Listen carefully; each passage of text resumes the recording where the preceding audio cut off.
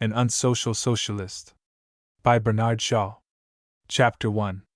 In the dusk of an October evening, a sensible-looking woman of 40 came out through an oaken door to a broad landing on the first floor of an old English country house. A braid of her hair had fallen forward as if she had been stooping over book or pen, and she stood for a moment to smooth it, and to gaze contemplatively, not in the least sentimentally, through the tall, narrow window. The sun was setting, but its glories were at the other side of the house, for this window looked eastward, where the landscape of sheep walks and pasture land was sobering at the approach of darkness. The lady, like one to whom silence and quiet were luxuries, lingered on the landing for some time. Then she turned towards another door, on which was inscribed, in white letters, Classroom No. 6. Arrested by a whispering above, she paused in the doorway, and looked up the stairs along a broad smooth handrail that swept round in an unbroken curve at each landing, forming an inclined plane from the top to the bottom of the house. A young voice, apparently mimicking someone, now came from above, saying, "We will take the Etudes de la Vélicite next, if you please, ladies." Immediately a girl in a holland dress shot down through space, whirled round the curve with a fearless centrifugal toss of her ankle, and vanished into the darkness beneath. She was followed by a stately girl in green, intently holding her breath as she flew, and also by a large young woman in black, with her lower lip grasped between her teeth, and her fine brown eyes protruding with excitement. Her passage created a miniature tempest which disarranged anew the hair of the lady on the landing, who waited in breathless alarm until 2 light shocks and a thump announced that the aerial voyagers had landed safely in the hall. "Oh law!" exclaimed the voice that had spoken before. "Here's Susan." "It's a mercy your neck ain't broken," replied some palpitating female. "I'll tell of you this time, Miss Wiley, indeed I will. And you, too, Miss Carpenter. I wonder at you not to have more sense at your age and with your size. Miss Wilson can't help hearing when you come down with a thump like that. You shake the whole house." "Oh bother!" said Miss Wiley. "The Lady Abbess takes good care to shut out all the noise we make. Let us, girls," said the lady above, calling down quietly, but with ominous distinctness. Silence and utter confusion ensued. Then came a reply, in a tone of honeyed sweetness, from Miss Wiley. "Did you call us, dear Miss Wilson?" "Yes." "Come up here, if you please, all 3. There was some hesitation among them, each offering the other precedence. At last they went up slowly, in the order, though not at all in the manner, of their flying descent, followed Miss Wilson into the classroom, and stood in a row before her, illumined through 3 western windows with a glow of ruddy orange light. Miss Carpenter, the largest of the 3, was red and confused. Her arms hung by her sides, her fingers twisting the folds of her dress. Miss Gertrude Lindsay, in pale sea green, had a small head, delicate complexion, and pearly teeth. She stood erect, with an expression of cold distaste for reproof of any sort. The holland dress of the third offender had changed from yellow to white as she passed from the gray eastern twilight on the staircase into the warm western glow in the room. Her face had a bright olive tone, and seemed to have a golden mica in its composition. Her eyes and hair were hazelnut color, and her teeth, the upper row of which she displayed freely, were like fine Portland stone, and sloped outward enough to have spoilt her mouth, had they not been supported by a rich underlip, and a finely curved, impudent chin. Her half-cajoling, half-mocking air, and her ready smile, were difficult to confront with severity, and Miss Wilson knew it, for she would not look at her even when attracted by a convulsive start and an angry side glance from Miss Lindsay, who had just been indented between the ribs by a finger-tip. "You are aware that you have broken the rules," said Miss Wilson quietly. "We didn't intend to." "We really did not," said the girl in holland coaxingly. "Pray what was your intention then, Miss Wiley?" Miss Wiley unexpectedly treated this as a smart repartee instead of a rebuke. She sent up a strange little scream, which exploded in a cascade of laughter. "Pray be silent, Agatha," said Miss Wilson severely. Agatha looked contrite. Miss Wilson turned hastily to the eldest of the 3, and continued, "I am especially surprised at you, Miss Carpenter. Since you have no desire to keep faith with me by upholding the rules, of which you are quite old enough to understand the necessity, I shall not trouble you with reproaches, or appeals to which I am now convinced that you would not respond. Here Miss Carpenter, with an inarticulate protest, burst into tears. But you should at least think of the danger into which you juniors are led by your childishness. How should you feel if Agatha had broken her neck? Oh! Exclaimed Agatha, putting her hand quickly to her neck. I didn't think there was any danger, said Miss Carpenter, struggling with her tears. Agatha has done it so oft, oh dear! You have torn me. Miss Wiley had pulled at her schoolfellow's skirt, and pulled too hard. Miss Wiley, said Miss Wilson, flushing slightly, I must ask you to leave the room. Oh no! Exclaimed Agatha, clasping her hands in distress. Please don't, dear Miss Wilson. I am so sorry.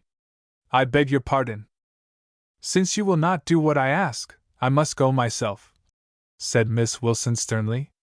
Come with me to my study, she added to the two other girls. If you attempt to follow Miss Wiley, I shall regard it as an intrusion. But I will go away if you wish it. I didn't mean to diso. I shall not trouble you now. Come, girls. The three went out, and Miss Wiley, left behind in disgrace, made a surpassing grimace at Miss Lindsay, who glanced back at her. When she was alone, her vivacity subsided. She went slowly to the window, and gazed disparagingly at the landscape. Once, when a sound of voices above reached her, her eyes brightened, and her ready lip moved, but the next silent moment she relapsed into moody indifference, which was not relieved until her two companions, looking very serious, re-entered. Well, she said gaily, has moral force been applied? Are you going to the recording angel? Hush, Agatha, said Miss Carpenter. You ought to be ashamed of yourself. No, but you ought, you goose. A nice row you have got me into. It was your own fault. You tore my dress. Yes, when you were blurting out that I sometimes slide down the banisters. Oh, said Miss Carpenter slowly, as if this reason had not occurred to her before. Was that why you pulled me? Dear me! It has actually dawned upon you. You are a most awfully silly girl, Jane. What did the Lady Abbess say? Miss Carpenter again gave her tears way, and could not reply. She is disgusted with us, and no wonder, said Miss Lindsay. She said it was all your fault, sobbed Miss Carpenter. Well, never mind, dear, said Agatha soothingly. Put it in the recording angel. I won't write a word in the recording angel unless you do so first, said Miss Lindsay angrily. You are more in fault than we are. Certainly, my dear, replied Agatha. A whole page, if you wish. I believe you like writing in the recording angel, said Miss Carpenter spitefully. Yes, Jane. It is the best fun the place affords. It may be fun to you, said Miss Lindsay sharply, but it is not very creditable to me, as Miss Wilson said just now, to take a prize in moral science and then have to write down that I don't know how to behave myself. Besides, I do not like to be told that I am ill-bred. Agatha laughed. What a deep old thing she is! She knows all our weaknesses, and stabs at us through them. Catch her telling me, or Jane there, that we are ill-bred. I don't understand you, said Miss Lindsay haughtily. Of course not. That's because you don't know as much moral science as I, though I never took a prize in it. You never took a prize in anything, said Miss Carpenter. And I hope I never shall, said Agatha. I would as soon scramble for hot pennies in the snow, like the street boys, as scramble to see who can answer most questions. Dr. Watts is enough moral science for me. Now for the recording angel. She went to a shelf and took down a heavy quarto, bound in black leather, and inscribed, in red letters, My Faults. This she threw irreverently on a desk, and tossed its pages over until she came to one only partly covered with manuscript confessions. For a wonder, she said, here are two entries that are not mine. Sarah Garum! What has she been confessing? Don't read it, said Miss Lindsay quickly. You know that it is the most dishonorable thing any of us can do. Poach! Our little sins are not worth making such a fuss about. I always like to have my entries read, it makes me feel like an author, and so in Christian duty I always read other people's. Listen to poor Sarah's tale of guilt. October 1st. I am very sorry that I slapped Miss Chambers in the lavatory this morning, and knocked out one of her teeth. This was very wicked, but it was coming out by itself, and she has forgiven me because a new one will come in its place, and she was only pretending when she said she swallowed it. Sarah Garum. Little fool, said Miss Lindsay. The idea of our having to record in the same book with brats like that. Here is a touching revelation. October 4th. Helen Plantagenet is deeply grieved to have to confess that I took the first place in algebra yesterday unfairly. Miss Lindsay prompted me, and— "Oh!" exclaimed Miss Lindsay, reddening. "That is how she thanks me for prompting her, is it? How dares she confess my faults in the recording angel?" "Serves you right for prompting her," said Miss Carpenter. "She was always a double-faced cat, and you ought to have known better." "Oh, I assure you it was not for her sake that I did it," replied Miss Lindsay. "It was to prevent that Jackson girl from getting first place. I don't like Helen Plantagenet, but at least she is a lady." "Stuff, Gertrude," said Agatha, with a touch of earnestness. "One would think, to hear you talk, that your grandmother was a cook."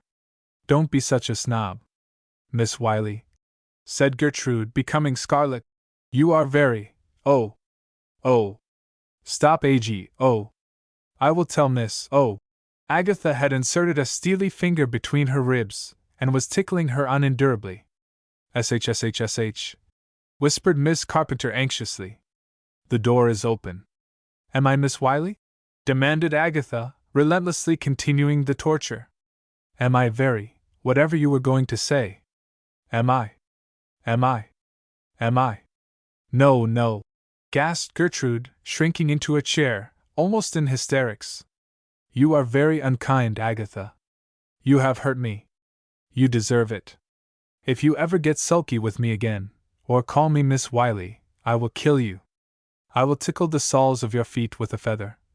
Miss Lindsay shuddered, and hid her feet beneath the chair, "until your hair turns white. And now, if you are truly repentant, come and record. You must record first. It was all your fault." "But I am the youngest," said Agatha. "Well then," said Gertrude, afraid to press the point, but determined not to record first, "let Jane Carpenter begin. She is the eldest." "Oh, of course," said Jane, with whimpering irony. "Let Jane do all the nasty things first. I think it's very hard. You fancy that Jane is a fool, but she isn't." "You are certainly not such a fool as you look, Jane," said Agatha gravely. "But I will record first if you like." "No, you shan't," cried Jane, snatching the pen from her. "I am the eldest, and I won't be put out of my place." She dipped the pen in the ink resolutely, and prepared to write. Then she paused, considered, looked bewildered, and at last appealed piteously to Agatha. "What shall I write?" she said. "You know how to write things down, and I don't." "First put the date," said Agatha. "To be sure," said Jane, writing it quickly. "I forgot that. Well? Now write, 'I am very sorry that Miss Wilson saw me when I slid down the banisters this evening.' Jane Carpenter. Is that all?" "That's all, unless you wish to add something of your own composition."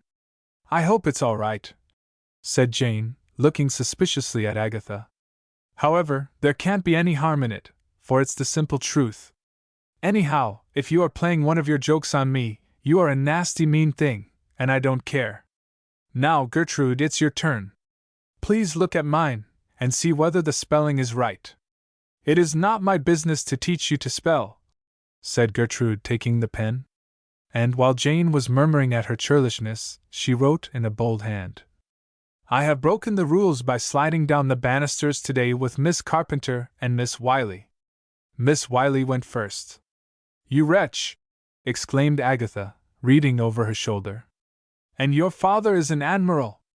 "I think it is only fair," said Miss Lindsay, quailing, but assuming the tone of a moralist. "It is perfectly true. All my money was made in trade," said Agatha, But I should be ashamed to save myself by shifting blame to your aristocratic shoulders. You pitiful thing! Here, give me the pen. I will strike it out if you wish, but I think. No, it shall stay there to witness against you. Now see how I confess my faults. And she wrote, in a fine, rapid hand. This evening Gertrude Lindsay and Jane Carpenter met me at the top of the stairs, and said they wanted to slide down the banisters and would do it if I went first. I told them that it was against the rules, but they said that did not matter, and as they are older than I am, I allowed myself to be persuaded, and did. What do you think of that? Said Agatha, displaying the page. They read it, and protested clamorously. It is perfectly true, said Agatha, solemnly. It's beastly mean, said Jane energetically. The idea of your finding fault with Gertrude, and then going and being twice as bad yourself. I never heard of such a thing in my life. Thus bad begins, but worse remains behind, as the standard elocutionist says, said Agatha, adding another sentence to her confession. But it was all my fault. Also I was rude to Miss Wilson, and refused to leave the room when she bade me. I was not wilfully wrong except in sliding down the banisters. I am so fond of a slide that I could not resist the temptation. Be warned by me, Agatha, said Jane impressively.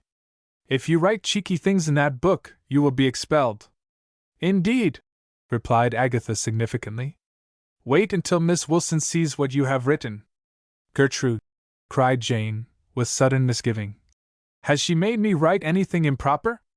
Agatha, do tell me if. Here a gong sounded, and the three girls simultaneously exclaimed, Grub! And rushed from the room.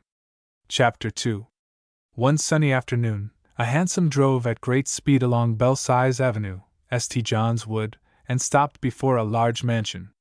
A young lady sprang out, ran up the steps, and rang the bell impatiently.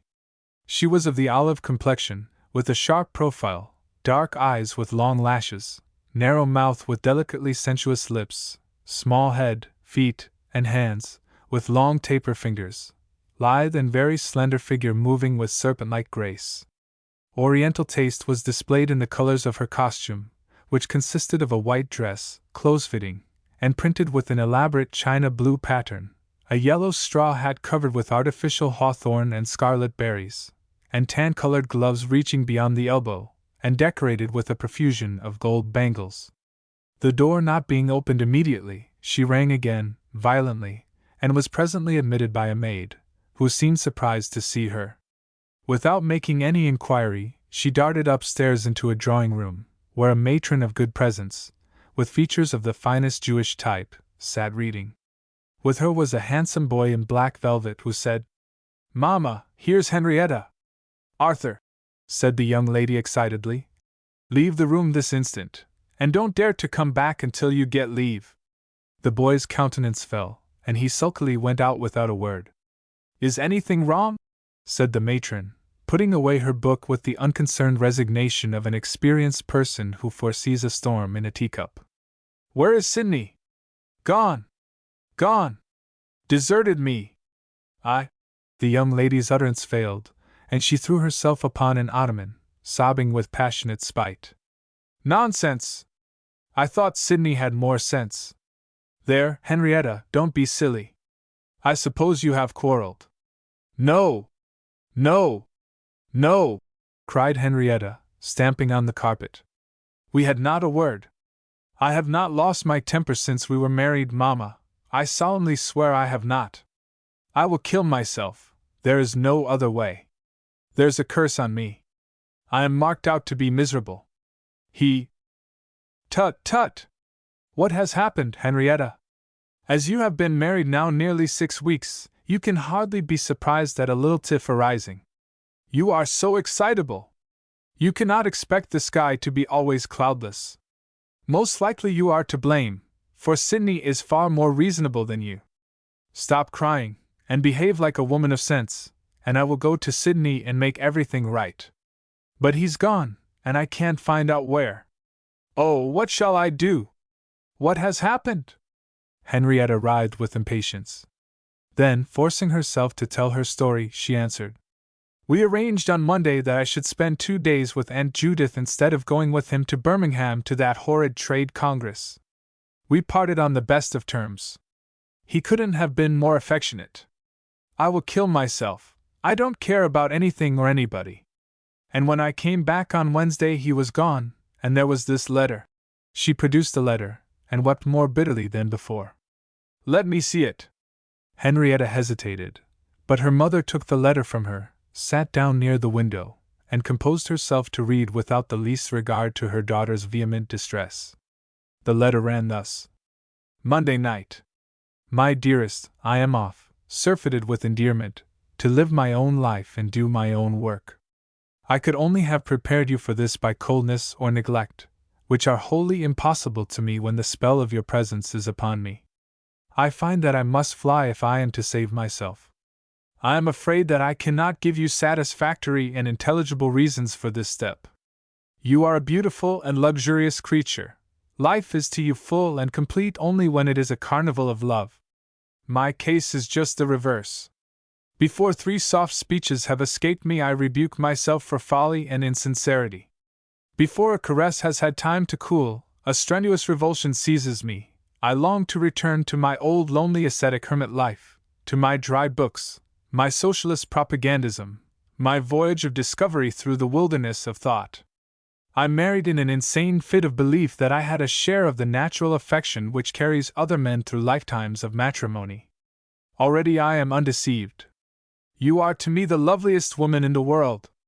Well, for 5 weeks I have walked and tallied and dallied with the loveliest woman in the world, and the upshot is that I am flying from her, and am for a hermit's cave until I die. Love cannot keep possession of me, all my strongest powers rise up against it, and will not endure it.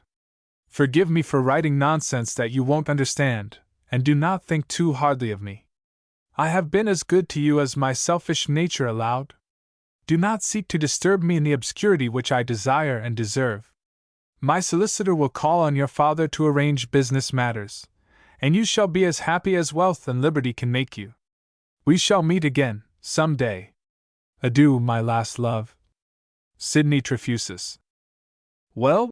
Cried Mrs. Trefusis, observing through her tears that her mother had read the letter and was contemplating it in a daze. Well, certainly, said Mrs. Jansenius, with emphasis. Do you think he is quite sane, Henrietta? Or have you been plaguing him for too much attention? Men are not willing to give up their whole existence to their wives, even during the honeymoon. He pretended that he was never happy out of my presence, sobbed Henrietta. There never was anything so cruel. I often wanted to be by myself for a change, but I was afraid to hurt his feelings by saying so. And now he has no feelings. But he must come back to me. Mustn't he, Mamma? He ought to. I suppose he has not gone away with anyone. Henrietta sprang up, her cheeks vivid scarlet. If I thought that I would pursue him to the end of the earth, and murder her. But no, he is not like anybody else. He hates me. Everybody hates me. You don't care whether I am deserted or not, nor Papa, nor anyone in this house. Mrs. Jansenius, still indifferent to her daughter's agitation, considered a moment, and then said placidly, You can do nothing until we hear from the solicitor. In the meantime you may stay with us, if you wish. I did not expect a visit from you so soon, but your room has not been used since you went away. Mrs. Trefusis ceased crying, chilled by this first intimation that her father's house was no longer her home. A more real sense of desolation came upon her. Under its cold influence she began to collect herself, and to feel her pride rising like a barrier between her and her mother. I won't stay long, she said. If his solicitor will not tell me where he is, I will hunt through England for him. I am sorry to trouble you. Oh, you will be no greater trouble than you have always been, said Mrs. Jansenius calmly, not displeased to see that her daughter had taken the hint. You had better go and wash your face.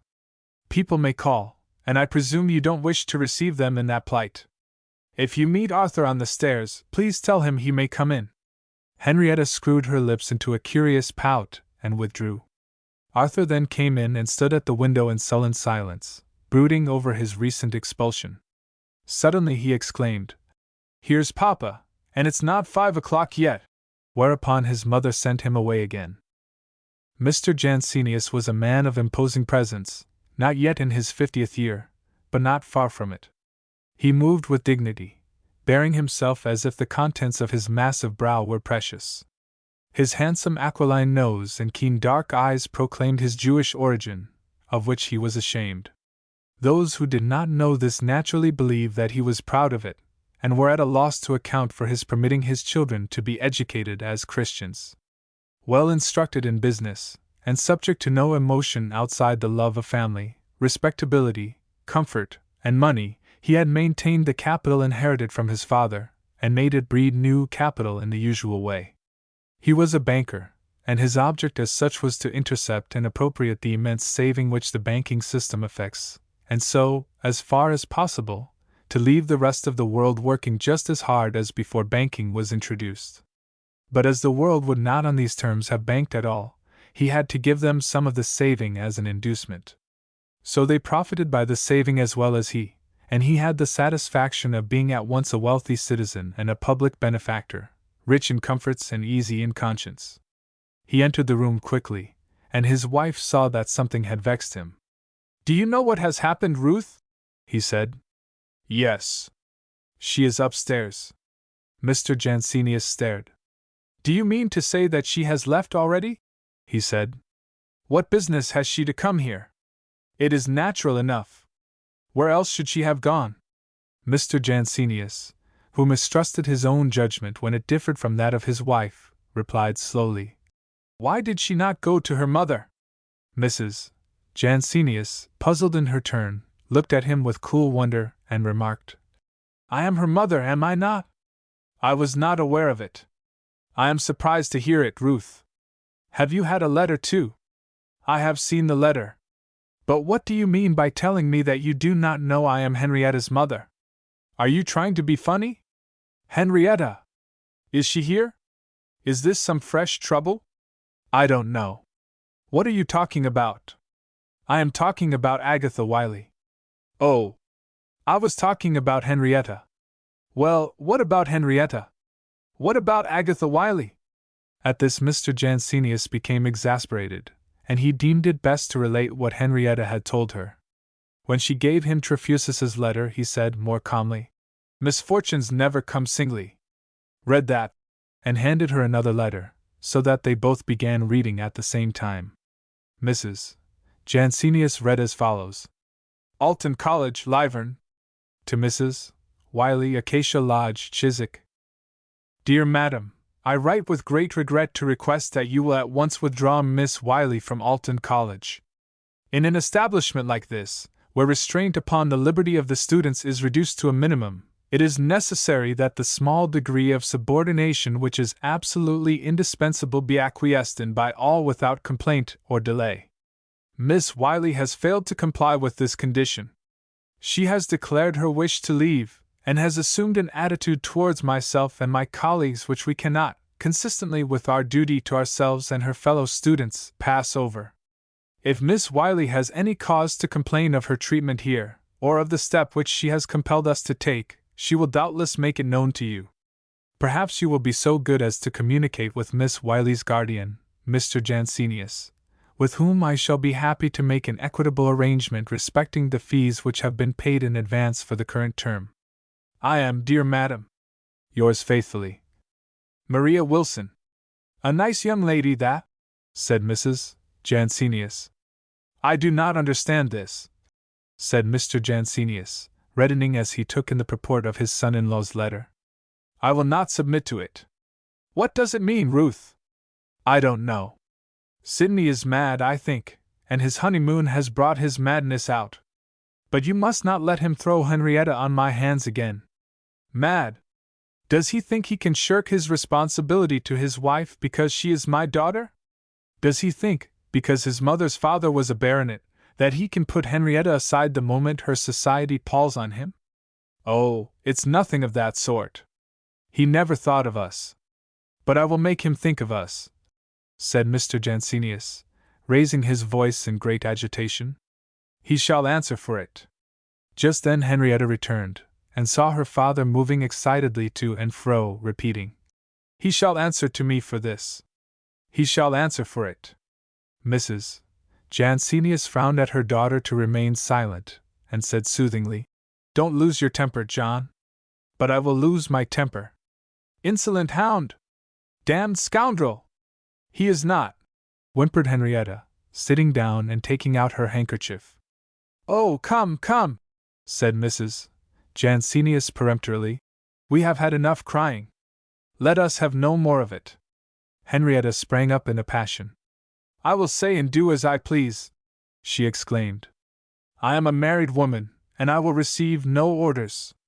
And I will have my husband back again, no matter what he does to hide himself. Papa, won't you make him come back to me?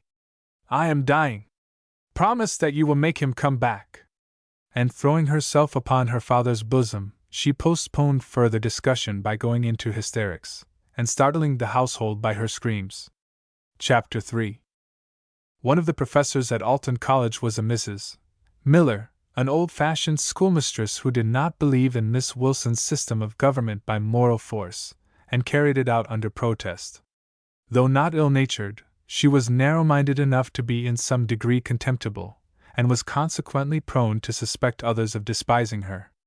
She suspected Agatha in particular, and treated her with disdainful curtness in such intercourse as they had. It was fortunately little. Agatha was not hurt by this, for Mrs. Miller was an unsympathetic woman, who made no friends among the girls, and satisfied her affectionate impulses by petting a large cat named Gracchus, but generally called Bacchus by an endearing modification of the harsh initial consonant. One evening Mrs. Miller, seated with Miss Wilson in the study, correcting examination papers, heard in the distance a cry like that of a cat in distress. She ran to the door and listened. Presently there arose a prolonged wail, slurring up through 2 octaves, and subsiding again. It was a true feline screech, impossible to localize, but it was interrupted by a sob, a snarl, a fierce spitting, and a scuffling, coming unmistakably from a room on the floor beneath, in which, at that hour, the older girls assembled for study. "My poor Gracky!" exclaimed Mrs. Miller, running downstairs as fast as she could. She found the room unusually quiet. Every girl was deep in study except Miss Carpenter, who, pretending to pick up a fallen book, was purple with suppressed laughter and the congestion caused by stooping. "Where is Miss Ward?" demanded Mrs. Miller. "Miss Ward has gone for some astronomical diagrams in which we are interested," said Agatha, looking up gravely. Just then Miss Ward, diagrams in hand, entered. "Has that cat been in here?" she said, not seeing Mrs. Miller, and speaking in a tone expressive of antipathy to Gracchus. Agatha started and drew up her ankles, as if fearful of having them bitten. Then, looking apprehensively under the desk, she replied, "There is no cat here, Miss Ward." "There is one somewhere, I heard it," said Miss Ward carelessly, unrolling her diagrams, which she began to explain without further parley. Mrs. Miller, anxious for her pet, hastened to seek it elsewhere. In the hall she met one of the housemaids. "Susan," she said, "have you seen Gracchus?" "He's asleep on the hearthrug in your room, ma'am.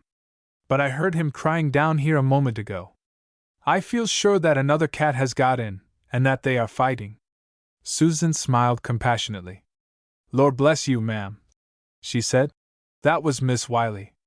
It's a sort of play-acting that she goes through. There is the bee on the window-pane, and the soldier up the chimney, and the cat under the dresser. She does them all like life." "The soldier in the chimney," repeated Mrs. Miller, shocked. "Yes, ma'am. Like as it were a follower that had hid there when he heard the mistress coming." Mrs. Miller's face set determinedly. She returned to the study and related what had just occurred, adding some sarcastic comments on the efficacy of moral force in maintaining collegiate discipline. Miss Wilson looked grave, considered for some time, and at last said, "I must think over this. Would you mind leaving it in my hands for the present?" Mrs. Miller said that she did not care in whose hands it remained provided her own were washed of it, and resumed her work at the papers. Miss Wilson then, wishing to be alone, went into the empty classroom at the other side of the landing. She took the fault book from its shelf and sat down before it. Its record closed with the announcement, in Agatha's handwriting. Miss Wilson has called me impertinent, and has written to my uncle that I have refused to obey the rules. I was not impertinent, and I never refused to obey the rules. So much for moral force. Miss Wilson rose vigorously, exclaiming, I will soon let her know whether. She checked herself, and looked round hastily, superstitiously fancying that Agatha might have stolen into the room unobserved. Reassured that she was alone, she examined her conscience as to whether she had done wrong in calling Agatha impertinent, justifying herself by the reflection that Agatha had, in fact, been impertinent. Yet she recollected that she had refused to admit this plea on a recent occasion when Jane Carpenter had advanced it in extenuation of having called a fellow student a liar. Had she then been unjust to Jane, or inconsiderate to Agatha? Her casuistry was interrupted by someone softly whistling a theme from the overture to Masaniello, popular at the college in the form of an arrangement for 6 pianofortes and 12 hands. There was only one student unladylike and musical enough to whistle, and Miss Wilson was ashamed to find herself growing nervous at the prospect of an encounter with Agatha, who entered whistling sweetly, but with a lugubrious countenance. When she saw in whose presence she stood, she begged pardon politely, and was about to withdraw, when Miss Wilson, summoning all her judgment and tact, and hoping that they would, contrary to their custom in emergencies, respond to the summons, said, Agatha, come here. I want to speak to you. Agatha closed her lips, drew in a long breath through her nostrils, and marched to within a few feet of Miss Wilson, where she halted with her hands clasped before her. Sit down. Agatha sat down with a single movement, like a doll. I don't understand that, Agatha, said Miss Wilson, pointing to the entry in the Recording Angel. What does it mean? I am unfairly treated, said Agatha, with signs of agitation. In what way? In every way. I am expected to be something more than mortal. Everyone else is encouraged to complain, and to be weak and silly. But I must have no feeling. I must be always in the right. Everyone else may be homesick, or huffed, or in low spirits. I must have no nerves, and must keep others laughing all day long. Everyone else may sulk when a word of reproach is addressed to them, and may make the professors afraid to find fault with them. I have to bear with the insults of teachers who have less self-control than I, a girl of 17, and must coax them out of the difficulties they make for themselves by their own ill temper.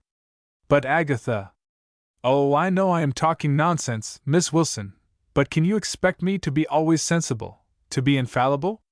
Yes, Agatha, I do not think it is too much to expect you to be always sensible, and then you have neither sense nor sympathy yourself, said Agatha. There was an awful pause. Neither could have told how long it lasted. Then Agatha, feeling that she must do or say something desperate, or else fly, made a distracted gesture and ran out of the room. She rejoined her companions in the great hall of the mansion, where they were assembled after study for recreation, a noisy process which always set in spontaneously when the professors withdrew. She usually sat with her 2 favorite associates on a high window seat near the hearth. That place was now occupied by a little girl with flaxen hair, whom Agatha, regardless of moral force, lifted by the shoulders and deposited on the floor. Then she sat down and said, Oh, such a piece of news! Miss Carpenter opened her eyes eagerly. Gertrude Lindsay affected indifference. Someone is going to be expelled, said Agatha. Expelled? Who? You will know soon enough, Jane, replied Agatha, suddenly grave. It is someone who made an impudent entry in the Recording Angel. Fear stole upon Jane, and she became very red. Agatha, she said, it was you who told me what to write. You know you did, and you can't deny it. I can't deny it, can't I? I am ready to swear that I never dictated a word to you in my life. Gertrude knows you did, exclaimed Jane, appalled, and almost in tears. There, said Agatha, petting her as if she were a vast baby. It shall not be expelled, so it shan't. Have you seen the Recording Angel lately, either of you? Not since our last entry. said Gertrude. Chips, said Agatha, calling to the flaxen-haired child. Go upstairs to number 6, and if Miss Wilson isn't there, fetch me the recording angel. The little girl grumbled inarticulately and did not stir. Chips, resumed Agatha, did you ever wish that you had never been born? Why don't you go yourself? Said the child pettishly, but evidently alarmed. Because, continued Agatha, ignoring the question, you shall wish yourself dead and buried under the blackest flag in the coal cellar if you don't bring me the book before I count 16. 1, 2. Go at once and do as you are told, you disagreeable little thing, said Gertrude sharply. How dare you be so disobliging? 9, 10, 11, pursued Agatha.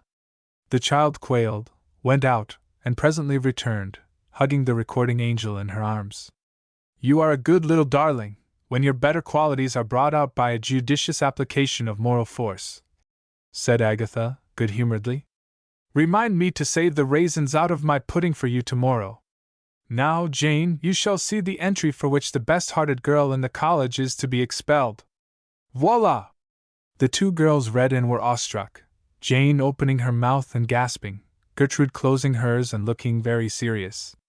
Do you mean to say that you had the dreadful cheek to let the Lady Abbess see that? Said Jane. Pooh! She would have forgiven that. You should have heard what I said to her. She fainted 3 times. That's a story, said Gertrude gravely. I beg your pardon, said Agatha, swiftly grasping Gertrude's knee. Nothing, cried Gertrude, flinching hysterically. Don't, Agatha. How many times did Miss Wilson faint? 3 times. I will scream, Agatha, I will indeed. 3 times, as you say. And I wonder that a girl brought up as you have been, by moral force, should be capable of repeating such a falsehood. But we had an awful row, really and truly. She lost her temper. Fortunately, I never lose mine. Well, I'm proud, exclaimed Jane incredulously. I like that. For a girl of county family, you are inexcusably vulgar, Jane. I don't know what I said, but she will never forgive me for profaning her pet book.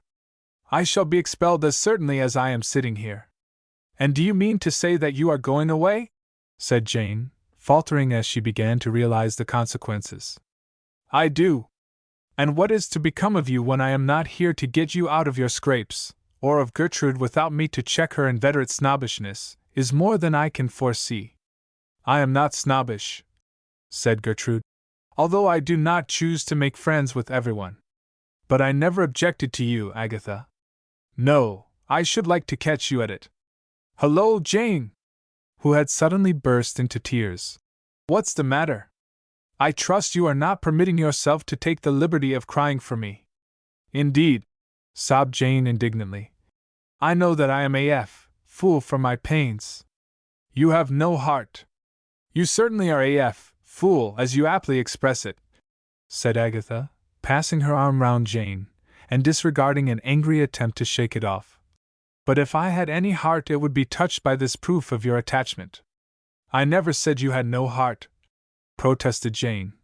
But I hate when you speak like a book. You hate when I speak like a book, do you? My dear, silly old Jane! I shall miss you greatly. Yes, I dare say, said Jane, with tearful sarcasm. At least my snoring will never keep you awake again. You don't snore, Jane. We have been in a conspiracy to make you believe that you do, that's all. Isn't it good of me to tell you? Jane was overcome by this revelation. After a long pause, she said with deep conviction, I always knew that I didn't. Oh, the way you kept it up! I solemnly declare that from this time forth I will believe nobody. Well, and what do you think of it all? Said Agatha, transferring her attention to Gertrude, who was very grave. I am now speaking seriously, Agatha, I think you are in the wrong. Why do you think that, pray? Demanded Agatha, a little roused. You must be, or Miss Wilson would not be angry with you. Of course, according to your own account, you are always in the right, and everyone else is always wrong, but you shouldn't have written that in the book. You know I speak as your friend. And pray what does your wretched little soul know of my motives and feelings? It is easy enough to understand you. retorted Gertrude, nettled. Self-conceit is not so uncommon that one need be at a loss to recognize it. And mind, Agatha Wiley, she continued, as if goaded by some unbearable reminiscence, if you are really going, I don't care whether we part friends or not. I have not forgotten the day when you called me a spiteful cat. I have repented, said Agatha, unmoved. One day I sat down and watched Bacchus seated on the hearthrug, with his moony eyes looking into space so thoughtfully and patiently that I apologized for comparing you to him.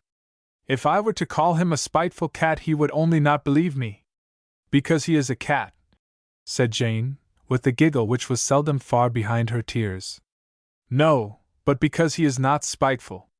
Gertrude keeps a recording angel inside her little head, and it is so full of other people's faults, written in large hand and read through a magnifying glass, that there is no room to enter her own. You are very poetic, said Gertrude, but I understand what you mean, and shall not forget it. You ungrateful wretch, exclaimed Agatha, turning upon her so suddenly and imperiously that she involuntarily shrank aside. How often, when you have tried to be insolent and false with me, have I not driven away your bad angel, by tickling you? Had you a friend in the college, except half a dozen toadies, until I came? And now, because I have sometimes, for your own good, shown you your faults, you bear malice against me, and say that you don't care whether we part friends or not. I didn't say so. Oh, Gertrude, you know you did, said Jane. You seem to think that I have no conscience, said Gertrude querulously. I wish you hadn't, said Agatha. Look at me. I have no conscience, and see how much pleasanter I am. You care for no one but yourself, said Gertrude. You never think that other people have feelings too. No one ever considers me. Oh, I like to hear you talk, cried Jane ironically. You are considered a great deal more than is good for you, and the more you are considered the more you want to be considered. As if, declaimed Agatha theatrically, increase of appetite did grow by what it fed on. Shakespeare! Bother Shakespeare, said Jane impetuously. Old fool that expects credit for saying things that everybody knows. But if you complain of not being considered, Gertrude, how would you like to be me, whom everybody sets down as a fool? But I am not such a fool as you look, interposed Agatha. I have told you so scores of times, Jane, and I am glad that you have adopted my opinion at last. Which would you rather be, a greater fool than why? Oh, shut up, said Jane impatiently. You have asked me that twice this week already? The three were silent for some seconds after this, Agatha meditating, Gertrude moody, Jane vacant and restless. At last Agatha said, And are you two also smarting under a sense of the inconsiderateness and selfishness of the rest of the world, both misunderstood, everything expected from you, and no allowances made for you? I don't know what you mean by both of us, said Gertrude coldly. Neither do I, said Jane angrily. That is just the way people treat me. You may laugh, Agatha, and she may turn up her nose as much as she likes, you know it's true. But the idea of Gertrude wanting to make out that she isn't considered is nothing but sentimentality, and vanity, and nonsense. You are exceedingly rude, Miss Carpenter, said Gertrude. My manners are as good as yours, and perhaps better, retorted Jane. My family is as good, anyhow. Children, said Agatha admonitorily, do not forget that you are sworn friends. We didn't swear, said Jane. We were to have been 3 sworn friends, and Gertrude and I were willing, but you wouldn't swear, and so the bargain was cried off. Just so, said Agatha, and the result is that I spend all my time in keeping peace between you. And now, to go back to our subject, may I ask whether it has ever occurred to you that no one ever considers me? I suppose you think that very funny. You take good care to make yourself considered, sneered Jane. You cannot say that I do not consider you, said Gertrude reproachfully. Not when I tickle you, dear. I consider you, and I am not ticklesome, said Jane tenderly. Indeed?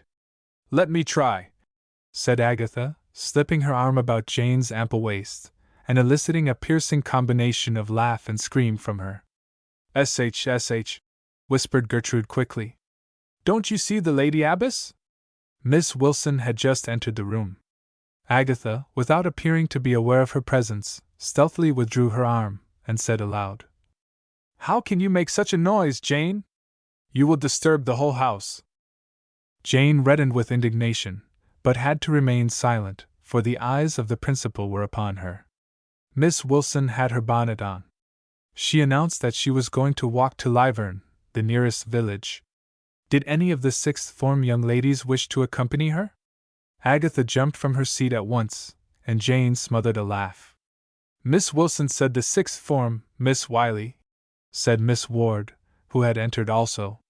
"You are not in the sixth form." "No," said Agatha sweetly, "but I want to go if I may." Miss Wilson looked round. The sixth form consisted of 4 studious young ladies, whose goal in life for the present was an examination by one of the universities, or, as the college phrase was, the Cambridge local. None of them responded. "Fifth form, then," said Miss Wilson. Jane, Gertrude, and 4 others rose and stood with Agatha. "Very well," said Miss Wilson. "Do not be long dressing." They left the room quietly, and dashed at the staircase the moment they were out of sight. Agatha, though void of emulation for the Cambridge local, always competed with ardor for the honor of being first up or downstairs. They soon returned, clad for walking, and left the college in procession, 2 by 2, Jane and Agatha leading, Gertrude and Miss Wilson coming last. The road to Lyvern lay through acres of pasture land, formerly arable, now abandoned to cattle, which made more money for the landlord than the men whom they had displaced. Miss Wilson's young ladies, being instructed in economics, knew that this proved that the land was being used to produce what was most wanted from it, and if all the advantage went to the landlord, that was but natural, as he was the chief gentleman in the neighborhood. Still, the arrangement had its disagreeable side, for it involved a great many cows, which made them afraid to cross the fields, a great many tramps, who made them afraid to walk the roads, and a scarcity of gentlemen's subjects for the maiden art of fascination. The sky was cloudy. Agatha, reckless of dusty stockings, waded through the heaps of fallen leaves with the delight of a child paddling in the sea. Gertrude picked her steps carefully, and the rest tramped along, chatting subduedly, occasionally making some scientific or philosophical remark in a louder tone, in order that Miss Wilson might overhear and give them due credit.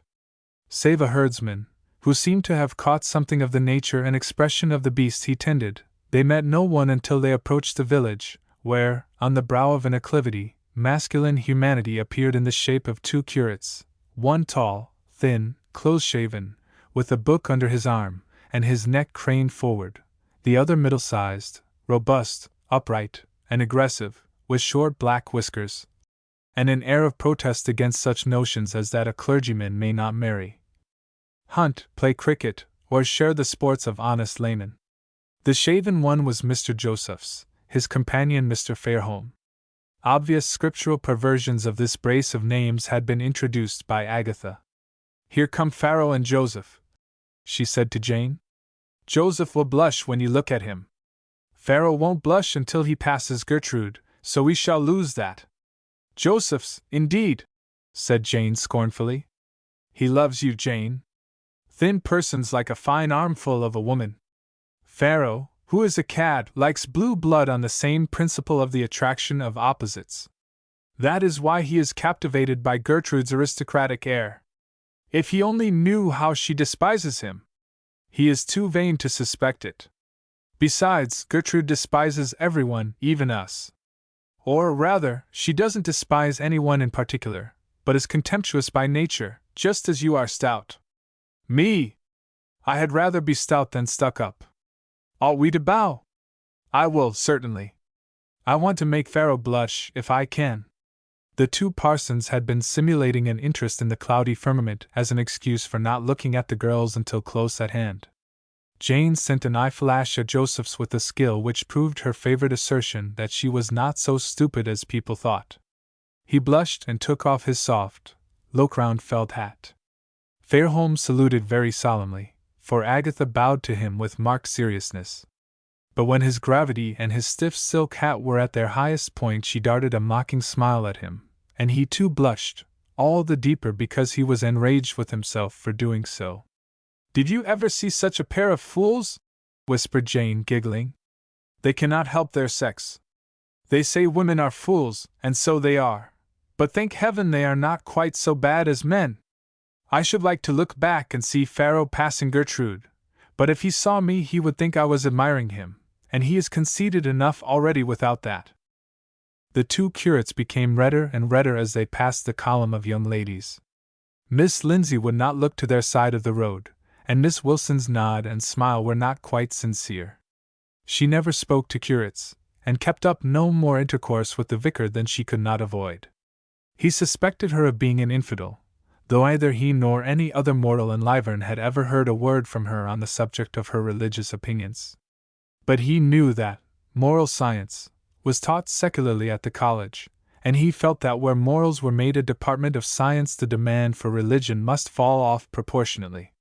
"What a life to lead and what a place to live in!" exclaimed Agatha. "We meet two creatures, more like suits of black than men, and that is an incident, a startling incident, in our existence." "I think they're awful fun," said Jane, "except that Joseph's has such large ears."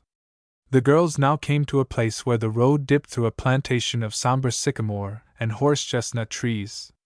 As they passed down into it, a little wind sprang up, the fallen leaves stirred, and the branches heaved a long, rustling sigh. "I hate this bit of road," said Jane, hurrying on. "It's just the sort of place that people get robbed and murdered in. It is not such a bad place to shelter in if we get caught in the rain, as I expect we shall before we get back," said Agatha, feeling the fitful breeze strike ominously on her cheek. "A nice pickle I shall be in with these light shoes on. I wish I had put on my strong boots. If it rains much I will go into the old chalet." "Miss Wilson won't let you. It's trespassing." "What matter?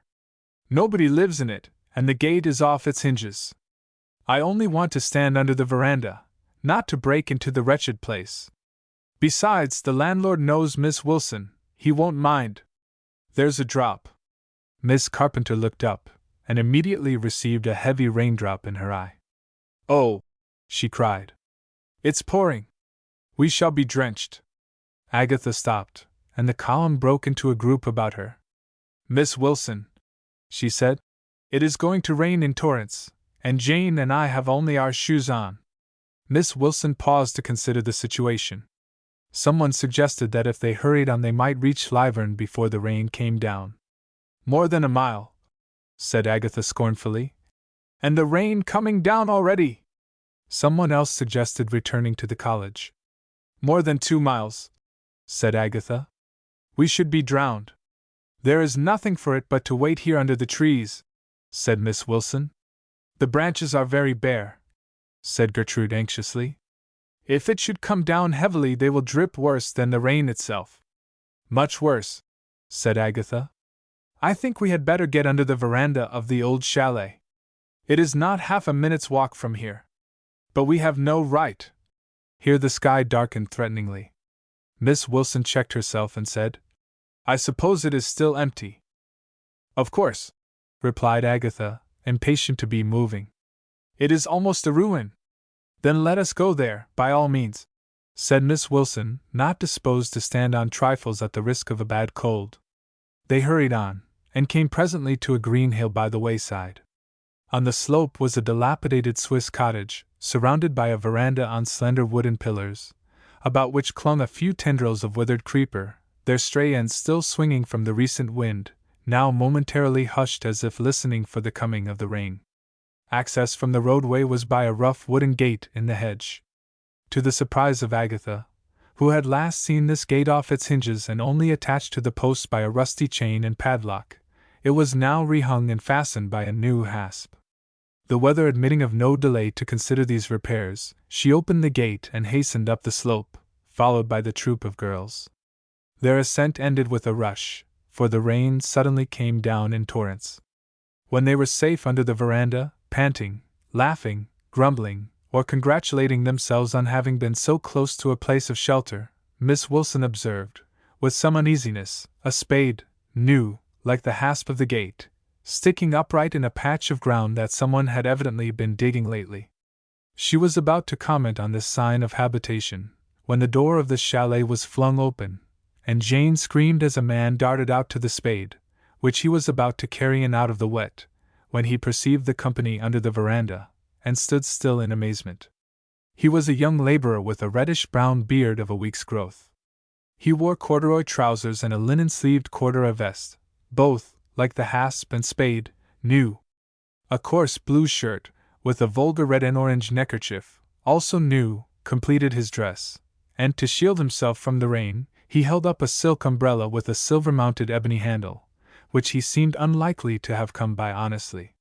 Miss Wilson felt like a boy caught robbing an orchard, but she put a bold face on the matter and said, "Will you allow us to take shelter here until the rain is over?" "For certain, your ladyship," he replied, respectfully applying the spade handle to his hair, which was combed down to his eyebrows. "Your ladyship does me proud to take refuge from the inclemency of the Yalvermits beneath my humble roof-tree." His accent was barbarous, and he, like a low comedian, seemed to relish its vulgarity. As he spoke he came in among them for shelter, and propped his spade against the wall of the chalet, kicking the soil from his hobnailed blucher boots, which were new. "I came out, honored lady," he resumed, much at his ease, "to house my spade, whereby I earn my living. What the pen is to the poet, such is the spade to the working man." He took the kerchief from his neck, wiped his temples as if the sweat of honest toil were there, and calmly tied it on again. "If you'll excuse a remark from a common man," he observed, "your ladyship has a fine family of daughters." "They are not my daughters," said Miss Wilson, rather shortly. "Sisters, Meb?" "No. I thought they mout be, acause I have a sister myself. Not that I would make bold for to draw comparisons, even in my own mind, for she's only a common woman, as common a one as ever you see. But few women rise above the common. Last Sunday, in yon village church, I heard the minister read out that 1 man in 1,000 had he found, but 1 woman in all these, he says, have I not found, and I thinks to myself, right you are, but I warrant he never met your ladyship." A laugh, thinly disguised as a cough, escaped from Miss Carpenter. "Young lady a catchin' cold, I'm afeard," he said, with respectful solicitude. "Do you think the rain will last long?" said Agatha politely. The man examined the sky with a weather-wise air for some moments. Then he turned to Agatha, and replied humbly, "The Lord only knows, miss. It is not for a common man like me to say." Silence ensued, during which Agatha, furtively scrutinizing the tenant of the chalet, noticed that his face and neck were cleaner and less sunburnt than those of the ordinary toilers of Lyvern. His hands were hidden by large gardening gloves stained with coal dust. Lyvern laborers, as a rule, had little objection to soil their hands. They never wore gloves. Still, she thought, there was no reason why an eccentric workman, insufferably talkative, and capable of an allusion to the pen of the poet, should not indulge himself with cheap gloves. But then the silver-mount umbrella. "The young lady's high," he said suddenly, holding out the umbrella, "is fixed on this here. I am well aware that it is not for the lowest of the low to carry a gentleman's brala, and I ask your ladyship's pardon for the liberty. I come by it accidental-like, and should be glad of a reasonable offer from any gentleman in want of a honest article." As he spoke, 2 gentlemen, much in want of the article, as their clinging wet coats showed, ran through the gateway and made for the chalet. Fairholme arrived first, exclaiming, "Fearful shower!"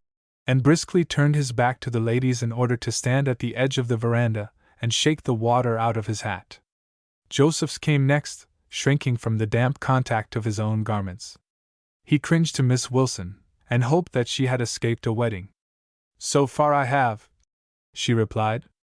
"The question is, how are we to get home?"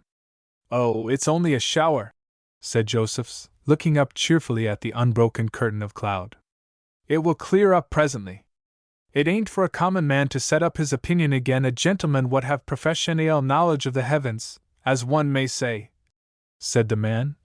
but I would humbly offer to bet my umbrella to his widdywake that it don't cease raining this side of 7 o'clock. That man lives here, whispered Miss Wilson, and I suppose he wants to get rid of us. Hum, said Fairholme. Then, turning to the strange laborer with the air of a person not to be trifled with, he raised his voice and said, You live here, do you, my man? I do, sir, by your good leave, if I may make so bold. What's your name? Jeff Smilash, sir, at your service. Where do you come from? Brixtonbury, sir. Brixtonbury? Where's that? Well, sir, I don't rightly know. If a gentleman like you, knowing geography and such, can't tell, how can I? You ought to know where you were born, man. Haven't you got common sense? Where could such a one as me get common sense, sir? Besides, I was only a foundling. Meb I warn't born at all. Did I see you at church last Sunday? No, sir. I only come o' Wednesday. Well, let me see you there next Sunday, said Fairholme shortly, turning away from him. Miss Wilson looked at the weather, at Joseph's, who was conversing with Jane, and finally at Smilash, who knuckled his forehead without waiting to be addressed. Have you a boy whom you can send to Lyvern to get us a conveyance, a carriage? I will give him a shilling for his trouble. A shilling, said Smilash joyfully. Your ladyship is a noble lady. 2 four-wheeled cabs. There's 8 on you. There is only 1 cab in Lyvern, said Miss Wilson. Take this card to Mr. Marsh, the jaunt master, and tell him the predicament we are in. He will send vehicles. Smilash took the card and read it at a glance. He then went into the chalet. Reappearing presently in a sou'wester and oilskins, he ran off through the rain and vaulted over the gate with ridiculous elegance. No sooner had he vanished than, as often happens to remarkable men, he became the subject of conversation. A decent workman, said Josephs. A well-mannered man, considering his class. A born fool, though, said Fairholme. Or a rogue, said Agatha, emphasizing the suggestion by a glitter of her eyes and teeth, whilst her schoolfellows, rather disapproving of her freedom, stood stiffly dumb. He told Miss Wilson that he had a sister, and that he had been to church last Sunday, and he has just told you that he is a foundling, and that he only came last Wednesday. His accent is put on, and he can read, and I don't believe he is a workman at all. Perhaps he is a burglar, come down to steal the college plate. Agatha, said Miss Wilson gravely, you must be very careful how you say things of that kind. But it is so obvious. His explanation about the umbrella was made up to disarm suspicion. He handled it and leaned on it in a way that showed how much more familiar it was to him than that new spade he was so anxious about. And all his clothes are new. True, said Fairholme. But there is not much in all that. Workmen nowadays ape gentlemen in everything. However, I will keep an eye on him. Oh, thank you so much, said Agatha. Fairholme, suspecting mockery, frowned, and Miss Wilson looked severely at the mocker. Little more was said, except as to the chances, manifestly small, of the rain ceasing, until the tops of a cab, a decayed mourning coach, and 3 dripping hats were seen over the hedge. Smilash sat on the box of the coach, beside the driver. When it stopped, he alighted, re-entered the chalet without speaking, came out with the umbrella, spread it above Miss Wilson's head, and said, Now, if your ladyship will come with me, I will see you dry into the stray, and then I'll bring your honoured nieces one by one. I shall come last, said Miss Wilson, irritated by his assumption that the party was a family one. Gertrude, you had better go first. Allow me, said Fairholme, stepping forward, and attempting to take the umbrella. Thank you, I shall not trouble you, she said frostily, and tripped away over the oozing field with Smilash, who held the umbrella over her with ostentatious solicitude. In the same manner he led the rest to the vehicles, in which they packed themselves with some difficulty. Agatha, who came last but one, gave him 3d. You have a noble art and an expressive high, miss, he said, apparently much moved. Blessings on both. Blessings on both. He went back for Jane, who slipped on the wet grass and fell. He had to put forth his strength as he helped her to rise. "Hope you ain't sopped up much of the rainfall, miss," he said. "You are a fine young lady for your age. Nigh on 12 stone, I should think." She reddened and hurried to the cab, where Agatha was.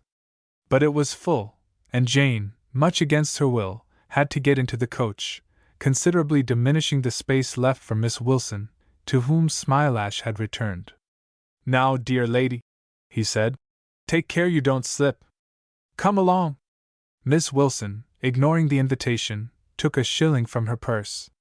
"No, lady," said Smilash with a virtuous air.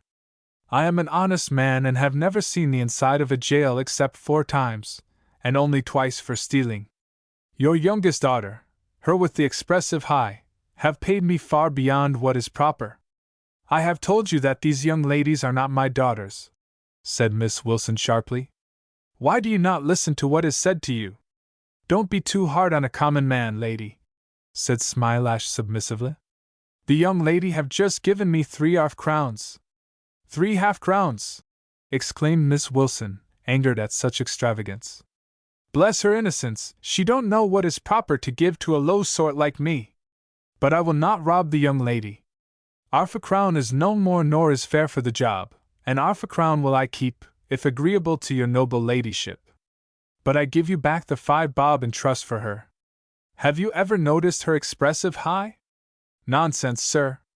You had better keep the money now that you have got it." "What? Sell for 5 bob the high opinion your ladyship has of me? No, dear lady, not likely. My father's very last words to me was—" "You said just now that you were a foundling," said Fairholme. "What are we to believe?" "Eh?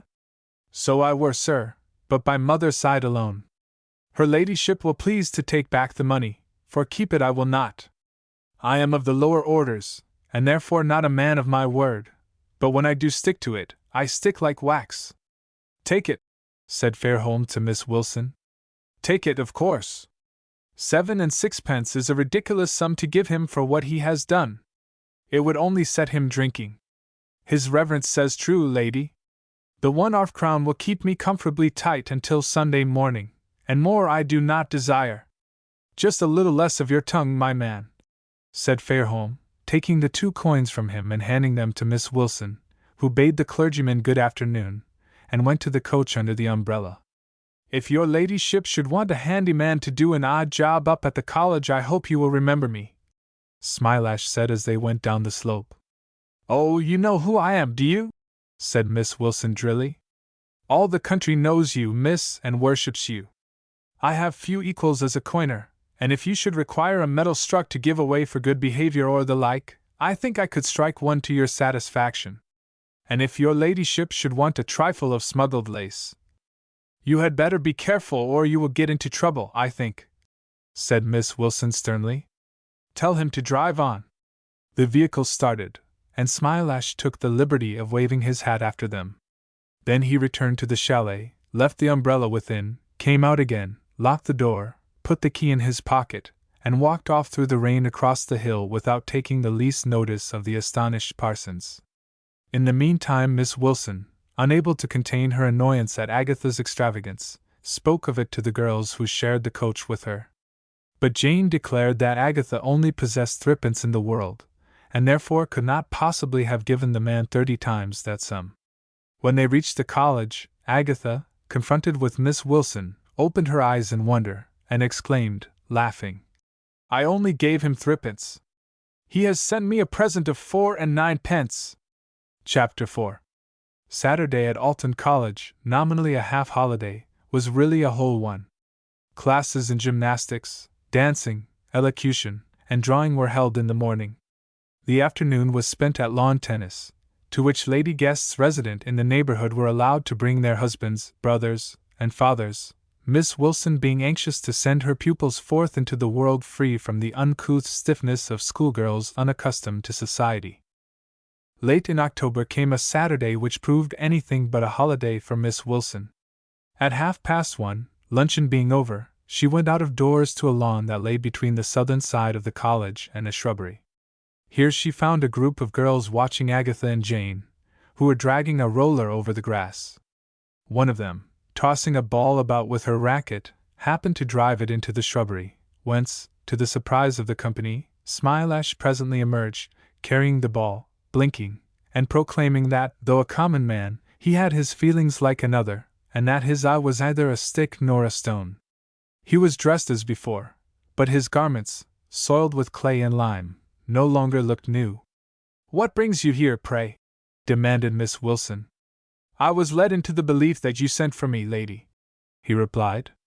"The baker's lad told me so as he passed my humble cot this morning. I thought he were incapable of deceit." "That is quite right, I did send for you. But why did you not go round to the servants' hall?" "I am at present in search of it, lady. I were looking for it when this ball cotched me here," touching his eye. "A cruel blow on the high nat rally spires its vision and expression and makes a honest man look like a thief." "Agatha," said Miss Wilson, "come here." "My duty to you, miss," said Smilash, pulling his forelock. "This is the man from whom I had the 5 shillings, which he said you had just given him. Did you do so?" "Certainly not. I only gave him 3d. But I showed the money to your ladyship," said Smilash, twisting his hat agitatedly. "I jeevy at you. Where would the like of me get 5 shillings except by the bounty of the rich and noble? If the young lady thinks I hadn't ought to have kept the tother 1/2 crown, I would not object to its being stopped from my wages if I were given a job of work here." But it's nonsense," said Agatha. "I never gave you 3 half-crowns. Perhaps you mout 'a made a mistake. Pence is summat similar to 1/2 crowns, and the day were very dark." "I couldn't have," said Agatha. "Jane had my purse all the earlier part of the week, Miss Wilson, and she can tell you that there was only 3d. in it. You know that I get my money on the 1st of every month. It never lasts longer than a week. The idea of my having 7 and 6pence on the 16th is ridiculous. But I put it to you, miss, ain't it twice as ridiculous for me, a poor laborer, to give up money what I never got?" Vague alarm crept upon Agatha as the testimony of her senses was contradicted. "All I know is," she protested, "that I did not give it to you, so my pennies must have turned into 1/2 crowns in your pocket." "Meb so," said Smilash gravely. "I've heard, and I know it for a fact, that money grows in the pockets of the rich. Why not in the pockets of the poor as well? Why should you be surprised at what appends every day? Had you any money of your own about you at the time?" "Where could the like of me get money, asking pardon for making so bold as to catechize your ladyship?" "I don't know where you could get it," said Miss Wilson testily. "I ask you, had you any?" "Well, lady, I disremember." "I will not impose upon you." "I disremember." "Then you've made a mistake," said Miss Wilson, handing him back his money. "Here. If it is not yours, it is not ours, so you had better keep it." "Keep it? Oh, lady, but this is the height of nobility. And what shall I do to earn your bounty, lady?" "It is not my bounty. I give it to you because it does not belong to me, and I suppose must belong to you. You seem to be a very simple man." "I thank your ladyship. I hope I am." "Respecting the day's work, now, lady, was you thinking of employing a poor man at all?" "No, thank you. I have no occasion for your services. I have also to give you the shilling I promised you for getting the cabs. Here it is." "Another shillin'!" cried Smilash, stupefied. "Yes," said Miss Wilson, beginning to feel very angry. "Let me hear no more about it, please. Don't you understand that you have earned it?" "I am a common man, and understand next to nothing," he replied reverently. "But if your ladyship would give me a day's work to keep me going, I could put up all this money in a little wooden savings bank I have at home, and keep it to spend when sickness or old age shall, in a manner of speaking, lay their ends upon me. I could smooth that grass beautiful. Them young ladies LL strain themselves with that heavy roller. If tennis is the word, I can put up nets fit to catch birds of paradise in. If the courts is to be chalked out in white, I can draw a line so straight that you could hardly keep yourself from erecting an equilateral triangle on it. I am honest when well watched, and I can wait at table equal to the Lord Mayor o' London's butler. I cannot employ you without a character," said Miss Wilson, amused by his scrap of Euclid, and wondering where he had picked it up. I bear the best of characters, lady. The Reverend Rector has known me from a boy. I was speaking to him about you yesterday, said Miss Wilson, looking hard at him. And he says you are a perfect stranger to him. Gentleman is so forgetful, said Smilash sadly. But I alluded to my native rector, meaning the rector of my native village, Auburn. Sweet Auburn, loveliest village of the plain, as the gentleman called it. That was not the name you mentioned to Mr. Fairholme. I do not recollect what name you gave, but it was not Auburn, nor have I ever heard of any such place. Never read of sweet Auburn. Not in any geography or gazetteer. Do you recollect telling me that you have been in prison? Only 6 times, pleaded Smilash, his features working convulsively. Don't bear too hard on a common man. Only 6 times, and all through drink. But I have took the pledge, and kept it faithful for 18 months past. Miss Wilson now set down the man as one of those keen, half-witted country fellows, contemptuously styled originals, who unintentionally make themselves popular by flattering the sense of sanity in those whose faculties are better adapted to circumstances. You have a bad memory, Mr. Smilash, she said good-humoredly. You never give the same account of yourself twice. I am well aware that I do not express myself with exact ability. Ladies and gentlemen have that power over words that they can always say what they mean, but a common man like me can't. Words don't come natural to him. He has more thoughts than words, and what words he has don't fit his thoughts.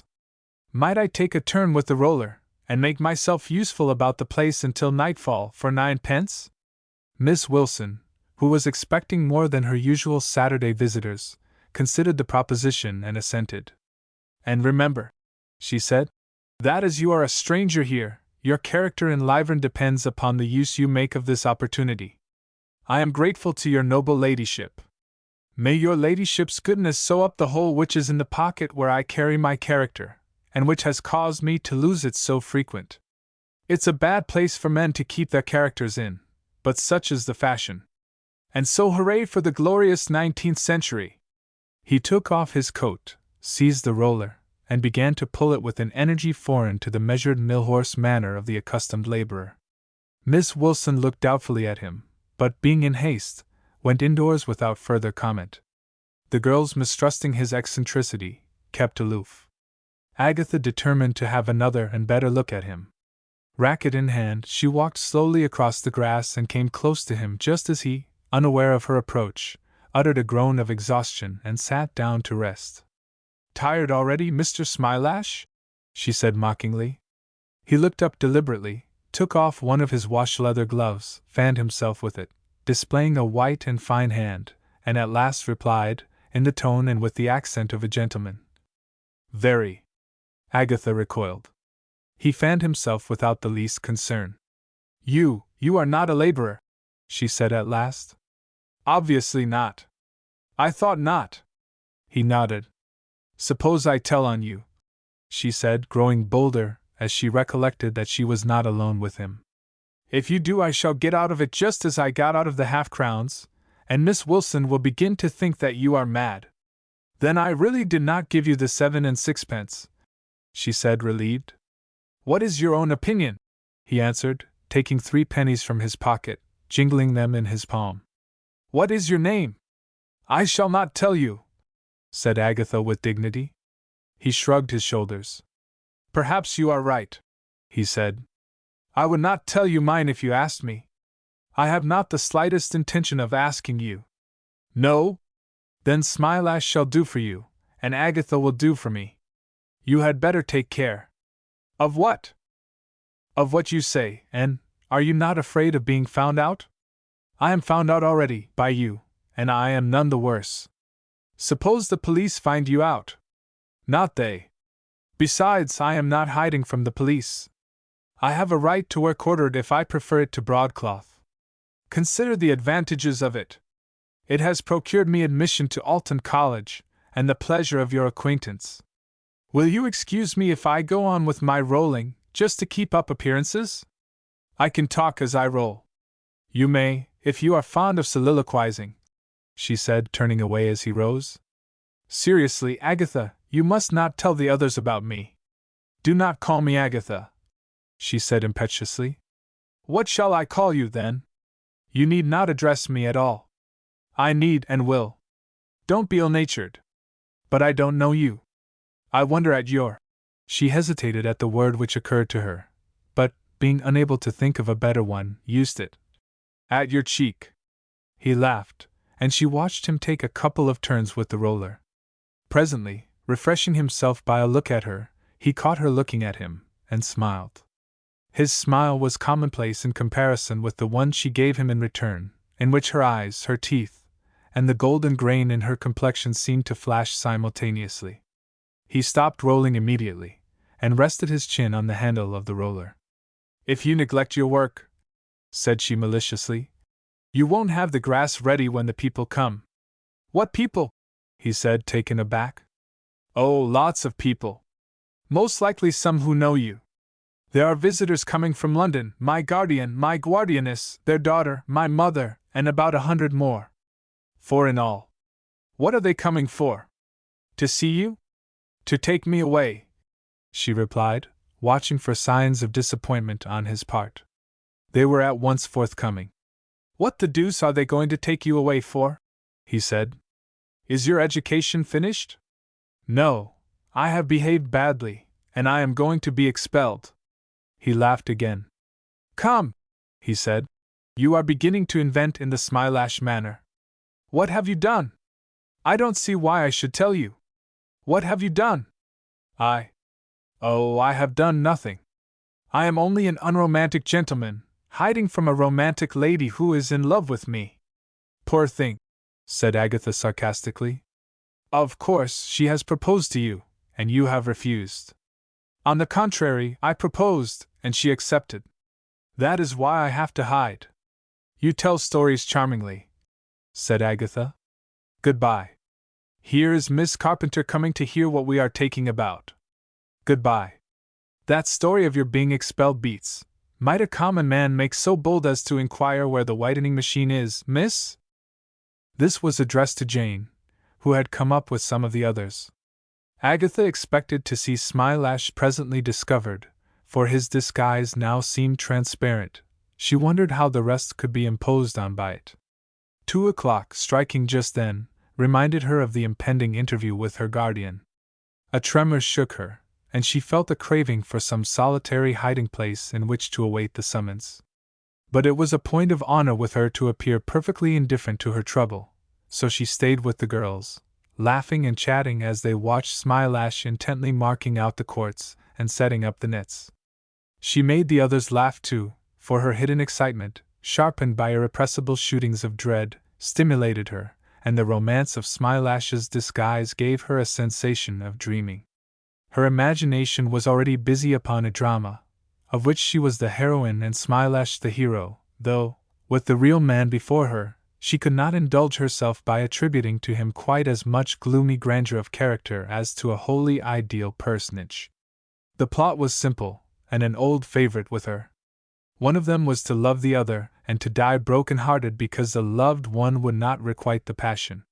For Agatha, prompt to ridicule sentimentality in her companions, and gifted with an infectious spirit of farce, secretly turned for imaginative luxury to visions of despair and death, and often endured the mortification of the successful clown who believes, whilst the public roar with laughter at him, that he was born a tragedian. There was much in her nature, she felt, that did not find expression in her popular representation of the soldier in the chimney. By 3 o'clock the local visitors had arrived, and tennis was proceeding in 4 courts, rolled and prepared by Smilash. The 2 curates were there, with a few lay gentlemen. Mrs. Miller, the vicar, and some mothers and other chaperones looked on and consumed light refreshments, which were brought out upon trays by Smilash, who had borrowed and put on a large white apron, and was making himself officiously busy. At 1/4 the hour a message came from Miss Wilson, requesting Miss Wiley's attendance. The visitors were at a loss to account for the sudden distraction of the young lady's attention which ensued. Jane almost burst into tears, and answered Joseph's rudely when he innocently asked what the matter was. Agatha went away apparently unconcerned, though her hand shook as she put aside her racket. In a spacious drawing-room at the north side of the college she found her mother, a slight woman in widow's weeds, with faded brown hair and tearful eyes. With her were Mrs. Jansenius and her daughter. The two elder ladies kept severely silent whilst Agatha kissed them, and Mrs. Wiley sniffed. Henrietta embraced Agatha effusively.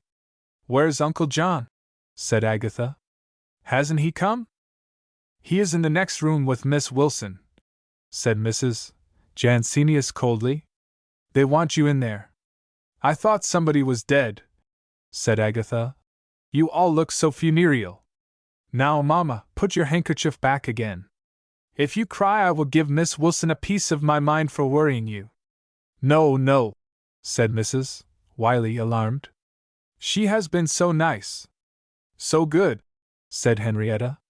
"She has been perfectly reasonable and kind," said Mrs. Jansenius. "She always is," said Agatha complacently. "You didn't expect to find her in hysterics, did you?" "Agatha," pleaded Mrs.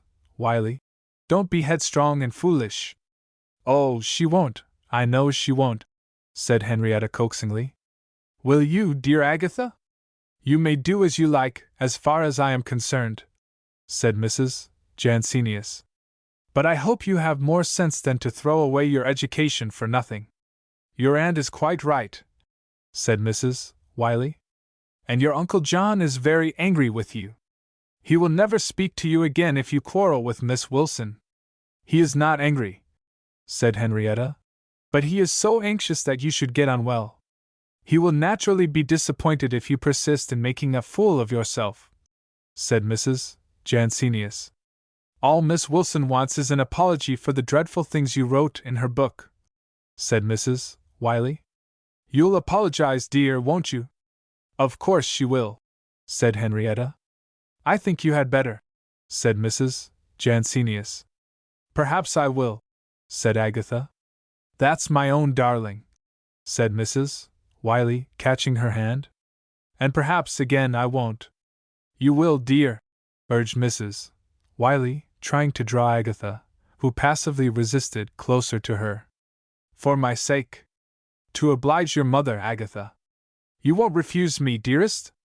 Agatha laughed indulgently at her parent, who had long ago worn out this form of appeal. Then she turned to Henrietta and said, "How is your caro sposo? I think it was hard that I was not a bridesmaid." The red in Henrietta's cheeks brightened. Mrs. Jansenius hastened to interpose a dry reminder that Miss Wilson was waiting. "Oh, she does not mind waiting," said Agatha, "because she thinks you are all at work getting me into a proper frame of mind. That was the arrangement she made with you before she left the room. Mamma knows that I have a little bird that tells me these things. I must say that you have not made me feel any goody-goodier so far. However, as poor Uncle John must be dreadfully frightened and uncomfortable, it is only kind to put an end to his suspense. Goodbye." And she went out leisurely. But she looked in again to say in a low voice, "Prepare for something thrilling. I feel just in the humor to say the most awful things." She vanished, and immediately they heard her tapping at the door of the next room. Mr. Jansenius was indeed awaiting her with misgiving. Having discovered early in his career that his dignified person and fine voice caused people to stand in some awe of him, and to move him into the chair at public meetings, he had grown so accustomed to deference that any approach to familiarity or irreverence disconcerted him exceedingly.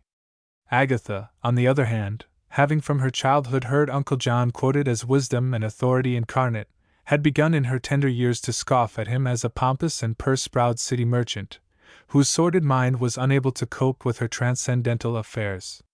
She had habitually terrified her mother by ridiculing him with an absolute contempt of which only childhood and extreme ignorance are capable.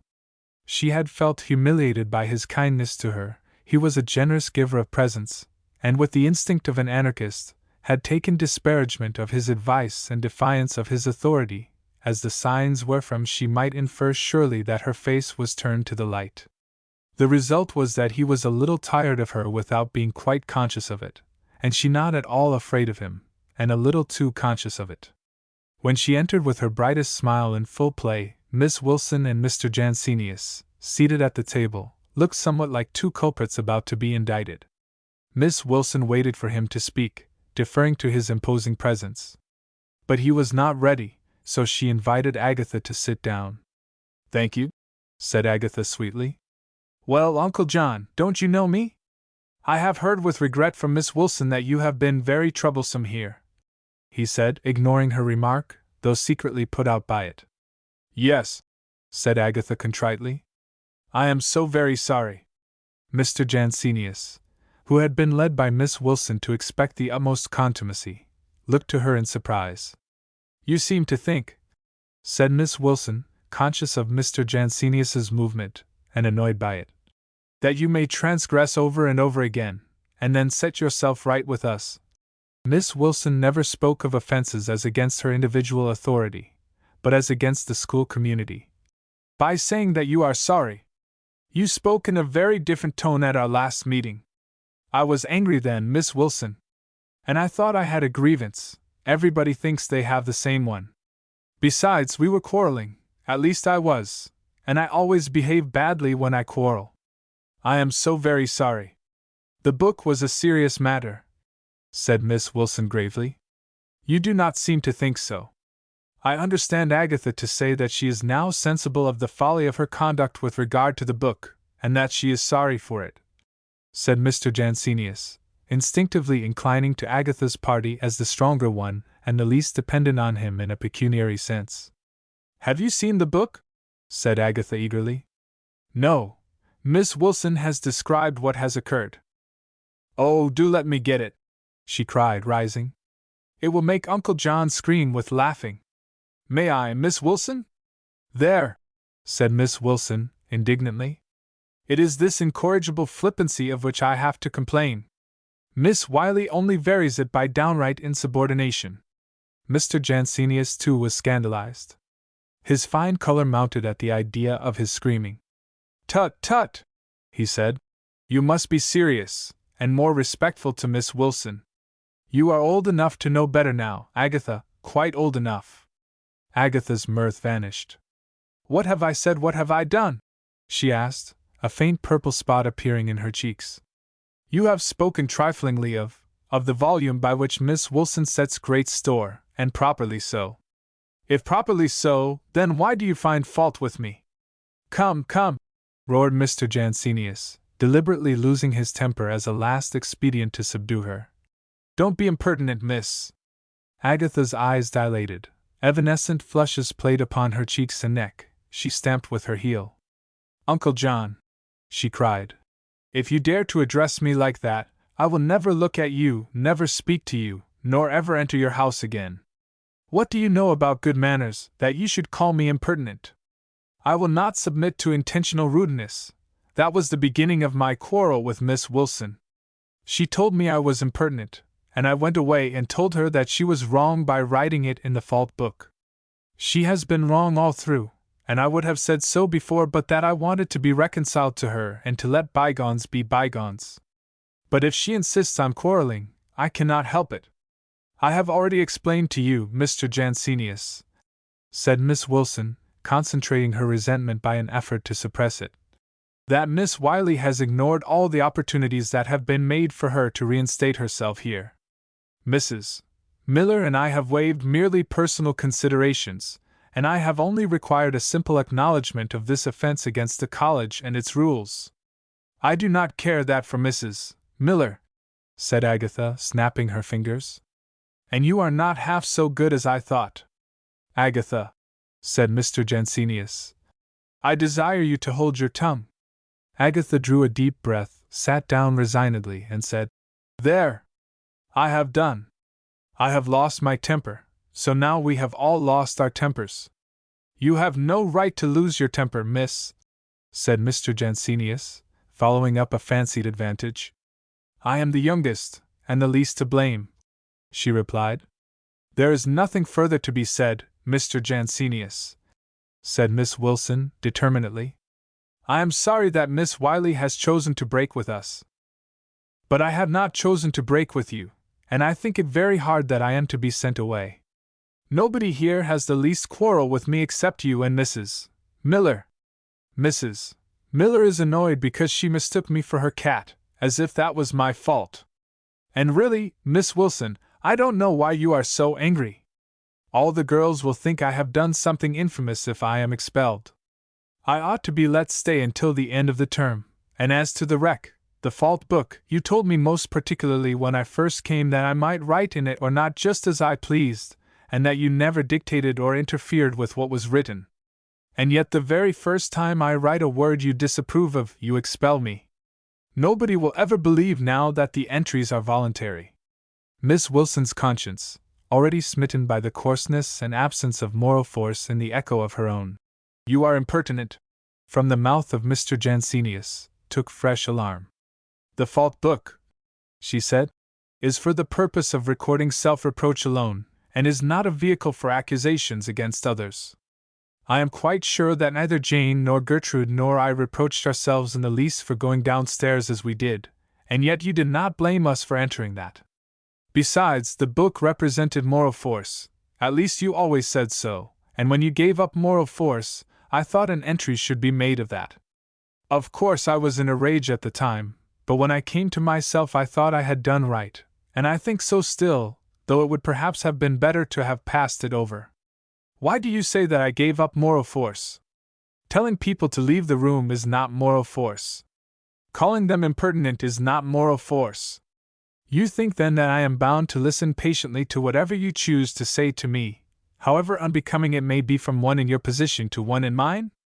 But I said nothing unbecoming," said Agatha. Then, breaking off restlessly, and smiling again, she said, "Oh, don't let us argue. I am very sorry, and very troublesome, and very fond of you and of the college, and I won't come back next term unless you like." "Agatha," said Miss Wilson, shaken, "these expressions of regard cost you so little, and when they have effected their purpose, are so soon forgotten by you, that they have ceased to satisfy me. I am very reluctant to insist on your leaving us at once. But as your uncle has told you, you are old and sensible enough to know the difference between order and disorder. Hitherto you have been on the side of disorder, an element which was hardly known here until you came, as Mrs. Trefusis can tell you. Nevertheless, if you will promise to be more careful in future, I will waive all past cause of complaint, and at the end of the term I shall be able to judge as to your continuing among us." Agatha rose, beaming. "Dear Miss Wilson," she said, "you are so good. I promise, of course. I will go and tell Mamma." Before they could add a word she had turned with a pirouette to the door, and fled, presenting herself a moment later in the drawing-room to the three ladies, whom she surveyed with a whimsical smile and silence. "Well?" said Mrs. Jansenius peremptorily. "Well, dear?" said Mrs. Trefusis caressingly. Mrs. Wiley stifled a sob and looked imploringly at her daughter. "I had no end of trouble in bringing them to reason," said Agatha, after a provoking pause. "They behaved like children, and I was like an angel. I am to stay, of course." "Blessings on you, my darling," faltered Mrs. Wiley, attempting a kiss, which Agatha dexterously evaded. "I have promised to be very good, and studious, and quiet, and decorous in future. Do you remember my castanet song, Hetty? Tra! La la la la! La! La! Tra! La la la la! La! La! Tra! La la la la la la la la la." And she danced about the room, snapping her fingers instead of castanets. "Don't be so reckless and wicked, my love," said Mrs. Wiley. "You will break your poor mother's heart." Miss Wilson and Mr. Jansenius entered just then, and Agatha became motionless and gazed abstractedly at a vase of flowers. Miss Wilson invited her visitors to join the tennis players. Mr. Jansenius looked sternly and disappointedly at Agatha, who elevated her left eyebrow and depressed her right simultaneously, but he, shaking his head to signify that he was not to be conciliated by facial feats, however difficult or contrary to nature, went out with Miss Wilson, followed by Mrs. Jansenius and Mrs. Wiley. "How is your hubby?" said Agatha then brusquely to Henrietta. Mrs. Trefusis's eyes filled with tears so quickly that, as she bent her head to hide them, They fell, sprinkling Agatha's hand. "This is such a dear old place," she began. "The associations of my girlhood." "What is the matter between you and hubby?" demanded Agatha, interrupting her. "You had better tell me, or I will ask him when I meet him." "I was about to tell you, only you did not give me time." "That is a most awful cram," said Agatha. "But no matter. Go on." Henrietta hesitated. Her dignity as a married woman, and the reality of her grief, revolted against the shallow acuteness of the schoolgirl. But she found herself no better able to resist Agatha's domineering than she had been in her childhood, and much more desirous of obtaining her sympathy. Besides, she had already learned to tell the story herself rather than leave its narration to others, whose accounts did not, she felt, put her case in the proper light. So she told Agatha of her marriage, her wild love for her husband, his wild love for her, and his mysterious disappearance without leaving word or sign behind him. She did not mention the letter. "Have you had him searched for?" said Agatha, repressing an inclination to laugh. "But where? Had I the remotest clue, I would follow him barefoot to the end of the world." "I think you ought to search all the rivers. You would have to do that barefoot. He must have fallen in somewhere, or fallen down some place." "No, no. Do you think I should be here if I thought his life in danger? I have reasons. I know that he is only gone away." "Oh, indeed? He took his portmanteau with him, did he? Perhaps he has gone to Paris to buy you something nice and give you a pleasant surprise." "No," said Henrietta dejectedly. "He knew that I wanted nothing." "Then I suppose he got tired of you and ran away." Henrietta's peculiar scarlet blush flowed rapidly over her cheeks as she flung Agatha's arm away, exclaiming, "How dare you say so? You have no heart. He adored me." "Bosh!" said Agatha. "People always grow tired of one another. I grow tired of myself whenever I am left alone for 10 minutes, and I am certain that I am fonder of myself than any one can be of another person." "I know you are," said Henrietta, pained and spiteful. "You have always been particularly fond of yourself. Very likely he resembles me in that respect. In that case he will grow tired of himself and come back, and you will both coo like turtle doves until he runs away again. Ugh! Serve you right for getting married. I wonder how people can be so mad as to do it, with the example of their married acquaintances all warning them against it."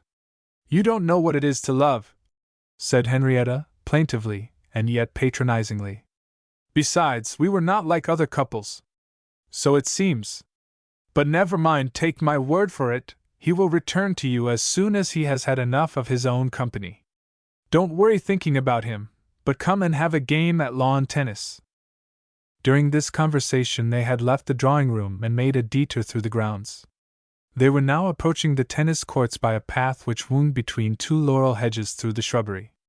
Meanwhile, Smilash, waiting on the guests in his white apron and gloves, which he had positively refused to take off, alleging that he was a common man, with common hands such as born ladies and gentlemen could not be expected to take meat and drink from, had behaved himself irreproachably until the arrival of Miss Wilson and her visitors, which occurred as he was returning to the table with an empty tray, moving so swiftly that he nearly came into collision with Mrs. Jansenius. Instead of apologizing, he changed countenance, hastily held up the tray like a shield before his face, and began to walk backward from her, stumbling presently against Miss Lindsay, who was running to return a ball. Without heeding her angry look and curt rebuke, he half turned, and sidled away into the shrubbery, whence the tray presently rose into the air, flew across the laurel hedge, and descended with a peal of stage thunder on the stooped shoulders of Joseph's.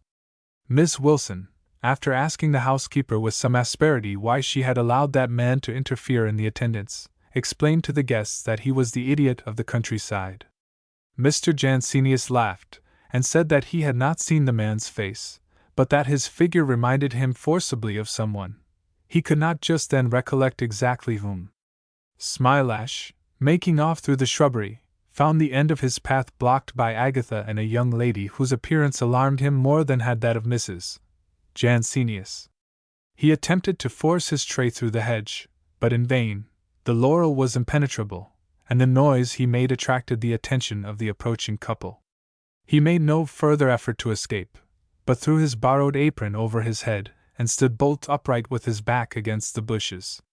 "What is that man doing there?" said Henrietta, stopping mistrustfully. Agatha laughed, and said loudly, so that he might hear, "It is only a harmless man that Miss Wilson employs. He is fond of disguising himself in some silly way and trying to frighten us. Don't be afraid. Come on." Henrietta hung back, but her arm was linked in Agatha's, and she was drawn along in spite of herself. Smilash did not move. Agatha strolled on coolly, and as she passed him, adroitly caught the apron between her finger and thumb and twitched it from his face. Instantly Henrietta uttered a piercing scream, and Smilash caught her in his arms. "Quick!" he said to Agatha. "She is fainting. Run for some water. Run!" And he bent over Henrietta, who clung to him frantically. Agatha, bewildered by the effect of her practical joke, hesitated a moment, and then ran to the lawn. "What is the matter?" said Fairholme. "Nothing. I want some water, quick, please. Henrietta has fainted in the shrubbery, that is all." "Please do not stir," said Miss Wilson authoritatively. "You will crowd the path and delay useful assistance. Miss Ward, kindly get some water and bring it to us. Agatha, come with me and point out where Mrs. Trefusis is. You may come too, Miss Carpenter, you are so strong. The rest will please remain where they are." Followed by the two girls, she hurried into the shrubbery, where Mr. Jansenius was already looking anxiously for his daughter. He was the only person they found there. Smilash and Henrietta were gone. At first the seekers, merely puzzled, did nothing but question Agatha incredulously as to the exact spot on which Henrietta had fallen. But Mr. Jansenius soon made them understand that the position of a lady in the hands of a half-witted laborer was one of danger. His agitation infected them, and when Agatha endeavored to reassure him by declaring that Smilash was a disguised gentleman, Miss Wilson, supposing this to be a mere repetition of her former idle conjecture, told her sharply to hold her tongue, as the time was not one for talking nonsense. The news now spread through the whole company, and the excitement became intense. Fairholme shouted for volunteers to make up a searching party. All the men present responded, and they were about to rush to the college gates in a body when it occurred to the cooler among them that they had better divide into several parties, in order that search might be made at once in different quarters. 10 minutes of confusion followed. Mr. Jansenius started several times in quest of Henrietta, and, when he had gone a few steps, returned and begged that no more time should be wasted. Josephs, whose faith was simple, retired to pray, and did good, as far as it went, by withdrawing one voice from the din of plans, objections, and suggestions which the rest were making, each person trying to be heard above the others. At last Miss Wilson quelled the prevailing anarchy. Servants were sent to alarm the neighbors and call in the village police. Detachments were sent in various directions under the command of Fairholme and other energetic spirits. The girls formed parties among themselves, which were reinforced by male deserters from the previous levies. Miss Wilson then went indoors and conducted a search through the interior of the college. Only 2 persons were left on the tennis ground, Agatha and Mrs. Jansenius, who had been surprisingly calm throughout. "You need not be anxious," said Agatha, who had been standing aloof since her rebuff by Miss Wilson. "I am sure there is no danger. It is most extraordinary that they have gone away, but the man is no more mad than I am, and I know he is a gentleman, he told me so." "Let us hope for the best," said Mrs. Jansenius smoothly. "I think I will sit down, I feel so tired." "Thanks." Agatha had handed her a chair. "What did you say he told you, this man?" Agatha related the circumstances of her acquaintance with Smilash, adding, at Mrs. Jansenius's request, a minute description of his personal appearance. Mrs. Jansenius remarked that it was very singular, and that she was sure Henrietta was quite safe. She then partook of claret cup and sandwiches.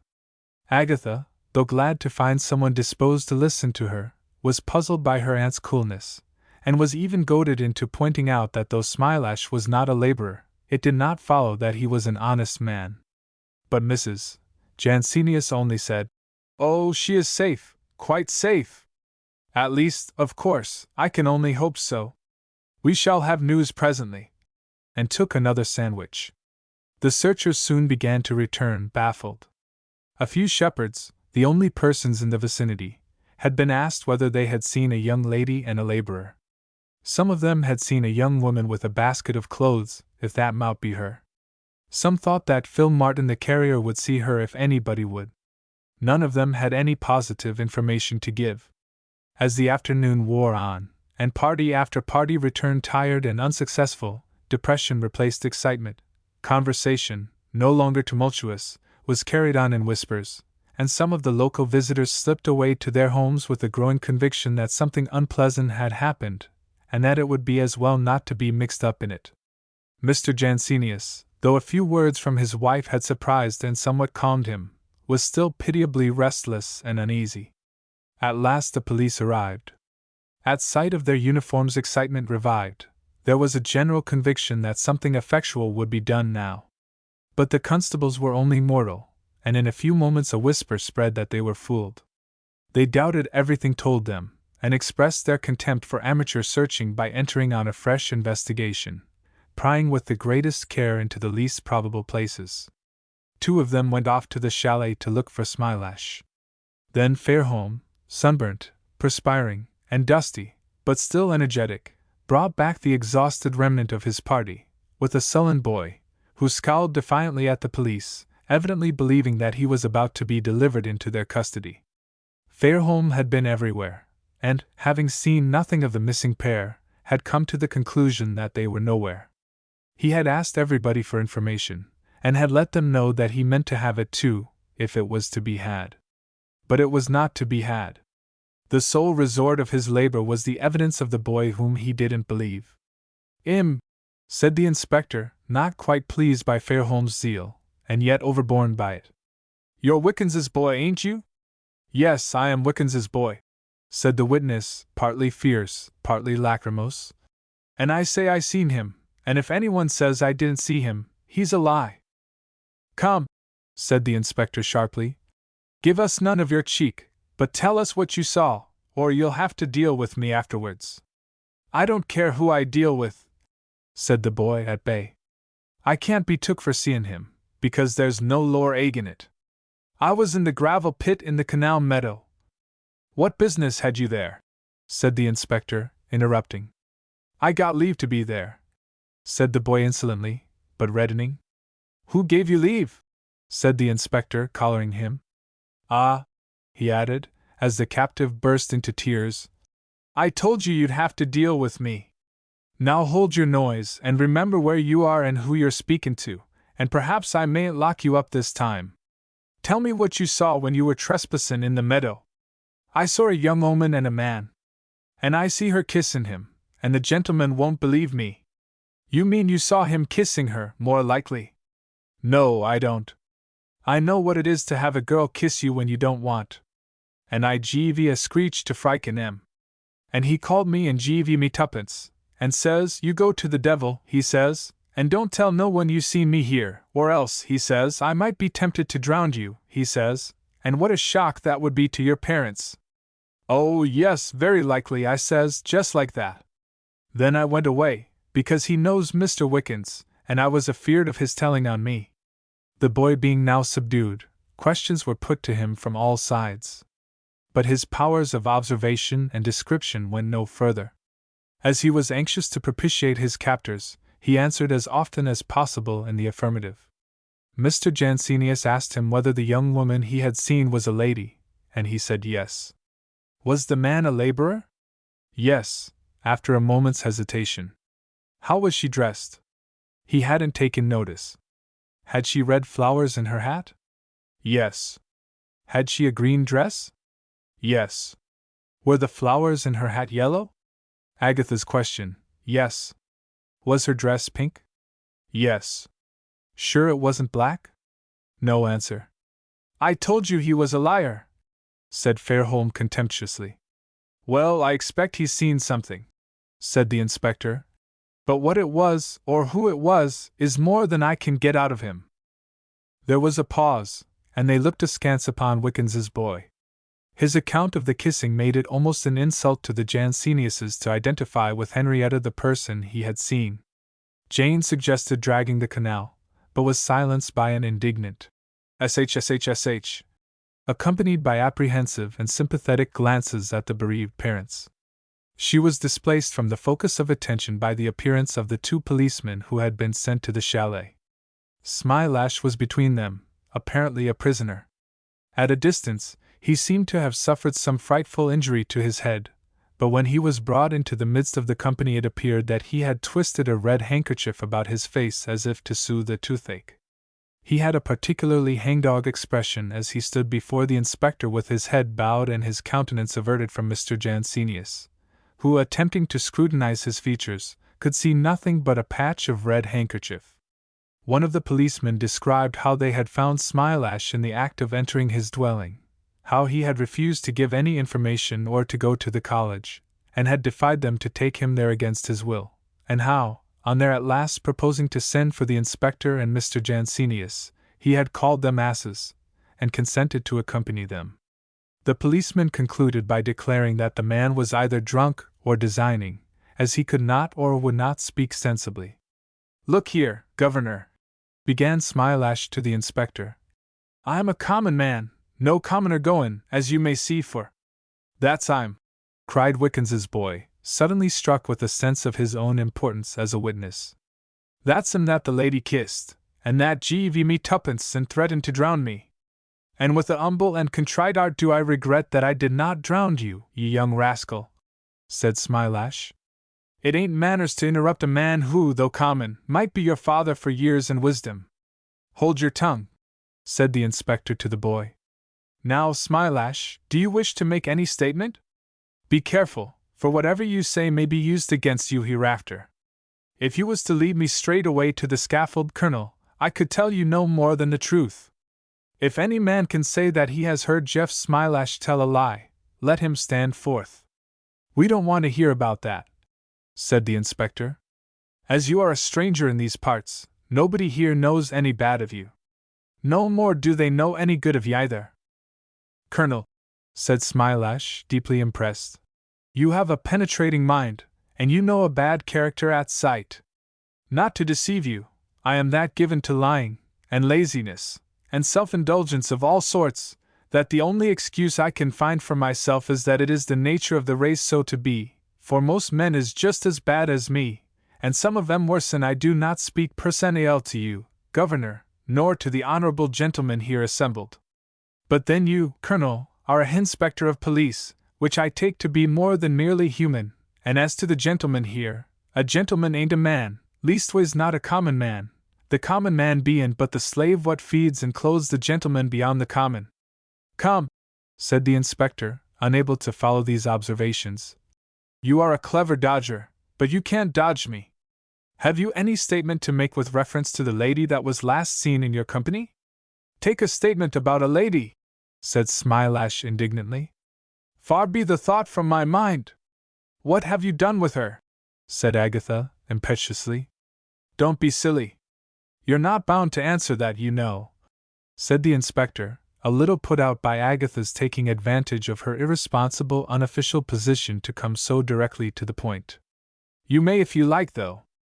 If you've done any harm, you'd better hold your tongue. If not, you'd better say so. I will set the young lady's mind at rest respecting her honorable sister," said Smilash. "When the young lady caught sight of me she fainted. Being but a young man, and not used to ladies, I will not deny but that I were a bit scared, and that my mind were not open to the sensiblest considerations. When she unveils her orbs, so to speak, she catches me round the neck, not knowing me from Adam the father of us all, and says, 'Bring me some water, and don't let the girls see me.' Through not even the intelligence to think for myself, I done just what she told me. I ups with her in my arms, she being a light weight and a slender figure, and makes for the canal as fast as I could. When I got there, I lays her on the bank and goes for the water. But what with factories, and pollutions, and high civilizations of one sort and another, English canal water ain't fit to sprinkle on a lady, much less for her to drink. Just then, as luck would have it, a barge came along and took her aboard, and to such a thing, said Wickens's boy stubbornly, emboldened by witnessing the effrontery of one apparently of his own class. I saw you two standin' together, and her a kissin' of you. There warn't no barge. Is the maiden modesty of a born lady to be disbelieved on the word of a common boy that only walks the earth by the sufferance of the landlords and moneylords he helps to feed? Cried Smilash indignantly. Why, you young infidel, a lady ain't made of common brick like you. She don't know what a kiss means, and if she did, is it likely that she'd kiss me when a fine man like the inspector here would be only too happy to oblige her? Fie, for shame! The barge were red and yellow, with a green dragon for a figurehead, and a white horse towing of it. Perhaps you're colorblind, and can't distinguish red and yellow. The bargee was moved to compassion by the sight of the poor faintin' lady, and the offer of half a crown, and he had a mother that acted as a mother should. There was a cabin in that barge about as big as the locker where your ladyship keeps your jam and pickles, and in that locker the bargee lives, quite domestic, with his wife and mother and 5 children. Them canal boats is what you may call the wooden walls of England. Come, get on with your story, said the inspector. We know what barges is as well as you. I wish more knew of them, retorted Smilash. Perhaps that you delight in your work a bit. However, as I was sayin', we went right down the canal to Lyvern, where we got off, and the lady she took the railway omnibus and went away in it. With the noble open-handedness of her class, she gave me 6pence. Here it is, in proof that my words is true. And I wish her safe home, and if I was on the rack I could tell no more, except that when I got back I were laid hands on by these here bobbies, contrary to the British Constitution, and if your ladyship will kindly go to where that Constitution is wrote down, and find out what it says about my rights and liberties, for I have been told that the working man has his liberties, and have myself seen plenty took with him. You will oblige a common chap more than his education will enable him to express. Sir, cried Mr. Jansenius suddenly, will you hold up your head and look me in the face? Smilash did so, and immediately started theatrically, exclaiming, Whom do I see? You would hardly believe it, he continued, addressing the company at large, but I am well beknown to this honorable gentleman. I see it upon your lips, Governor, to ask after my missus, and I thank you for your condescending interest. She is well, sir, and my residence here is fully agreed upon between us. What little cloud may have rose upon our domestic horizon has passed away, and Governor, here Smilash's voice fell with graver emphasis, them as interferes betwixt man and wife now will incur a heavy responsibility. Here I am, such as you see me, and here I mean to stay, likewise such as you see me. That is, if what you may call destiny permits. For destiny is a rum thing, Governor. I came here thinking it was the last place in the world I should ever set eyes on you in, and blow me if you ain't a'most the first person I pops on. I do not choose to be a party to this mummery of asking your leave to take the word out of your mouth, Governor. I make you a party to nothink. Respecting my past conduct, you may out with it or you may keep it to yourself. All I say is that if you out with some of it I will out with the rest. All or none. You are free to tell the inspector here that I am a bad un. His penetrating mind have discovered that already. But if you go into names and particulars, you will not only be acting against the wishes of my missus, but you will lead to my tellin' the whole story right out afore everyone here, and then goin' away where no one won't never find me. I think the less said the better, said Mrs. Jansenius, uneasily observant of the curiosity and surprise this dialogue was causing. But understand this, Mr. Smilash, dear lady, Jeff Smilash. Mr. Smilash, whatever arrangement you may have made with your wife, it has nothing to do with me. You have behaved infamously, and I desire to have as little as possible to say to you in future. I desire to have nothing to say to you, nothing, said Mr. Jansenius.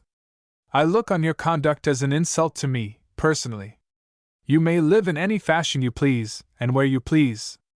All England is open to you except one place, my house. Come, Ruth. He offered his arm to his wife. She took it, and they turned away, looking about for Agatha, who, disgusted at the gaping curiosity of the rest, had pointedly withdrawn beyond earshot of the conversation. Miss Wilson looked from Smilash, who had watched Mr. Jansenius's explosion of wrath with friendly interest, as if it concerned him as a curious spectator only, to her two visitors as they retreated. "Pray, do you consider this man's statement satisfactory?" she said to them. "I do not.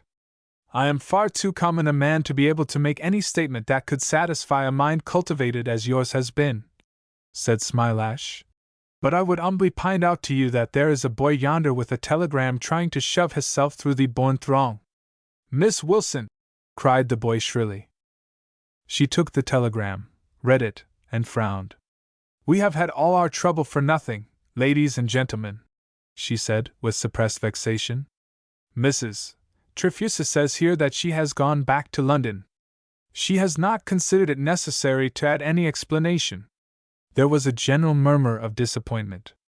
"Don't lose heart, ladies," said Smilash. "She may be drowned or murdered for all we know. Anyone may send a telegram in a false name. Perhaps it's a plant. Let's hope for your sakes that some little accident, on the railway, for instance, may happen yet." Miss Wilson turned upon him, glad to find someone with whom she might justly be angry. "You had better go about your business," she said, "and don't let me see you here again." "This is hard," said Smilash plaintively.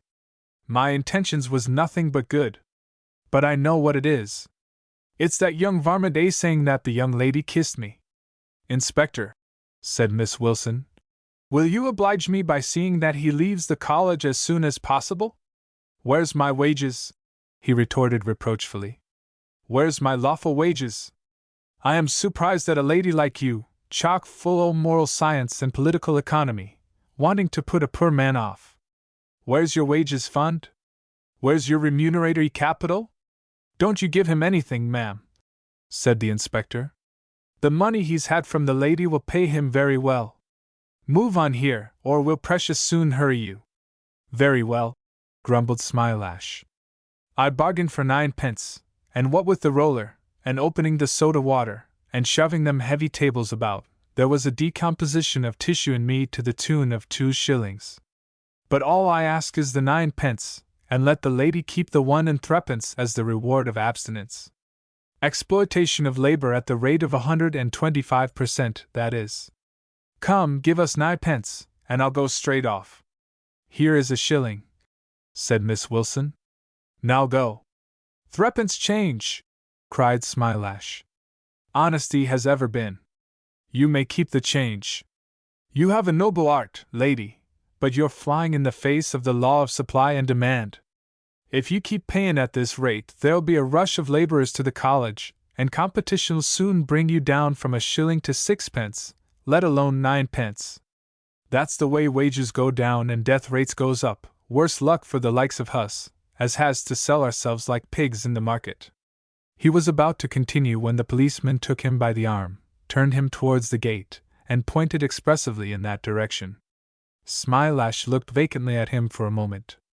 Then, with a wink at Fairholme, he walked gravely away, amid general staring and silence. Chapter 5. What had passed between Smilash and Henrietta remained unknown except to themselves. Agatha had seen Henrietta clasping his neck in her arms, but had not waited to hear the exclamation of "Sidney, Sidney," which followed, nor to see him press her face to his breast in his anxiety to stifle her voice as he said, "My darling love, don't screech, I implore you. Confound it, we shall have the whole pack here in a moment." "Hush! Don't leave me again, Sidney," she entreated, clinging faster to him as his perplexed gaze, wandering towards the entrance to the shrubbery, seemed to forsake her. A din of voices in that direction precipitated his irresolution. "We must run away, Hetty," he said. "Hold fast about my neck, and don't strangle me. Now then." He lifted her upon his shoulder and ran swiftly through the grounds. When they were stopped by the wall, he placed her atop of it, scrabbled over, and made her jump into his arms. Then he staggered away with her across the fields, gasping out in reply to the inarticulate remonstrances which burst from her as he stumbled and reeled at every hillock. Your weight is increasing at the rate of a stone a second, my love. If you stoop, you will break my back. Oh Lord, here's a ditch! Let me down! Screamed Henrietta in an ecstasy of delight and apprehension. You will hurt yourself, and oh, do take! He struggled through a dry ditch as she spoke, and came out upon a grassy place that bordered the towpath of the canal. Here, on the bank of a hollow where the moss was dry and soft, he seated her, threw himself prone on his elbows before her, and said, panting, Nessus carrying off Deianira was nothing to this. Phew! Well, my darling, are you glad to see me? But me no buts, unless you wish me to vanish again and forever. Wretch that I am, I have longed for you unspeakably more than once since I ran away from you. You didn't care, of course? I did. I did, indeed. Why did you leave me, Sidney? Lest the worst thing might befall. Come, don't let us waste in explanations the few minutes we have left. Give me a kiss. Then you are going to leave me again. Oh, Sidney. Never mind tomorrow, Hetty. Be like the sun and the meadow, which are not in the least concerned about the coming winter. Why do you stare at that cursed canal, blindly dragging its load of filth from place to place until it pitches it into the sea, just as a crowded street pitches its load into the cemetery? Stare at me, and give me a kiss. She gave him several, and said coaxingly, with her arm still upon his shoulder, You only talk that way to frighten me, Sidney, I know you do. You are the bright sun of my senses, he said, embracing her. I feel my heart and brain wither in your smile, and I fling them to you for your prey with exultation. How happy I am to have a wife who does not despise me for doing so, who rather loves me the more. Don't be silly, said Henrietta, smiling vacantly. Then, stung by a half-intuition of his meaning, she repulsed him and said angrily, You despise me. Not more than I despise myself. Indeed, not so much, for many emotions that seem base from within seem lovable from without. You intend to leave me again. I feel it.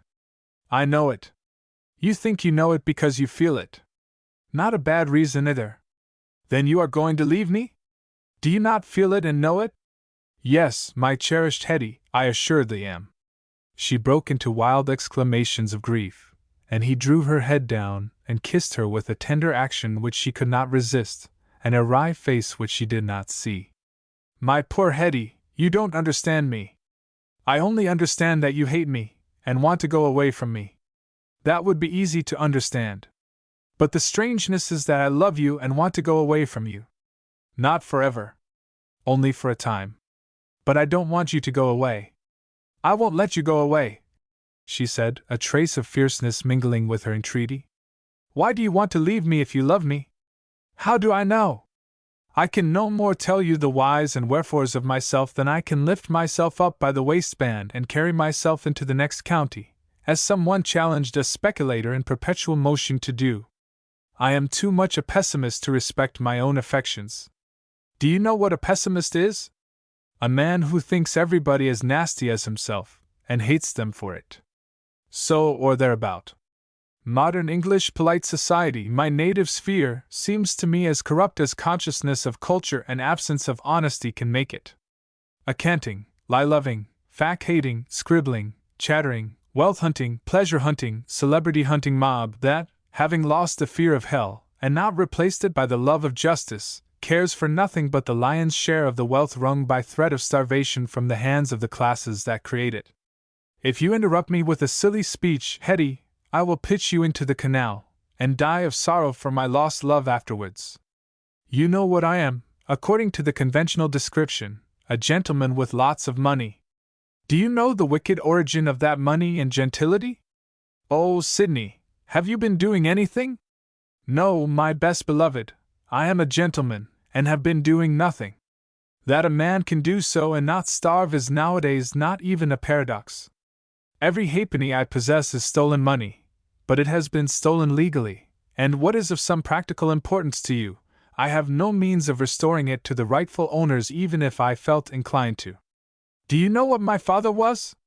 What difference can that make now? Don't be disagreeable and full of ridiculous fads, Sidney dear. I didn't marry your father. No, but you married, only incidentally, of course, my father's fortune. That necklace of yours was purchased with his money, and I can almost fancy stains of blood. Stop, Sidney. I don't like this sort of romancing. It's all nonsense. Do be nice to me. There are stains of sweat on it, I know. You nasty wretch! I am thinking, not of you, my dainty one, but of the unfortunate people whose slave that we may live idly. Let me explain to you why we are so rich. My father was a shrewd, energetic, and ambitious Manchester man, who understood an exchange of any sort as a transaction by which one man should lose and the other gain. He made it his object to make as many exchanges as possible, and to be always the gaining party in them. I do not know exactly what he was, for he was ashamed both of his antecedents and of his relatives, from which I can only infer that they were honest, and therefore unsuccessful people. However, he acquired some knowledge of the cotton trade, saved some money, borrowed some more on the security of his reputation for getting the better of other people in business, and, as he accurately told me afterwards, started for himself. He bought a factory and some raw cotton. Now you must know that a man, by laboring some time on a piece of raw cotton, can turn it into a piece of manufactured cotton fit for making into sheets and shifts and the like.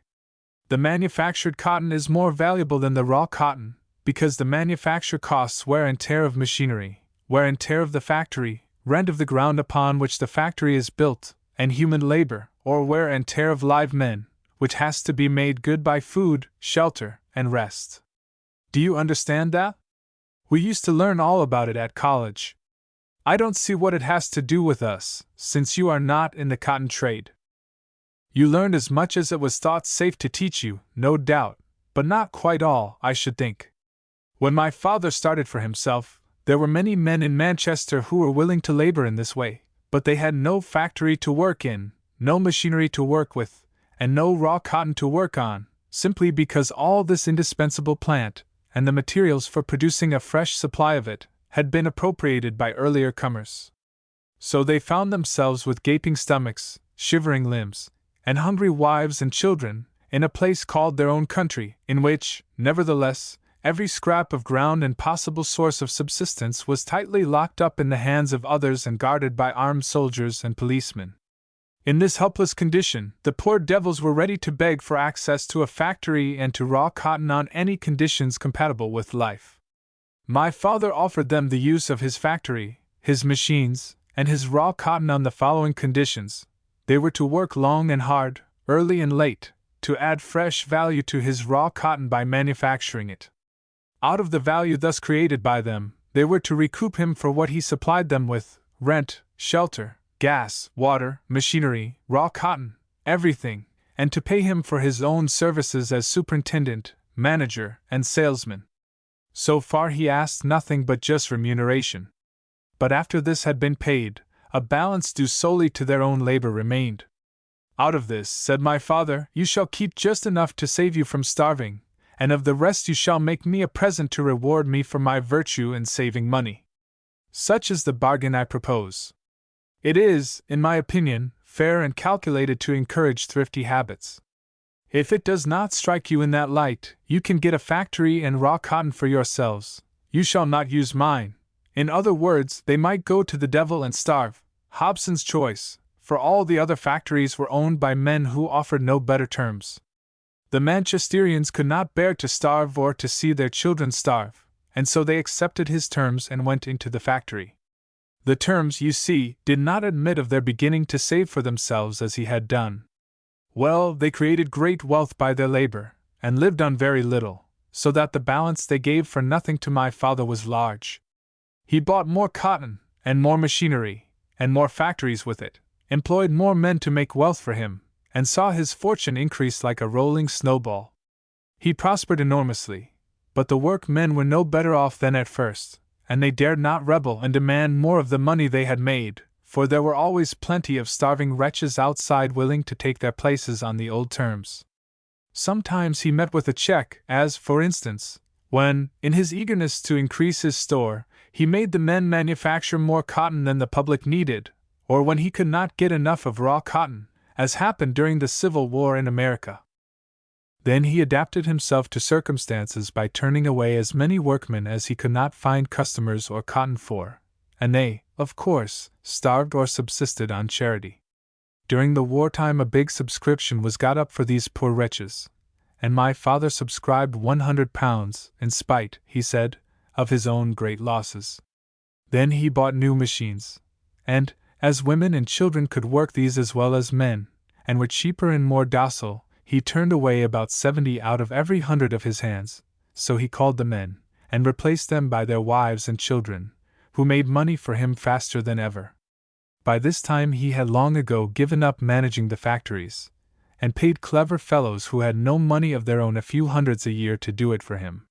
He also purchased shares in other concerns conducted on the same principle, pocketed dividends made in countries which he had never visited by men whom he had never seen, bought a seat in Parliament from a poor and corrupt constituency, and helped to preserve the laws by which he had thriven. Afterwards, when his wealth grew famous, he had less need to bribe, for modern men worship the rich as gods, and will elect a man as one of their rulers for no other reason than that he is a millionaire. He aped gentility, lived in a palace at Kensington, and bought a part of Scotland to make a deer forest of. It is easy enough to make a deer forest, as trees are not necessary there.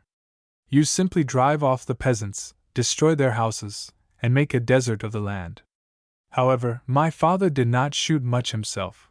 He generally let the forest out by the season to those who did. He purchased a wife of gentle blood too, with the unsatisfactory result now before you.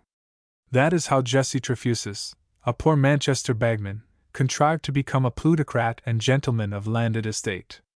And also how I, who never did a stroke of work in my life, am overburdened with wealth, whilst the children of the men who made that wealth are slaving as their fathers slaved, or starving, or in the workhouse, or on the streets, or the deuce knows where. What do you think of that, my love? What is the use of worrying about it, Sidney? It cannot be helped now. Besides, if your father saved money, and the others were improvident, he deserved to make a fortune. Granted, but he didn't make a fortune. He took a fortune that others made. At Cambridge they taught me that his profits were the reward of abstinence, the abstinence which enabled him to save. That quieted my conscience until I began to wonder why one man should make another pay him for exercising one of the virtues. Then came the question, what did my father abstain from? The workmen abstained from meat, drink, fresh air, good clothes, decent lodging, holidays, money, the society of their families, and pretty nearly everything that makes life worth living, which was perhaps the reason why they usually died 20 years or so sooner than people in our circumstances. Yet no one rewarded them for their abstinence.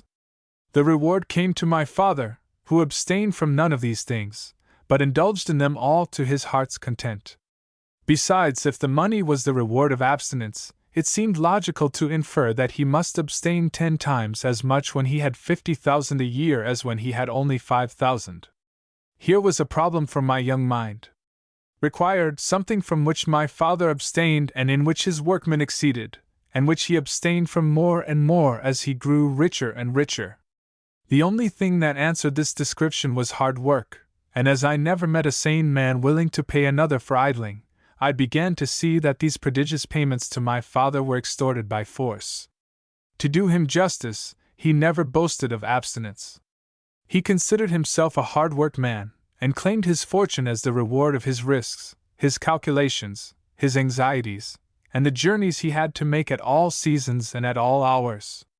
This comforted me somewhat until it occurred to me that if he had lived a century earlier, invested his money in a horse and a pair of pistols, and taken to the road, his object, that of wresting from others the fruits of their labor without rendering them an equivalent, would have been exactly the same, and his risk far greater, for it would have included risk of the gallows, constant traveling with the constable at his heels, and calculations of the chances of robbing the Dover mail, would have given him his fill of activity and anxiety.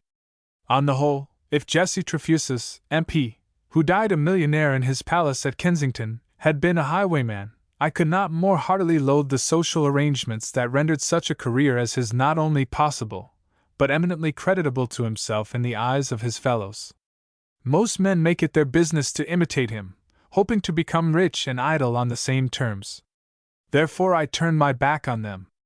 I cannot sit at their feasts knowing how much they cost in human misery, and seeing how little they produce of human happiness. What is your opinion, my treasure?" Henrietta seemed a little troubled. She smiled faintly, and said caressingly, "It was not your fault, Sidney.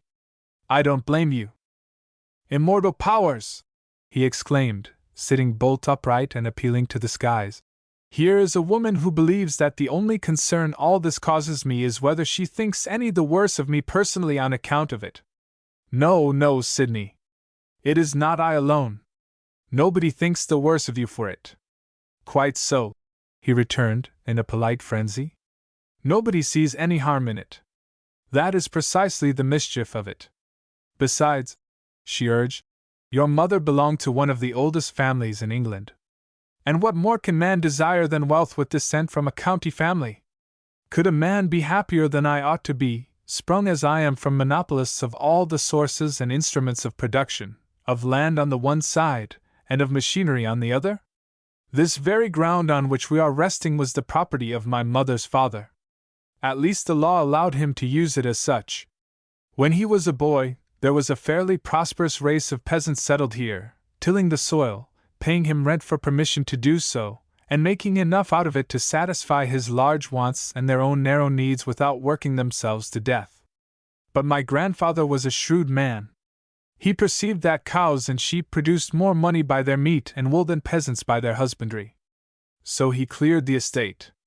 That is, he drove the peasants from their homes, as my father did afterwards in his Scotch deer forest. Or, as his tombstone has it, he developed the resources of his country. I don't know what became of the peasants, he didn't know, and I presume didn't care. I suppose the old ones went into the workhouse, and the young ones crowded the towns, and worked for men like my father in factories. Their places were taken by cattle, which paid for their food so well that my grandfather, getting my father to take shares in the enterprise, hired laborers on the Manchester terms to cut that canal for him. When it was made, he took toll upon it, and his heirs still take toll, and the sons of the navvies who dug it and of the engineer who designed it pay the toll when they have occasion to travel by it, or to purchase goods which have been conveyed along it. I remember my grandfather well. He was a well-bred man, and a perfect gentleman in his manners, but on the whole, I think he was wickeder than my father, who, after all, was caught in the wheels of a vicious system, and had either to spoil others or be spoiled by them. But my grandfather, the old rascal, was in no such dilemma. Master as he was of his bit of merry England, no man could have enslaved him, and he might at least have lived and let live. My father followed his example in the matter of the deer forest, but that was the climax of his wickedness, whereas it was only the beginning of my grandfather's. Howbeit, whichever bears the palm, there they were, the types after which we all strive. Not all, Sidney. Not we too. I hate tradespeople and country squires. We belong to the artistic and cultured classes, and we can keep aloof from shopkeepers. Living, meanwhile, at the rate of several thousand a year on rent and interest. No, my dear, this is the way of those people who insist that when they are in heaven they shall be spared the recollection of such a place as hell, but are quite content that it shall exist outside their consciousness. I respect my father more, I despise him less, for doing his own sweating and filching than I do the sensitive sluggards and cowards who lent him their money to sweat and filch with, and asked no questions provided the interest was paid punctually. And as to your friends the artists, they are the worst of all. Oh, Sidney, you are determined not to be pleased. Artists don't keep factories. No, but the factory is only a part of the machinery of the system. Its basis is the tyranny of brain force, which, among civilized men, is allowed to do what muscular force does among schoolboys and savages. The schoolboy proposition is, I am stronger than you, therefore you shall fag for me. Its grown-up form is, I am cleverer than you, therefore you shall fag for me. The state of things we produce by submitting to this, bad enough even at first, becomes intolerable when the mediocre or foolish descendants of the clever fellows claim to have inherited their privileges. Now, no men are greater sticklers for the arbitrary dominion of genius and talent than your artists. The great painter is not satisfied with being sought after and admired because his hands can do more than ordinary hands, which they truly can, but he wants to be fed as if his stomach needed more food than ordinary stomachs, which it does not. A day's work is a day's work, either more nor less, and the man who does it needs a day's sustenance, a night's repose, and due leisure, whether he be painter or plowman. But the rascal of a painter, poet, novelist, or other voluptuary in labor, is not content with his advantage in popular esteem over the plowman. He also wants an advantage in money, as if there were more hours in a day spent in the studio or library than in the field, or as if he needed more food to enable him to do his work than the plowman to enable him to do his. He talks of the higher quality of his work, as if the higher quality of it were of his own making, as if it gave him a right to work less for his neighbor than his neighbor works for him, as if the plowman could not do better without him than he without the plowman, as if the value of the most celebrated pictures has not been questioned more than that of any straight fro in the arable world, as if it did not take an apprenticeship of as many years to train the hand and eye of a mason or blacksmith as of an artist, as if, in short, the fellow were a god, as canting brain worshippers have for years past been assuring him he is. Artists are the high priests of the modern Moloch. 9 out of 10 of them are diseased creatures, just sane enough to trade on their own neuroses. The only quality of theirs which extorts my respect is a certain sublime selfishness which makes them willing to starve and to let their families starve sooner than do any work they don't like. Indeed, you are quite wrong, Sidney. There was a girl at the Slade School who supported her mother and 2 sisters by her drawing. Besides, what can you do? People were made so. Yes, I was made a landlord and capitalist by the folly of the people, but they can unmake me if they will. Meanwhile, I have absolutely no means of escape from my position except by giving away my slaves to fellows who will use them no better than I, and becoming a slave myself, which, if you please, you shall not catch me doing in a hurry. No, my beloved, I must keep my foot on their necks for your sake as well as for my own. But you do not care about all this prosy stuff. I am consumed with remorse for having bored my darling. You want to know why I am living here like a hermit in a vulgar 2-roomed hovel instead of tasting the delights of London society with my beautiful and devoted young wife. But you don't intend to stay here, Sidney? Yes, I do, and I will tell you why. I am helping to liberate those Manchester laborers who were my father's slaves. To bring that about, their fellow slaves all over the world must unite in a vast international association of men pledged to share the world's work justly, to share the produce of the work justly, to yield not a farthing, charity apart, to any full-grown and able-bodied idler or malingerer, and to treat as vermin in the Commonwealth persons attempting to get more than their share of wealth or give less than their share of work. This is a very difficult thing to accomplish, because working men, like the people called their betters, do not always understand their own interests, and will often actually help their oppressors to exterminate their saviors to the tune of Rule Britannia, or some such lying doggerel. We must educate them out of that, and meanwhile, push forward the International Association of Laborers diligently. I am at present occupied in propagating its principles. Capitalism, organized for repressive purposes under pretext of governing the nation, would very soon stop the association if it understood our aim, but it thinks that we are engaged in gunpowder plots and conspiracies to assassinate crowned heads, and so, whilst the police are blundering in search of evidence of these, our real work goes on unmolested. Whether I am really advancing the cause is more than I can say. I use heaps of postage stamps, pay the expenses of many indifferent lecturers, defray the cost of printing reams of pamphlets and handbills which hail the laborer flatteringly as the salt of the earth, write and edit a little socialist journal, and do what lies in my power generally.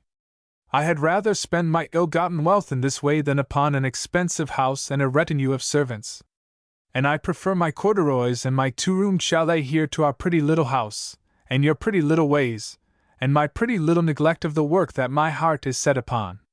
Some day, perhaps, I will take a holiday, and then we shall have a new honeymoon. For a moment Henrietta seemed about to cry. Suddenly she exclaimed with enthusiasm, "I will stay with you, Sidney. I will share your work, whatever it may be. I will dress as a dairymaid, and have a little pail to carry milk in." The world is nothing to me except when you are with me, and I should love to live here and sketch from nature." He blenched, and partially rose, unable to conceal his dismay. She, resolved not to be cast off, seized him and clung to him. This was the movement that excited the derision of Wickens's boy in the adjacent gravel pit. Trefusis was glad of the interruption, and, when he gave the boy twopence and bade him begone, half hoped that he would insist on remaining. But though an obdurate boy on most occasions, he proved complaisant on this, and withdrew to the high road, where he made over one of his pennies to a phantom gambler, and tossed with him until recalled from his dual state by the appearance of Fairholme's party.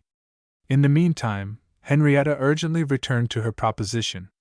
"We should be so happy," she said. "I would housekeep for you, and you could work as much as you pleased. Our life would be a long idyll."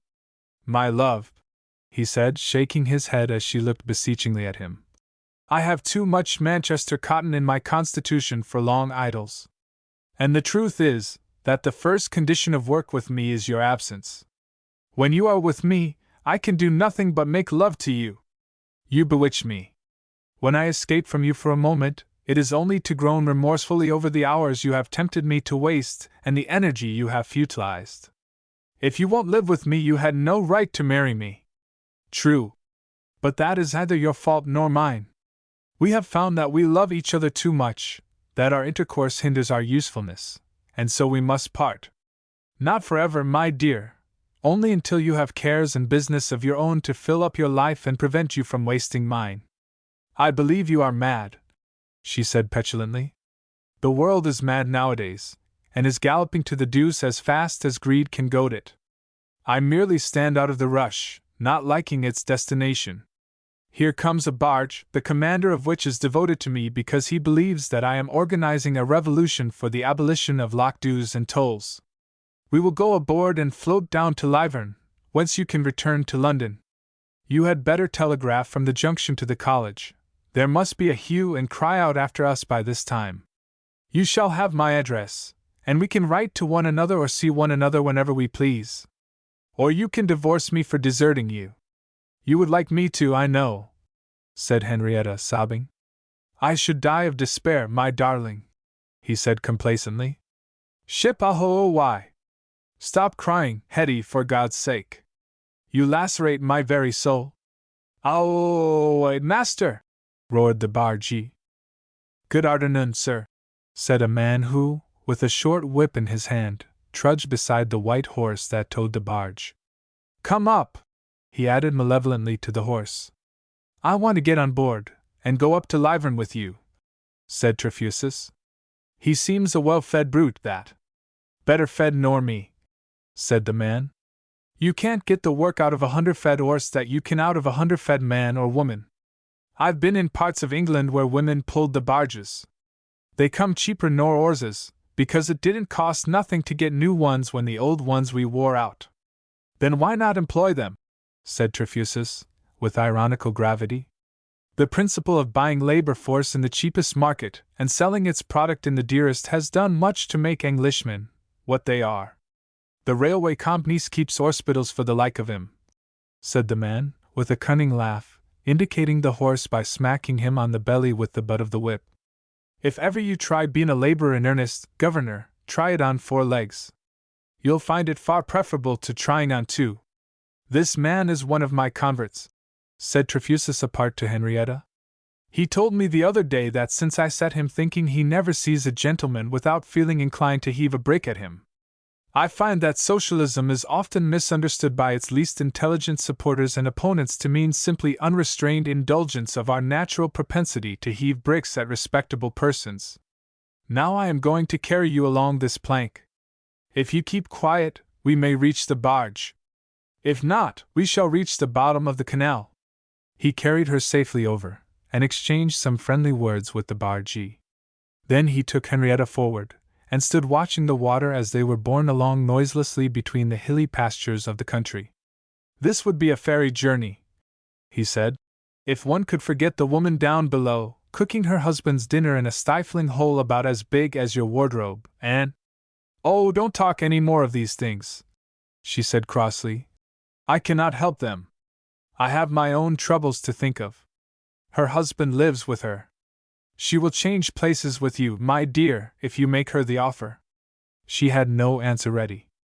After a pause, he began to speak poetically of the scenery and to offer her lover-like speeches and compliments.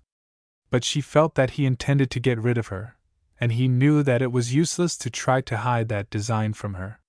She turned away and sat down on a pile of bricks, only writhing angrily when he pressed her for a word. As they neared the end of her voyage, and her intense protest against desertion remained, as she thought, only half expressed, her sense of injury grew almost unbearable. They landed on a wharf, and went through an unswept, deeply rutted lane up to the main street of Lyvern. Here he became Smilash again, walking deferentially a little before her, as if she had hired him to point out the way. She then saw that her last opportunity of appealing to him had gone by, and she nearly burst into tears at the thought. It occurred to her that she might prevail upon him by making a scene in public. But the street was a busy one, and she was a little afraid of him. Neither consideration would have checked her in one of her ungovernable moods, but now she was in an abject one. Her moods seemed to come only when they were harmful to her. She suffered herself to be put into the railway omnibus, which was on the point of starting from the inn-yard when they arrived there, and though he touched his hat, asked whether she had any message to give him, and in a tender whisper wished her a safe journey, she would not look at or speak to him. So they parted, and he returned alone to the chalet, where he was received by the 2 policemen who subsequently brought him to the college. Chapter 6. The year wore on, and the long winter evenings set in. The studious young ladies at Alton College, elbows on desk and hands over ears, shuddered chillily in fur tippets whilst they loaded their memories with the statements of writers on moral science, or, like men who swim upon corks, reasoned out mathematical problems upon postulates. Whence it sometimes happened that the more reasonable a student was in mathematics, the more unreasonable she was in the affairs of real life, concerning which few trustworthy postulates have yet been ascertained. Agatha, not studious, and apt to shiver in winter, began to break rule number 17 with increasing frequency. Rule number 17 forbade the students to enter the kitchen, or in any way to disturb the servants in the discharge of their duties. Agatha broke it because she was fond of making toffee, of eating it, of a good fire, of doing any forbidden thing, and of the admiration with which the servants listened to her ventriloquial and musical feats. Gertrude accompanied her because she too liked toffee, and because she plumed herself on her condescension to her inferiors.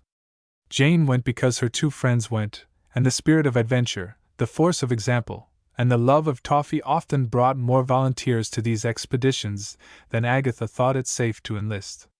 One evening Miss Wilson, going downstairs alone to her private wine cellar, was arrested near the kitchen by sounds of revelry, and stopping to listen, overheard the castanet dance, which reminded her of the emphasis with which Agatha had snapped her fingers at Mrs. Miller, the bee on the window-pane, Robin Adair, encored by the servants, and in imitation of herself in the act of appealing to Jane Carpenter's better nature to induce her to study for the Cambridge local. She waited until the cold, and her fear of being discovered spying forced her to creep upstairs, ashamed of having enjoyed a silly entertainment, and of conniving at a breach of the rules rather than face a fresh quarrel with Agatha.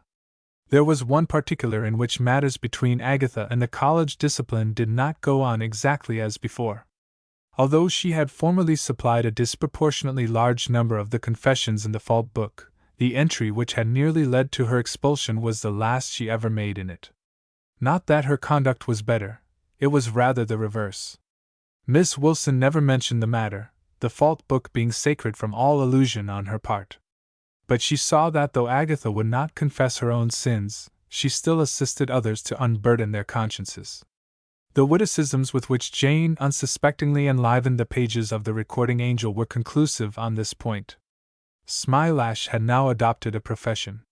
In the last days of autumn he had whitewashed the chalet, painted the doors, windows, and veranda, repaired the roof and interior, and improved the place so much that the landlord had warned him that the rent would be raised at the expiration of his 12 months' tenancy, remarking that a tenant could not reasonably expect to have a pretty, rain-tight dwelling-house for the same money as a hardly habitable ruin. Smilash had immediately promised to dilapidate it to its former state at the end of the year. He had put up a board at the gate with an inscription copied from some printed cards which he presented to persons who happened to converse with him. Jefferson Smilash.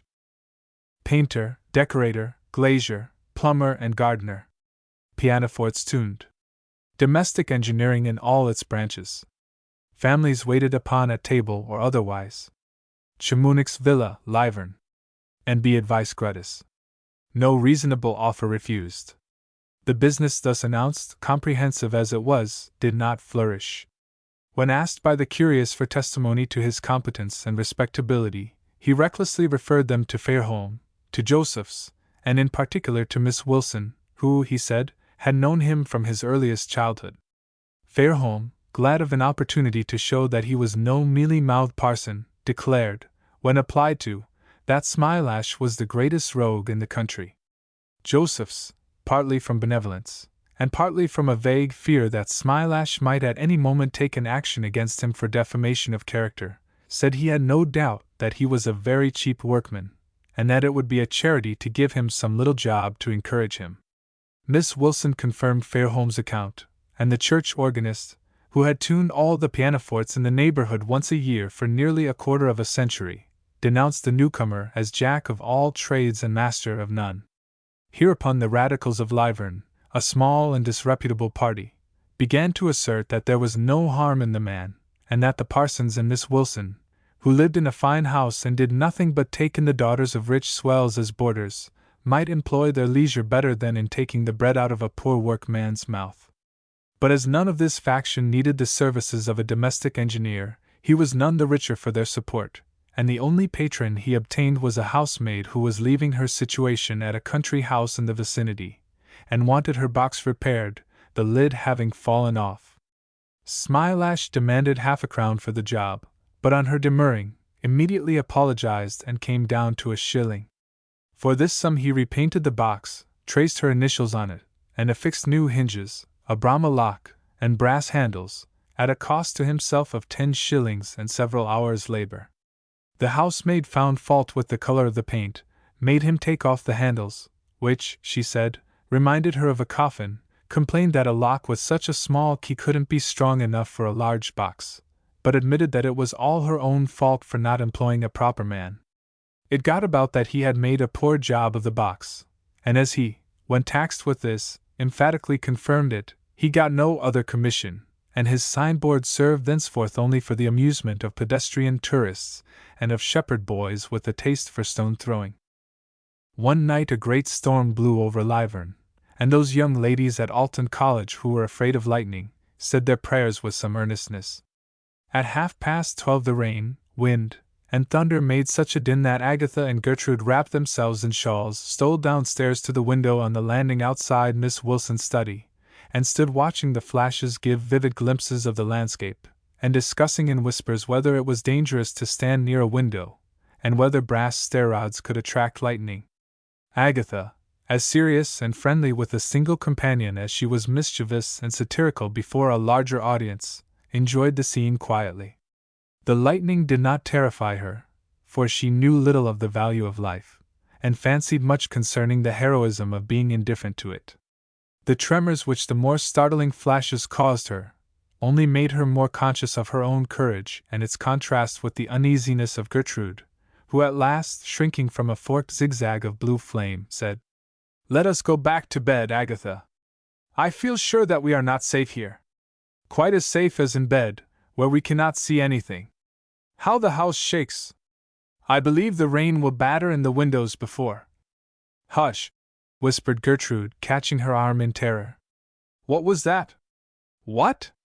"I am sure I heard the bell, the gate bell." "Oh, do let us go back to bed." "Nonsense!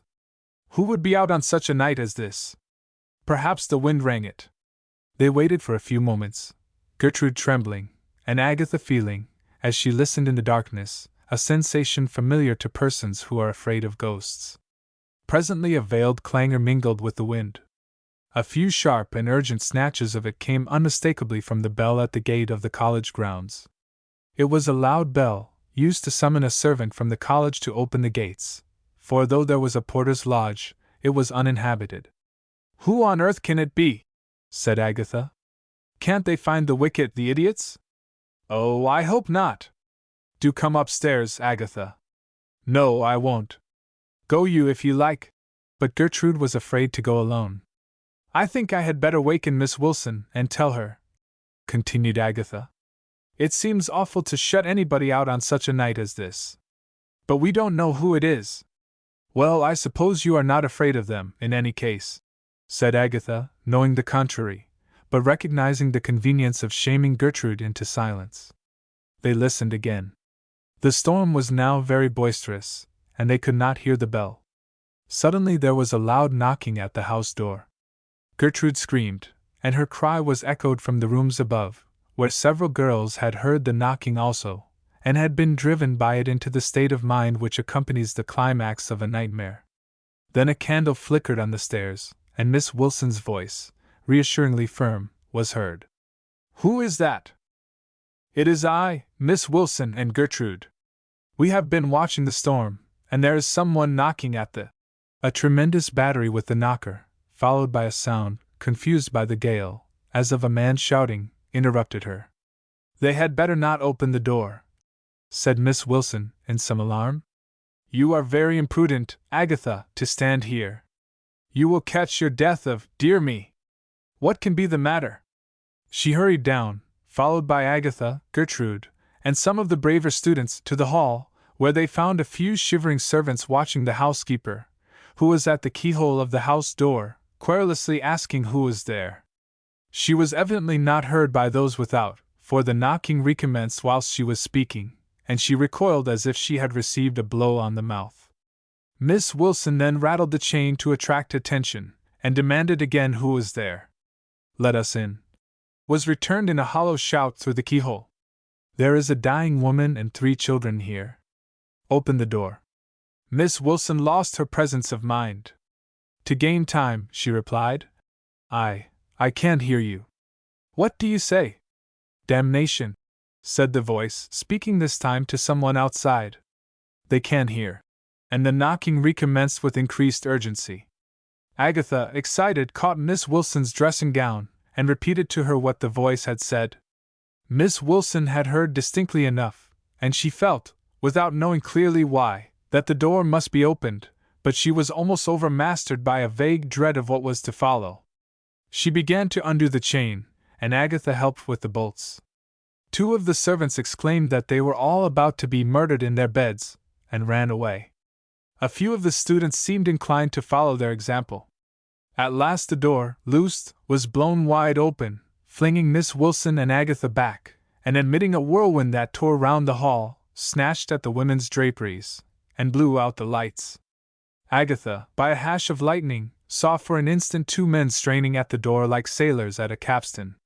Then she knew by the cessation of the whirlwind that they had shut it. Matches were struck, the candles relight, and the newcomers clearly perceived Smilash, bareheaded, without a coat, his corduroy vest and trousers heavy with rain, a rough-looking, middle-aged man, poorly dressed like a shepherd, wet as Smilash, with the expression, piteous, patient, and desperate, of one hard driven by ill fortune, and at the end of his resources. 2 little children, a boy and a girl, almost naked, cowering under an old sack that had served them as an umbrella, and, lying on the settee where the 2 men had laid it, a heap of wretched wearing apparel. Sacking, and rotten matting, with Smilash's coat and sou'wester, the whole covering a bundle which presently proved to be an exhausted woman with a tiny infant at her breast. Smilash's expression, as he looked at her, was ferocious. "Sorry fur to trouble you, lady," said the man, after glancing anxiously at Smilash, as if he had expected him to act as spokesman. "But my roof and the side of my house has gone in the storm, and my missus has been having another little one, and I am sorry to inconvenience you, miss, but... Inconvenience!" exclaimed Smilash. "It is the lady's privilege to relieve you, her highest privilege." The little boy here began to cry from mere misery, and the woman roused herself to say, "For shame, Tom!" before the lady, and then collapsed, too weak to care for what might happen next in the world. Smilash looked impatiently at Miss Wilson, who hesitated, and said to him, "What do you expect me to do?" "To help us," he replied. Then, with an explosion of nervous energy, he added, "Do what your heart tells you to do. Give your bed and your clothes to the woman, and let your girls pitch their books to the devil for a few days and make something for these poor little creatures to wear. The poor have worked hard enough to clothe them. Let them take their turn now and clothe the poor." "No, no, steady, master," said the man, stepping forward to propitiate Miss Wilson, and evidently much oppressed by a sense of unwelcomeness. "It ain't any fault of the ladies. Might I make so bold as to ask you to put this woman of mine anywhere that may be convenient until morning? Any sort of a place will do, she's accustomed to rough it. Just to have a roof over her until I find a room in the village where we can shake down." Here, led by his own words to contemplate the future, he looked desolately round the cornice of the hall, as if it were a shelf on which somebody might have left a suitable lodging for him. Miss Wilson turned her back decisively and contemptuously on Smilash. She had recovered herself. "I will keep your wife here," she said to the man. "Every care shall be taken of her. The children can stay too." "Three cheers for moral science!" cried Smilash, ecstatically breaking into the outrageous dialect he had forgotten in his wrath. "What was my words to you, neighbor, when I said we should bring your missus to the college, and you said, ironical like, "Aye, and bloomin' glad they'll be to see us there"? Did I not say to you that the lady had a noble art, and would show it when put to the test by such a calamity as this? Why should you bring my hasty words up again me now, master, when the lady has been so kind?" said the man with emotion. "I am humbly grateful to you, miss, and so is Bess. We are sensible of the ill convenience we—" Miss Wilson, who had been conferring with the housekeeper, cut his speech short by ordering him to carry his wife to bed, which he did with the assistance of Smilash, now jubilant. Whilst they were away, one of the servants, bidden to bring some blankets to the woman's room, refused, saying that she was not going to wait on that sort of people. Miss Wilson gave her warning almost fiercely to quit the college next day. This accepted, no ill will was shown to the refugees. The young ladies were then requested to return to bed. Meanwhile the man, having laid his wife in a chamber palatial in comparison with that which the storm had blown about her ears, was congratulating her on her luck, and threatening the children with the most violent chastisement if they failed to behave themselves with strict propriety whilst they remained in that house. Before leaving them he kissed his wife, and she, reviving, asked him to look at the baby. He did so, and pensively apostrophized it with a shocking epithet in anticipation of the time when its appetite must be satisfied from the provision shop instead of from its mother's breast. She laughed and cried shame on him, and so they parted cheerfully. When he returned to the hall with Smilash, they found 2 mugs of beer waiting for them. The girls had retired, and only Miss Wilson and the housekeeper remained. "Here's your health, Mum," said the man before drinking. "And may you find such another as yourself to help you when you're in trouble, which Lord send may never come." "Is your house quite destroyed?"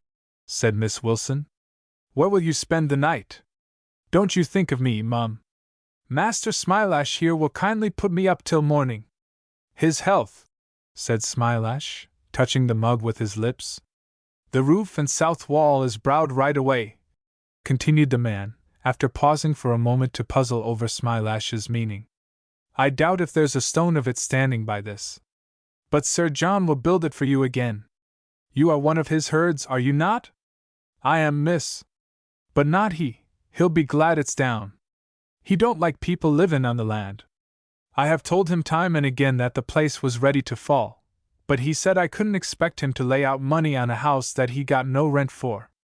You see, miss, I didn't pay any rent. I took low wages, and the bit of a hut was a sort of set off again what I was paid short of the other men. I couldn't afford to have it repaired, though I did what I could to patch and prop it. And now most like I shall be blamed for letting it be blew down, and shall have to live in half a room in the town and pay 2 or 3 shillings a week, besides walking 3 miles to and from my work every day. A gentleman like Sir John don't hardly know what the value of a penny is to us labouring folk, nor how cruel hard his estate rules and the like comes on us." "Sir John's health," said Smilash, touching the mug as before. The man drank a mouthful humbly, and Smilash continued, "Here's to the glorious landed gentry of Old England, bless 'em!" "Master Smilash is only jokin'," said the man apologetically. "It's his way. You should not bring a family into the world if you are so poor," said Miss Wilson severely. "Can you not see that you impoverish yourself by doing so, to put the matter on no higher grounds?" "Reverend Mr. Malthus's health," remarked Smilash, repeating his pantomime. "Some say it's the children, and some say it's the drink, miss," said the man submissively. "But from what I see, family or no family, drunk or sober, the poor gets poorer and the rich richer every day. Ain't it disgustin' to hear a man so ignorant of the improvement in the condition of his class?" said Smilash, appealing to Miss Wilson. "If you intend to take this man home with you," she said, turning sharply on him, "you had better do it at once.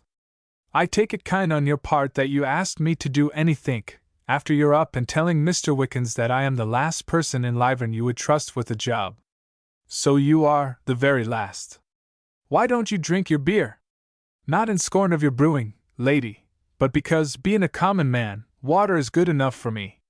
"I wish you good night, miss," said the man, "and thank you kindly for Bess and the children." "Good night," she replied, stepping aside to avoid any salutation from Smilash. But he went up to her and said in a low voice, and with the Trefusis manner and accent, "Good night, Miss Wilson. If you should ever be in want of the services of a dog, a man, or a domestic engineer, remind Smilash of Bess and the children, and he will act for you in any of those capacities." They opened the door cautiously, and found that the wind, conquered by the rain, had abated. Miss Wilson's candle, though it flickered in the draught, was not extinguished this time, and she was presently left with the housekeeper, bolting and chaining the door, and listening to the crunching of feet on the gravel outside dying away through the steady pattering of the rain. Chapter 7. Agatha was at this time in her 17th year. She had a lively perception of the foibles of others, and no reverence for her seniors, whom she thought dull, cautious, and ridiculously amenable by commonplaces. But she was subject to the illusion which disables youth in spite of its superiority to age. She thought herself an exception. Crediting Mr. Jansenius and the general mob of mankind with nothing but a groveling consciousness of some few material facts, she felt in herself an exquisite sense and all-embracing conception of nature, shared only by her favorite poets and heroes of romance and history. Hence she was in the common youthful case of being a much better judge of other people's affairs than of her own. At the fellow student who adored some Henry or Augustus, not from the drivelling sentimentality which the world calls love, but because this particular Henry or Augustus was a phoenix to whom the laws that govern the relations of ordinary lads and lasses did not apply, Agatha laughed in her sleeve. The more she saw of this weakness in her fellows, the more satisfied she was that, being forewarned, she was also forearmed against an attack of it on herself, much as if a doctor were to conclude that he could not catch smallpox because he had seen many cases of it, or as if a master mariner, knowing that many ships are wrecked in the British Channel, should venture there without a pilot, thinking that he knew its perils too well to run any risk of them. Yet, as the doctor might hold such an opinion if he believed himself to be constituted differently from ordinary men, or the shipmaster adopt such a course under the impression that his vessel was a star, Agatha found false security in the subjective difference between her fellows seen from without and herself known from within. When, for instance, she fell in love with Mr. Jefferson Smilash, a step upon which she resolved the day after the storm, her imagination invested the pleasing emotion with a sacredness which, to her, set it far apart and distinct from the frivolous fancies of which Henry and Augustus had been the subject, and she the confidant. "I can look at him quite coolly and dispassionately," she said to herself. "Though his face has a strange influence that must, I know, correspond to some unexplained power within me, yet it is not a perfect face. I have seen many men who are, strictly speaking, far handsomer. If the light that never was on sea or land is in his eyes, yet they are not pretty eyes, not half so clear as mine. Though he wears his common clothes with a nameless grace that betrays his true breeding at every step, yet he is not tall, dark, and melancholy, as my ideal hero would be if I were as great a fool as girls of my age usually are. If I am in love, I have sense enough not to let my love blind my judgment." She did not tell anyone of her new interest in life. Strongest in that student community, she had used her power with good nature enough to win the popularity of a school leader, and occasionally with unscrupulousness enough to secure the privileges of a school bully. Popularity and privilege, however, only satisfied her when she was in the mood for them. Girls, like men, want to be petted, pitied, and made much of when they are diffident, in low spirits, or in unrequited love. These are services which the weak cannot render to the strong, and which the strong will not render to the weak, except when there is also a difference of sex. Agatha knew by experience that though a weak woman cannot understand why her stronger sister should wish to lean upon her, she may triumph in the fact without understanding it, and give chaff instead of consolation. Agatha wanted to be understood and not to be chaffed. Finding herself unable to satisfy both these conditions, she resolved to do without sympathy and to hold her tongue. She had often had to do so before, and she was helped on this occasion by a sense of the ridiculous appearance her passion might wear in the vulgar eye. Her secret kept itself, as she was supposed in the college to be insensible to the softer emotions. Love wrought no external change upon her. It made her believe that she had left her girlhood behind her, and was now a woman with a newly developed heart capacity at which she would childishly have scoffed a little while before. She felt ashamed of the bee on the window pane, although it somehow buzzed as frequently as before in spite of her. Her calendar, formerly a monotonous cycle of class times, meal times, play times, and bedtime, was now irregularly divided by walks past the chalet and accidental glimpses of its tenant. Early in December came a black frost, and navigation on the canal was suspended. Wickens's boy was sent to the college with news that Wickens's pond would bear, and that the young ladies should be welcome at any time. The pond was only 4 feet deep, and as Miss Wilson set much store by the physical education of her pupils, leave was given for skating. Agatha, who was expert on the ice, immediately proposed that a select party should go out before breakfast next morning. Actions not in themselves virtuous often appear so when performed at hours that compel early rising, and some of the candidates for the Cambridge local, who would not have sacrificed the afternoon to amusement, at once fell in with her suggestion. But for them it might never have been carried out, for when they summoned Agatha, at 6:30 next morning, to leave her warm bed and brave the biting air, she would have refused without hesitation had she not been shamed into compliance by these laborious ones who stood by her bedside, blue-nosed and hungry, but ready for the ice. When she had dressed herself with much shuddering and chattering, they allayed their internal discomfort by a slender meal of biscuits, got their skates, and went out across the rimy meadows, past patient cows breathing clouds of steam, to Wickens's pond. Here, to their surprise, was Smilash, on electroplated Acme skates, practicing complicated figures with intense diligence. It soon appeared that his skill came short of his ambition, for, after several narrow escapes and some frantic staggering, his calves, elbows, and occiput smote the ice almost simultaneously. On rising ruefully to a sitting posture, he became aware that 8 young ladies were watching his proceedings with interest. "This comes of a common man putting himself above his station by getting into gentlemen's skates," he said. "Had I been content with a humble slide, as my father's was, I should ha' been a happier man at the present moment." He sighed, rose, touched his hat to Miss Ward, and took off his skates, adding, "Good morning, miss. Miss Wilson sent me word to be here sharp at 6 to put on the young lady's skates, and I took the liberty of trying a figure or two to keep out the cold." "Miss Wilson did not tell me that she ordered you to come," said Miss Ward. "Just like her to be thoughtful and yet not let on to be. She is a kind lady, and a learned, like yourself, miss. Sit yourself down on the campstool and give me your heel, if I may be so bold as to stick a gimlet into it." His assistance was welcome, and Miss Ward allowed him to put on her skates. She was a Canadian, and could skate well. Jane, the first to follow her, was anxious as to the strength of the ice, but when reassured she acquitted herself admirably, for she was proficient in outdoor exercises, and had the satisfaction of laughing in the field at those who laughed at her in the study. Agatha, contrary to her custom, gave way to her companions, and her boots were the last upon which Smilash operated. "How'd you do, Miss Wiley?" he said, dropping the Smilash manner now that the rest were out of earshot. "I am very well, thank you," said Agatha, shy and constrained. This phase of her being new to him, he paused with her heel in his hand and looked up at her curiously.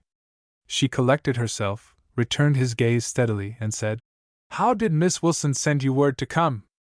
"She only knew of our party at 9:30 last night. Miss Wilson did not send for me." "But you have just told Miss Ward that she did." "Yes. I find it necessary to tell almost as many lies now that I am a simple laborer as I did when I was a gentleman.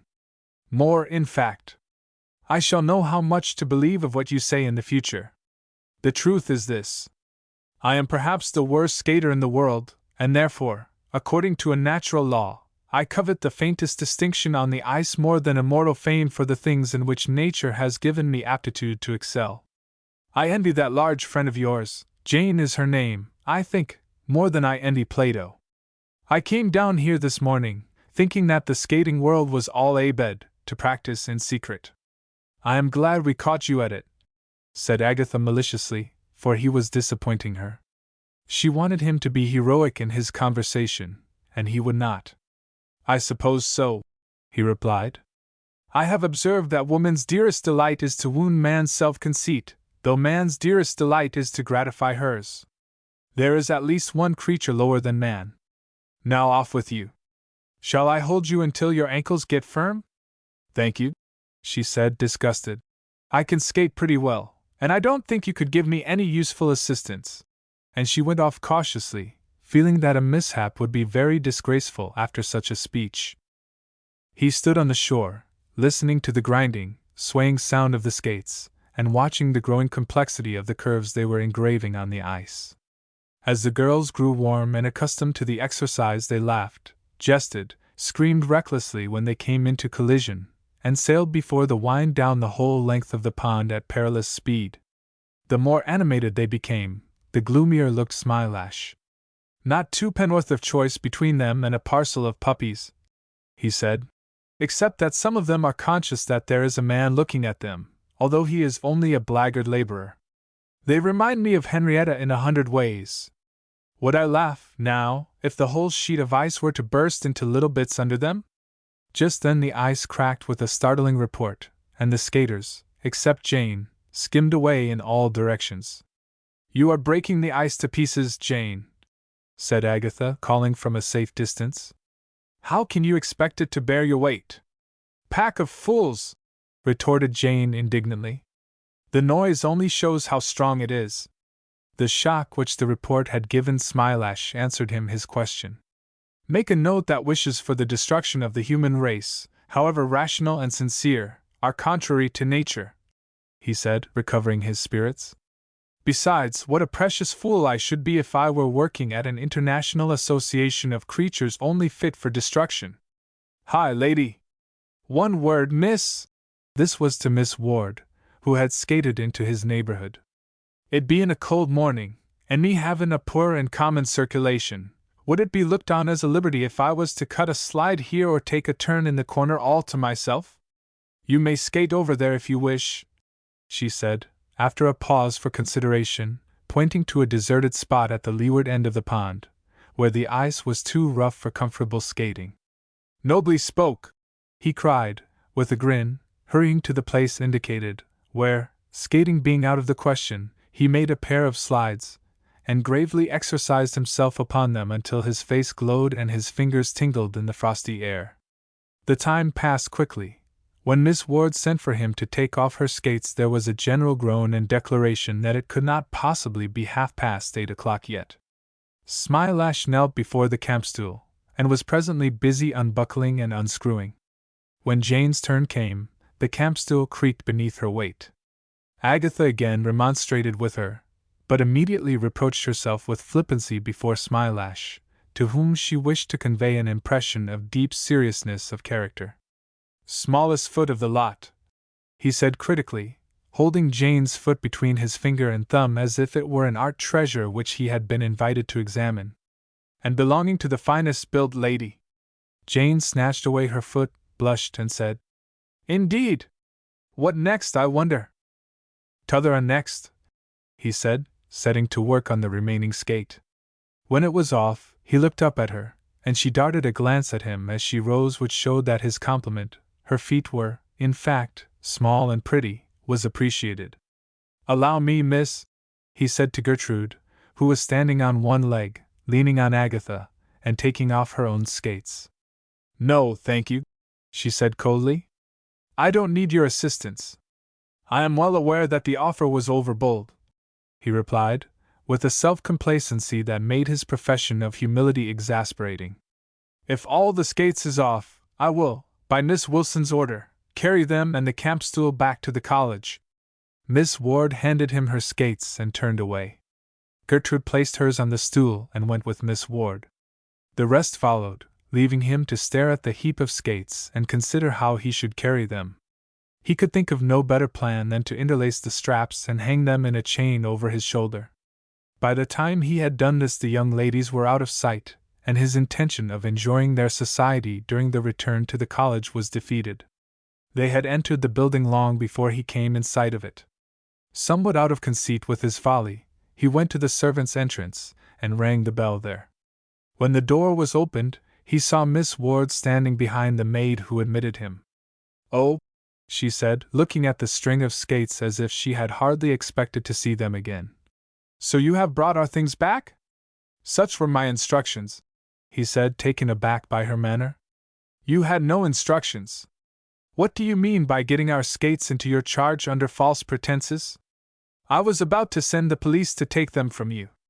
How dare you tell me that you were sent to wait on me, when you know very well that you were nothing of the sort? I couldn't help it, miss, he replied submissively. I am a natural-born liar, always was. I know that it must appear dreadful to you that never told a lie, and don't hardly know what a lie is, belonging as you do to a class where none is ever told. But common people like me tells lies just as a duck swims. I ask your pardon, miss, most humble, and I hope the young ladies'll be able to tell one set of skates from t'other, for I'm blessed if I can. Put them down. Miss Wilson wishes to speak to you before you go. Susan, show him the way. Hope you ain't been and got a poor cove into trouble, miss? Miss Wilson knows how you have behaved. He smiled at her benevolently and followed Susan upstairs. On their way they met Jane, who stole a glance at him, and was about to pass by, when he said, Won't you say a word to Miss Wilson for a poor common fellow, honored young lady? I have got into dreadful trouble for having made bold to assist you this morning. You needn't give yourself the pains to talk like that, replied Jane in an impetuous whisper. We all know that you're only pretending. Well, you can guess my motive, he whispered, looking tenderly at her. Such stuff and nonsense! I never heard of such a thing in my life, said Jane, and ran away, plainly understanding that he had disguised himself in order to obtain admission to the college and enjoy the happiness of looking at her. Cursed fool that I am, he said to himself. I cannot act like a rational creature for 5 consecutive minutes. The servant led him to the study and announced, The man, if you please, ma'am. Jeff Smilash, he added in explanation. Come in, said Miss Wilson sternly. He went in, and met the determined frown which she cast on him from her seat behind the writing table, by saying courteously, Good morning, Miss Wilson. She bent forward involuntarily, as if to receive a gentleman. Then she checked herself and looked implacable. I have to apologize, he said, for making use of your name unwarrantably this morning, telling a lie, in fact. I happened to be skating when the young ladies came down, and as they needed some assistance which they would hardly have accepted from a common man, excuse my borrowing that tiresome expression from our acquaintance Smilash, I set their minds at ease by saying that you had sent for me. Otherwise, as you have given me a bad character, though not worse than I deserve, they would probably have refused to employ me, or at least I should have been compelled to accept payment, which I, of course, do not need. Miss Wilson affected surprise. I do not understand you, she said. Not altogether, he said, smiling. But you understand that I am what is called a gentleman. No, The gentlemen with whom I am conversant do not dress as you dress, nor speak as you speak, nor act as you act. He looked at her, and her countenance confirmed the hostility of her tone. He instantly relapsed into an aggravated phase of smilash. I will no longer attempt to set myself up as a gentleman, he said. I am a common man, and your ladyship's high recognizes me as such and is not to be deceived. But don't go for to say that I am not candid when I am as candid as ever you will let me be. What fault, if any, do you find with my putting the skates on the young ladies, and carrying the campstool for them? If you are a gentleman, said Miss Wilson, reddening, your conduct in persisting in these antics in my presence is insulting to me. Extremely so, Miss Wilson, he replied, unruffled. If you insist on Smilash, you shall have Smilash. I take an insane pleasure in personating him. If you want Sidney, my real Christian name, you can command him. But allow me to say that you must have either one or the other. If you become frank with me, I will understand that you are addressing Sidney. If distant and severe, Smilash. No matter what your name may be, said Miss Wilson, much annoyed. I forbid you to come here or to hold any communication whatever with the young ladies in my charge. Why? Because I choose. There is much force in that reason, Miss Wilson, but it is not moral force in the sense conveyed by your college prospectus, which I have read with great interest.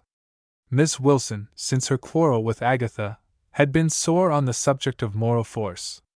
No one is admitted here, she said, without a trustworthy introduction or recommendation. A disguise is not a satisfactory substitute for either. Disguises are generally assumed for the purpose of concealing crime, he remarked sententiously.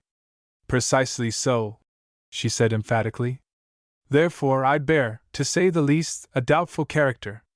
Nevertheless, I have formed with some of the students here a slight acquaintance, of which, it seems, you disapprove. You have given me no good reason why I should discontinue that acquaintance, and you cannot control me except by your wish, a sort of influence not usually effective with doubtful characters. Suppose I disregard your wish, and that one or two of your pupils come to you and say, Miss Wilson, in our opinion Smilash is an excellent fellow, we find his conversation most improving. As it is your principle to allow us to exercise our own judgment, we intend to cultivate the acquaintance of Smilash. How will you act in that case? Send them home to their parents at once. I see that your principles are those of the Church of England. You allow the students the right of private judgment on condition that they arrive at the same conclusions as you. Excuse my saying that the principles of the Church of England, however excellent, are not those your prospectus led me to hope for. Your plan is coercion, stark and simple. I do not admit it, said Miss Wilson, ready to argue, even with Smilash, in defense of her system. The girls are quite at liberty to act as they please, but I reserve my equal liberty to exclude them from my college if I do not approve of their behavior. Just so. In most schools children are perfectly at liberty to learn their lessons or not, just as they please, but the principal reserves an equal liberty to whip them if they cannot repeat their tasks. I do not whip my pupils, said Miss Wilson indignantly. The comparison is an outrage. But you expel them, and, as they are devoted to you and to the place, expulsion is a dreaded punishment. Yours is the old system of making laws and enforcing them by penalties, and the superiority of Alton College to other colleges is due, not to any difference of system, but to the comparative reasonableness of its laws and the mildness and judgment with which they are enforced. My system is radically different from the old one. However, I will not discuss the matter with you. A mind occupied with the prejudices of the old coercive despotism can naturally only see in the new a modification of the old, instead of, as my system is, an entire reversal or abandonment of it. He shook his head sadly and said, You seek to impose your ideas on others, ostracizing those who reject them. Believe me, mankind has been doing nothing else ever since it began to pay some attention to ideas. It has been said that a benevolent despotism is the best possible form of government. I do not believe that saying, because I believe another one to the effect that hell is paved with benevolence, which most people, the proverb being too deep for them, misinterpret as unfulfilled intentions. as if a benevolent despot might not by any error of judgment destroy his kingdom, and then say, like Romeo when he got his friend killed, "I thought all for the best, excuse my rambling." I meant to say, in short, that though you are benevolent and judicious, you are none the less a despot. Miss Wilson, at a loss for a reply, regretted that she had not, before letting him gain so far on her, dismissed him summarily instead of tolerating a discussion which she did not know how to end with dignity. He relieved her by adding unexpectedly, "Your system was the cause of my absurd marriage. My wife acquired a degree of culture and reasonableness from her training here which made her seem a superior being among the chatterers who formed the female seasoning in ordinary society. I admired her dark eyes, and was only too glad to seize the excuse her education offered me for believing her a match for me in mind as well as in body." Miss Wilson, astonished, determined to tell him coldly that her time was valuable. But curiosity took possession of her in the act of utterance, and the words that came were, "Who was she?" "Henrietta Jansenius." "She is Henrietta Trefusis, and I am Sidney Trefusis, at your mercy. I see I have aroused your compassion at last." "Nonsense!" said Miss Wilson hastily, for her surprise was indeed tinged by a feeling that he was thrown away on Henrietta. "I ran away from her and adopted this retreat and this disguise in order to avoid her." The usual rebuke to human forethought followed. "I ran straight into her arms, or rather she ran into mine. You remember the scene, and were probably puzzled by it. You seem to think your marriage contract a very light matter, Mr. Trefusis. May I ask whose fault was the separation?" "Hers, of course.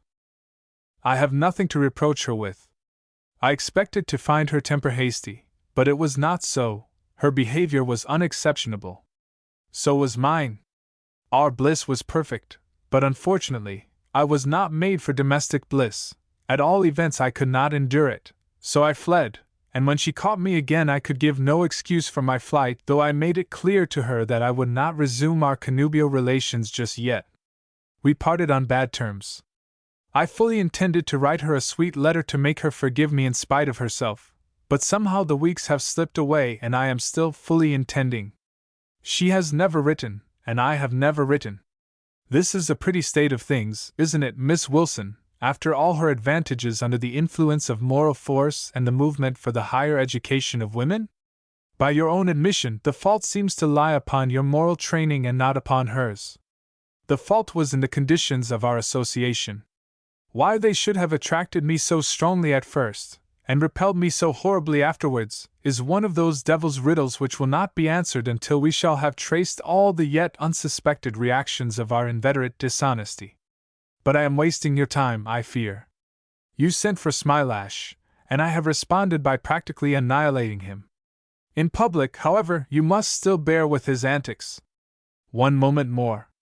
I had forgotten to ask you whether you are interested in the shepherd whose wife you sheltered on the night of the storm? He assured me, before he took his wife away, that he was comfortably settled in a lodging in Lyvern. Yes. Very comfortably settled indeed. For £50 a week he obtained permission to share a spacious drawing-room with 2 other families in a 10-roomed house in not much better repair than his blown-down hovel. This house yields to its landlord over £200 a year, or rather more than the rent of a commodious mansion in South Kensington. It is a troublesome rent to collect, but on the other hand there is no expenditure for repairs or sanitation, which are not considered necessary in tenement houses. Our friend has to walk 3 miles to his work and 3 miles back. Exercise is a capital thing for a student or a city clerk, but to a shepherd who has been in the fields all day, a long walk at the end of his work is somewhat too much of a good thing. He begged for an increase of wages to compensate him for the loss of the hut, but Sir John pointed out to him that if he was not satisfied his place could be easily filled by less exorbitant shepherds. Sir John even condescended to explain that the laws of political economy bind employers to buy labor in the cheapest market, and our poor friend, just as ignorant of economics as Sir John, of course did not know that this was untrue. However, as labor is actually so purchased everywhere except in Downing Street and a few other privileged spots, I suggested that our friend should go to some place where his market price would be higher than in Merry England. He was willing enough to do so, but unable from want of means. So I lent him a trifle, and now he is on his way to Australia. Workmen are the geese that lay the golden eggs, but they fly away sometimes. I hear a gong sounding, to remind me of the fight of time and the value of your share of it. Good morning! Miss Wilson was suddenly moved not to let him go without an appeal to his better nature. Mr. Trefusis, she said, excuse me, but are you not, in your generosity to others, a little forgetful of your duty to yourself, and the first and hardest of all duties? He exclaimed. I beg your pardon for interrupting you. It was only to plead guilty. I cannot admit that it is the first of all duties, but it is sometimes perhaps the hardest, as you say. Still, you could surely do yourself more justice without any great effort. If you wish to live humbly, you can do so without pretending to be an uneducated man and without taking an irritating and absurd name. Why on earth do you call yourself Smilash? I confess that the name has been a failure. I took great pains, in constructing it, to secure a pleasant impression. It is not a mere invention, but a compound of the words smile and eyelash. A smile suggests good humor. Eyelashes soften the expression and are the only features that never blemish a face. Hence, Smilash is a sound that should cheer and propitiate. Yet it exasperates. It is really very odd that it should have that effect, unless it is that it raises expectations which I am unable to satisfy. Miss Wilson looked at him doubtfully. He remained perfectly grave. There was a pause. Then, as if she had made up her mind to be offended, she said, Good morning, shortly. Good morning, Miss Wilson. The son of a millionaire, like the son of a king, is seldom free from mental disease. I am just mad enough to be a mountebank. If I were a little madder, I should perhaps really believe myself Smilash instead of merely acting him. Whether you asked me to forget myself for a moment, or to remember myself for a moment, I reply that I am the son of my father, and cannot. With my egotism, my charlatanry, my tongue, and my habit of having my own way, I am fit for no calling but that of savior of mankind, just of the sort they like. After an impressive pause, he turned slowly and left the room. I wonder, he said, as he crossed the landing, whether, by judiciously losing my way, I can catch a glimpse of that girl who is like a golden idol?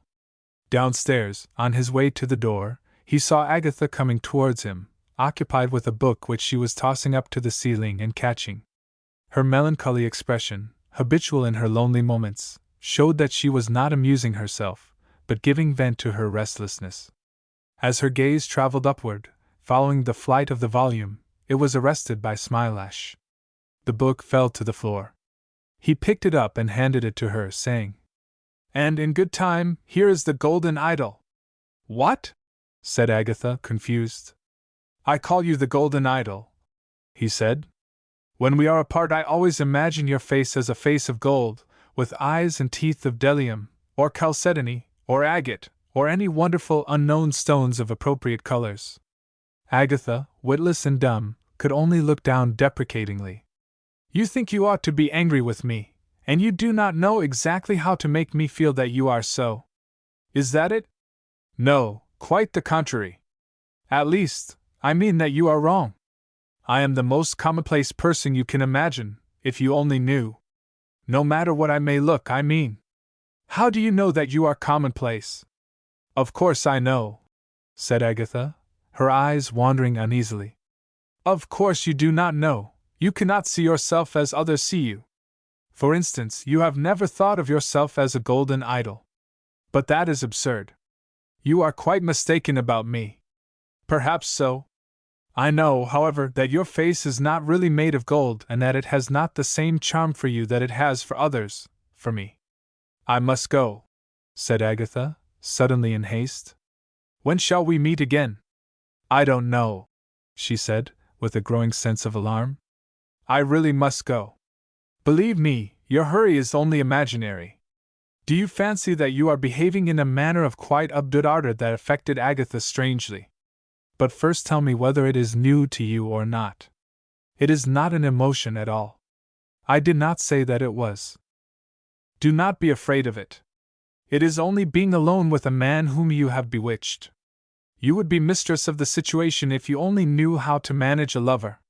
It is far easier than managing a horse, or skating, or playing the piano, or half a dozen other feats of which you think nothing." Agatha colored and raised her head. "Forgive me," he said, interrupting the action. "I am trying to offend you in order to save myself from falling in love with you, and I have not the heart to let myself succeed. On your life, do not listen to me or believe me.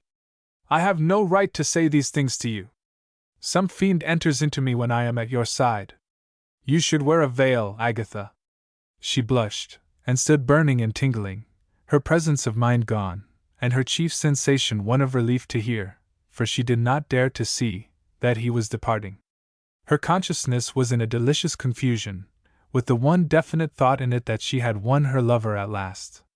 The tone of Trefusus's voice, rich with truth and earnestness, his quick insight, and his passionate warning to her not to heed him, convinced her that she had entered into a relation destined to influence her whole life. "And yet," she said remorsefully, "I cannot love him as he loves me. I am selfish, cold, calculating, worldly, and have doubted until now whether such a thing as love really existed. If I could only love him recklessly and wholly, as he loves me." Smilash was also soliloquizing as he went on his way. "Now I have made the poor child, who was so anxious that I should not mistake her for a supernaturally gifted and lovely woman, as happy as an angel, and so is that fine girl whom they call Jane Carpenter. I hope they won't exchange confidences on the subject." Chapter 8. Mrs. Trefusis found her parents so unsympathetic on the subject of her marriage that she left their house shortly after her visit to Lyvern, and went to reside with a hospitable friend. Unable to remain silent upon the matter constantly in her thoughts, she discussed her husband's flight with this friend, and elicited an opinion that the behavior of Trefusis was scandalous and wicked. Henrietta could not bear this, and sought shelter with a relative. The same discussion arising, the relative said, "Well, Hetty, if I am to speak candidly, I must say that I have known Sidney Trefusis for a long time, and he is the easiest person to get on with I ever met. And you know, dear, that you are very trying sometimes.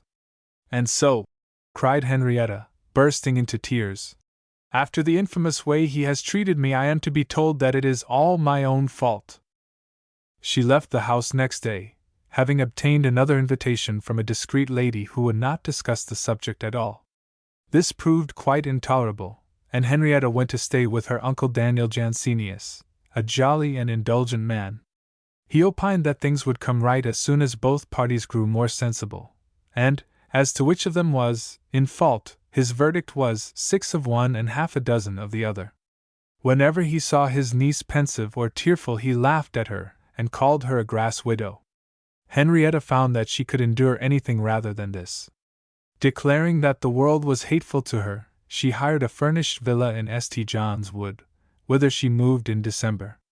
But suffering much there from loneliness, she soon wrote a pathetic letter to Agatha, entreating her to spend the approaching Christmas vacation with her, and promising her every luxury and amusement that boundless affection could suggest and boundless means procure. Agatha's reply contained some unlooked-for information. Alton College, Lyvern, December 14th. Dearest Hetty, I don't think I can do exactly what you want, as I must spend Christmas with Mamma at Chiswick. But I need not get there until Christmas Eve, and we break up here on yesterday week, the 20th, so I will go straight to you and bring you with me to Mamma's, where you will spend Christmas much better than moping in a strange house. It is not quite settled yet about my leaving the college after this term. You must promise not to tell anyone, but I have a new friend here, a lover. Not that I am in love with him, though I think very highly of him. You know I am not a romantic fool. But he is very much in love with me, and I wish I could return it as he deserves. The French say that one person turns the cheek and the other kisses it. It has not got quite so far as that with us.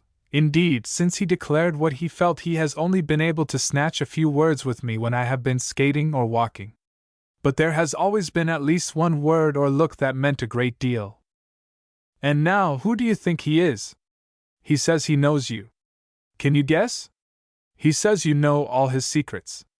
He says he knows your husband well, that he treated you very badly, and that you are greatly to be pitied.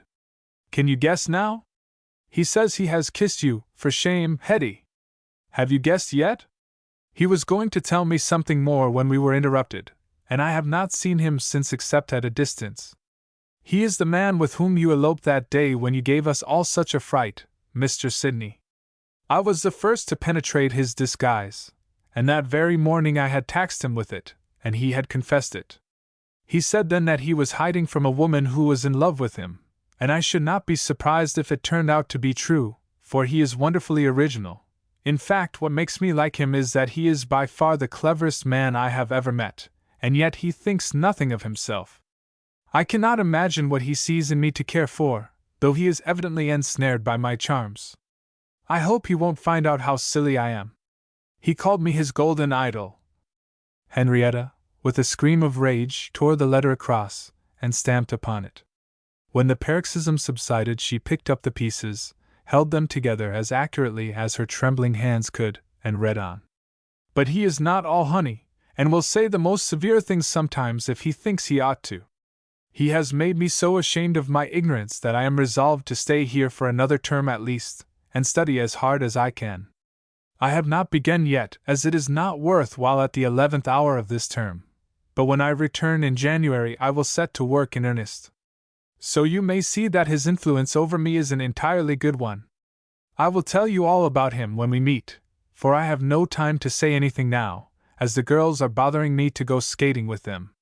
He pretends to be a workman, and puts on our skates for us, and Jane Carpenter believes that he is in love with her. Jane is exceedingly kind-hearted, but she has a talent for making herself ridiculous that nothing can suppress. The ice is lovely, and the weather jolly. We do not mind the cold in the least. They are threatening to go without me. Goodbye. Ever your affectionate Agatha. Henrietta looked round for something sharp. She grasped a pair of scissors greedily and stabbed the air with them. Then she became conscious of her murderous impulse, and she shuddered at it, but in a moment more her jealousy swept back upon her. She cried, as if suffocating, "I don't care, I should like to kill her!" But she did not take up the scissors again. At last she rang the bell violently and asked for a railway guide.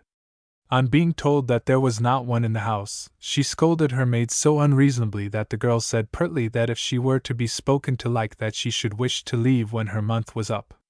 This check brought Henrietta to her senses. She went upstairs and put on the first cloak at hand, which was fortunately a heavy fur one.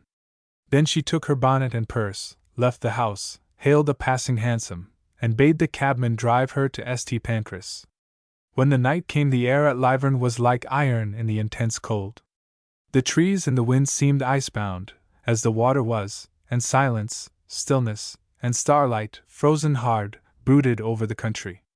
At the chalet, Smilash, indifferent to the price of coals, kept up a roaring fire that glowed through the uncurtained windows, and tantalized the chilled wayfarer who did not happen to know, as the herdsman of the neighborhood did, that he was welcome to enter and warm himself without risk of rebuff from the tenant. Smilash was in high spirits. He had become a proficient skater, and frosty weather was now a luxury to him. It braced him, and drove away his gloomy fits, whilst his sympathies were kept awake and his indignation maintained at an exhilarating pitch by the sufferings of the poor, who, unable to afford fires or skating, warmed themselves in such sweltering heat as overcrowding produces in all seasons. It was Smilash's custom to make a hot drink of oatmeal and water for himself at 9:30 each evening, and to go to bed at 10. He opened the door to throw out some water that remained in the saucepan from its last cleansing. It froze as it fell upon the soil. He looked at the night, and shook himself to throw off an oppressive sensation of being clasped in the icy ribs of the air, for the mercury had descended below the familiar region of crisp and crackly cold and marked a temperature at which the numb atmosphere seemed on the point of congealing into black solidity. Nothing was stirring. "By George!" he said. "This is one of those nights on which a rich man daren't think." He shut the door, hastened back to his fire, and set to work at his caudle, which he watched and stirred with a solicitude that would have amused a professed cook. When it was done, he poured it into a large mug, where it steamed invitingly. He took up some in a spoon and blew upon it to cool it. Tap, tap, tap, tap. Hurriedly at the door. Nice night for a walk, he said, putting down the spoon, then shouting, Come in. The latch rose unsteadily, and Henrietta, with frozen tears on her cheeks, and an unintelligible expression of wretchedness and rage, appeared. After an instant of amazement, he sprang to her and clasped her in his arms, and she, against her will, and protesting voicelessly, stumbled into his embrace. You are frozen to death, he exclaimed, carrying her to the fire. This seal jacket is like a sheet of ice. So is your face. Kissing it. What is the matter? Why do you struggle so? Let me go, she gasped, in a vehement whisper. I hate you. My poor love, you are too cold to hate anyone, even your husband. You must let me take off these atrocious French boots. Your feet must be perfectly dead. By this time her voice and tears were thawing in the warmth of the chalet and of his caresses. You shall not take them off, she said, crying with cold and sorrow. Let me alone. Don't touch me. I am going away, straight back. I will not speak to you, nor take off my things here, nor touch anything in the house. No, my darling, he said, putting her into a capacious wooden armchair and busily unbuttoning her boots. You shall do nothing that you don't wish to do. Your feet are like stones. Yes, yes, my dear, I am a wretch unworthy to live. I know it. Let me alone, she said piteously. I don't want your attentions. I have done with you forever. Come, you must drink some of this nasty stuff. You will need strength to tell your husband all the unpleasant things your soul is charged with. Take just a little. She turned her face away and would not answer. He brought another chair and sat down beside her. My lost, forlorn, betrayed one. I am, she sobbed. You don't mean it, but I am. You are also my dearest and best of wives. If you ever loved me, Hetty, do, for my once dear's sake, drink this before it gets cold. She pouted, sobbed, and yielded to some gentle force which he used, as a child allows herself to be half persuaded, half compelled, to take physic. Do you feel better and more comfortable now? He said. No, she replied, angry with herself for feeling both. Then, he said cheerfully, as if she had uttered a hearty affirmative, I will put some more coals on the fire, and we shall be as snug as possible. It makes me wildly happy to see you at my fireside, and to know that you are my own wife. I wonder how you can look me in the face and say so, she cried. I should wonder at myself if I could look at your face and say anything else. Oatmeal is a capital restorative. All your energy is coming back. There, that will make a magnificent blaze presently. I never thought you deceitful, Sidney, whatever other faults you might have had. Precisely, my love. I understand your feelings. Murder, burglary, intemperance, or the minor vices you could have borne, but deceit you cannot abide.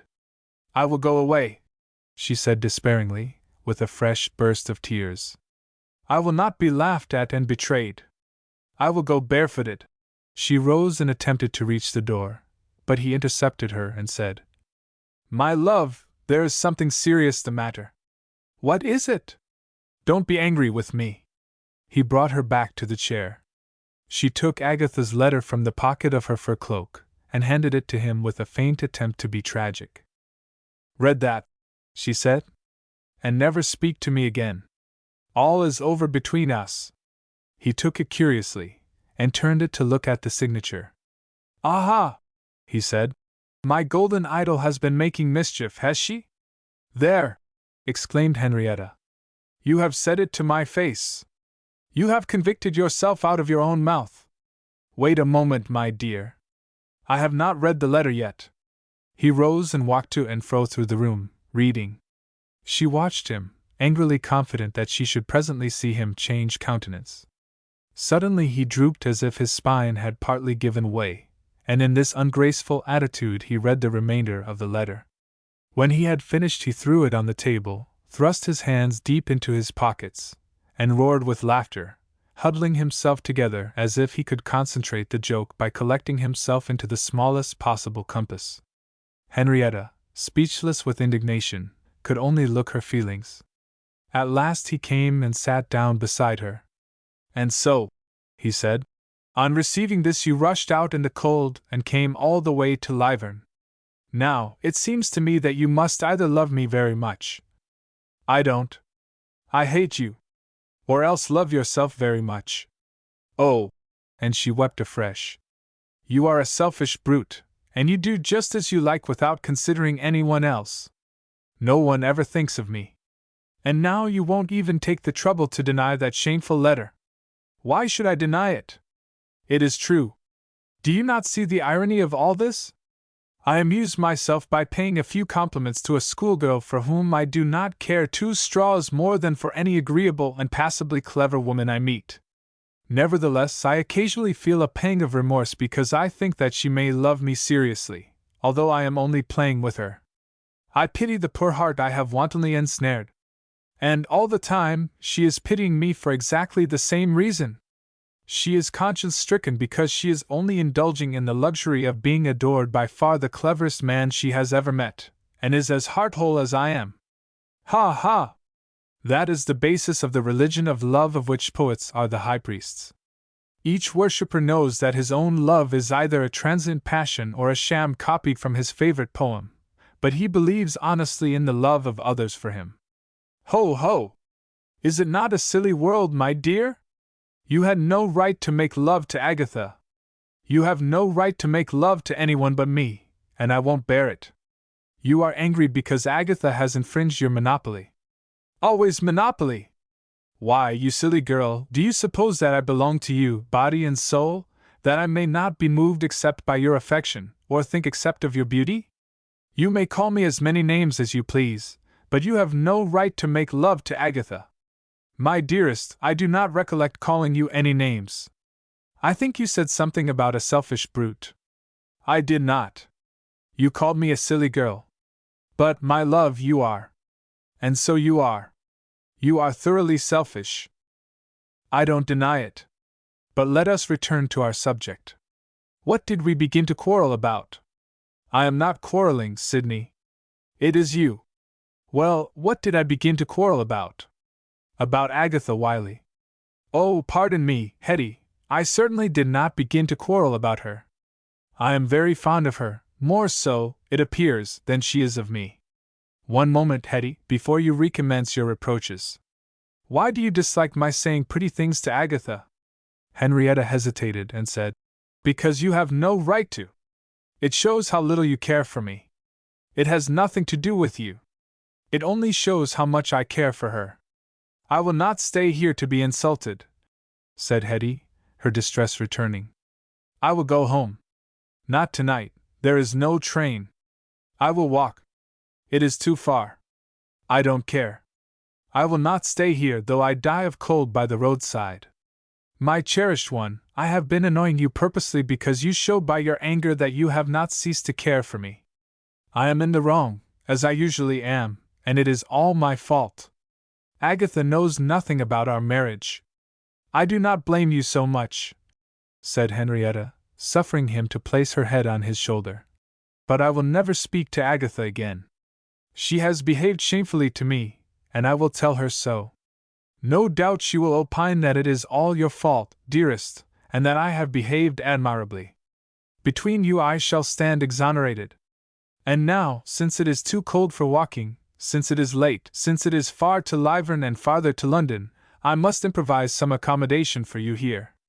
But there is no help for it. You must stay. Chapter 9. Next day Smilash obtained from his wife a promise that she would behave towards Agatha as if the letter had given no offense. Henrietta pleaded as movingly as she could for an immediate return to their domestic state, but he put her off with endearing speeches, promised nothing but eternal affection, and sent her back to London by the 12 o'clock express. Then his countenance changed. He walked back to Lyvern, and thence to the chalet, like a man pursued by disgust and remorse. Later in the afternoon, to raise his spirits, he took his skates and went to Wickens's pond, where, it being Saturday, he found the ice crowded with the Alton students and their half-holiday visitors. Fairholme, describing circles with his habitual air of compressed hardihood, stopped and stared with indignant surprise as Smilash lurched past him. "Is that man here by your permission?" he said to Farmer Wickens, who was walking about as if superintending a harvest. "He is here because he likes, I take it," said Wickens stubbornly. "He is a neighbor of mine and a friend of mine.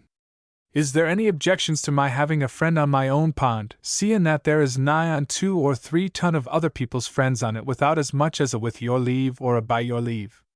"Oh, no," said Fairholme, somewhat dashed.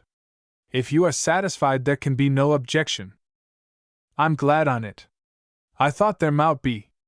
Let me tell you," said Fairholme, nettled, "that your landlord would not be pleased to see him here.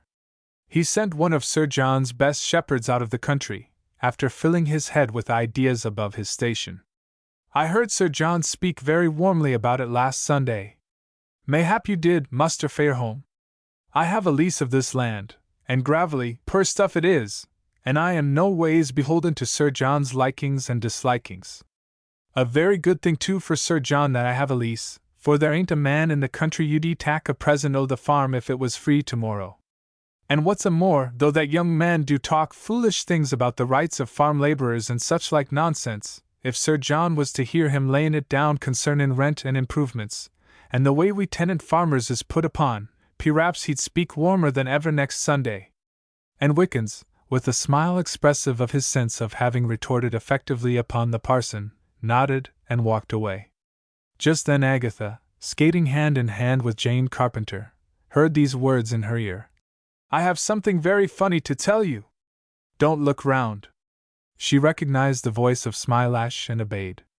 "I am not quite sure that you will enjoy it as it deserves," he added, and darted off again, after casting an eloquent glance at Miss Carpenter. Agatha disengaged herself from her companion, made a circuit, and passed near Smilash, saying, "What is it?" Smilash flitted away like a swallow, traced several circles around Fairholme, and then returned to Agatha and proceeded side by side with her. "I have read the letter you wrote to Hetty," he said. Agatha's face began to glow. She forgot to maintain her balance, and almost fell. "Take care. And so you are not fond of me, in the romantic sense?" No answer. Agatha dumb and afraid to lift her eyelids. "That is fortunate," he continued, "because, good evening, Miss Ward, I have done nothing but admire your skating for the last hour, because men were deceivers ever, and I am no exception, as you will presently admit." Agatha murmured something, but it was unintelligible amid the din of skating. "You think not? Well, perhaps you are right. I have said nothing to you that is not in a measure true. You have always had a peculiar charm for me. But I did not mean you to tell Hetty. Can you guess why?" Agatha shook her head. "Because she is my wife." Agatha's ankles became limp. With an effort she kept upright until she reached Jane, to whom she clung for support. "Don't!" screamed Jane. "You'll upset me."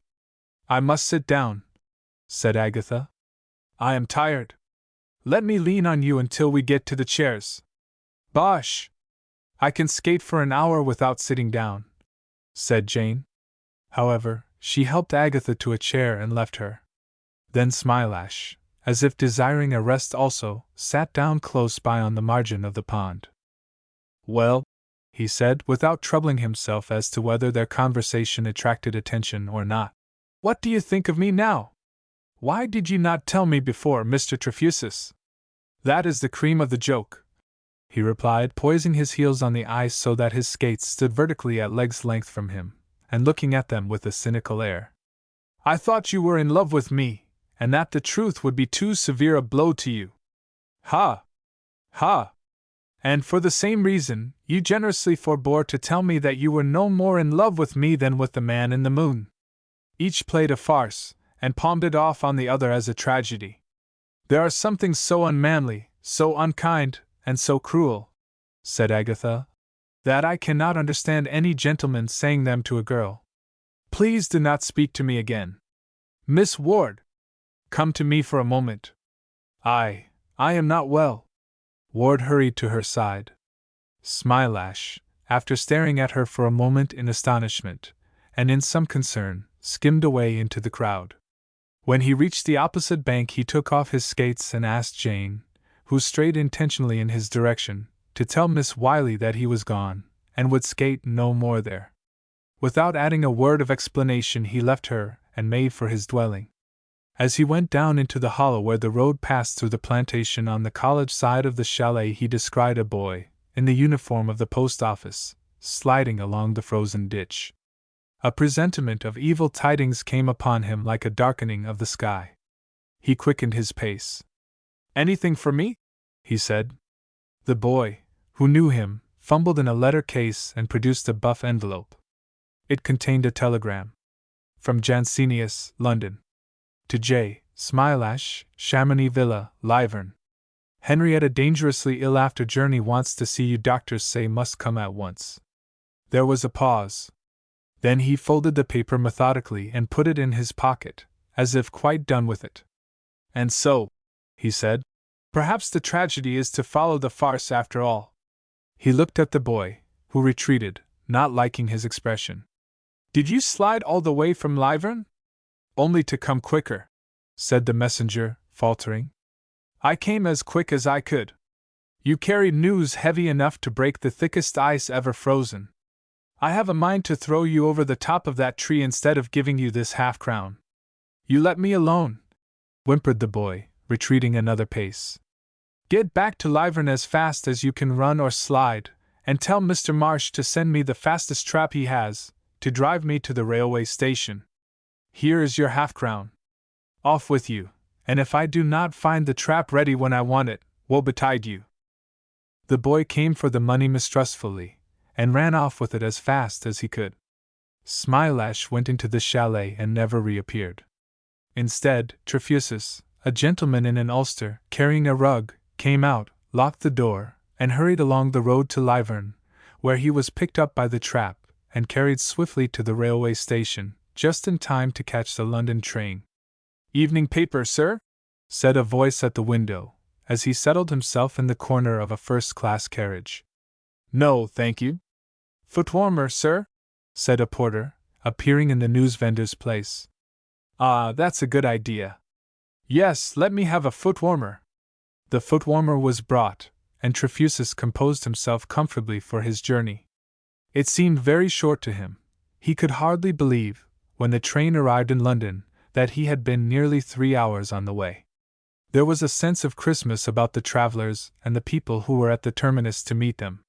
The porter who came to the carriage door reminded Trefusis by his manner and voice that the season was one at which it becomes a gentleman to be festive and liberal. "What luggage, sir? Hansom or four-wheel, sir?" For a moment Trefusis felt a vagabond impulse to resume the language of Smilash and fable to the man of hampers of turkey and plum-pudding in the van. But he repressed it, got into a hansom, and was driven to his father-in-law's house in Belsize Avenue, studying in a gloomily critical mood the anxiety that surged upon him and made his heart beat like a boy's as he drew near his destination. There were 2 carriages at the door when he alighted. The reticent expression of the coachman sent a tremor through him. The door opened before he rang. "If you please, sir," said the maid in a low voice, "will you step into the library, and the doctor will see you immediately."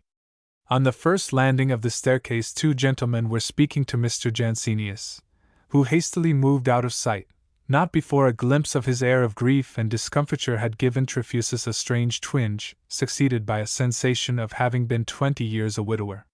He smiled unconcernedly as he followed the girl into the library, and asked her how she did. She murmured some reply and hurried away, thinking that the poor young man would alter his tone presently. He was joined at once by a grey-whiskered gentleman, scrupulously dressed and mannered. Trefusis introduced himself, and the physician looked at him with some interest. Then he said, "You have arrived too late, Mr. Trefusis. All is over, I am sorry to say. Was the long railway journey she took in this cold weather the cause of her death?" Some bitter words that the physician had heard upstairs made him aware that this was a delicate question. But he said quietly, "The proximate cause, doubtless. The proximate cause. She received some unwelcome and quite unlooked-for intelligence before she started. Had that anything to do with her death, do you think?" It may have produced an unfavorable effect, said the physician, growing restive and taking up his gloves. The habit of referring such events to such causes is carried too far, as a rule. No doubt. I am curious because the event is novel in my experience. I suppose it is a commonplace in yours. Pardon me. The loss of a lady so young and so favorably circumstanced is not a commonplace either in my experience, or in my opinion. The physician held up his head as he spoke, in protest against any assumption that his sympathies had been blunted by his profession. Did she suffer? For some hours, yes. We were able to do a little to alleviate her pain. Poor thing! He almost forgot Trefusis as he added the apostrophe. Hours of pain! Can you conceive any good purpose that those hours may have served? The physician shook his head, leaving it doubtful whether he meant to reply in the negative or to deplore considerations of that nature. He also made a movement to depart, being uneasy in conversation with Trefusis, who would, he felt sure, presently ask questions or make remarks with which he could hardly deal without committing himself in some direction. His conscience was not quite at rest. Henrietta's pain had not, he thought, served any good purpose, but he did not want to say so, lest he should acquire a reputation for impiety and lose his practice.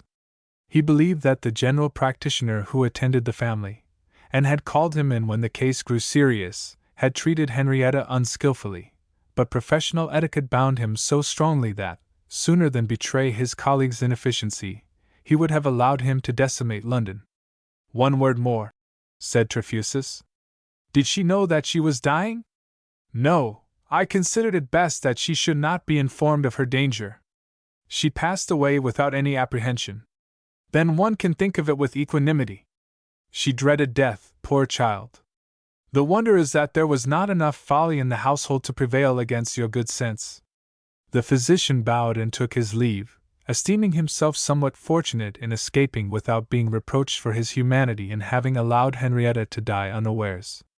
A moment later the general practitioner entered. Trefusis, having accompanied the consulting physician to the door, detected the family doctor in the act of pulling a long face just outside it.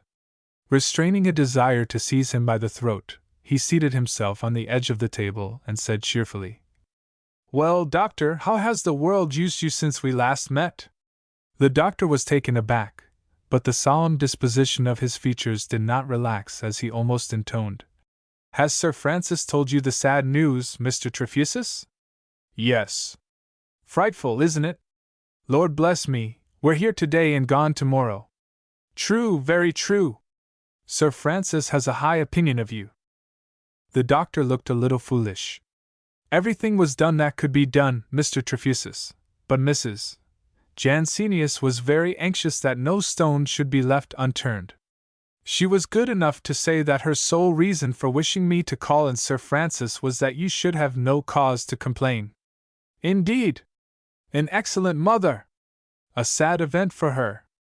"Ah, yes, yes! Dear me! A very sad event! Most disagreeable. Such a cold day, too. Pleasanter to be in heaven than here in such weather, possibly." "Ah," said the doctor, as if much sound comfort lay in that. "I hope so, I hope so, I do not doubt it. Sir Francis did not permit us to tell her, and I, of course, deferred to him. Perhaps it was for the best." "You would have told her, then, if Sir Francis had not objected?" "Well, there are, you see, considerations which we must not ignore in our profession. Death is a serious thing, as I am sure I need not remind you, Mr. Trefusis. We have sometimes higher duties than indulgence to the natural feelings of our patients." "Quite so. The possibility of eternal bliss and the probability of eternal torment are consolations not to be lightly withheld from a dying girl, eh? However, what's past cannot be mended. I have much to be thankful for, after all. I am a young man, and shall not cut a bad figure as a widower. And now tell me, doctor, am I not in very bad repute upstairs?" "Mr. Trefusis." "Sir! I cannot meddle in family matters. I understand my duties and never overstep them." The doctor, shocked at last, spoke as loftily as he could. "Then I will go and see Mr. Jansenius," said Trefusis, getting off the table. Stay, sir! One moment. I have not finished. Mrs. Jansenius has asked me to ask. I was about to say that I am not speaking now as the medical advisor of this family, but although an old friend, and ahem. Mrs. Jansenius has asked me to ask, to request you to excuse Mr. Jansenius, as he is prostrated by grief, and is, as I can, as a medical man, assure you, unable to see anyone. She will speak to you herself as soon as she feels able to do so, at some time this evening. Meanwhile, of course, any orders you may give, you must be fatigued by your journey, and I always recommend people not to fast too long. It produces an acute form of indigestion. Any orders you may wish to give will, of course, be attended to at once. I think, said Trefusis, after a moment's reflection, I will order a hansom. There is no ill feeling, said the doctor, who, as a slow man, was usually alarmed by prompt decisions, even when they seemed wise to him, as this one did. I hope you have not gathered from anything I have said. Not at all, you have displayed the utmost tact. But I think I had better go. Jansenius can bear death and misery with perfect fortitude when it is on a large scale and hidden in a back slum. But when it breaks into his own house, and attacks his property, his daughter was his property until very recently, he is just a man to lose his head and quarrel with me for keeping mine. The doctor was unable to cope with this speech, which conveyed vaguely monstrous ideas to him. Seeing Trefusis about to leave, he said in a low voice, Will you go upstairs? Upstairs? Why? I thought you might wish to see. He did not finish the sentence, but Trefusis flinched. The blank had expressed what was meant. To see something that was Henrietta, and that is a thing we must cast out and hide, with a little superstitious mumming to save appearances. Why did you remind me of it? But, sir, whatever your views may be, will you not, as a matter of form, in deference to the feelings of the family, let them spare their feelings for the living, on whose behalf I have often appealed to them in vain? Cried Trefusis, losing patience. Damn their feelings! And turning to the door, he found it open, and Mrs. Jansenius there listening. Trefusis was confounded. He knew what the effect of his speech must be, and felt that it would be folly to attempt excuse or explanation. He put his hands into his pockets, leaned against the table, and looked at her, mutely wondering what would follow on her part. The doctor broke the silence by saying tremulously, I have communicated the melancholy intelligence to Mr. Trefusis. I hope you told him also, she said sternly, that, however deficient we may be in feeling, we did everything that lay in our power for our child. I am quite satisfied, said Trefusis. No doubt you are, with the result, said Mrs. Jansenius hardly. I wish to know whether you have anything to complain of. Nothing. Please do not imply that anything has happened through our neglect. What have I to complain of? She had a warm room and a luxurious bed to die in, with the best medical advice in the world. Plenty of people are starving and freezing today that we may have the means to die fashionably. Ask them if they have any cause for complaint. Do you think I will wrangle over her body about the amount of money spent on her illness? What measure is that of the cause she had for complaint? I never grudged money to her. How could I, seeing that more than I can waste is given to me for nothing? Or how could you? Yet she had great reason to complain of me. You will allow that to be so. It is perfectly true. Well, when I am in the humor for it, I will reproach myself and not you. He paused, and then turned forcibly on her, saying, Why do you select this time, of all others, to speak so bitterly to me? I am not aware that I have said anything to call for such a remark. Did you, appealing to the doctor, hear me say anything? Mr. Trefusis does not mean to say that you did, I am sure. Oh, no, Mr. Trefusis's feelings are harrowed. That is all. My feelings! Cried Trefusis impatiently. Do you suppose my feelings are a trumpery set of social observances, to be harrowed to order and exhibited at funerals? She has gone as we three shall go soon enough. If we were immortal, we might reasonably pity the dead. As we are not, we had better save our energies to minimize the harm we are likely to do before we follow her. The doctor was deeply offended by this speech, for the statement that he should one day die seemed to him a reflection upon his professional mastery over death. Mrs. Jansenius was glad to see Trefusis confirming her bad opinion and report of him by his conduct and language in the doctor's presence. There was a brief pause, and then Trefusis, too far out of sympathy with them to be able to lead the conversation into a kinder vein, left the room. In the act of putting on his overcoat in the hall, he hesitated, and hung it up again irresolutely. Suddenly he ran upstairs. At the sound of his steps a woman came from one of the rooms and looked inquiringly at him. "Is it here?" he said. "Yes, sir," she whispered. A painful sense of constriction came in his chest, and he turned pale and stopped with his hand on the lock. "Don't be afraid, sir," said the woman, with an encouraging smile. "She looks beautiful." He looked at her with a strange grin, as if she had uttered a ghastly but irresistible joke. Then he went in, and when he reached the bed, wished he had stayed without. He was not one of those who, seeing little in the faces of the living, miss little in the faces of the dead. The arrangement of the black hair on the pillow, the soft drapery, and the flowers placed there by the nurse to complete the artistic effect to which she had so confidently referred, were lost on him. He saw only a lifeless mask that had been his wife's face, and at sight of it his knees failed, and he had to lean for support on the rail at the foot of the bed. When he looked again, the face seemed to have changed. It was no longer a wax-like mask, but Henrietta, girlish and pathetically at rest. Death seemed to have cancelled her marriage and womanhood. He had never seen her look so young. A minute passed, and then a tear dropped on the coverlet. He started, shook another tear on his hand, and stared at it incredulously. "This is a fraud of which I have never even dreamed," he said. "Tears and no sorrow. Here am I crying, growing maudlin, whilst I am glad that she is gone and I free. I have the mechanism of grief in me somewhere. It begins to turn at sight of her, though I have no sorrow, just as she used to start the mechanism of passion when I had no love. And that made no difference to her. Whilst the wheels went round, she was satisfied. I hope the mechanism of grief will flag and stop in its spinning as soon as the other used to. It is stopping already, I think. What a mockery! Whilst it lasts, I suppose I am really sorry. And yet, would I restore her to life if I could? Perhaps so. I am therefore thankful that I cannot." He folded his arms on the rail and gravely addressed the dead figure, which still affected him so strongly that he had to exert his will to face it with composure.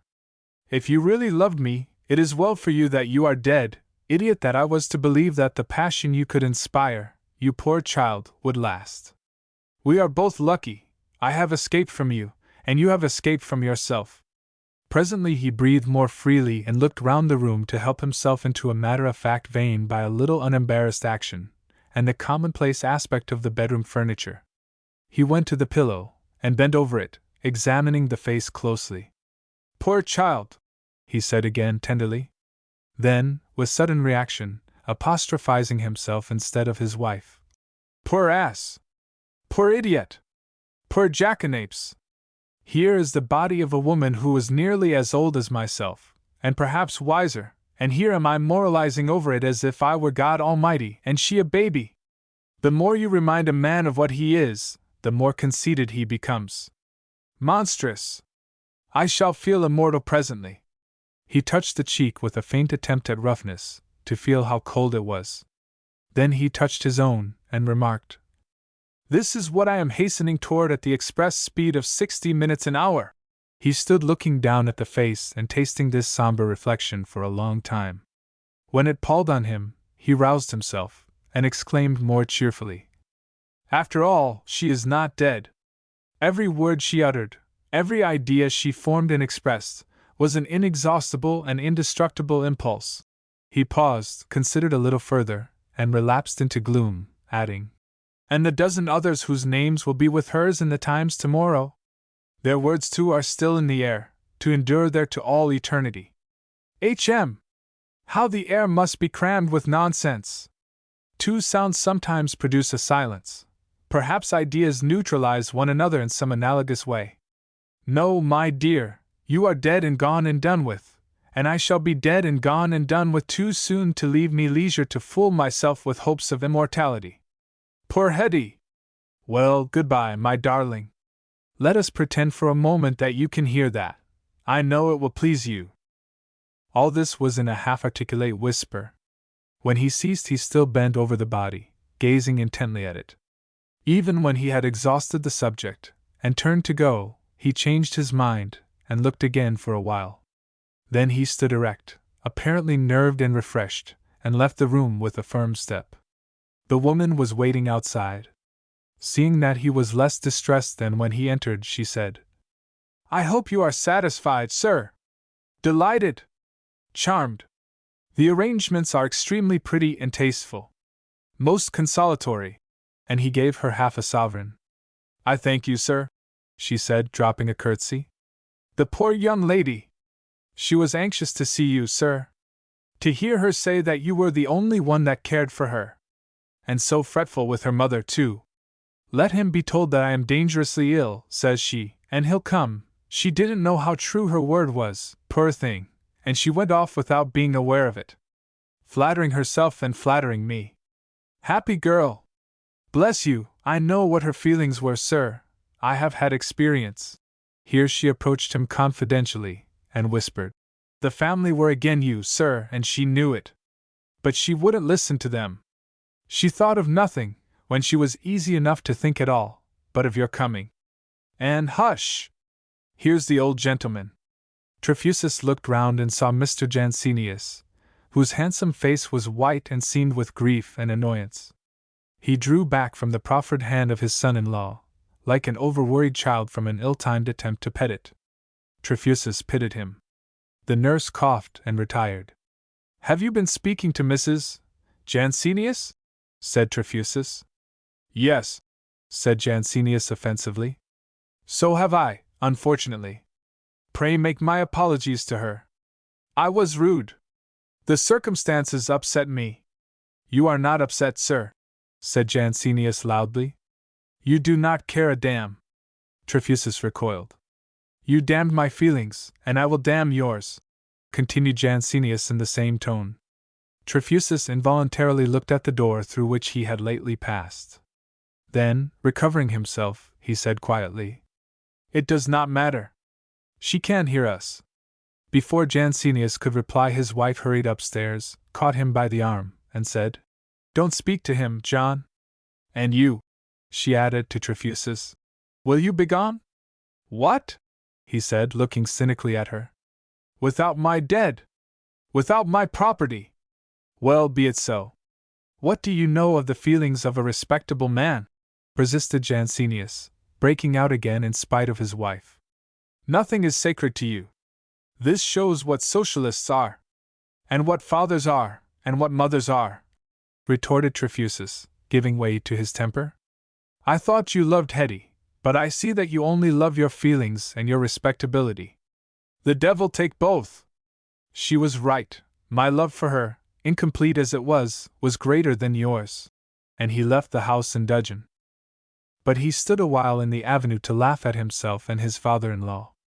Then he took a hansom and was driven to the house of his solicitor, whom he wished to consult on the settlement of his late wife's affairs. Chapter 10. The remains of Henrietta Trefusis were interred in Highgate Cemetery the day before Christmas Eve. 3 noblemen sent their carriages to the funeral, and the friends and clients of Mr. Jansenius, to a large number, attended in person. The bier was covered with a profusion of costly bowers. The undertaker, instructed to spare no expense, provided long-tailed black horses, with black palls on their backs and black plumes upon their foreheads, coachmen decorated with scarves and jackboots, black hammercloths, cloaks, and gloves, with many hired mourners, who, however, would have been instantly discharged had they presumed to betray emotion, or in any way overstep their function of walking beside the hearse with brass-tipped batons in their hands. Among the genuine mourners were Mr. Jansenius, who burst into tears at the ceremony of casting earth on the coffin, the boy Arthur, who, preoccupied by the novelty of appearing in a long cloak at the head of a public procession, felt that he was not so sorry as he ought to be when he saw his papa cry, and a cousin who had once asked Henrietta to marry him, and who now, full of tragic reflections, was enjoying his despair intensely.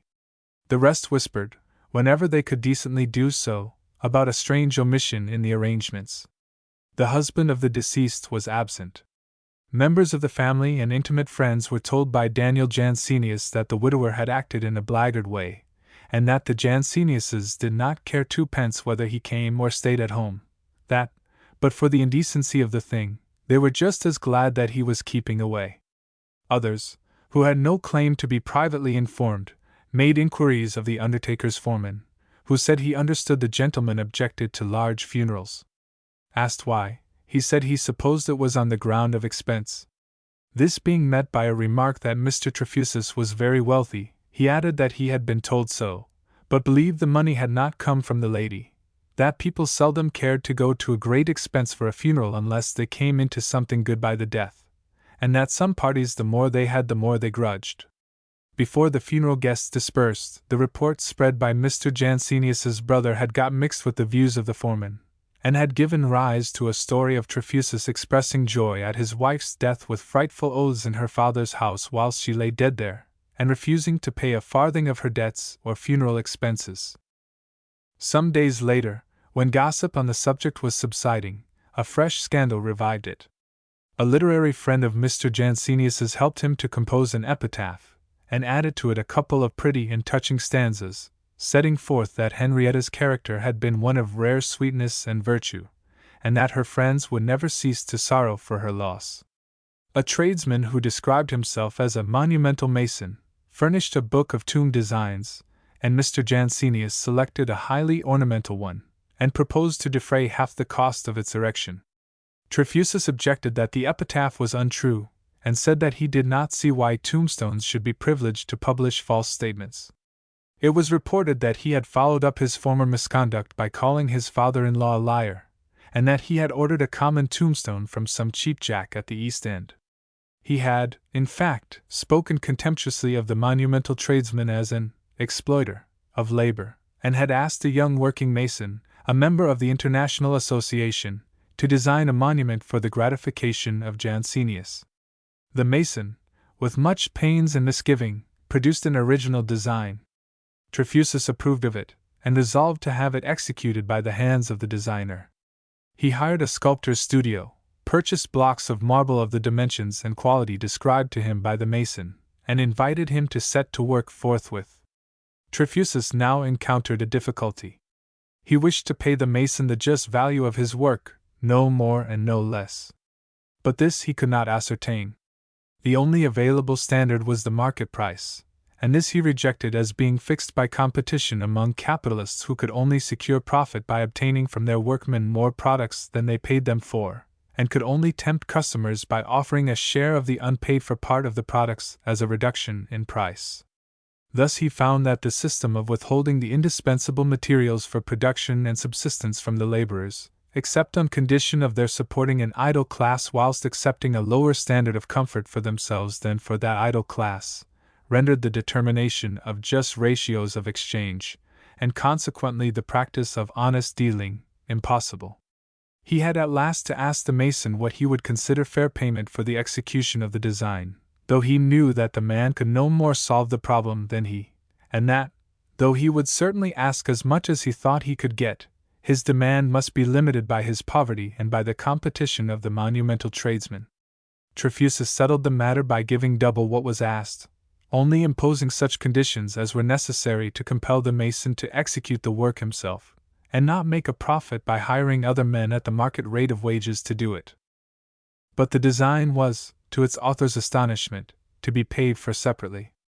The mason, after hesitating a long time between £2.10 and £5, was emboldened by a fellow workman, who treated him to some hot whiskey and water, to name the larger sum. Trefusis paid the money at once, and then set himself to find out how much a similar design would have cost from the hands of an eminent royal academician. Happening to know a gentleman in this position, he consulted him, and was informed that the probable cost would be from £500 to £1,000. Trefusis expressed his opinion that the mason's charge was the more reasonable, somewhat to the indignation of his artist friend, who reminded him of the years which a royal academician has to spend in acquiring his skill. Trefusis mentioned that the apprenticeship of a mason was quite as long, twice as laborious, and not half so pleasant. The artist now began to find Trefusus's socialistic views, with which he had previously fancied himself in sympathy, both odious and dangerous. He demanded whether nothing was to be allowed for genius. Trefusis warmly replied that genius cost its possessor nothing, that it was the inheritance of the whole race incidentally vested in a single individual, and that if that individual employed his monopoly of it to extort money from others, he deserved nothing better than hanging. The artist lost his temper, and suggested that if Trefusis could not feel that the prerogative of art was divine, perhaps he could understand that a painter was not such a fool as to design a tomb for £5 when he might be painting a portrait for 1,000. Trefusis retorted that the fact of a man paying £1,000 for a portrait proved that he had not earned the money, and was therefore either a thief or a beggar. The common workman who sacrificed sixpence from his week's wages for a cheap photograph to present to his sweetheart, or a shilling for a pair of chromolithographic pictures or Delft figures to place on his mantel board, suffered greater privation for the sake of possessing a work of art than the great landlord or shareholder who paid £1,000, which he was too rich to miss, for a portrait that, like Hogarth's Jack Sheppard, was only interesting to students of criminal physiognomy.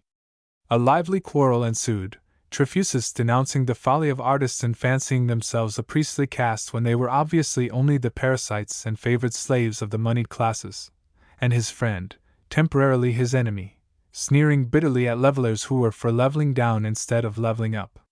Finally, tired of disputing, and remorseful for their acrimony, they dined amicably together. The monument was placed in Highgate Cemetery by a small band of workmen whom Trefusis found out of employment. It bore the following inscription: "This is the monument of Henrietta Jansenius, who was born on the July 26, 1856, married to Sidney Trefusis on the August 23, 1875, and who died on the December 21 in the same year." Mr. Jansenius took this as an insult to his daughter's memory, and, as the tomb was much smaller than many which had been erected in the cemetery by families to whom the Janseniuses claimed superiority, cited it as an example of the widower's meanness. But by other persons it was so much admired that Trefusis hoped it would ensure the prosperity of its designer. The contrary happened. When the mason attempted to return to his ordinary work, he was informed that he had contravened trade usage, and that his former employers would have nothing more to say to him. On applying for advice and assistance to the trades union of which he was a member, he received the same reply, and was further reproached for treachery to his fellow workmen. He returned to Trefusis to say that the tombstone job had ruined him. Trefusis, enraged, wrote an argumentative letter to the Times, which was not inserted, a sarcastic one to the trades union, which did no good, and a fierce one to the employers, who threatened to take an action for libel. He had to content himself with setting the man to work again on mantelpieces and other decorative stonework for use in house property on the Trefusis estate. In a year or two his liberal payments enabled the mason to save sufficient to start as an employer, in which capacity he soon began to grow rich, as he knew by experience exactly how much his workmen could be forced to do, and how little they could be forced to take. Shortly after this change in his circumstances he became an advocate of thrift, temperance, and steady industry, and quitted the International Association, of which he had been an enthusiastic supporter when dependent on his own skill and taste as a working mason. During these occurrences Agatha's school life ended. Her resolution to study hard during another term at the college had been formed, not for the sake of becoming learned, but that she might become more worthy of Smilash. And when she learned the truth about him from his own lips, the idea of returning to the scene of that humiliation became intolerable to her. She left under the impression that her heart was broken, for her smarting vanity, by the law of its own existence, would not perceive that it was the seat of the injury. So she bade Miss Wilson adieu, and the bee on the window pane was heard no more at Alton College.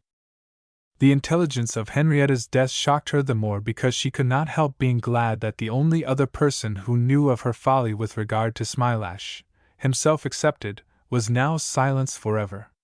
This seemed to her a terrible discovery of her own depravity. Under its influence she became almost religious, and caused some anxiety about her health to her mother, who was puzzled by her unwonted seriousness, and, in particular, by her determination not to speak of the misconduct of Trefusis, which was now the prevailing topic of conversation in the family.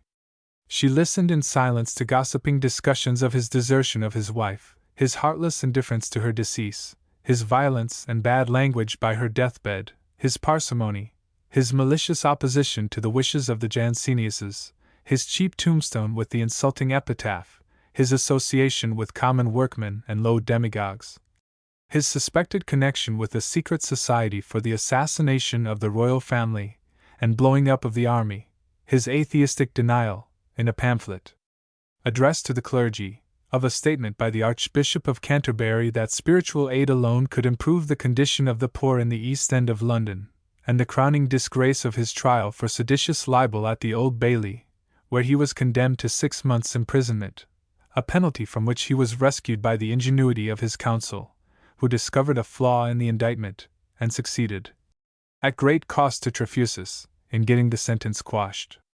Agatha at last got tired of hearing of his misdeeds. She believed him to be heartless, selfish, and misguided, but she knew that he was not the loud, coarse, sensual, and ignorant brawler most of her mother's gossips supposed him to be. She even felt, in spite of herself, an emotion of gratitude to the few who ventured to defend him. Preparation for her first season helped her to forget her misadventure. She came out, in due time, and an extremely dull season she found it. So much so, that she sometimes asked herself whether she should ever be happy again. At the college there had been good fellowship, fun, rules, and duties which were a source of strength when observed and a source of delicious excitement when violated, freedom from ceremony, toffee-making, flights on the banisters, and appreciative audiences for the soldier in the chimney.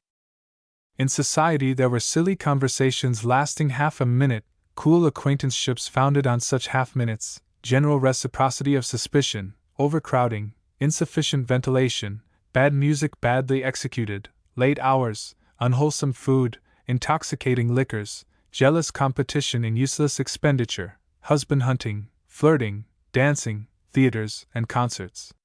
The last three, which Agatha liked, helped to make the contrast between Alton and London tolerable to her, but they had their drawbacks, for good partners at the dances, and good performances at the spiritless opera and concerts, were disappointingly scarce. Flirting she could not endure. She drove men away when they became tender, seeing in them the falsehood of Smilash without his wit. She was considered rude by the younger gentlemen of her circle. They discussed her bad manners among themselves, and agreed to punish her by not asking her to dance. She thus got rid, without knowing why, of the attentions she cared for least. She retained a schoolgirl's cruel contempt for boys, and enjoyed herself as best she could with such of the older or more sensible men as were not intolerant of girls. At best the year was the least happy she had ever spent. She repeatedly alarmed her mother by broaching projects of becoming a hospital nurse, a public singer, or an actress. These projects led to some desultory studies. In order to qualify herself as a nurse she read a handbook of physiology, which Mrs. Wiley thought so improper a subject for a young lady that she went in tears to beg Mrs. Jansenius to remonstrate with her unruly girl. Mrs. Jansenius, better advised, was of opinion that the more a woman knew the more wisely she was likely to act, and that Agatha would soon drop the physiology of her own accord. This proved true. Agatha, having finished her book by dint of extensive skipping, proceeded to study pathology from a volume of clinical lectures. Finding her own sensations exactly like those described in the book as symptoms of the direst diseases, she put it by an alarm, and took up a novel, which was free from the faults she had found in the lectures, inasmuch as none of the emotions it described in the least resembled any she had ever experienced. After a brief interval, she consulted a fashionable teacher of singing as to whether her voice was strong enough for the operatic stage.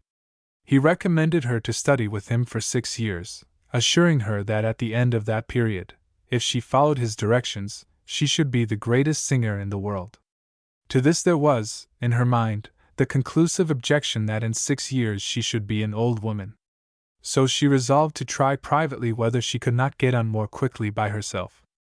Meanwhile, with a view to the drama in case her operatic scheme should fail, she took lessons in elocution and gymnastics. Practice in these improved her health and spirits so much that her previous aspirations seemed too limited. She tried her hand at all the arts in succession, but was too discouraged by the weakness of her first attempts to persevere. She knew that as a general rule there are feeble and ridiculous beginnings to all excellence, but she never applied general rules to her own case, still thinking of herself as an exception to them, just as she had done when she romanced about Smilash. The illusions of adolescence were thick upon her. Meanwhile her progress was creating anxieties in which she had no share. Her paroxysms of exhilaration, followed by a gnawing sense of failure and uselessness, were known to her mother only as wildness and low spirits, to be combated by needlework as a sedative, or beef tea as a stimulant. Mrs. Wiley had learnt by rote that the whole duty of a lady is to be graceful, charitable, helpful, modest, and disinterested whilst awaiting passively whatever lot these virtues may induce. But she had learnt by experience that a lady's business in society is to get married, and that virtues and accomplishments alike are important only as attractions to eligible bachelors. As this truth is shameful, young ladies are left for a year or two to find it out for themselves. It is seldom explicitly conveyed to them at their entry into society. Hence they often throw away capital bargains in their first season, and are compelled to offer themselves at greatly reduced prices subsequently, when their attractions begin to stale. This was the fate which Mrs. Wiley, warned by Mrs. Jansenius, feared for Agatha, who, time after time, when a callow gentleman of wealth and position was introduced to her, drove him brusquely away as soon as he ventured to hint that his affections were concerned in their acquaintanceship. The anxious mother had to console herself with the fact that her daughter drove away the ineligible as ruthlessly as the eligible, formed no unworldly attachments, was still very young, and would grow less coy as she advanced in years and in what Mrs. Jansenius called sense. But as the seasons went by it remained questionable whether Agatha was the more to be congratulated on having begun life after leaving school, or Henrietta on having finished it. Chapter 11. Brandon Beeches, in the Thames Valley, was the seat of Sir Charles Brandon, 7th Baronet of that name. He had lost his father before attaining his majority, and had married shortly afterwards, so that in his 25th year he was father to 3 children. He was a little worn, in spite of his youth, but he was tall and agreeable, had a winning way of taking a kind and soothing view of the misfortunes of others, could tell a story well, liked music and could play and sing a little, loved the arts of design and could sketch a little in watercolors, read every magazine from London to Paris that criticized pictures, had traveled a little, fished a little, shot a little, botanized a little, wandered restlessly in the footsteps of women, and dissipated his energies through all the small channels that his wealth opened and his talents made easy to him. He had no large knowledge of any subject, though he had looked into many just far enough to replace absolute unconsciousness of them with measurable ignorance. Never having enjoyed the sense of achievement, he was troubled with unsatisfied aspirations that filled him with melancholy, and convinced him that he was a born artist. His wife found him selfish, peevish, hankering after change, and prone to believe that he was attacked by dangerous disease when he was only catching cold. Lady Brandon, who believed that he understood all the subjects he talked about because she did not understand them herself, was one of his disappointments. In person she resembled none of the types of beauty striven after by the painters of her time, but she had charms to which few men are insensible. She was tall, soft, and stout, with ample and shapely arms, shoulders, and hips. With her small head, little ears, pretty lips, and roguish eye, she, being a very large creature, presented an immensity of half-womanly, half-infantile loveliness which smote even grave men with a desire to clasp her in their arms and kiss her. This desire had scattered the desultory intellectual culture of Sir Charles at first sight. His imagination invested her with the taste for the fine arts which he required from a wife, and he married her in her first season, only to discover that the amativeness in her temperament was so little and languid that she made all his attempts at fondness ridiculous, and robbed the caresses for which he had longed of all their anticipated ecstasy. Intellectually she fell still further short of his hopes. She looked upon his favorite art of painting as a pastime for amateur and a branch of the house furnishing trade for professional artists. When he was discussing it among his friends, she would offer her opinion with a presumption which was the more trying as she frequently blundered upon a sound conclusion, whilst he was reasoning his way to a hollow one with his utmost subtlety and seriousness. On such occasions his disgust did not trouble her in the least, she triumphed in it. She had concluded that marriage was a greater folly, and men greater fools, than she had supposed. But such beliefs rather lightened her sense of responsibility than disappointed her, and, as she had plenty of money, plenty of servants, plenty of visitors, and plenty of exercise on horseback, of which she was immoderately fond, her time passed pleasantly enough. Comfort seemed to her the natural order of life. Trouble always surprised her. Her husband's friends, who mistrusted every future hour, and found matter for bitter reflection in many past ones, were to her only examples of the power of sedentary habits and excessive reading to make men tripped and dull. One fine May morning, as she cantered along the avenue at Brandon Beeches on a powerful bay horse, the gates at the end opened and a young man sped through them on a bicycle. He was of slight frame, with fine dark eyes and delicate nostrils. When he recognized Lady Brandon he waved his cap, and when they met he sprang from his inanimate steed, at which the bay horse shied. "Don't, you silly beast!" she cried, whacking the animal with the butt of her whip. "Though it's natural enough, goodness knows. How d'ye do? The idea of anyone rich enough to afford a horse riding on a wheel like that!" "But I am not rich enough to afford a horse," he said, approaching her to pat the bay, having placed the bicycle against a tree. "Besides, I am afraid of horses, not being accustomed to them, and I know nothing about feeding them. My steed needs no food. He doesn't bite nor kick. He never goes lame, nor sickens, nor dies, nor needs a groom, nor—" "That's all bosh," said Lady Brandon impetuously. "It stumbles, and gives you the most awful tosses, and it goes lame by its treadles and thingamajigs coming off, and it wears out, and is twice as much trouble to keep clean and scrape the mud off as a horse, and all sorts of things.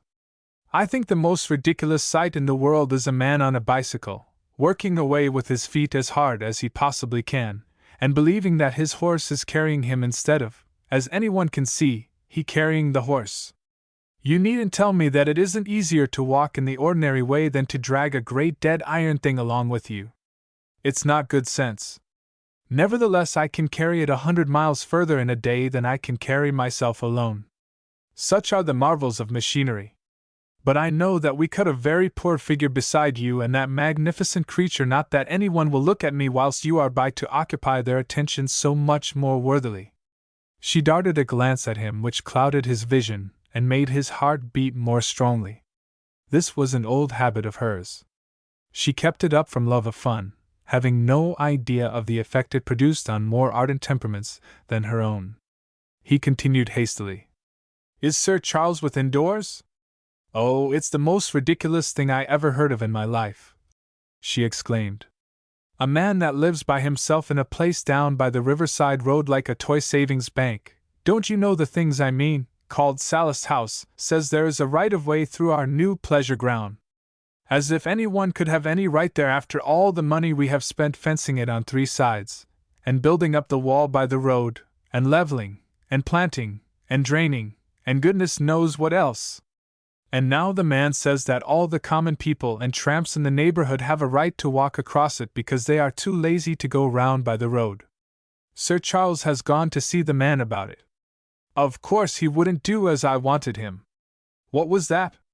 Right to tell the man to mind his own business, and to say that the first person we found attempting to trespass on our property should be given to the police. Then I shall find no one at home. I beg your pardon for calling it so, but it is the only place like home to me. Yes, it is so comfortable since we built the billiard room and took away those nasty hangings in the hall. I was ever so long trying to purr." She was interrupted by an old laborer, who hobbled up as fast as his rheumatism would allow him, and began to speak without further ceremony than snatching off his cap. "Teach ave cum to the no groups, my lady, crowds of 'em. And a parson with 'em, and a flag. Sir Charles he don't know what to say, and such doin's never was. Lady Brandon turned pale and pulled at her horse as if to back him out of some danger. Her visitor, puzzled, asked the old man what he meant. There's going to be a procession through the Noel groups, he replied, and the master can't stop him. T'ave thrown down the wall, 3 yards of it is lyin' on Riverside Road. And there's a parson with them, and a flag. And him that lives in Salis he's there, hot and on. Thrown down the wall! Exclaimed Lady Brandon, scarlet with indignation and pale with apprehension by turns. What a disgraceful thing! Where are the police? Chester, will you come with me and see what they are doing? Sir Charles is no use. Do you think there is any danger? There's 2 police, said the old man, and him that lives at Salis dar'd them stop him. They're looking on. And there's a parson among 'em. I see him pullin' away at the wall with his own hands. I will go and see the fun, said Chester. Lady Brandon hesitated. But her anger and curiosity vanquished her fears. She overtook the bicycle, and they went together through the gates and by the high road to the scene the old man had described. A heap of bricks and mortar lay in the roadway on each side of a breach in the newly built wall, over which Lady Brandon, from her eminence on horseback, could see, coming towards her across the pleasure ground, a column of about 30 persons. They marched 3 abreast in good order and in silence, the expression of all except a few mirthful faces being that of devotees fulfilling a rite. The gravity of the procession was deepened by the appearance of a clergyman in its ranks, which were composed of men of the middle class, and a few workmen carrying a banner inscribed "The soil, or England the birthright of all her people." There were also 4 women, upon whom Lady Brandon looked with intense indignation and contempt. None of the men of the neighborhood had dared to join.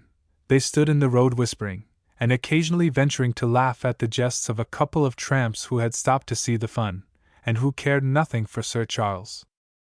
He, standing a little way within the field, was remonstrating angrily with a man of his own class, who stood with his back to the breach and his hands in the pockets of his snuff-colored clothes, contemplating the procession with elate satisfaction.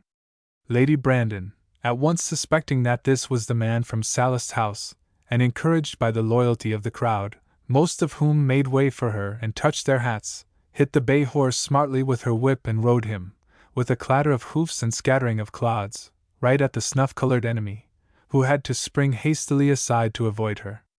There was a roar of laughter from the roadway, and the man turned sharply on her. But he suddenly smiled affably, replaced his hands in his pockets after raising his hat, and said, "How do you do, Miss Carpenter? I thought you were a charge of cavalry." "I am not Miss Carpenter, I am Lady Brandon, and you ought to be ashamed of yourself, Mr. Smilash, if it is you that have brought these disgraceful people here." His eyes, as he replied, were eloquent with reproach to her for being no longer Miss Carpenter. "I am not Smilash," he said. "I am Sidney Trefusis.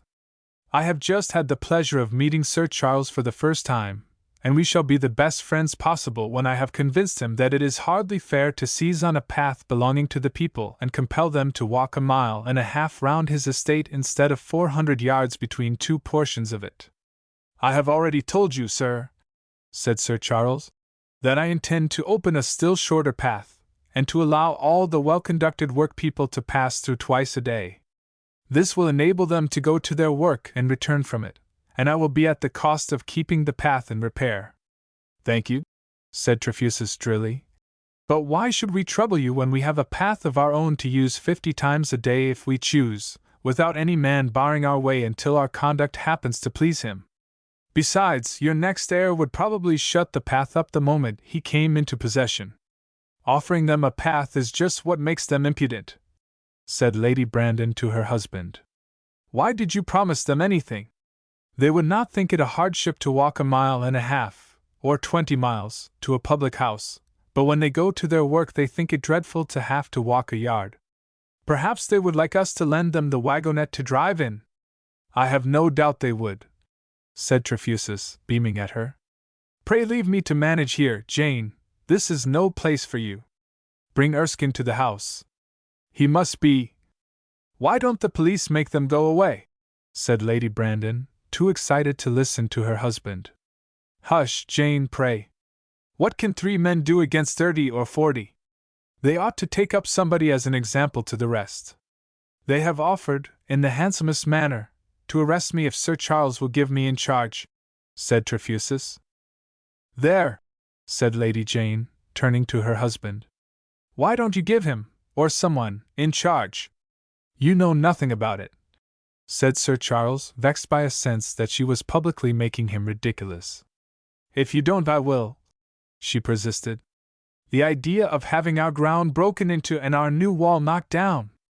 A nice state of things it would be if people were allowed to do as they liked with other people's property. I would give every one of them in charge. Would you consign me to a dungeon? Said Trefusis, in melancholy tones. I don't mean you exactly, she said, relenting. But I will give that clergyman into charge, because he ought to know better. He is the ringleader of the whole thing. He will be delighted, Lady Brandon. He pines for martyrdom. But will you really give him into custody? I will, she said vehemently, emphasizing the assurance by a plunge in the saddle that made the bay stagger. On what charge? He said, patting the horse and looking up at her. I don't care what charge, she replied, conscious that she was being admired, and not displeased. Let them take him up, that's all. Human beings on horseback are so far centaurs that liberties taken with their horses are almost as personal as liberties taken with themselves. When Sir Charles saw Trefusis patting the bay, he felt as much outraged as if Lady Brandon herself were being patted, and he felt bitterly towards her for permitting the familiarity. He was relieved by the arrival of the procession. It halted as the leader came up to Trefusis, who said gravely, Gentlemen, I congratulate you on the firmness with which you have this day asserted the rights of the people of this place to the use of one of the few scraps of Mother Earth of which they have not been despoiled. Gentlemen, shouted an excited member of the procession, 3 cheers for the resumption of the land of England by the people of England. Hip, hip, hurrah!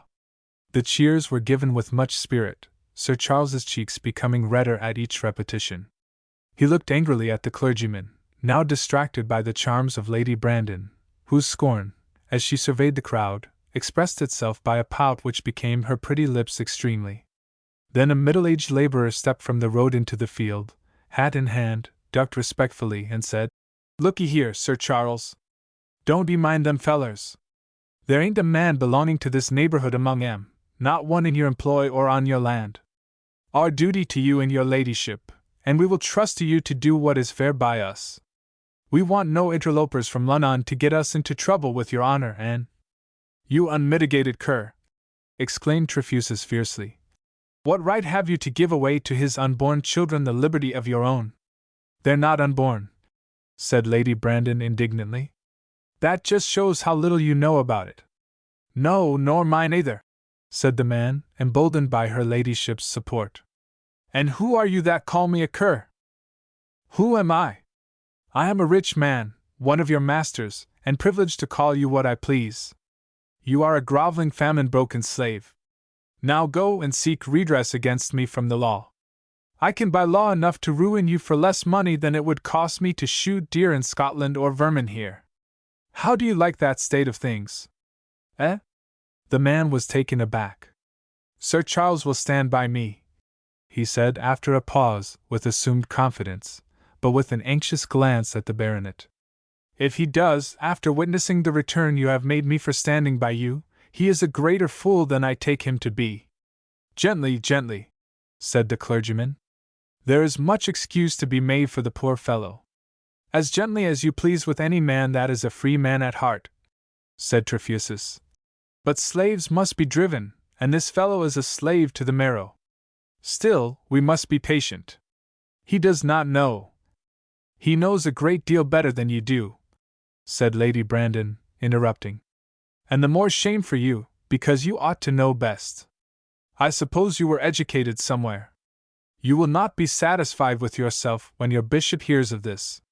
Yes, she added, turning to Trefusis with an infantile air of wanting to cry and being forced to laugh against her will.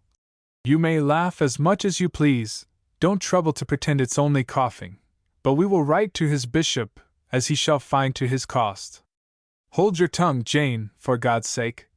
said Sir Charles, taking her horse by the bridle and backing him from Trefusis. I will not.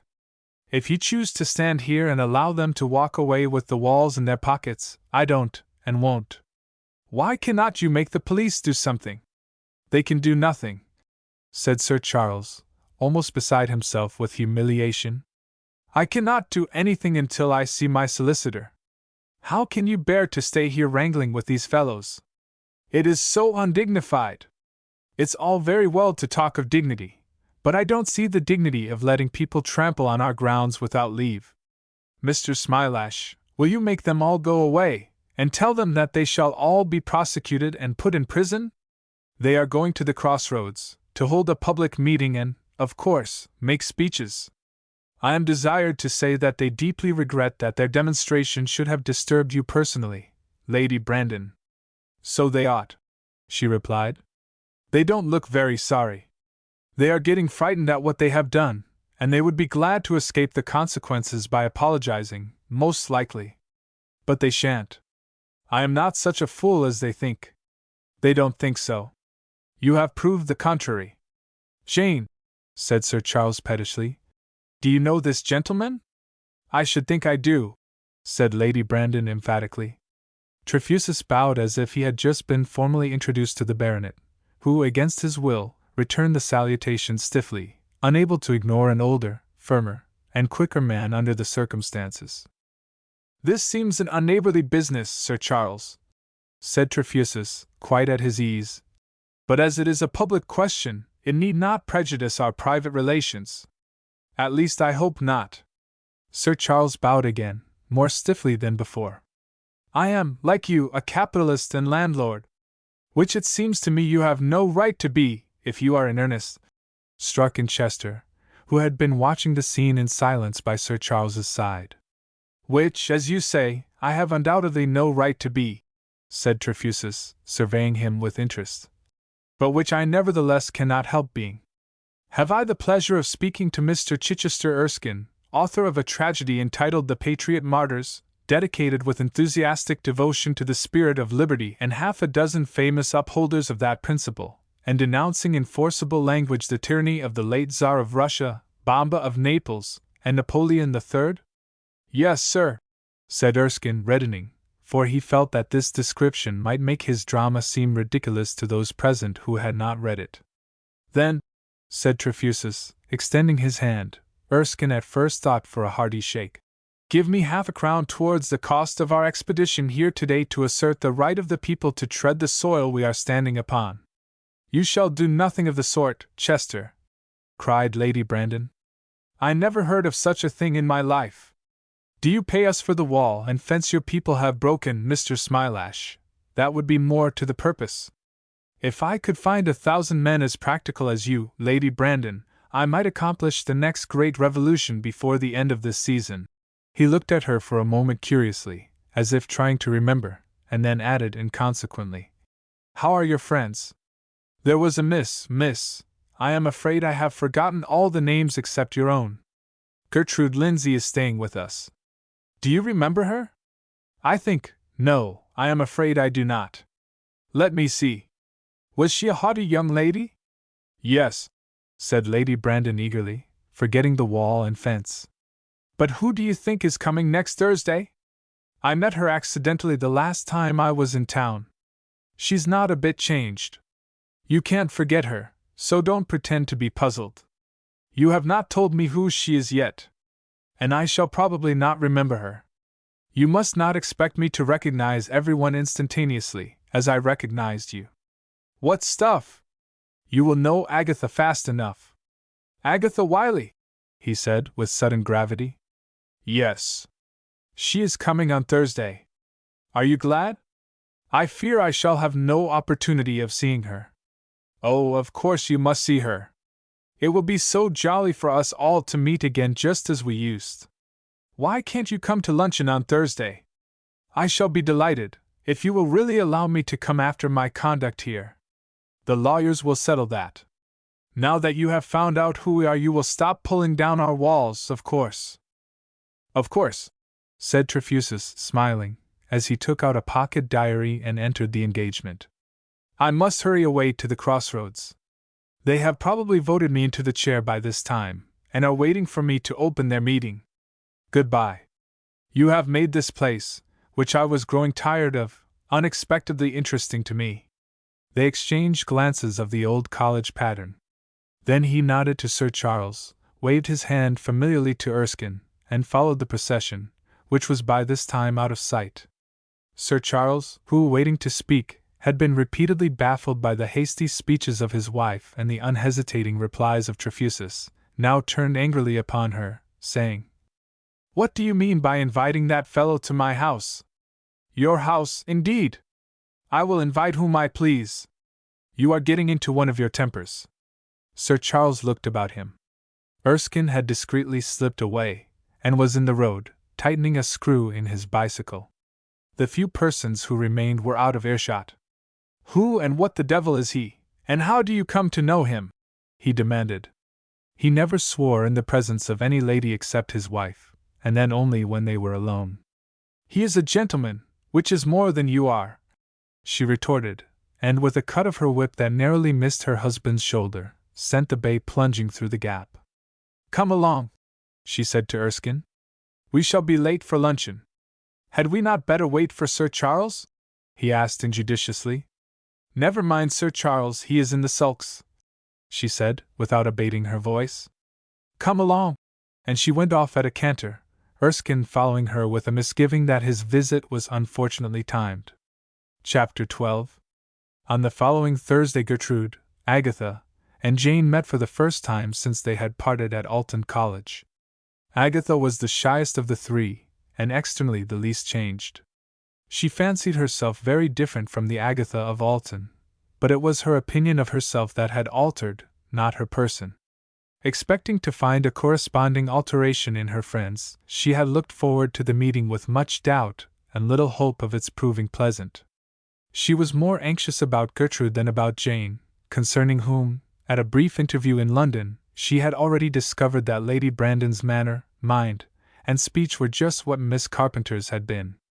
But, even from Agatha, Jane commanded more respect than before, having changed from an overgrown girl into a fine woman, and made a brilliant match in her first season, whilst many of her pretty, proud, and clever contemporaries, whom she had envied at school, were still unmarried, and were having their homes made uncomfortable by parents anxious to get rid of the burthen of supporting them, and to profit in purse or position by their marriages.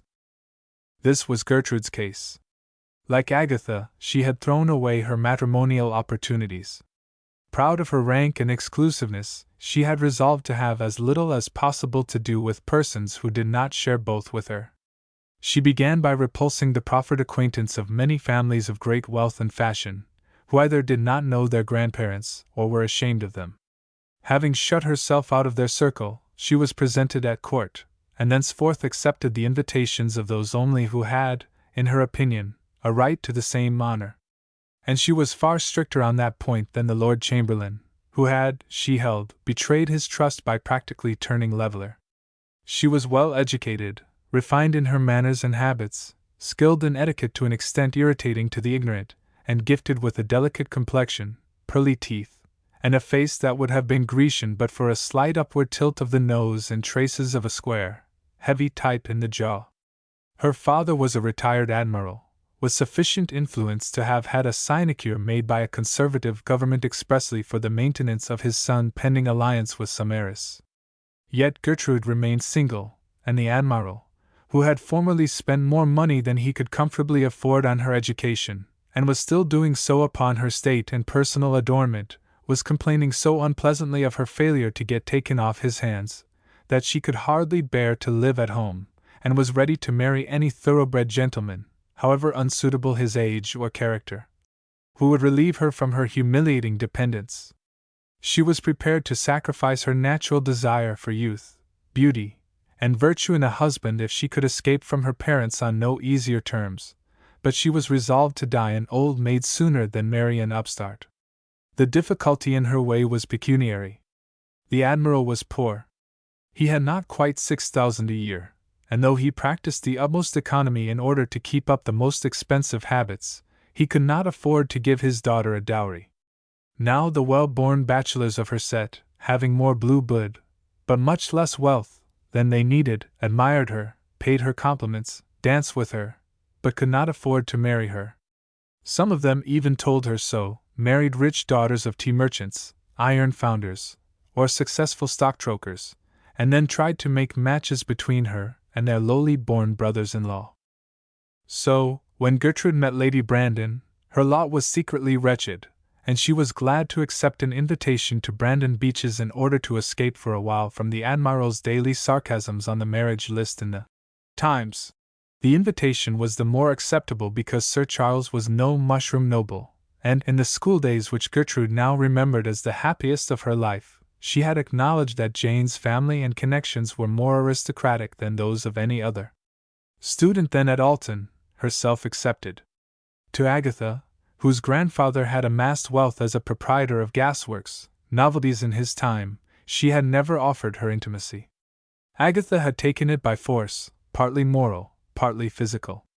But the gasworks were never forgotten, and when Lady Brandon mentioned, as a piece of delightful news, that she had found out their old school companion, and had asked her to join them, Gertrude was not quite pleased. Yet, when they met, her eyes were the only wet ones there, for she was the least happy of the three, and though she did not know it, her spirit was somewhat broken. Agatha, she thought, had lost the bloom of girlhood, but was bolder, stronger, and cleverer than before. Agatha had, in fact, summoned all her self-possession to hide her shyness. She detected the emotion of Gertrude, who at the last moment did not try to conceal it. It would have been poured out freely in words, had Gertrude's social training taught her to express her feelings as well as it had accustomed her to dissemble them. "Do you remember Miss Wilson?" said Jane, as the three drove from the railway station to Brandon Beeches. "Do you remember Mrs. Miller and her cat? Do you remember the recording angel? Do you remember how I fell into the canal?" These reminiscences lasted until they reached the house and went together to Agatha's room.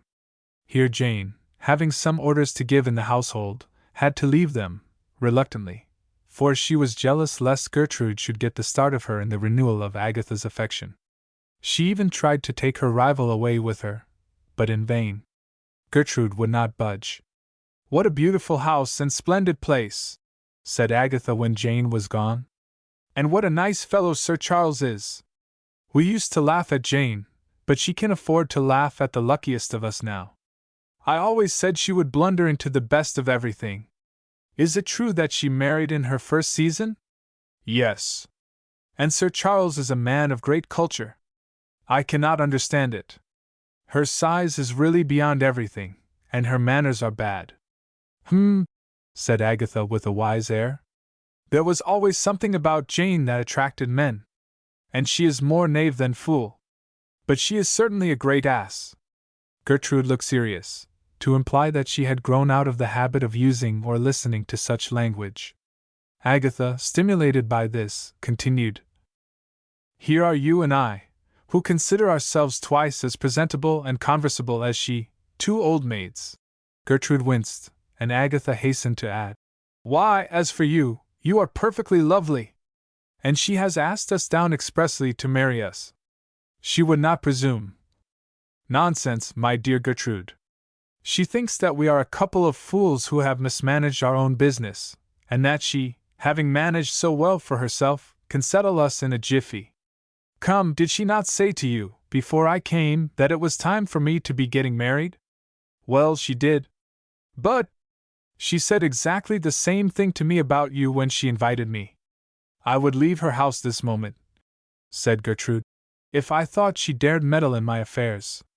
What is it to her whether I am married or not? Where have you been living all these years, if you do not know that the very first thing a woman wants to do when she has made a good match is to make ones for all her spinster friends? Jane does not mean any harm.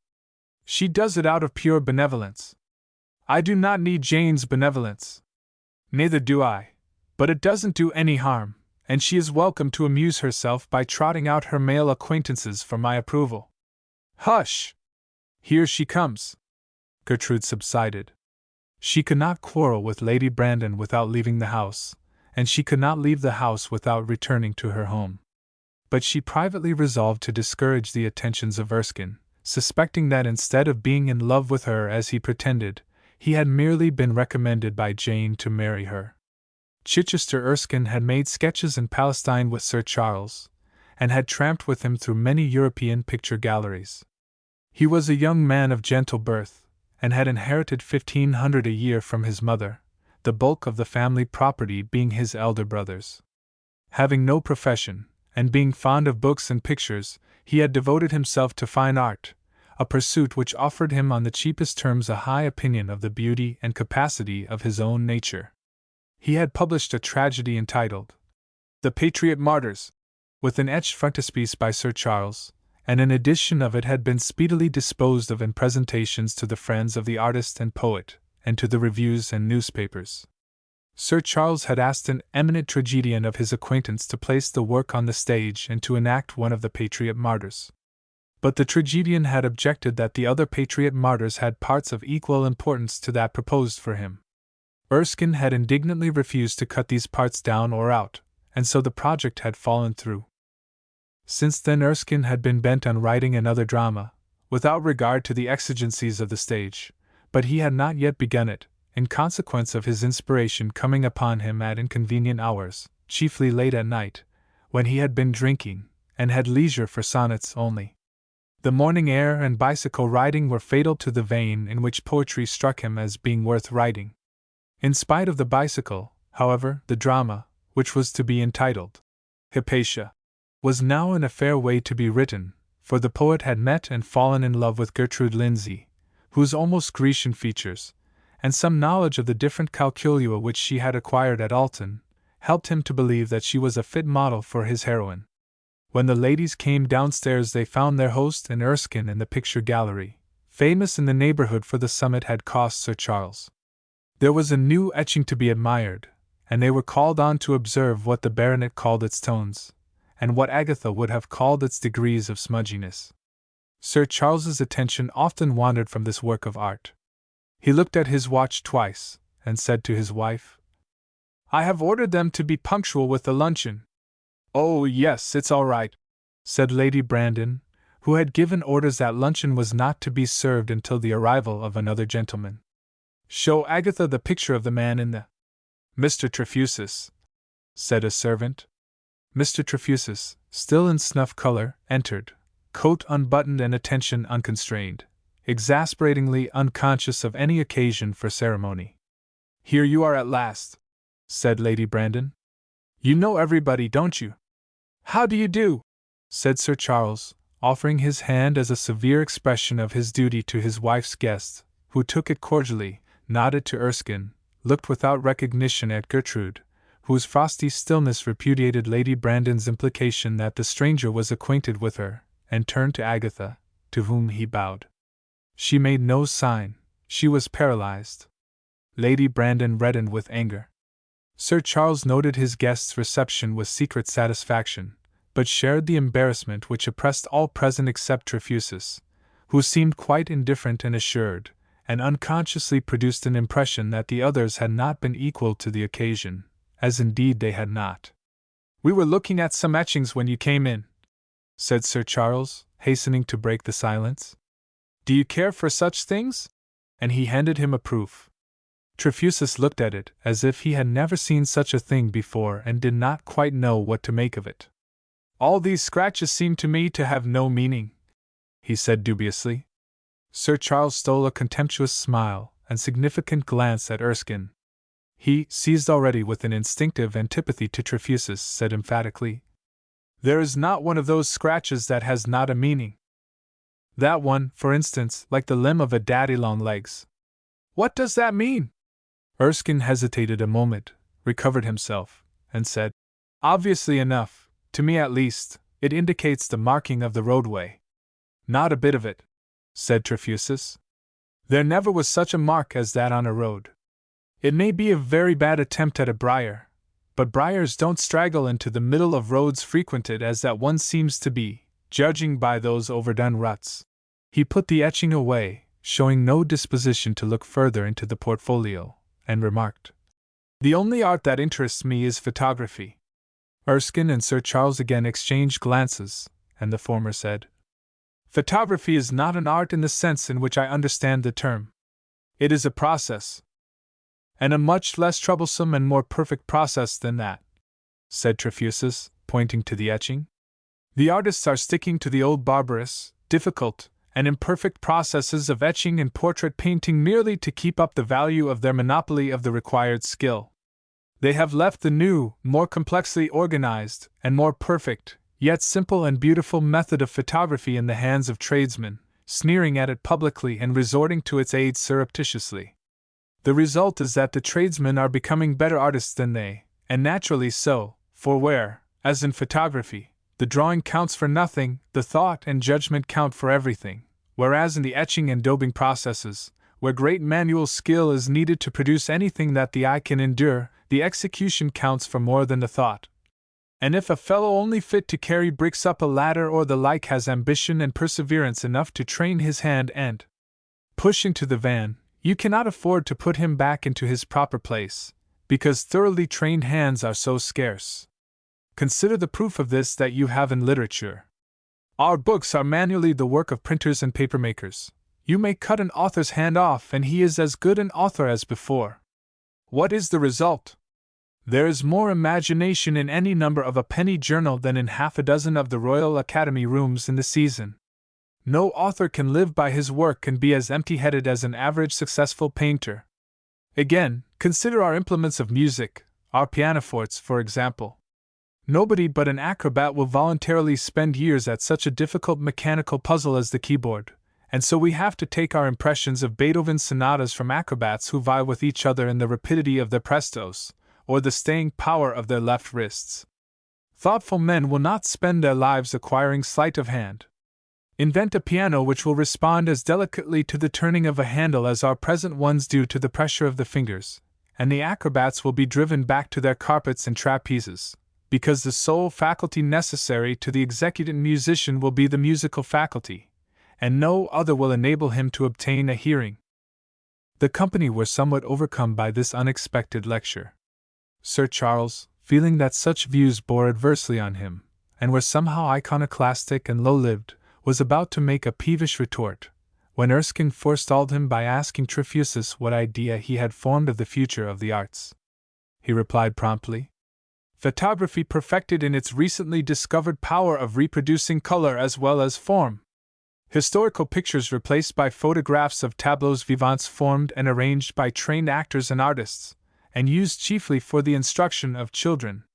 9/10 of painting as we understand it at present extinguished by the competition of these photographs, and the remaining 10th only holding its own against them by dint of extraordinary excellence.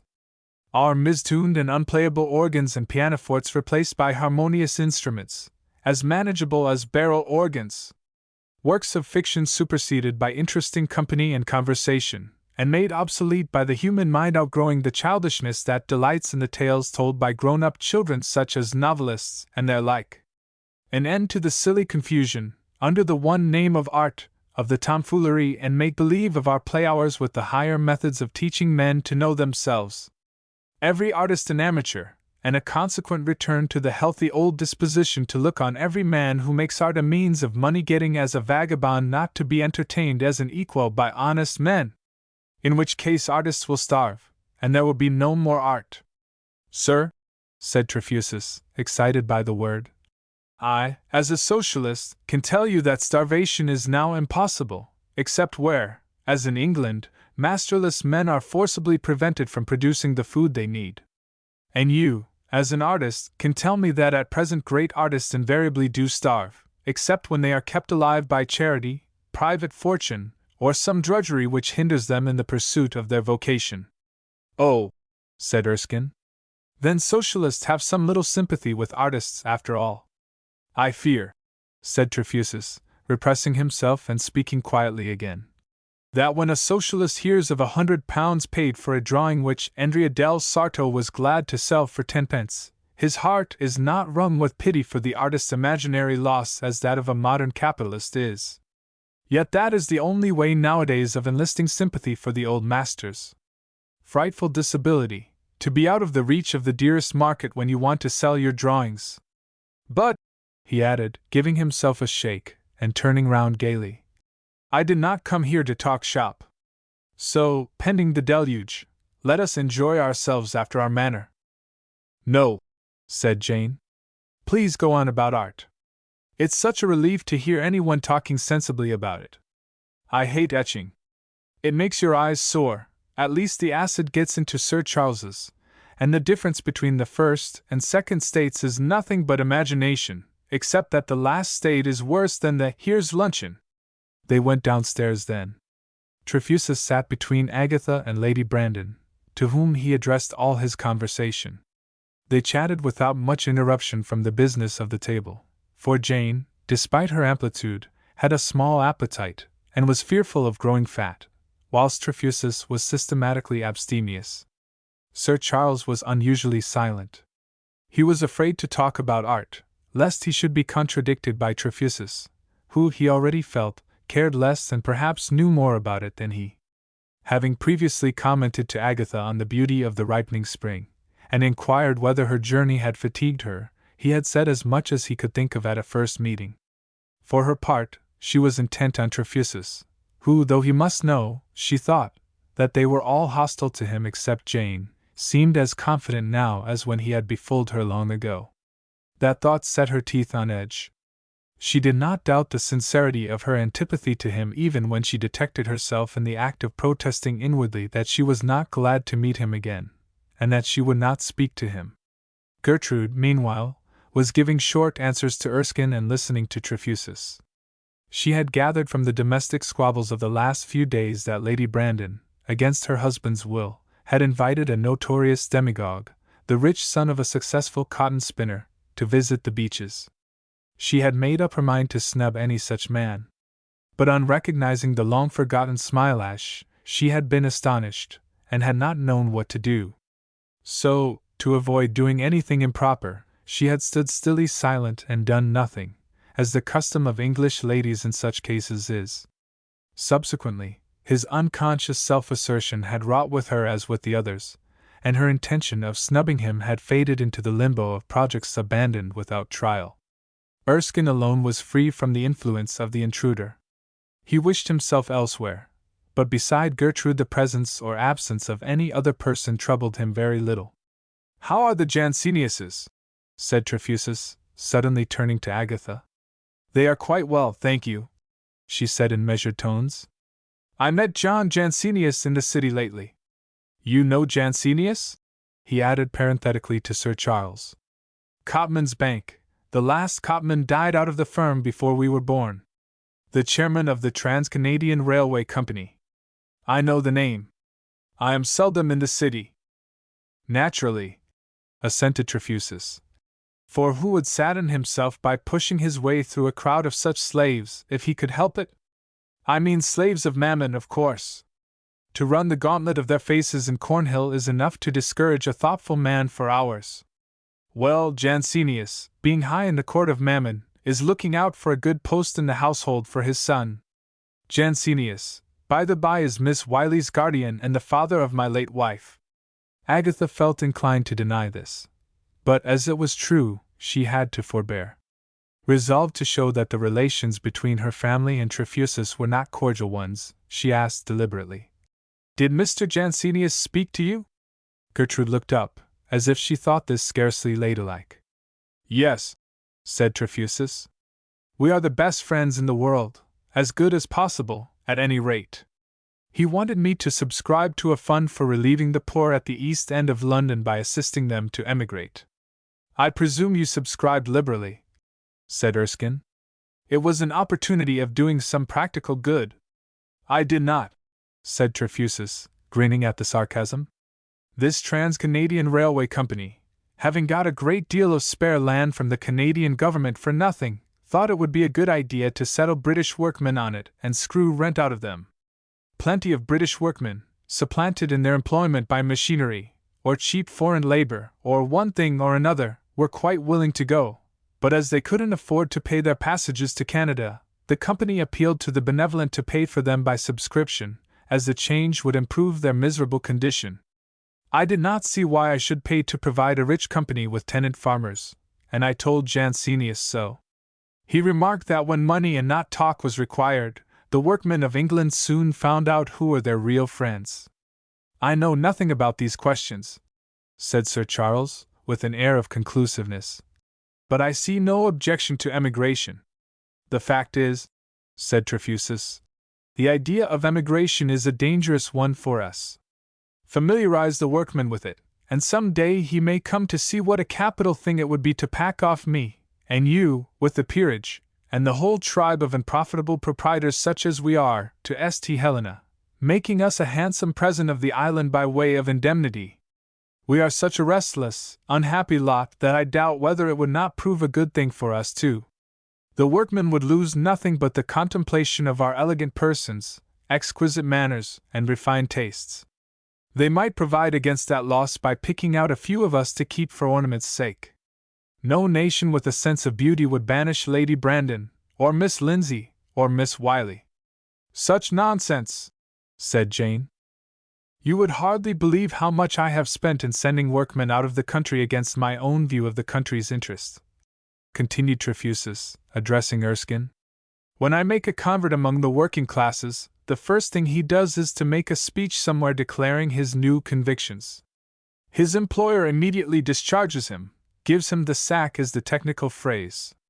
The sack is the sword of the capitalist, and hunger keeps it sharp for him. His shield is the law, made for the purpose by his own class. Thus equipped, he gives the worst of it to my poor convert, who comes ruined to me for assistance. As I cannot afford to pension him for life, I get rid of him by assisting him to emigrate. Sometimes he prospers and repays me, sometimes I hear no more of him, sometimes he comes back with his habits unsettled. One man whom I sent to America made his fortune, but he was not a social democrat. He was a clerk who had embezzled, and who applied to me for assistance under the impression that I considered it rather meritorious to rob the till of a capitalist. He was a practical socialist, in fact, said Erskine.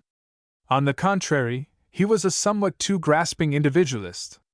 Howbeit, I enabled him to make good his defalcation.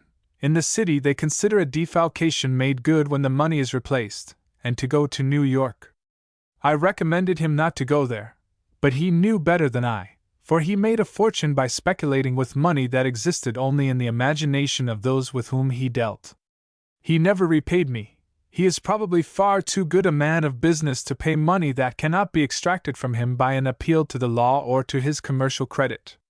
Mr. Erskine, added Trefusis, lowering his voice, and turning to the poet, you are wrong to take part with hucksters and money hunters against your own nature, even though the attack upon them is led by a man who prefers photography to etching. But I assure you, you quite mistake me, said Erskine, taken aback. He stopped, looked to Sir Charles for support, and then said airily, I don't doubt that you are quite right. I hate business and men of business, and as to social questions, I have only one article of belief, which is, that the sole refiner of human nature is fine art. Whereas I believe that the sole refiner of art is human nature. Art rises when men rise, and grovels when men grovel. What is your opinion? I agree with you in many ways, replied Sir Charles nervously, for a lack of interest in his fellow creatures, and an excess of interest in himself, had prevented him from obtaining that power of dealing with social questions which, he felt, a baronet ought to possess, and he was consequently afraid to differ from anyone who alluded to them with confidence. If you take an interest in art, I believe I can show you a few things worth seeing. Thank you. In return, I will some day show you a remarkable collection of photographs I possess, many of them taken by me. I venture to think they will teach you something. No doubt, said Sir Charles. Shall we return to the gallery? I have a few treasures there that photography is not likely to surpass for some time yet. Let's go through the conservatory, said Jane. Don't you like flowers, Mr. Smee? I never can remember your proper name. Extremely, said Trefusis. They rose and went out into a long hothouse. Here Lady Brandon, finding Erskine at her side, and Sir Charles before her with Gertrude, looked round for Trefusis, with whom she intended to enjoy a trifling flirtation under cover of showing him the flowers. He was out of sight, but she heard his footsteps in the passage on the opposite side of the greenhouse. Agatha was also invisible. Jane, not daring to rearrange their procession lest her design should become obvious, had to walk on with Erskine. Agatha had turned unintentionally into the opposite alley to that which the others had chosen.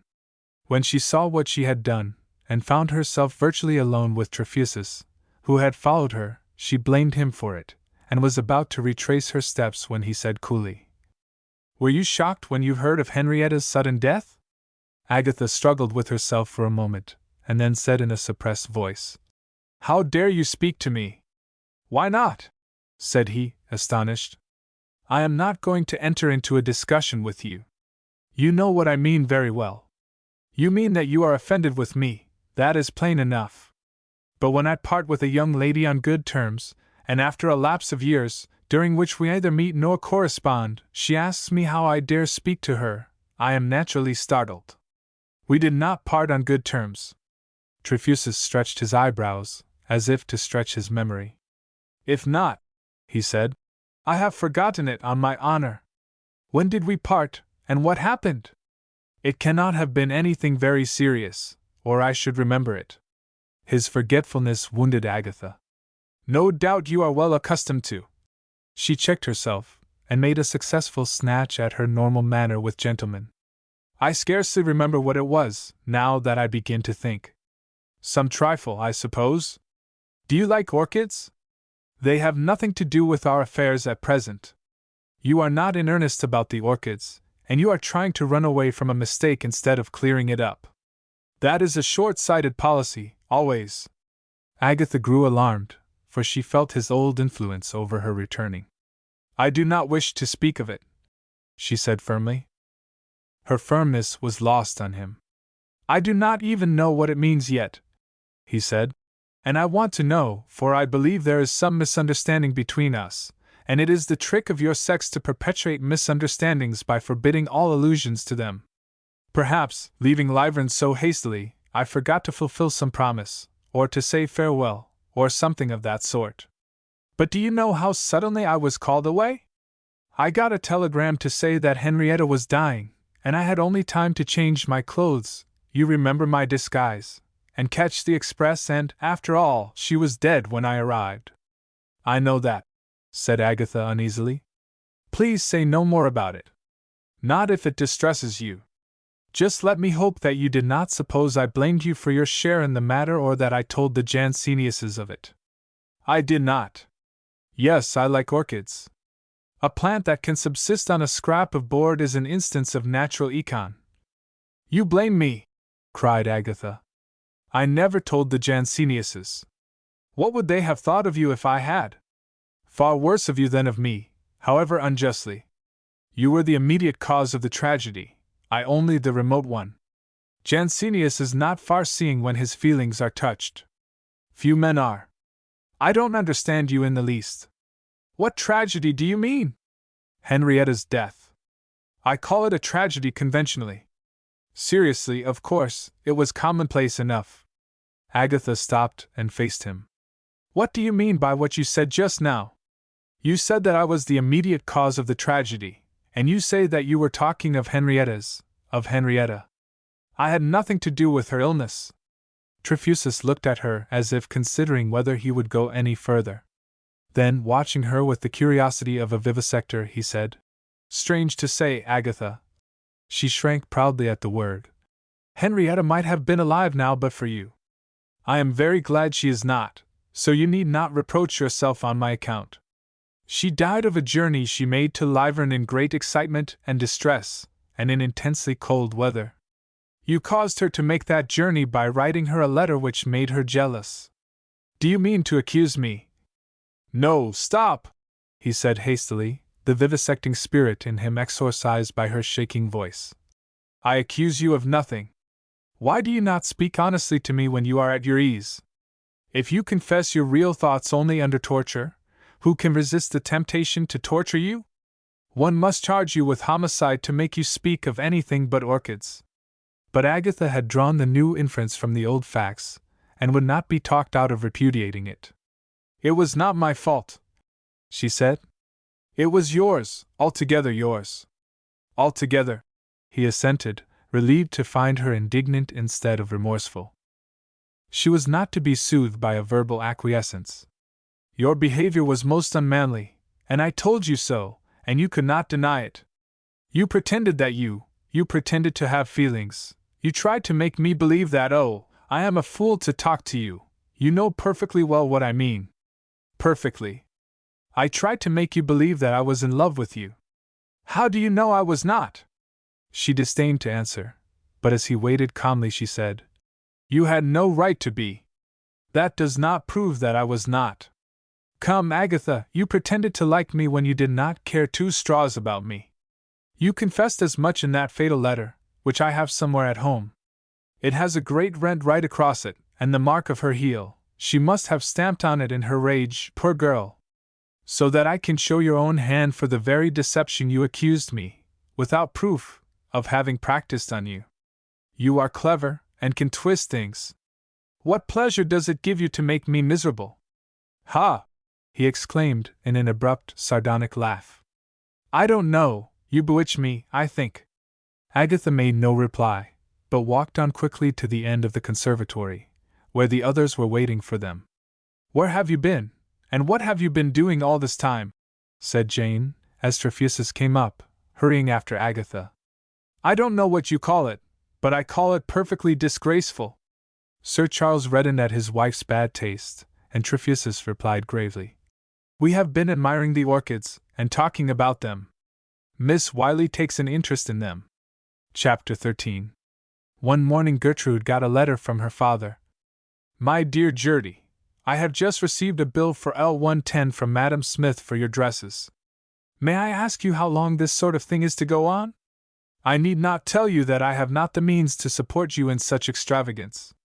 I am, as you know, always anxious that you should go about in a style worthy of your position, but unless you can manage without calling on me to pay away hundreds of pounds every season to Madam Smith, you had better give up society and stay at home. I positively cannot afford it. As far as I can see, going into society has not done you much good. I had to raise L500 last month on Franklin's, and it is too bad if I must raise more to pay your dressmaker. You might at least employ some civil person, or one whose charges are moderate. Madam Smith tells me that she will not wait any longer, and charges L50 for a single dress. I hope you fully understand that there must be an end to this. I hear from your mother that young Erskine is with you at Brandon's. I do not think much of him. He is not well off, nor likely to get on, as he has taken to poetry and so forth. I am told also that a man named Trefusis visits at the Beeches a good deal now.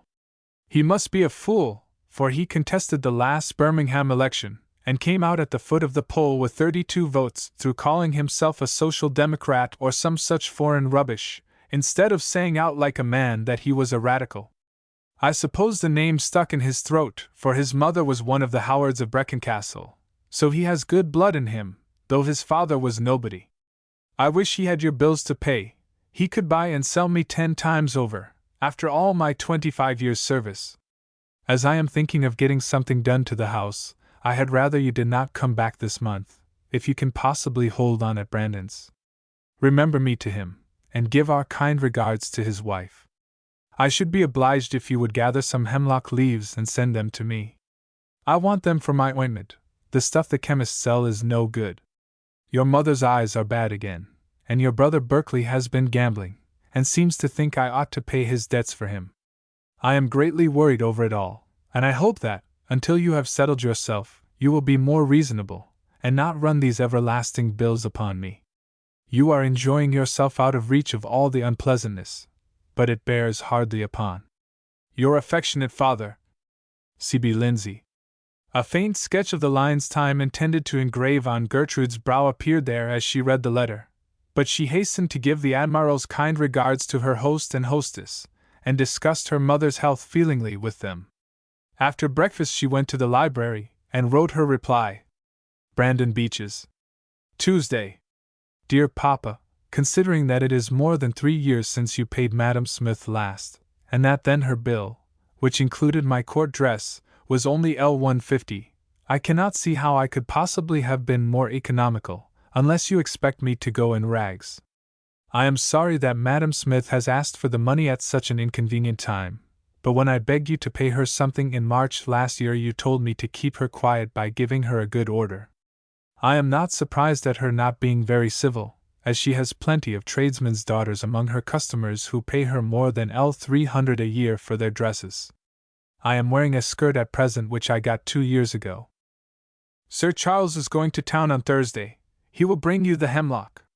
Tell Mamma that there is an old woman here who knows some wonderful cure for sore eyes.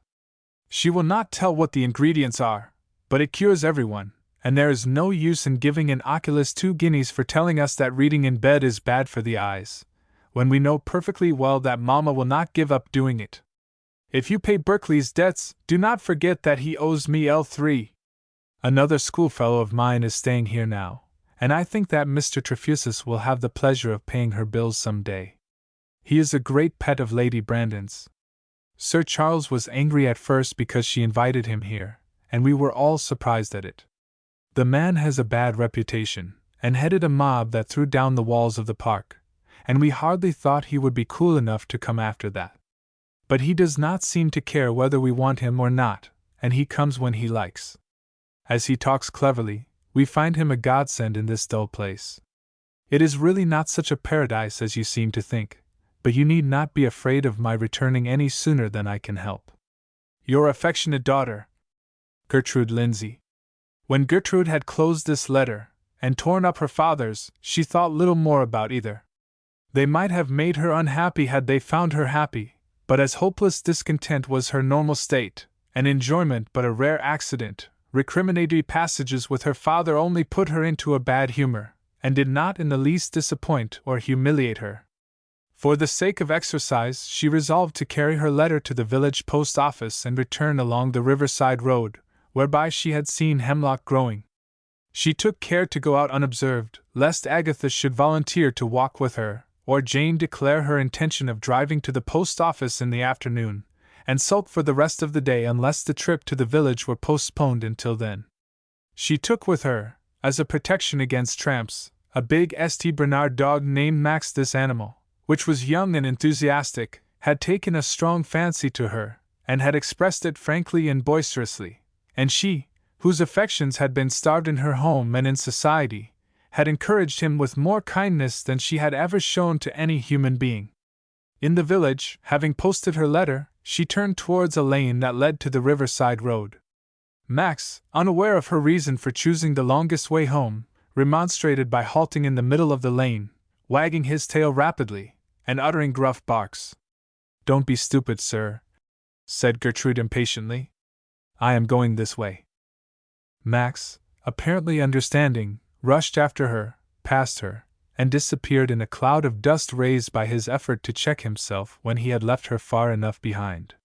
When he came back, she kissed his nose, and ran a race with him until she too was panting, and had to stand still to recover her breath, whilst he bounded about, barking ferociously.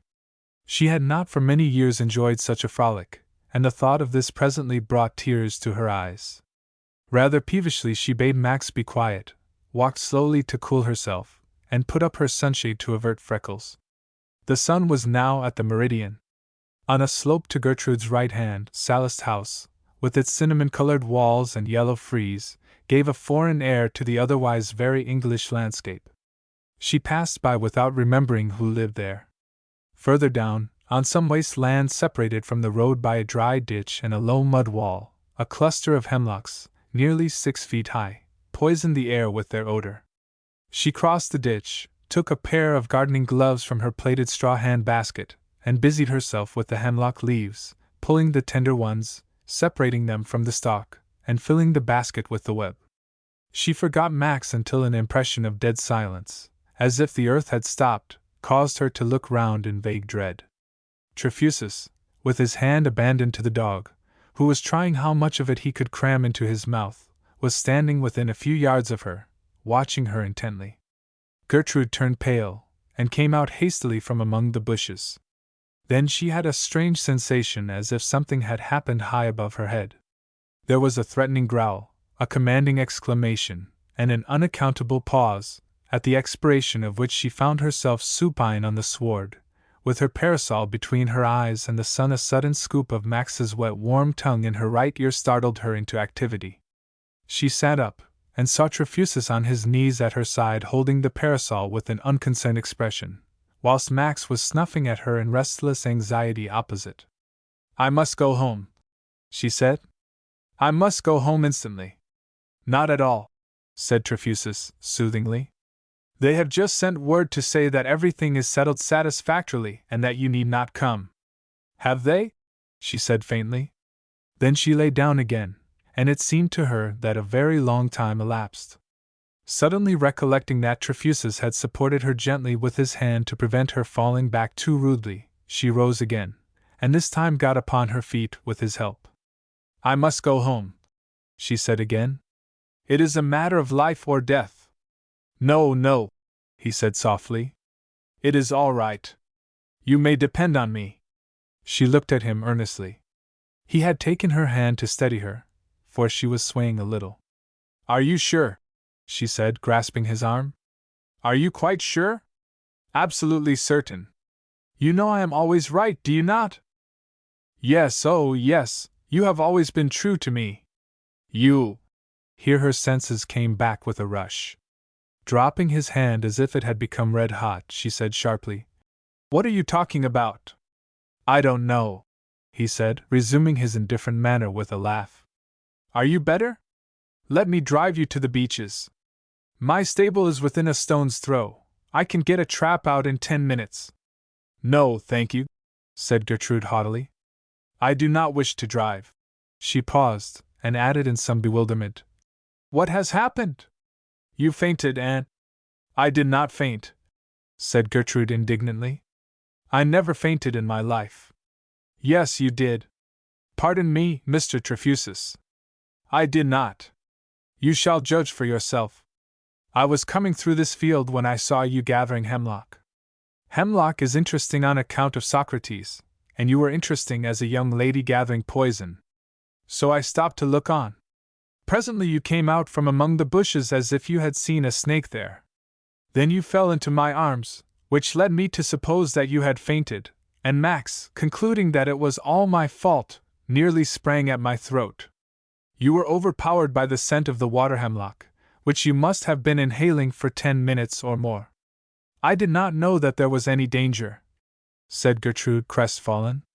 "I felt very tired when I came to. That was why I lay so long the second time. I really could not help it.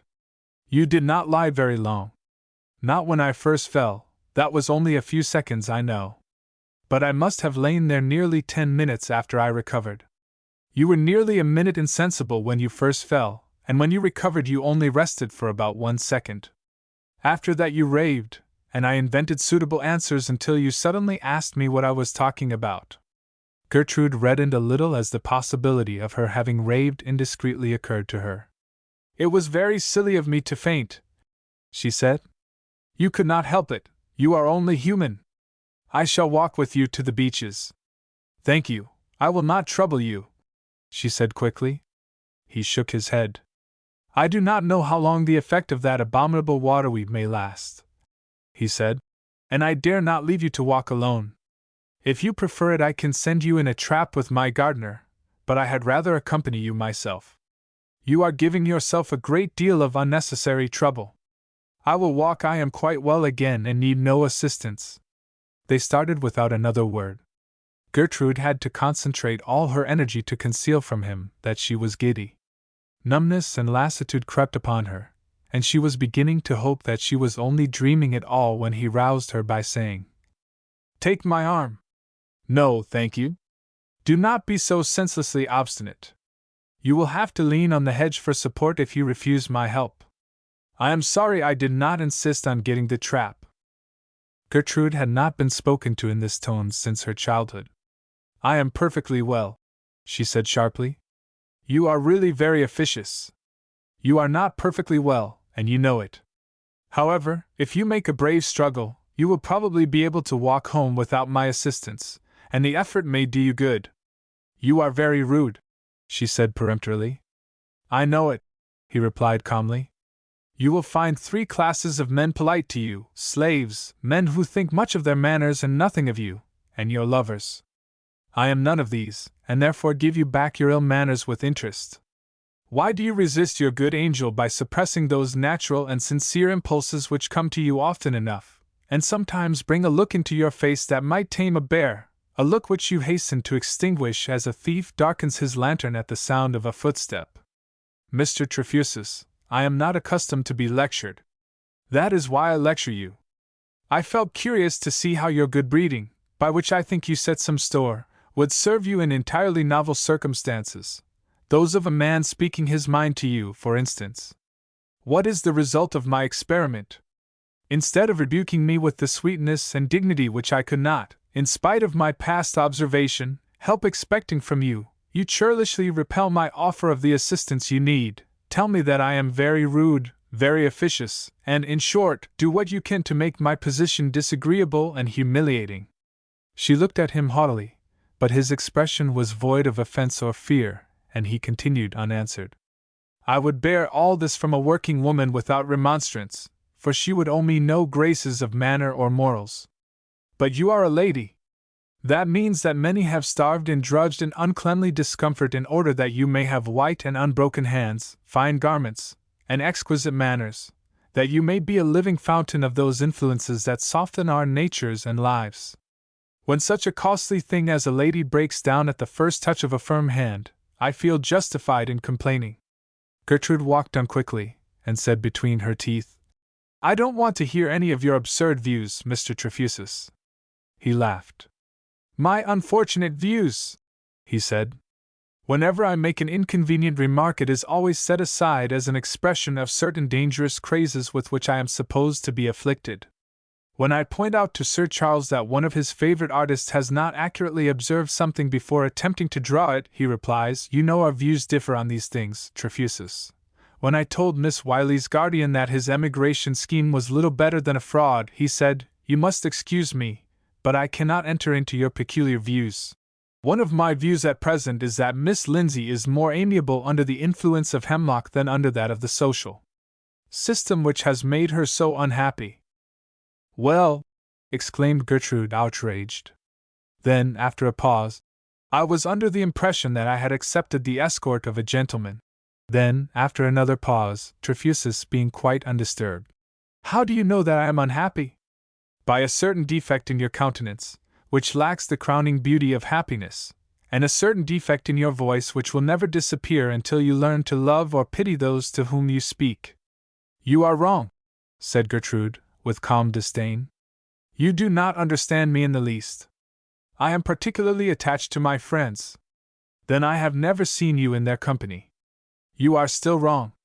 Then how can you speak as you do, look as you do, act as you do? What do you mean? How do I look and act? Like one of the railings of Belgrave Square, cursed with consciousness of itself, fears of the judgment of the other railings, and doubts of their fitness to stand in the same row with it. You are cold, mistrustful, cruel to nervous or clumsy people, and more afraid of the criticisms of those with whom you dance and dine than of your conscience. All of which prevents you from looking like an angel. Thank you. Do you consider paying compliments the perfection of gentlemanly behavior? Have I been paying you many? That last remark of mine was not meant as one. On my honor, the angels will not disappoint me if they are no lovelier than you should be if you had that look in your face and that tone in your voice I spoke of just now. It can hardly displease you to hear that.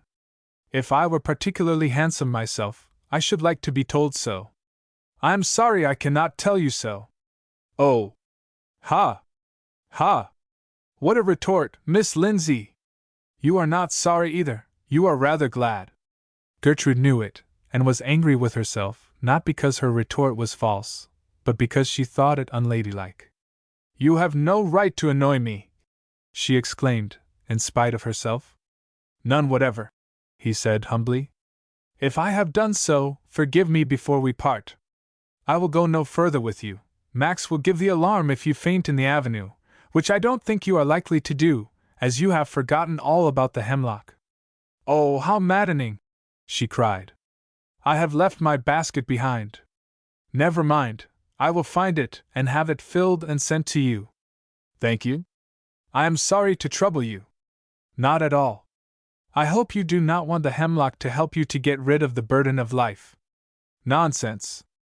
I want it for my father, who uses it for medicine. I will bring it myself tomorrow. Is that soon enough? Quite. I am in no hurry. Thank you, Mr. Trefusis.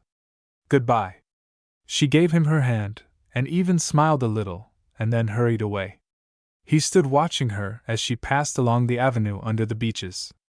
Once, when she came into a band of sunlight at a gap in the trees, she made so pretty a figure in her spring dress of violet and white that his eyes kindled as he gazed.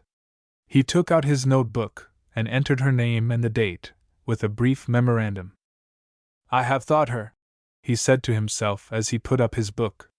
She shall learn a lesson or two to hand on to her children before I have done with her. A trifle underbred, too, or she would not insist so much on her breeding.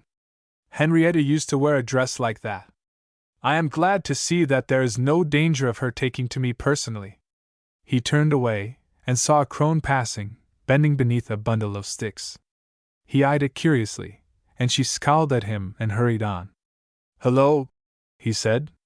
She continued for a few steps, but her courage failed her, and she stopped. You are Mrs. Hickling, I think? Yes, please your worship. You are the woman who carried away an old wooden gate that lay on Sir Charles Brandon's land last winter and used it for firewood. You were imprisoned for 7 days for it.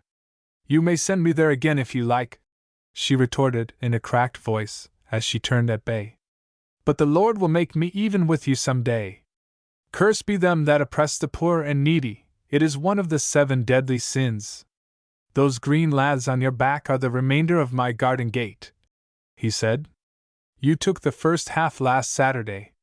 Next time you want fuel, come to the house and ask for coals, and let my gates alone. I suppose you can enjoy a fire without stealing the combustibles. Stow pay me for my gate by telling me something I want to know. And a kind gentleman too, sir, blessings. What is the hemlock good for? The hemlock, kind gentleman? For the evil, sir, to be sure. Scrofulous ulcers, he exclaimed, recoiling. The father of that beautiful girl! He turned homeward, and trudged along with his head bent, muttering. All rotten to the bone. Oh, civilization! Civilization! Civilization! Chapter 14. What has come over Gertrude? Said Agatha one day to Lady Brandon. Why? Is anything the matter with her? I don't know, she has not been the same since she poisoned herself. And why did she not tell about it? But for Trefusis we should never have known. Gertrude always made secrets of things. She was in a vile temper for 2 days after, and now she is quite changed. She falls into long reveries, and does not hear a word of what is going on around. Then she starts into life again, and begs your pardon with the greatest sweetness for not catching what you have said. I hate her when she is polite, it is not natural to her. As to her going to sleep, that is the effect of the hemlock. We know a man who took a spoonful of strychnine in a bath, and he never was the same afterwards. I think she is making up her mind to encourage Erskine, said Agatha. When I came here he hardly dared speak to her, at least, she always snubbed him. Now she lets him talk as much as he likes, and actually sends him on messages and allows him to carry things for her. Yes. I never saw anybody like Gertrude in my life. In London, if men were attentive to her, she sat on them for being officious, and if they let her alone she was angry at being neglected. Erskine is quite good enough for her, I think. Here Erskine appeared at the door and looked round the room. She's not here, said Jane. I am seeking Sir Charles, he said, withdrawing somewhat stiffly. What a lie, said Jane, discomfited by his reception of her jest. He was talking to Sir Charles 10 minutes ago in the billiard room. Men are such conceited fools.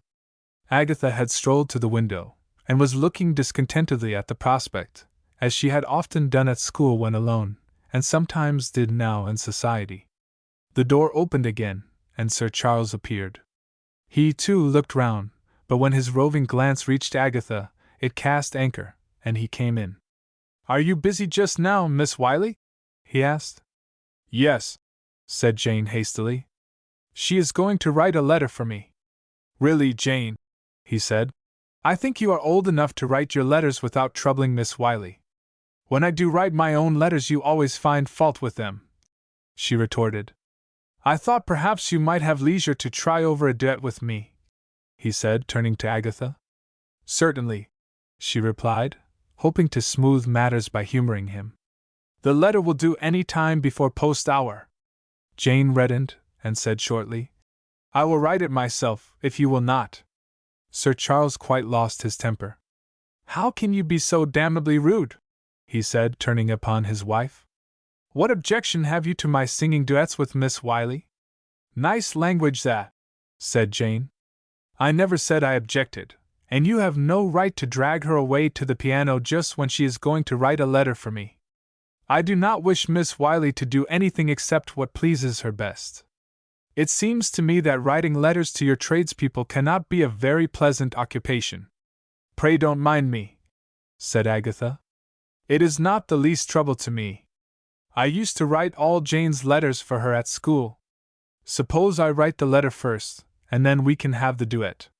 You will not mind waiting 5 minutes? I can wait as long as you please, of course. But it seems such an absurd abuse of your good nature that I cannot help protest. Oh, let it wait, exclaimed Jane. Such a ridiculous fuss to make about asking Agatha to write a letter, just because you happen to want her to play you your duets. I am certain she is heartily sick and tired of them. Agatha, to escape the altercation, went to the library and wrote the letter. When she returned to the drawing-room, she found no one there, but Sir Charles came in presently. I am so sorry, Miss Wiley, he said, as he opened the piano for her, that you should be incommoded because my wife is silly enough to be jealous. Jealous? Of course. Idiocy. Oh, you are mistaken, said Agatha, incredulously. How could she possibly be jealous of me? She is jealous of everybody and everything, he replied bitterly. And she cares for nobody and for nothing. You do not know what I have to endure sometimes from her. Agatha thought her most discreet course was to sit down immediately and begin. I would that my love. Whilst she played and sang, she thought over what Sir Charles had just let slip. She had found him a pleasant companion, light-hearted, fond of music and fun, polite and considerate, appreciative of her talents, quick-witted without being oppressively clever, and, as a married man, disinterested in his attentions. But it now occurred to her that perhaps they had been a good deal together of late. Sir Charles had by this time wandered from his part into hers, and he now recalled her to the music by stopping to ask whether he was right. Knowing by experience what his difficulty was likely to be, she gave him his note and went on. They had not been singing long when Jane came back and sat down, expressing a hope that her presence would not disturb them. It did disturb them. Agatha suspected that she had come there to watch them, and Sir Charles knew it. Besides, Lady Brandon, even when her mind was tranquil, was habitually restless. She could not speak because of the music, and though she held an open book in her hand, she could not read and watch simultaneously. She gaped, and leaned to one end of the sofa until, on the point of overbalancing, she recovered herself with a prodigious bounce. The floor vibrated at her every movement. At last she could keep silence no longer. Oh dear, she said, yawning audibly. It must be 5 o'clock at the very earliest. Agatha turned round upon the piano stool, feeling that music and Lady Brandon were incompatible. Sir Charles, for his guest's sake, tried hard to restrain his exasperation.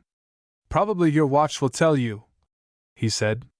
Thank you for nothing, said Jane. Agatha, where is Gertrude? How can Miss Wiley possibly tell you where she is, Jane? I think you have gone mad today. She is most likely playing billiards with Mr. Erskine, said Agatha, interposing quickly to forestall a retort from Jane, with its usual sequel of a domestic squabble.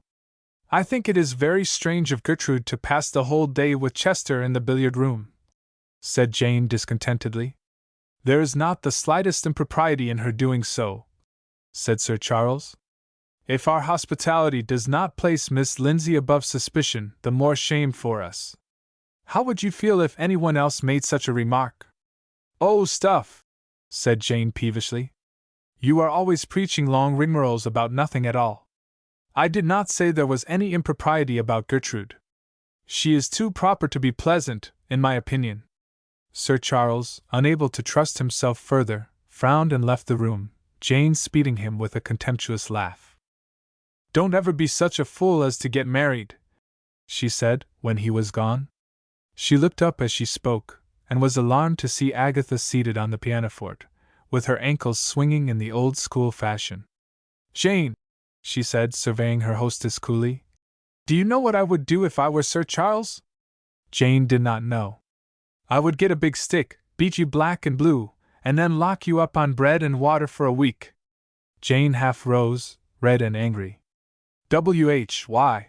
she said, relapsing upon the sofa. "If I were a man, I would not, for mere chivalry's sake, let a woman treat me like a troublesome dog. You want a sound thrashing. I'd like to see anybody thrash me," said Jane, rising again and displaying her formidable person erect. Then she burst into tears and said, "I won't have such things said to me in my own house." "How dare you?" "You deserve it for being jealous of me," said Agatha. Jane's eyes dilated angrily. I, jealous of you!" She looked round, as if for a missile. Not finding one, she sat down again, and said in a voice stifled with tears, "Jealous of you, indeed! You have good reason to be, for he is fonder of me than of you." Jane opened her mouth and eyes convulsively, but only uttered a gasp, and Agatha proceeded calmly. "I am polite to him, which you never are. When he speaks to me, I allow him to finish his sentence without expressing, as you do, a foregone conclusion that it is not worth attending to. I do not yawn and talk whilst he is singing. When he converses with me on art or literature, about which he knows twice as much as I do, and at least 10 times as much as you." Jane gasped again. "I do not make a silly answer and turn to my neighbor at the other side with a remark about the tables or the weather. When he is willing to be pleased, as he always is, I am willing to be pleasant. And that is why he likes me. He does not like you.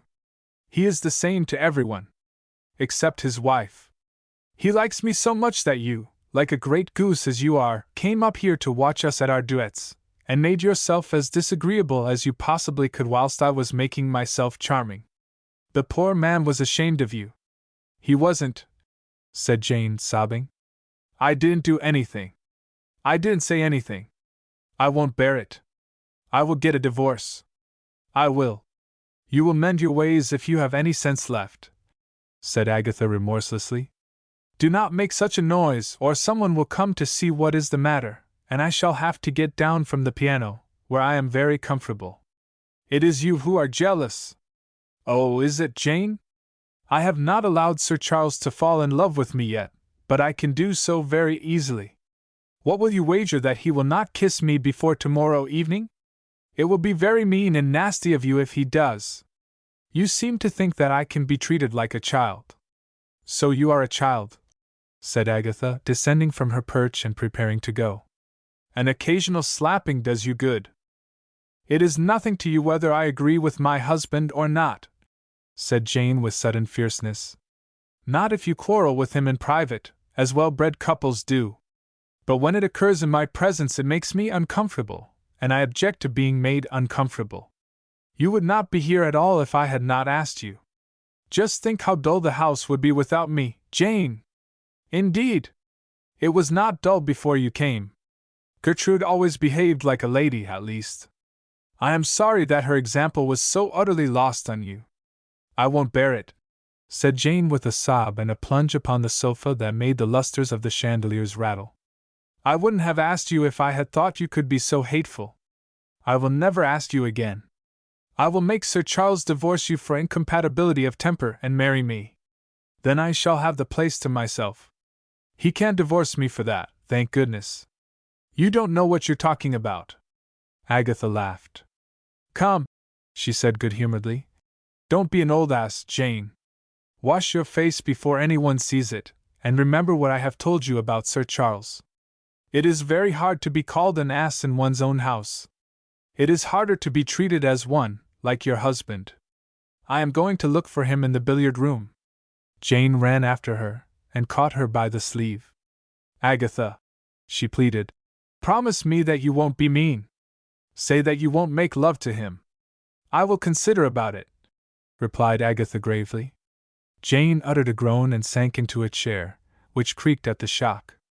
Agatha turned on the threshold, and seeing her shaking her head, pressing her eyes, and tapping with her heel in a restrained frenzy, said quickly, "Here are the Waltons, and the Fitzorge, and Mr. Trefusis coming upstairs. How do you do, Mrs. Walton? Lady Brandon will be so glad to see you. Good evening, Mr. Fitzgeorge." Jane sprang up, wiped her eyes, and, with her hands on her hair, smoothing it, rushed to a mirror. No visitors appearing, she perceived that she was, for perhaps the 100th time in her life, the victim of an imposture devised by Agatha. She, gratified by the success of her attempt to regain her old ascendancy over Jane, she had made it with misgiving, notwithstanding her apparent confidence, went downstairs to the library, where she found Sir Charles gloomily trying to drown his domestic troubles in art criticism. "I thought you were in the billiard room," said Agatha. "I only peeped in," he replied. "But as I saw something particular going on, I thought it best to slip away, and I have been alone ever since." The something particular which Sir Charles had not wished to interrupt was only a game of billiards. It was the first opportunity Erskine had ever enjoyed of speaking to Gertrude at leisure, and alone. Yet their conversation had never been so commonplace. She, liking the game, played very well and chatted indifferently. He played badly, and broached trivial topics in spite of himself.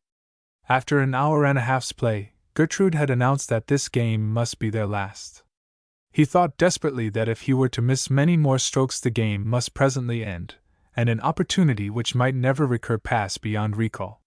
He determined to tell her without preface that he adored her, but when he opened his lips a question came forth of its own accord relating to the Persian way of playing billiards. Gertrude had never been in Persia, but had seen some Eastern billiard cues in the India Museum. Were not the Hindus wonderful people for filigree work, and carpets, and such things? Did he not think the crookedness of their carpet patterns a blemish? Some people pretended to admire them, but was not that all nonsense? Was not the modern polished floor, with a rug in the middle, much superior to the old carpet fitted into the corners of the room? Yes. Enormously superior. Immensely. "Why, what are you thinking of today, Mr. Erskine? You have played with my ball. I am thinking of you." "What did you say?" said Gertrude, not catching the serious turn he had given to the conversation, and poising her cue for a stroke. "Oh, I am as bad as you. That was the worst stroke I ever made, I think." "I beg your pardon, you said something just now." "I forget." "Nothing of any consequence." And he groaned at his own cowardice.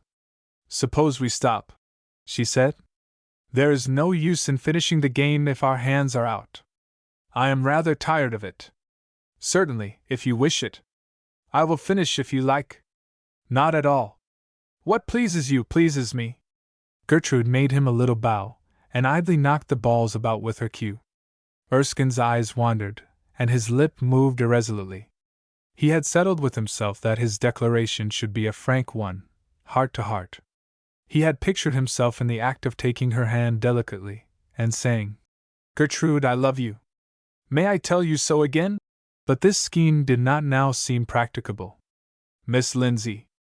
Gertrude, bending over the table, looked up in alarm. "The present is as good an opportunity as I will, as I shall, as I will." "Shall," said Gertrude. "I beg your pardon?" "Shall," repeated Gertrude. "Did you ever study the doctrine of necessity?" "The doctrine of necessity?" he said, bewildered. Gertrude went to the other side of the table in pursuit of a ball. She now guessed what was coming, and was willing that it should come, not because she intended to accept, but because, like other young ladies experienced in such scenes, she counted the proposals of marriage she received as a Red Indian counts the scalps he takes. "We have had a very pleasant time of it here," he said, giving up as inexplicable the relevance of the doctrine of necessity. At least I have. Well, said Gertrude, quick to resent a fancied allusion to her private discontent. So have I. I am glad of that, more so than I can convey by words. Is it any business of yours? She said, following the disagreeable vein he had unconsciously struck upon, and suspecting pity in his efforts to be sympathetic. I wish I dared hope so. The happiness of my visit has been due to you entirely. Indeed, said Gertrude, wincing as all the hard things Trefusis had told her of herself came into her mind at the heels of Erskine's unfortunate allusion to her power of enjoying herself. I hope I am not paining you, he said earnestly. I don't know what you are talking about, she said, standing erect with sudden impatience. You seem to think that it is very easy to pain me. No, he said timidly, puzzled by the effect he had produced. I fear you misunderstand me. I am very awkward. Perhaps I had better say no more. Gertrude, by turning away to put up her cue, signified that that was a point for him to consider, she not intending to trouble herself about it. When she faced him again, he was motionless and dejected, with a wistful expression like that of a dog that has proffered a caress and received a kick. Remorse, and a vague sense that there was something base in her attitude towards him, overcame her. She looked at him for an instant and left the room. The look excited him. He did not understand it, nor attempt to understand it, but it was a look that he had never before seen in her face or in that of any other woman. It struck him as a momentary revelation of what he had written of in The Patriot Martyrs, as the glorious mystery of a woman's heart, and it made him feel unfit for ordinary social intercourse. He hastened from the house, walked swiftly down the avenue to the lodge, where he kept his bicycle, left word there that he was going for an excursion and should probably not return in time for dinner, mounted, and sped away recklessly along the riverside road. In less than 2 minutes he passed the gate of Sallust's house, where he nearly ran over an old woman laden with a basket of coals, who put down her burthen to scream curses after him. Warned by this that his headlong pace was dangerous, he slackened it a little, and presently saw Trefusis lying prone on the river bank, with his cheeks propped on his elbows, reading intently. Erskine, who had presented him, a few days before, with a copy of The Patriot Martyrs and Other Poems, tried to catch a glimpse of the book over which Trefusis was so serious. It was a blue book, full of figures. Erskine rode on in disgust, consoling himself with the recollection of Gertrude's face. The highway now swerved inland from the river, and rose to a steep acclivity, at the brow of which he turned and looked back. The light was growing ruddy, and the shadows were lengthening. Trefusis was still prostrate in the meadow, and the old woman was in a field, gathering hemlock. Erskine raced down the hill at full speed, and did not look behind him again until he found himself at nightfall on the skirts of a town, where he purchased some beer and a sandwich, which he ate with little appetite. Gertrude had set up a disturbance within him which made him impatient of eating. It was now dark. He was many miles from Brandon Beeches, and not sure of the way back. Suddenly he resolved to complete his unfinished declaration that evening. He now could not ride back fast enough to satisfy his impatience. He tried a short cut, lost himself, spent nearly an hour seeking the highroad, and at last came upon a railway station just in time to catch a train that brought him within a mile of his destination. When he rose from the cushions of the railway carriage he found himself somewhat fatigued, and he mounted the bicycle stiffly. But his resolution was as ardent as ever, and his heart beat strongly as, after leaving his bicycle at the lodge, he walked up the avenue through the deep gloom beneath the beeches. Near the house, the first notes of Grotto Perci Finora reached him, and he stepped softly on to the turf lest his footsteps on the gravel should rouse the dogs and make them mar the harmony by barking. A rustle made him stop and listen. Then Gertrude's voice whispered through the darkness. "What did you mean by what you said to me within?" An extraordinary sensation shook Erskine. Confused ideas of fairyland ran through his imagination. A bitter disappointment, like that of waking from a happy dream, followed as Trefusis's voice, more finely tuned than he had ever heard it before, answered. Merely that the expanse of stars above us is not more illimitable than my contempt for Miss Lindsay, nor brighter than my hopes of Gertrude. Miss Lindsay always to you, if you please, Mr. Trefusis. Miss Lindsay never to me, but only to those who cannot see through her to the soul within, which is Gertrude. There are 1,000 Miss Lindsays in the world, formal and false. There is but one Gertrude. I am an unprotected girl, Mr. Trefusis, and you can call me what you please. It occurred to Erskine that this was a fit occasion to rush forward and give Trefusis, whose figure he could now dimly discern, a black eye. But he hesitated, and the opportunity passed.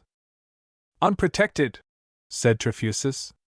Why, you are fenced round and barred in with conventions, laws, and lies that would frighten the truth from the lips of any man whose faith in Gertrude was less strong than mine.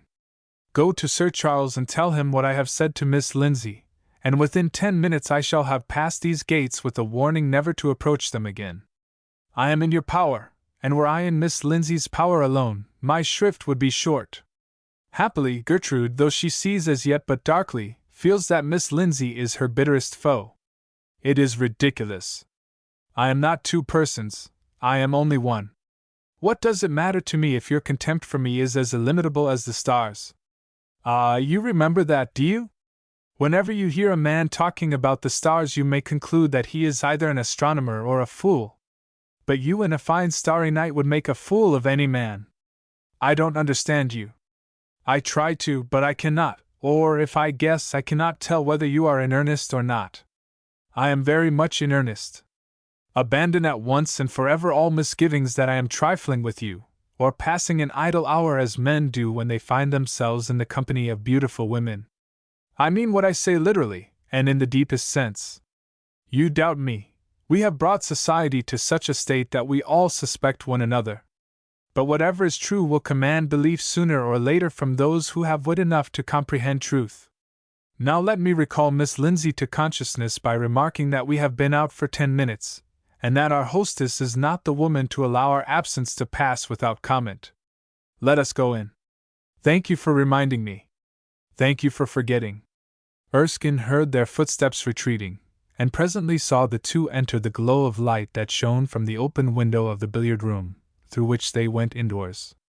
Trefusis, a man whom he had seen that day in a beautiful landscape, blind to everything except a row of figures in a blue book, was his successful rival, although it was plain from the very sound of his voice that he did not, could not, love Gertrude. Only a poet could do that. Trefusis was no poet, but a sordid brute unlikely to inspire interest in anything more human than a public meeting, much less in a woman, much less again in a woman so ethereal as Gertrude. She was proud too, yet she had allowed the fellow to insult her, had forgiven him for the sake of a few broad compliments. Erskine grew angry and cynical. The situation did not suit his poetry. Instead of being stricken to the heart with a solemn sorrow, as a patriot martyr would have been under similar circumstances, he felt slighted and ridiculous. He was hardly convinced of what had seemed at first the most obvious feature of the case, Trefusis's inferiority to himself. He stood under the trees until Trefusis reappeared on his way home, making, Erskine thought, as much noise with his heels on the gravel as a regiment of delicately bred men would have done. He stopped for a moment to make inquiry at the lodge as he went out, then his footsteps died away in the distance. Erskine, chilled, stiff, and with the sensation of a bad cold coming on, went into the house, and was relieved to find that Gertrude had retired, and that Lady Brandon, though she had been sure that he had ridden into the river in the dark, had nevertheless provided a warm supper for him. Chapter 15. Erskine soon found plenty of themes for his newly begotten cynicism. Gertrude's manner towards him softened so much that he, believing her heart given to his rival, concluded that she was tempting him to make a proposal which she had no intention of accepting. Sir Charles, to whom he told what he had overheard in the avenue, professed sympathy, but was evidently pleased to learn that there was nothing serious in the attentions Trefusis paid to Agatha. Erskine wrote 3 bitter sonnets on hollow friendship and showed them to Sir Charles, who, failing to apply them to himself, praised them highly and showed them to Trefusis without asking the author's permission.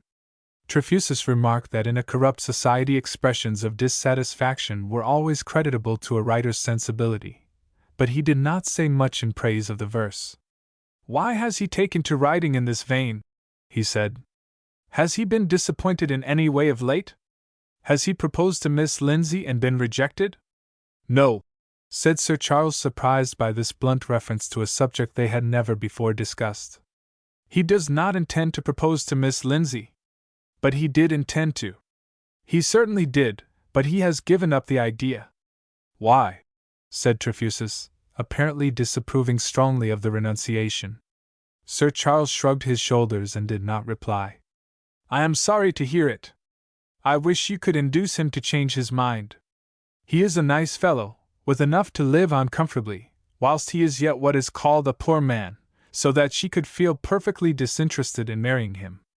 It will do her good to marry without making a pecuniary profit by it. She will respect herself the more afterwards, and will neither want bread and butter nor be ashamed of her husband's origin, in spite of having married for love alone. Make a match of it if you can. I take an interest in the girl, she has good instincts."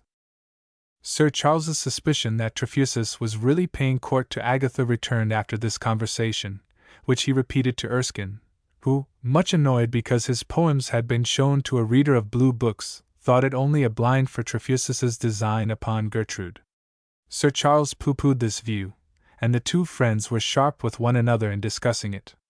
After dinner, when the ladies had left them, Sir Charles, repentant and cordial, urged Erskine to speak to Gertrude without troubling himself as to the sincerity of Trefusis. But Erskine, knowing himself ill able to brook a refusal, was loath to expose himself. "If you had heard the tone of her voice when she asked him whether he was in earnest, you would not talk to me like this," he said despondently. "I wish he had never come here." "Well, that, at least, was no fault of mine, my dear fellow," said Sir Charles. "He came among us against my will. And now that he appears to have been in the right, legally, about the field, it would look like spite if I cut him. Besides, he really isn't a bad man if he would only let the women alone. If he trifles with Miss Lindsay, I shall ask him to cross the Channel, and have a shot at him." "I don't think he'd go," said Sir Charles dubiously. "If I were you, I would try my luck with Gertrude at once. In spite of what you heard, I don't believe she would marry a man of his origin. His money gives him an advantage, certainly, but Gertrude has sent richer men to the right about. Let the fellow have fair play," said Erskine. "I may be wrong, of course. All men are liable to err in judging themselves, but I think I could make her happier than he can." Sir Charles was not so sure of that, but he cheerfully responded, "Certainly. He is not the man for her at all, and you are. He knows it, too." "HMF," muttered Erskine, rising dejectedly. "Let's go upstairs. By the by, we are to call on him tomorrow, to go through his house, and his collection of photographs." "Photographs! Ha ha! Damn his house!" said Erskine. Next day they went together to Sallust's house. It stood in the midst of an acre of land, waste except a little kitchen garden at the rear. The lodge at the entrance was uninhabited, and the gates stood open, with dust and fallen leaves heaped up against them. Free ingress had thus been afforded to 2 stray ponies, a goat, and a tramp, who lay asleep in the grass. His wife sat near, watching him.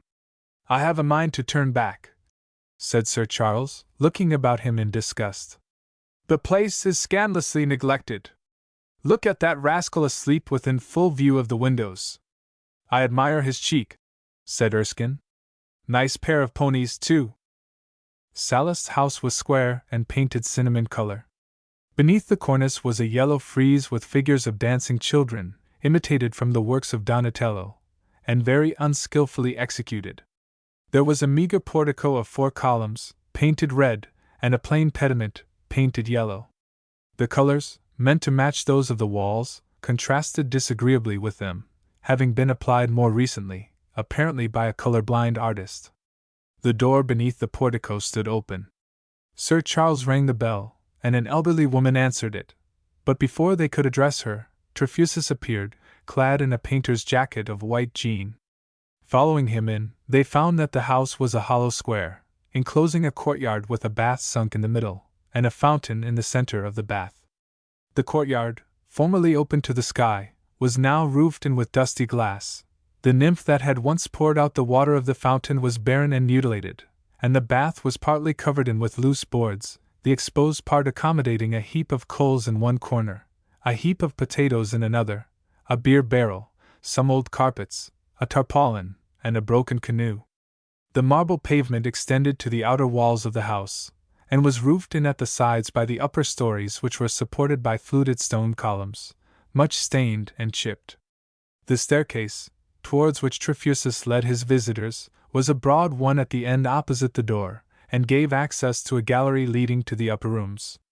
"This house was built in 1780 by an ancestor of my mother," said Trefusis. "He passed for a man of exquisite taste. He wished the place to be maintained forever. He actually used that expression in his will, as the family seat, and he collected a fine library here, which I found useful, as all the books came into my hands in good condition, most of them with the leaves uncut. Some people prize uncut copies of old editions. A dealer gave me £350 for a lot of them. I came into possession of a number of family fetishes, heirlooms, as they are called. There was a sword that one of my forebears wore at Edgehill and other battles in Charles I's time. We fought on the wrong side, of course, but the sword fetched 35 shillings nevertheless. You will hardly believe that I was offered £150 for a gold cup worth about 25, merely because Queen Elizabeth once drank from it. This is my study. It was designed for a banqueting hall." They entered a room as long as the wall of the house, pierced on one side by 4 tall windows, between which square pillars, with Corinthian capitals supporting the cornice, were half sunk in the wall. There were similar pillars on the opposite side, but between them, instead of windows, were arched niches in which stood life-size plaster statues, chipped, broken, and defaced in an extraordinary fashion. The flooring, of diagonally set narrow boards, was uncarpeted and unpolished. The ceiling was adorned with frescoes, which at once excited Sir Charles's interest, and he noted with indignation that a large portion of the painting at the northern end had been destroyed and some glass roofing inserted. In another place bolts had been driven in to support the ropes of a trapeze and a few other pieces of gymnastic apparatus. The walls were whitewashed, and at about 4 feet from the ground a dark band appeared, produced by pencil memoranda and little sketches scribbled on the whitewash. One end of the apartment was unfurnished, except by the gymnastic apparatus, a photographer's camera, a ladder in the corner, and a common deal table with oil cans and paint pots upon it. At the other end a comparatively luxurious show was made by a large bookcase, an elaborate combination of bureau and writing desk, a rack with a rifle, a set of foils, and an umbrella in it, several folio albums on a table, some comfortable chairs and sofas, and a thick carpet underfoot. Close by, and seeming much out of place, was a carpenter's bench with the usual implements, and a number of boards of various thicknesses. "This is a sort of comfort beyond the reach of any but a rich man," said Trefusis, turning and surprising his visitors in the act of exchanging glances of astonishment at his taste.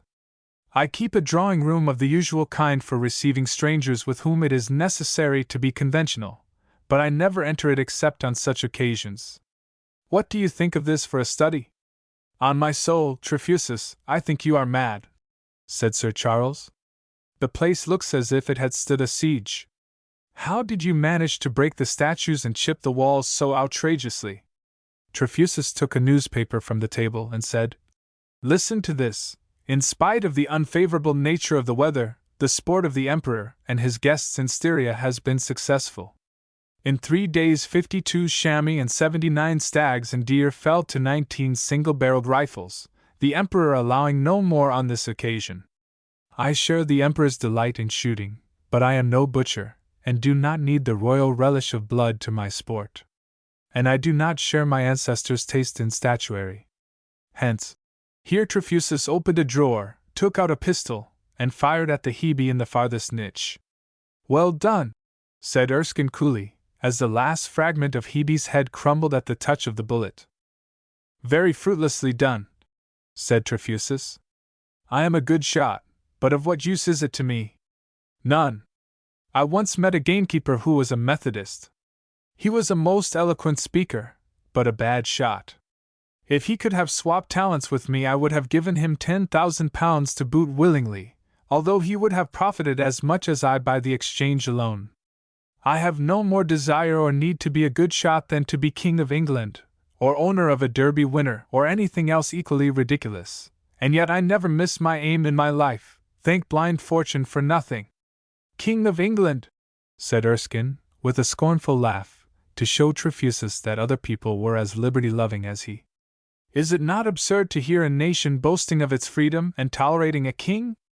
Oh, hang your republicanism, Chester, said Sir Charles, who privately held a low opinion of the political side of the patriot martyrs. I won't be put down on that point, said Erskine. I admire a man that kills a king. You will agree with me there, Trefusis, won't you? Certainly not, said Trefusis. A king nowadays is only a dummy put up to draw your fire off the real oppressors of society, and the fraction of his salary that he can spend as he likes is usually far too small for his risk, his trouble, and the condition of personal slavery to which he is reduced. What private man in England is worse off than the constitutional monarch? We deny him all privacy. He may not marry whom he chooses, consort with whom he prefers, dress according to his taste, or live where he pleases. I don't believe he may even eat or drink what he likes best. A taste for tripe and onions on his part would provoke a remonstrance from the Privy Council. We dictate everything except his thoughts and dreams, and even these he must keep to himself if they are not suitable, in our opinion, to his condition. The work we impose on him has all the hardship of mere task work. It is unfruitful, incessant, monotonous, and has to be transacted for the most part with nervous bores. We make his kingdom a treadmill to him, and drive him to and fro on the face of it. Finally, having taken everything else that men prize from him, we fall upon his character, and that of every person to whom he ventures to show favor. We impose enormous expenses on him, stint him, and then rail at his parsimony. We use him as I use those statues, stick him up in the place of honor for our greater convenience in disfiguring and abusing him.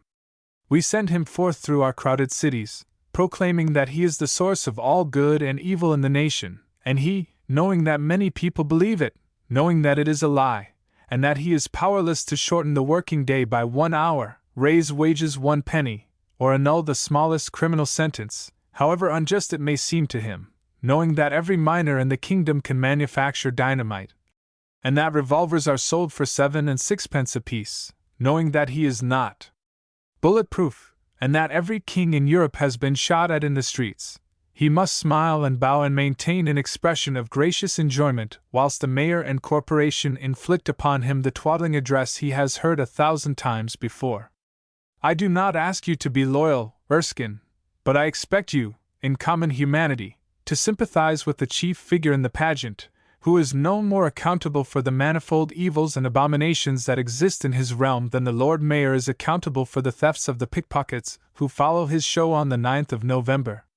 Sir Charles laughed at the trouble Trefusis took to prove his case, and said soothingly, My dear fellow, kings are used to it, and expect it, and like it, and probably do not see themselves as I see them, any more than common people do, assented Trefusis. What an exquisite face! Exclaimed Erskine suddenly, catching sight of a photograph in a rich gold and coral frame on a miniature easel draped with ruby velvet. Trefusis turned quickly, so evidently gratified that Sir Charles hastened to say, Charming! Then, looking at the portrait, he added, as if a little startled, It certainly is an extraordinarily attractive face. Years ago, said Trefusis, when I saw that face for the first time, I felt as you feel now. Silence ensued, the two visitors looking at the portrait, Trefusis looking at them. Curious style of beauty, said Sir Charles at last, not quite so assuredly as before. Trefusis laughed unpleasantly. Do you recognize the artist, the enthusiastic amateur, in her? He said, opening another drawer and taking out a bundle of drawings, which he handed to be examined. Very clever indeed, said Sir Charles. I should like to meet the lady. I have often been on the point of burning them, said Trefusis. But there they are, and there they are likely to remain. The portrait has been much admired. Can you give us an introduction to the original, old fellow? Said Erskine. No, happily. She is dead. Disagreeably shocked, they looked at him for a moment with aversion. Then Erskine, turning with pity and disappointment to the picture, said, Poor girl! Was she married? Yes. To me. Mrs. Trefusis! Exclaimed Sir Charles. Ah! Dear me! Erskine, with proof before him that it was possible for a beautiful girl to accept Trefusis, said nothing. I keep her portrait constantly before me to correct my natural amativeness. I fell in love with her and married her. I have fallen in love once or twice since, but a glance at my lost Hetty has cured me of the slightest inclination to marry. Sir Charles did not reply. It occurred to him that Lady Brandon's portrait, if nothing else were left of her, might be useful in the same way. Come, you will marry again one of these days, said Erskine, in a forced tone of encouragement. It is possible. Men should marry, especially rich men.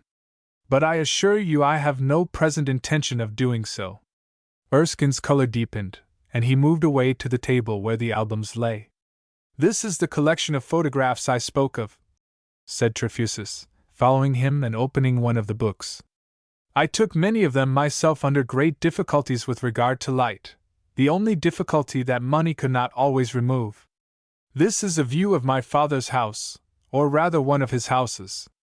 It cost £75,000. Very handsome indeed, said Sir Charles, secretly disgusted at being invited to admire a photograph, such as house agents exhibit, of a vulgarly designed country house, merely because it had cost £75,000. The figures were actually written beneath the picture. This is the drawing room, and this one of the best bedrooms.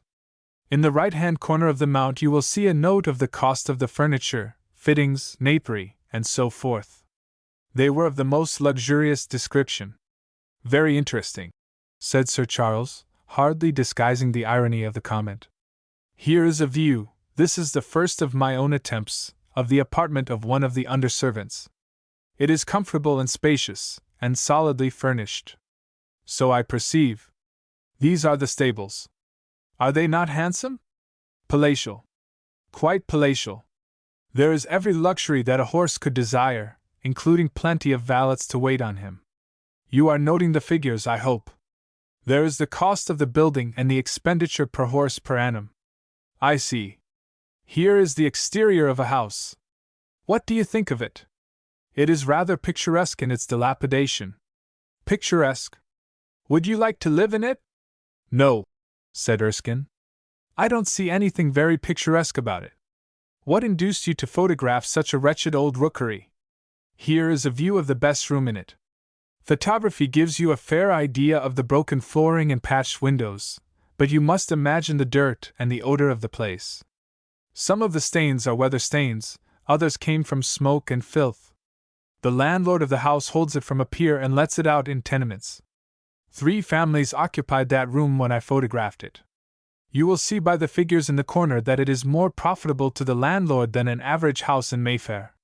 Here is the cellar, let to a family for 1 and 6 a week, and considered a bargain. The sun never shines there, of course. I took it by artificial light. You may add to the rent the cost of enough bad beer to make the tenant insensible to the filth of the place. Beer is the chloroform that enables the laborer to endure the severe operation of living. That is why we can always assure one another over our wine that the rascal's misery is due to his habit of drinking. We are down on him for it, because if he could bear his life without beer, we should save his beer money, get him for lower wages. In short, we should be richer and he soberer. Here is the yard. The arrangements are indescribable. 7 of the inhabitants of that house had worked for years in my father's mill. That is, they had created a considerable part of the vast sums of money for drawing your attention to which you were disgusted with me just now. Not at all, said Sir Charles faintly. You can see how their condition contrasts with that of my father's horses. The 7 men to whom I have alluded, with 300 others, were thrown destitute upon the streets by this. Here he turned over a leaf and displayed a photograph of an elaborate machine. It enabled my father to dispense with their services, and to replace them by a handful of women and children. He had bought the patent of the machine for £50 from the inventor, who was almost ruined by the expenses of his ingenuity, and would have sacrificed anything for a handful of ready money. Here is a portrait of my father in his Masonic insignia. He believed that Freemasons generally get on in the world, and as the main object of his life was to get on, he joined them, and wanted me to do the same. But I object to pretended secret societies and hocus-pocus, and would not. You see what he was, a portly, pushing, egotistical tradesman.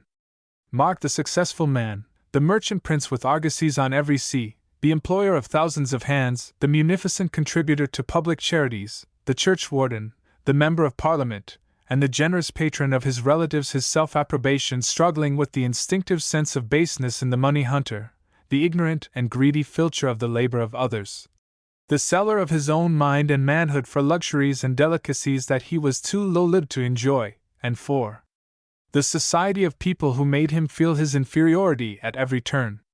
And the man to whom you owe everything you possess, said Erskine boldly. I possess very little.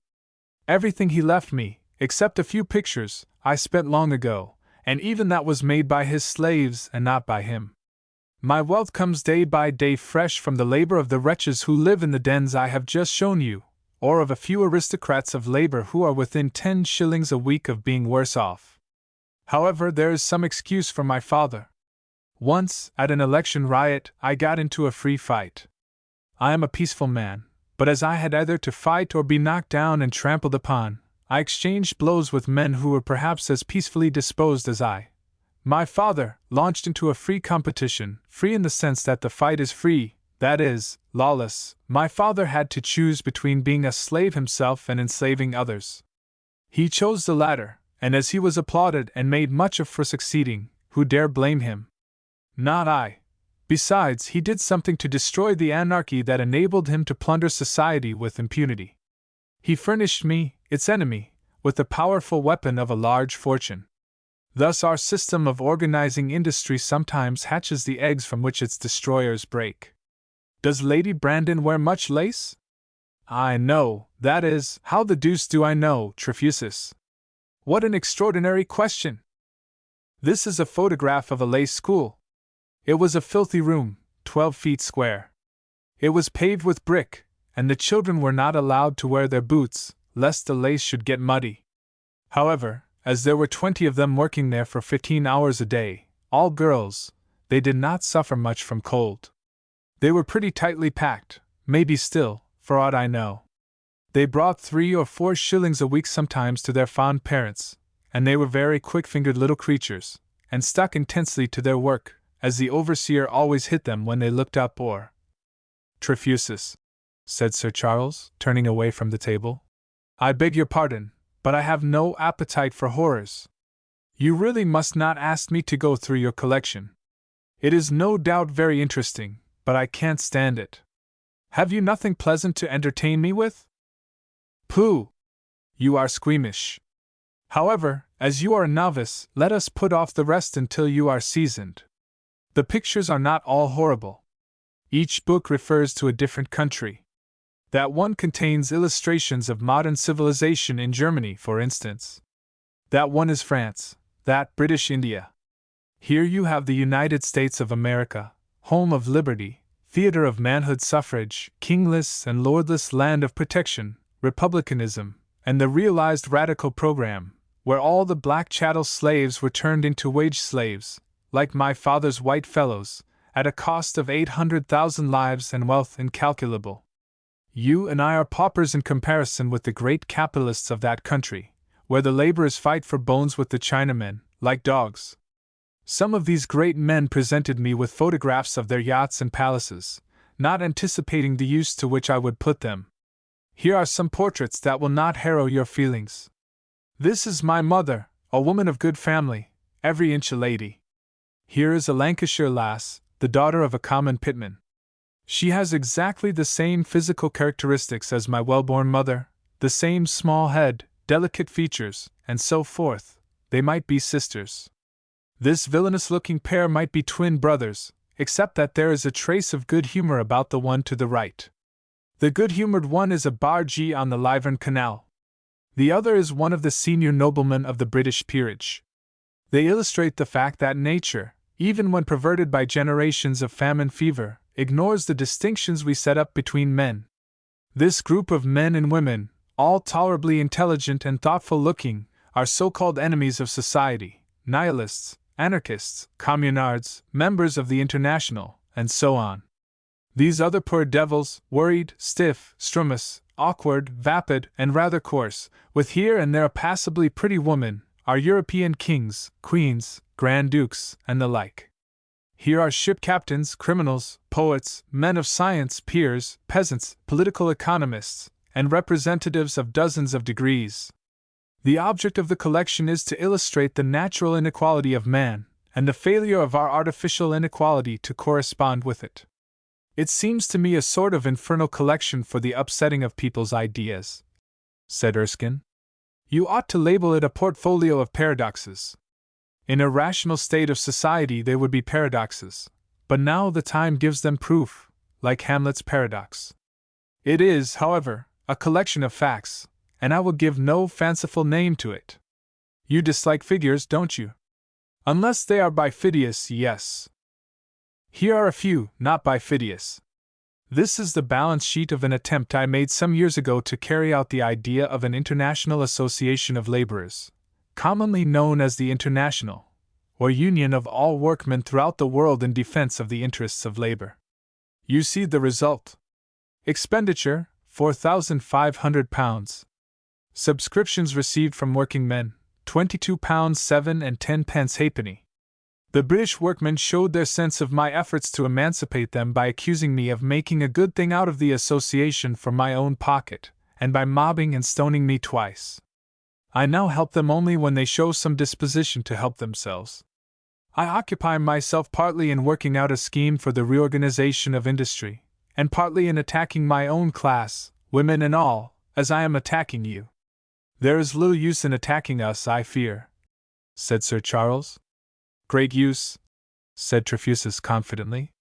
You have a very different opinion of our boasted civilization now from that which you held when I broke your wall down and invited those land nationalization zealots to march across your pleasure ground. You have seen in my album something you had not seen an hour ago, and you are consequently not quite the same man you were an hour ago. My pictures stick in the mind longer than your scratchy etchings, or the leaden things in which you fancy you see tender harmonies in gray.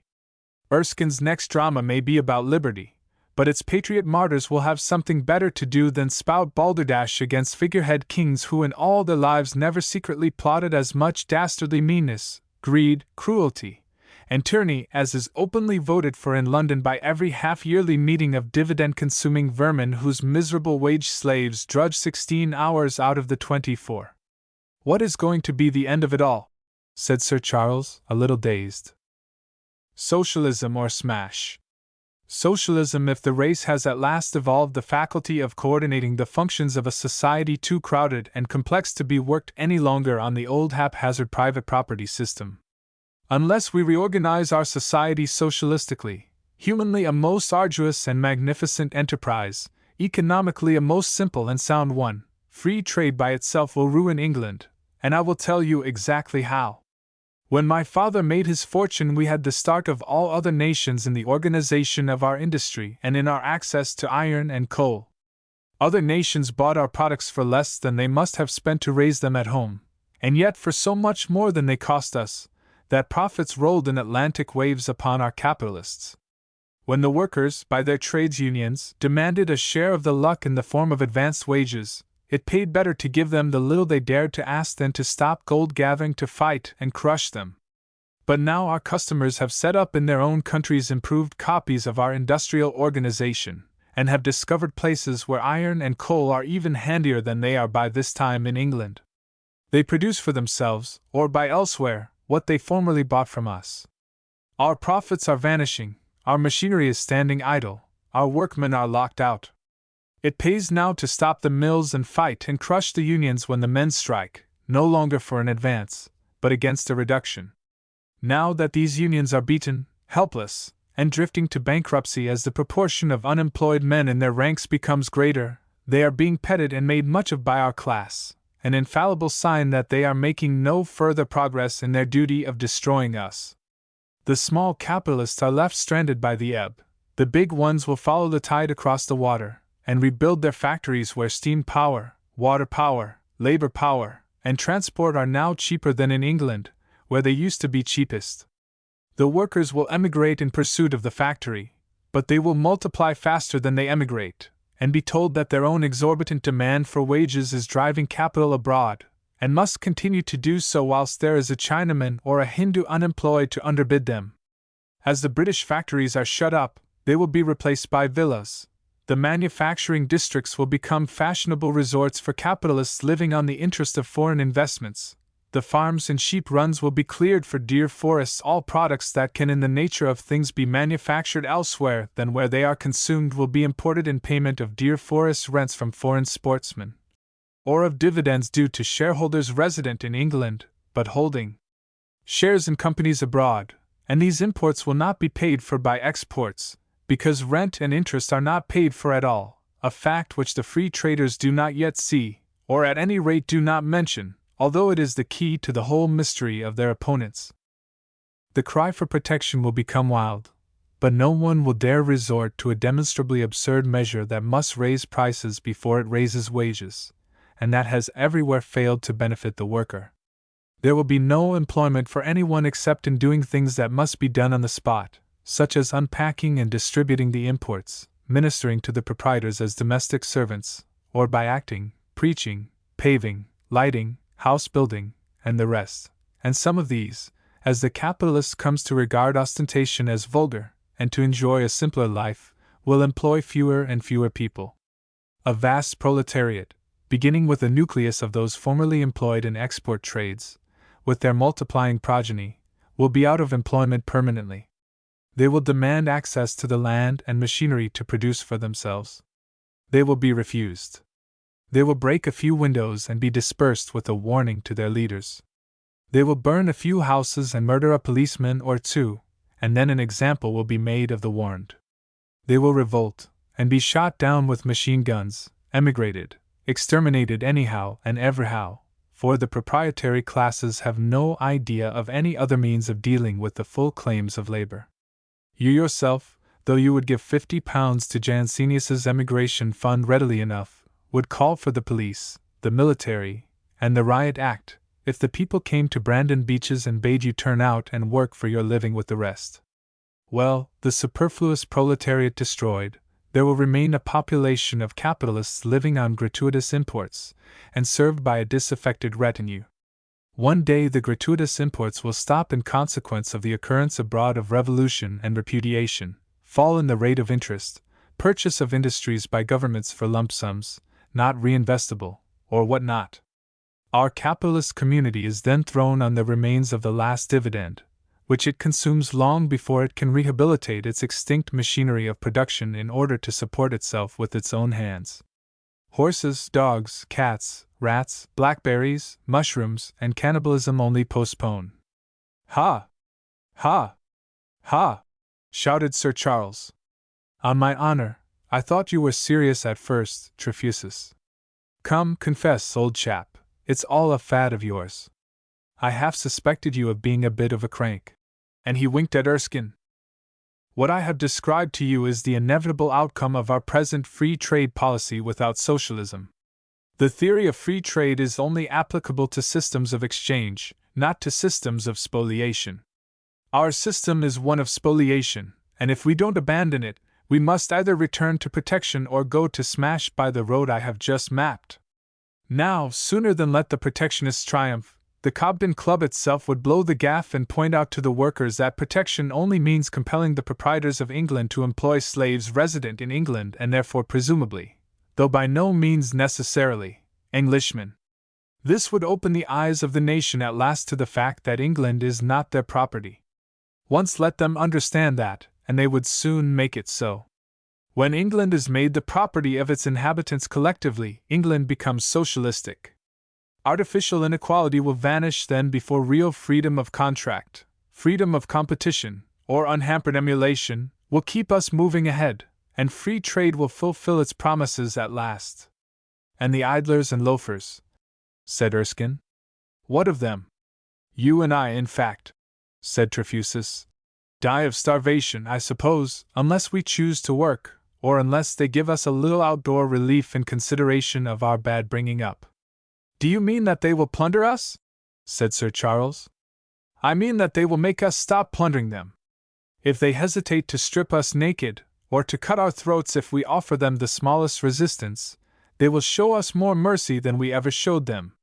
Consider what we have done to get our rents in Ireland and Scotland, and our dividends in Egypt, if you have already forgotten my photographs and their lesson in our atrocities at home.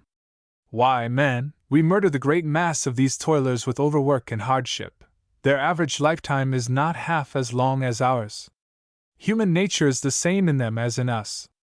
If we resist them, and succeed in restoring order, as we call it, we will punish them mercilessly for their insubordination, as we did in Paris in 1871, where, by the by, we taught them the folly of giving their enemies quarter. If they beat us, we shall catch it, and serve us right. Far better turn honest at once and avert bloodshed. Erskine? Erskine was considering what reply he should make, when Trefusis disconcerted him by ringing a bell. Presently the elderly woman appeared, pushing before her an oblong table mounted on wheels, like a barrow. Thank you, said Trefusis, and dismissed her. Here is some good wine, some good water, some good fruit, and some good bread. I know that you cling to wine as to a good familiar creature. As for me, I make no distinction between it and other vegetable poisons. I abstain from them all. Water for serenity, wine for excitement. I, having boiling springs of excitement within myself, am never at a loss for it, and have only to seek serenity. However, here he drew a cork. A generous goblet of this will make you feel like gods for half an hour at least. Shall we drink to your conversion to socialism? Sir Charles shook his head. Come, Mr. Donovan Brown, the great artist, is a socialist, and why should not you be one? Donovan Brown! Exclaimed Sir Charles with interest. Is it possible? Do you know him personally? Here are several letters from him. You may read them. The mere autograph of such a man is interesting. Sir Charles took the letters and read them earnestly, Erskine reading over his shoulder. I most cordially agree with everything he says here, said Sir Charles. It is quite true, quite true. Of course you agree with us. Donovan Brown's eminence as an artist has gained me one recruit, and yours as a baronet will gain me some more. But what? Said Trefusis, deftly opening one of the albums at a photograph of a loathsome room. You are against that, are you not? Donovan Brown is against it, and I am against it. You may disagree with us in everything else, but there you are at one with us. Is it not so? But that may be the result of drunkenness, improvidence, or… My father's income was 50 times as great as that of Donovan Brown. Do you believe that Donovan Brown is 50 times as drunken and improvident as my father was? Certainly not. I do not deny that there is much in what you urge. Still, you ask me to take a rather important step. Not a bit of it. I don't ask you to subscribe to, join, or in any way pledge yourself to any society or conspiracy whatsoever. I only want your name for private mention to cowards who think socialism right, but will not say so because they do not think it respectable. They will not be ashamed of their convictions when they learn that a baronet shares them. Socialism offers you something already, you see, a good use for your hitherto useless title. Sir Charles colored a little, conscious that the example of his favorite painter had influenced him more than his own conviction, or the arguments of Trefusis. What do you think, Chester? He said. Will you join? Erskine is already committed to the cause of liberty by his published writings, said Trefusis. 3 of the pamphlets on that shelf contain quotations from the Patriot martyrs. Erskine blushed, flattered by being quoted, an attention that had been shown him only once before, and then by a reviewer with the object of proving that the Patriot martyrs were slovenly in their grammar. Come, said Trefusis. Shall I write to Donovan Brown that his letters have gained the cordial assent and sympathy of Sir Charles Brandon? Certainly, certainly. That is, if my unknown name would be of the least interest to him. Good, said Trefusis, filling his glass with water. Erskine, let us drink to our brother Social Democrat. Erskine laughed loudly, but not heartily. What an ass you are, Brandon, he said. You, with a large landed estate, and bags of gold invested in railways, calling yourself a Social Democrat. Are you going to sell out and distribute, to sell all that thou hast and give to the poor? Not a penny, replied Trefusis for him promptly. A man cannot be a Christian in this country. I have tried it and found it impossible both in law and in fact. I am a capitalist and a landholder. I have railway shares, mining shares, building shares, bank shares, and stock of most kinds, and a great trouble they are to me. But these shares do not represent wealth actually in existence. They are a mortgage on the labor of unborn generations of laborers, who must work to keep me and mine in idleness and luxury. If I sold them, would the mortgage be cancelled and the unborn generations released from its thrall? No, it would only pass into the hands of some other capitalist, and the working class would be no better off for my self-sacrifice. Sir Charles cannot obey the command of Christ. I defy him to do it. Let him give his land for a public park. Only the richer classes will have leisure to enjoy it. Plant it at the very doors of the poor, so that they may at last breathe its air, and it will raise the value of the neighboring houses and drive the poor away. Let him endow a school for the poor, like Eton or Christ's Hospital, and the rich will take it for their own children as they do in the two instances I have named. Sir Charles does not want to minister to poverty, but to abolish it. No matter how much you give to the poor, everything except a bare subsistence wage will be taken from them again by force. All talk of practicing Christianity, or even bare justice, is at present mere waste of words. How can you justly reward the laborer when you cannot ascertain the value of what he makes, owing to the prevalent custom of stealing it? I know this by experience. I wanted to pay a just price for my wife's tomb, but I could not find out its value, and never shall. The principle on which we farm out our national industry to private marauders, who recompense themselves by blackmail, so corrupts and paralyzes us that we cannot be honest even when we want to. And the reason we bear it so calmly is that very few of us really want to. I must study this question of value, said Sir Charles dubiously, refilling his goblet. Can you recommend me a good book on the subject? Any good treatise on political economy will do, said Trefusis. In economics all roads lead to socialism, although in 9 cases out of 10, so far, the economist doesn't recognize his destination, and incurs the malediction pronounced by Jeremiah on those who justify the wicked for reward. I will look you out a book or two, and if you will call on Donovan Brown the next time you are in London, he will be delighted, I know. He meets with very few who are capable of sympathizing with him from both his points of view, social and artistic. Sir Charles brightened on being reminded of Donovan Brown. I shall esteem an introduction to him a great honor, he said. I had no idea that he was a friend of yours. I was a very practical young socialist when I first met him, said Trefusis. When Brown was an unknown and wretchedly poor man, my mother, at the petition of a friend of his, charitably bought one of his pictures for £30, which he was very glad to get. Years afterwards, when my mother was dead, and Brown famous, I was offered £800 for this picture, which was, by the by, a very bad one in my opinion. Now, after making the usual unjust allowance for interest on £30 for 12 years or so that had elapsed, the sale of the picture would have brought me in a profit of over £750, an unearned increment to which I had no righteous claim. My solicitor, to whom I mentioned the matter, was of opinion that I might justifiably pocket the £750 as reward for my mother's benevolence in buying a presumably worthless picture from an obscure painter. But he failed to convince me that I ought to be paid for my mother's virtues, though we agreed that neither I nor my mother had received any return in the shape of pleasure in contemplating the work, which had deteriorated considerably by the fading of the colors since its purchase.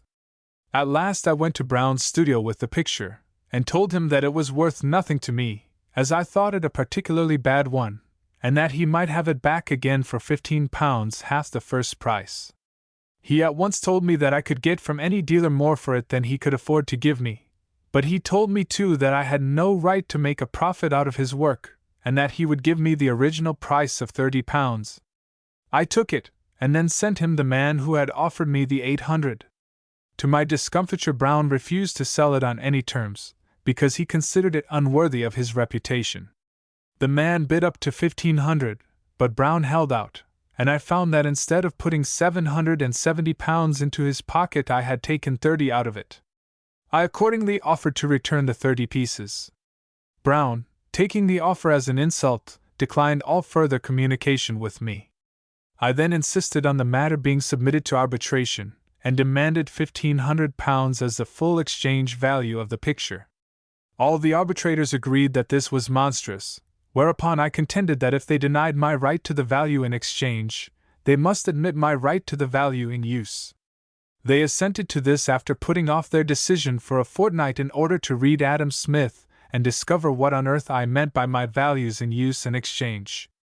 I now showed that the picture had no value in use to me, as I disliked it, and that therefore I was entitled to nothing, and that Brown must take back the £30. They were glad to concede this also to me, as they were all artist friends of Brown, and wished him not to lose money by the transaction, though they of course privately thought that the picture was, as I described it, a bad one. After that, Brown and I became very good friends. He tolerated my advances, at first lest it should seem that he was annoyed by my disparagement of his work. Subsequently he fell into my views much as you have done. That is very interesting, said Sir Charles. What a noble thing, refusing £1,500. He could ill afford it, probably. Heroic, according to 19th-century notions of heroism. Voluntarily to throw away a chance of making money. That is the ne plus ultra of martyrdom. Brown's wife was extremely angry with him for doing it. It is an interesting story, or might be made so, said Erskine. But you make my head spin with your confounded exchange values and stuff. Everything is a question of figures with you. That comes of my not being a poet, said Trefusis. But we socialists need to study the romantic side of our movement to interest women in it. If you want to make a cause grow, instruct every woman you meet in it. She is or will one day be a wife, and will contradict her husband with scraps of your arguments. A squabble will follow. The son will listen, and will be set thinking if he be capable of thought. And so the mind of the people gets leavened. I have converted many young women. Most of them know no more of the economic theory of socialism than they know of Caldi, but they no longer fear or condemn its name. Oh, I assure you that much can be done in that way by men who are not afraid of women, and who are not in too great a hurry to see the harvest they have sown for. Take care. Some of your lady proselytes may get the better of you some day. The future husband to be contradicted may be Sidney Trefusis. Ha! Ha! Ha! Sir Charles had emptied a second large goblet of wine, and was a little flushed and boisterous. No, said Trefusis. I have had enough of love myself, and am not likely to inspire it. Women do not care for men to whom, as Erskine says, everything is a question of figures. I used to flirt with women, now I lecture them, and abhor a man flirt worse than I do a woman one. Some more wine? Oh, you must not waste the remainder of this bottle. I think we had better go, Brandon, said Erskine, his mistrust of Trefusis growing. We promised to be back before 2. So you shall, said Trefusis. It is not yet 1:15. By the by, I have not shown you Donovan Brown's pet instrument for the regeneration of society. Here it is. A monster petition praying that the holding back from the laborer of any portion of the net value produced by his labor be declared a felony. That is all. Erskine nudged Sir Charles, who said hastily, Thank you, but I had rather not sign anything. A baronet signs such a petition! Exclaimed Trefusis. I did not think of asking you. I only show it to you as an interesting historical document, containing the autographs of a few artists and poets. There is Donovan Brown's, for example. It was he who suggested the petition, which is not likely to do much good, as the thing cannot be done in any such fashion. However, I have promised Brown to get as many signatures as I can, so you may as well sign it, Erskine. It says nothing in blank verse about the holiness of slaying a tyrant, but it is a step in the right direction. You will not stick at such a trifle, unless the reviews have frightened you. Come, your name and address. Erskine shook his head. Do you then only commit yourself to revolutionary sentiments when there is a chance of winning fame as a poet by them? I will not sign, simply because I do not choose to, said Erskine warmly. My dear fellow, said Trefusis, almost affectionately, if a man has a conscience he can have no choice in matters of conviction. I have read somewhere in your book that the man who will not shed his blood for the liberty of his brothers is a coward and a slave. Will you not shed a drop of ink, my ink too, for the right of your brothers to the work of their hands? I at first sight did not care to sign this petition, because I would as soon petition a tiger to share his prey with me as our rulers to relax their grip of the stolen labor they live on. But Donovan Brown said to me, you have no choice. Either you believe that the laborer should have the fruit of his labor or you do not. If you do, put your conviction on record even if it should be as useless as Pilate's washing his hands. So I signed. Donovan Brown was right, said Sir Charles. I will sign. And he did so with a flourish. Brown will be delighted, said Trefusis. I will write to him today that I have got another good signature for him. 2 more, said Sir Charles. You shall sign, Erskine, hang me if you shan't. It is only against rascals that run away without paying their men their wages. Or that don't pay them in full, observed Trefusis, with a curious smile. But do not sign if you feel uncomfortable about it. If you don't sign after me, you are a sneak, Chester, said Sir Charles. I don't know what it means, said Erskine, wavering. I don't understand petitions. It means what it says. You cannot be held responsible for any meaning that is not expressed in it, said Trefusis. But never mind. You mistrust me a little, I fancy, and would rather not meddle with my petitions, but you will think better of that as you grow used to me. Meanwhile, there is no hurry. Don't sign yet. Nonsense! I don't doubt your good faith, said Erskine, hastily disavowing suspicions which he felt but could not account for. Here goes! And he signed. Well done, said Trefusis. This will make Brown happy for the rest of the month. It is time for us to go now, said Erskine gloomily. Look in upon me at any time, you shall be welcome, said Trefusis. You need not stand upon any sort of ceremony. Then they parted, Sir Charles assuring Trefusis that he had never spent a more interesting morning, and shaking hands with him at considerable length 3 times. Erskine said little until he was in the riverside road with his friend, when he suddenly burst out. What the devil do you mean by drinking 2 tumblers of such staggering stuff at 1 o'clock in the day in the house of a dangerous man like that? I am very sorry I went into the fellow's place. I had misgivings about it, and they have been fully borne out. How so? Said Sir Charles, taken aback. He has overreached us. I was a deuced fool to sign that paper, and so were you. It was for that he invited us. Rubbish, my dear boy. It was not his paper, but Donovan Brown's. I doubt it. Most likely he talked Brown into signing it just as he talked us. I tell you his ways are all crooked, like his ideas. Did you hear how he lied about Miss Lindsay? Oh, you were mistaken about that. He does not care 2 straws for her or for anyone. Well, if you are satisfied, I am not. You would not be in such high spirits over it if you had taken as little wine as I. Pshaw! You're too ridiculous. It was capital wine. Do you mean to say I am drunk? No, but you would not have signed if you had not taken that second goblet. If you had not forced me, I could not get out of it after you set the example. I would have seen him d sooner than have had anything to do with his petition. I don't see what harm can come of it, said Sir Charles, braving out some secret disquietude. I will never go into his house again, said Erskine moodily. We were just like 2 flies in a spider's web. Meanwhile, Trefusis was fulfilling his promise to write to Donovan Brown. Sallust's house.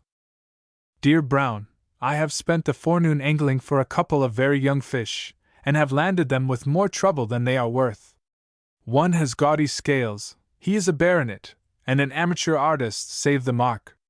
All my arguments and my little museum of photographs were lost on him, but when I mentioned your name, and promised him an introduction to you, he gorged the bait greedily.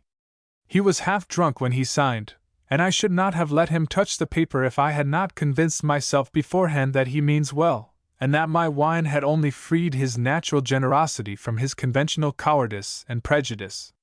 We must get his name published in as many journals as possible as a signatory to the great petition. It will draw on others as your name drew him. The second novice, Chichester Erskine, is a young poet. He will not be of much use to us, though he is a devoted champion of liberty in blank verse, and dedicates his works to Mazzini, etc. He signed reluctantly. All this hesitation is the uncertainty that comes of ignorance. They have not found out the truth for themselves, and are afraid to trust me, matters having come to the pass at which no man dares trust his fellow. I have met a pretty young lady here who might serve you as a model for Hypatia. She is crammed with all the prejudices of the peerage, but I am effecting a cure. I have set my heart on marrying her to Erskine, who, thinking that I am making love to her on my own account, is jealous. The weather is pleasant here, and I am having a merry life of it, but I find myself too idle. Etc., etc., etc. Chapter 16. One sunny forenoon, as Agatha sat reading on the doorstep of the conservatory, the shadow of her parasol deepened, and she, looking up for something denser than the silk of it, saw Trefusis. Oh!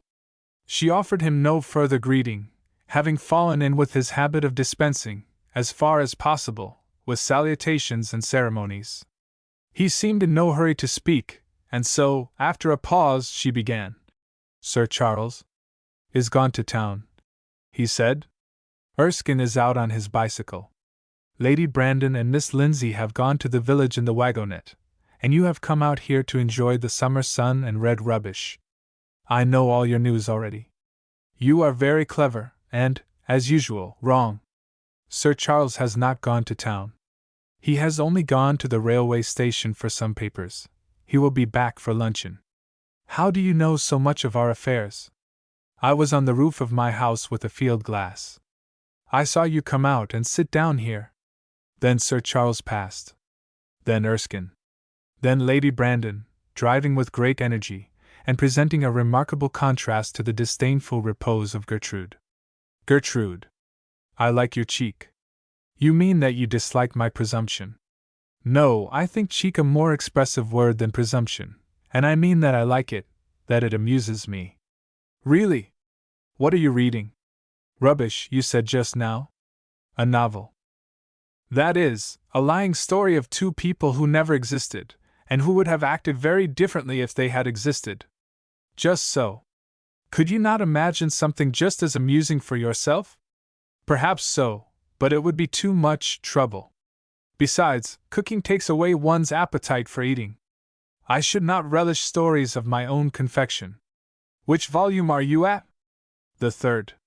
Then the hero and heroine are on the point of being united? I really don't know. This is one of your clever novels. I wish the characters would not talk so much. No matter. Two of them are in love with one another, are they not? Yes. It would not be a novel without that. Do you believe, in your secret soul, Agatha, I take the liberty of using your Christian name because I wish to be very solemn, do you really believe that any human being was ever unselfish enough to love another in the storybook fashion? Of course. At least I suppose so. I have never thought much about it. I doubt it. My own belief is that no latter-day man has any faith in the thoroughness or permanence of his affection for his mate. Yet he does not doubt the sincerity of her professions, and he conceals the hollowness of his own from her, partly because he is ashamed of it, and partly out of pity for her. And she, on the other side, is playing exactly the same comedy. I believe that is what men do, but not women. Indeed! Pray, do you remember pretending to be very much in love with me once when? Agatha reddened and placed her palm on the step as if about to spring up. But she checked herself and said, Stop, Mr. Trefusis. If you talk about that, I shall go away. I wonder at you. Have you no taste? None whatever. And as I was the aggrieved party on that, stay, don't go. I will never allude to it again. I am growing afraid of you. You used to be afraid of me. Yes, and you used to bully me. You have a habit of bullying women who are weak enough to fear you. You are a great deal cleverer than I, and know much more, I dare say, but I am not in the least afraid of you now. You have no reason to be, and never had any. Henrietta, if she were alive, could testify that if there is a defect in my relations with women, it arises from my excessive amiability. I could not refuse a woman anything she had set her heart upon, except my hand in marriage. As long as your sex are content to stop short of that, they can do as they please with me. How cruel! I thought you were nearly engaged to Gertrude. The usual interpretation of a friendship between a man and a woman. I have never thought of such a thing, and I am sure she never has. We are not half so intimate as you and Sir Charles. Oh, Sir Charles is married. And I advise you to get married if you wish to avoid creating misunderstandings by your friendships. Trefusis was struck. Instead of answering, he stood, after one startled glance at her, looking intently at the knuckle of his forefinger. Do take pity on our poor sex, said Agatha maliciously.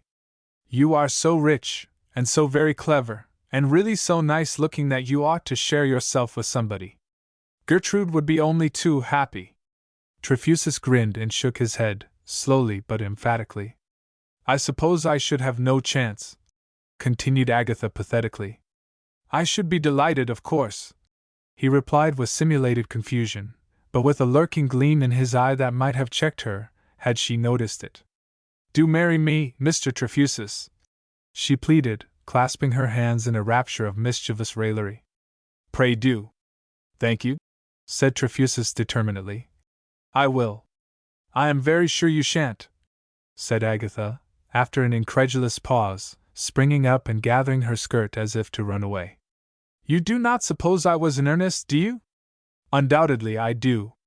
I am in earnest. Agatha hesitated, uncertain whether he might not be playing with her, as she had just been playing with him. Take care, she said. I may change my mind and be in earnest too, and then how will you feel, Mr. Trefusis? I think, under our altered relations, you had better call me Sidney. I think we had better drop the joke. It was in rather bad taste, and I should not have made it, perhaps. It would be an execrable joke, therefore I have no intention of regarding it as one. You shall be held to your offer, Agatha. Are you in love with me? Not in the least. Not the very smallest bit in the world. I do not know anybody with whom I am less in love or less likely to be in love. Then you must marry me. If you were in love with me, I should run away. My sainted Henrietta adored me, and I proved unworthy of adoration, though I was immensely flattered. Yes, exactly. The way you treated your first wife ought to be sufficient to warn any woman against becoming your second. Any woman who loved me, you mean? But you do not love me, and if I run away you will have the advantage of being rid of me.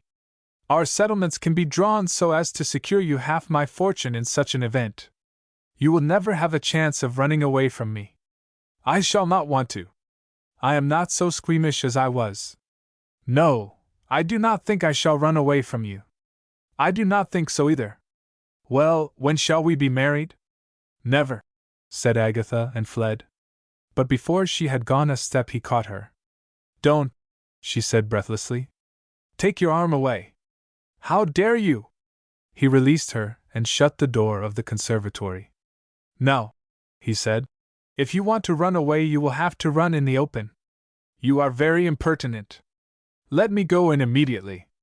Do you want me to beg you to marry me after you have offered to do it freely? But I was only joking. I don't care for you, she said, looking round for an outlet.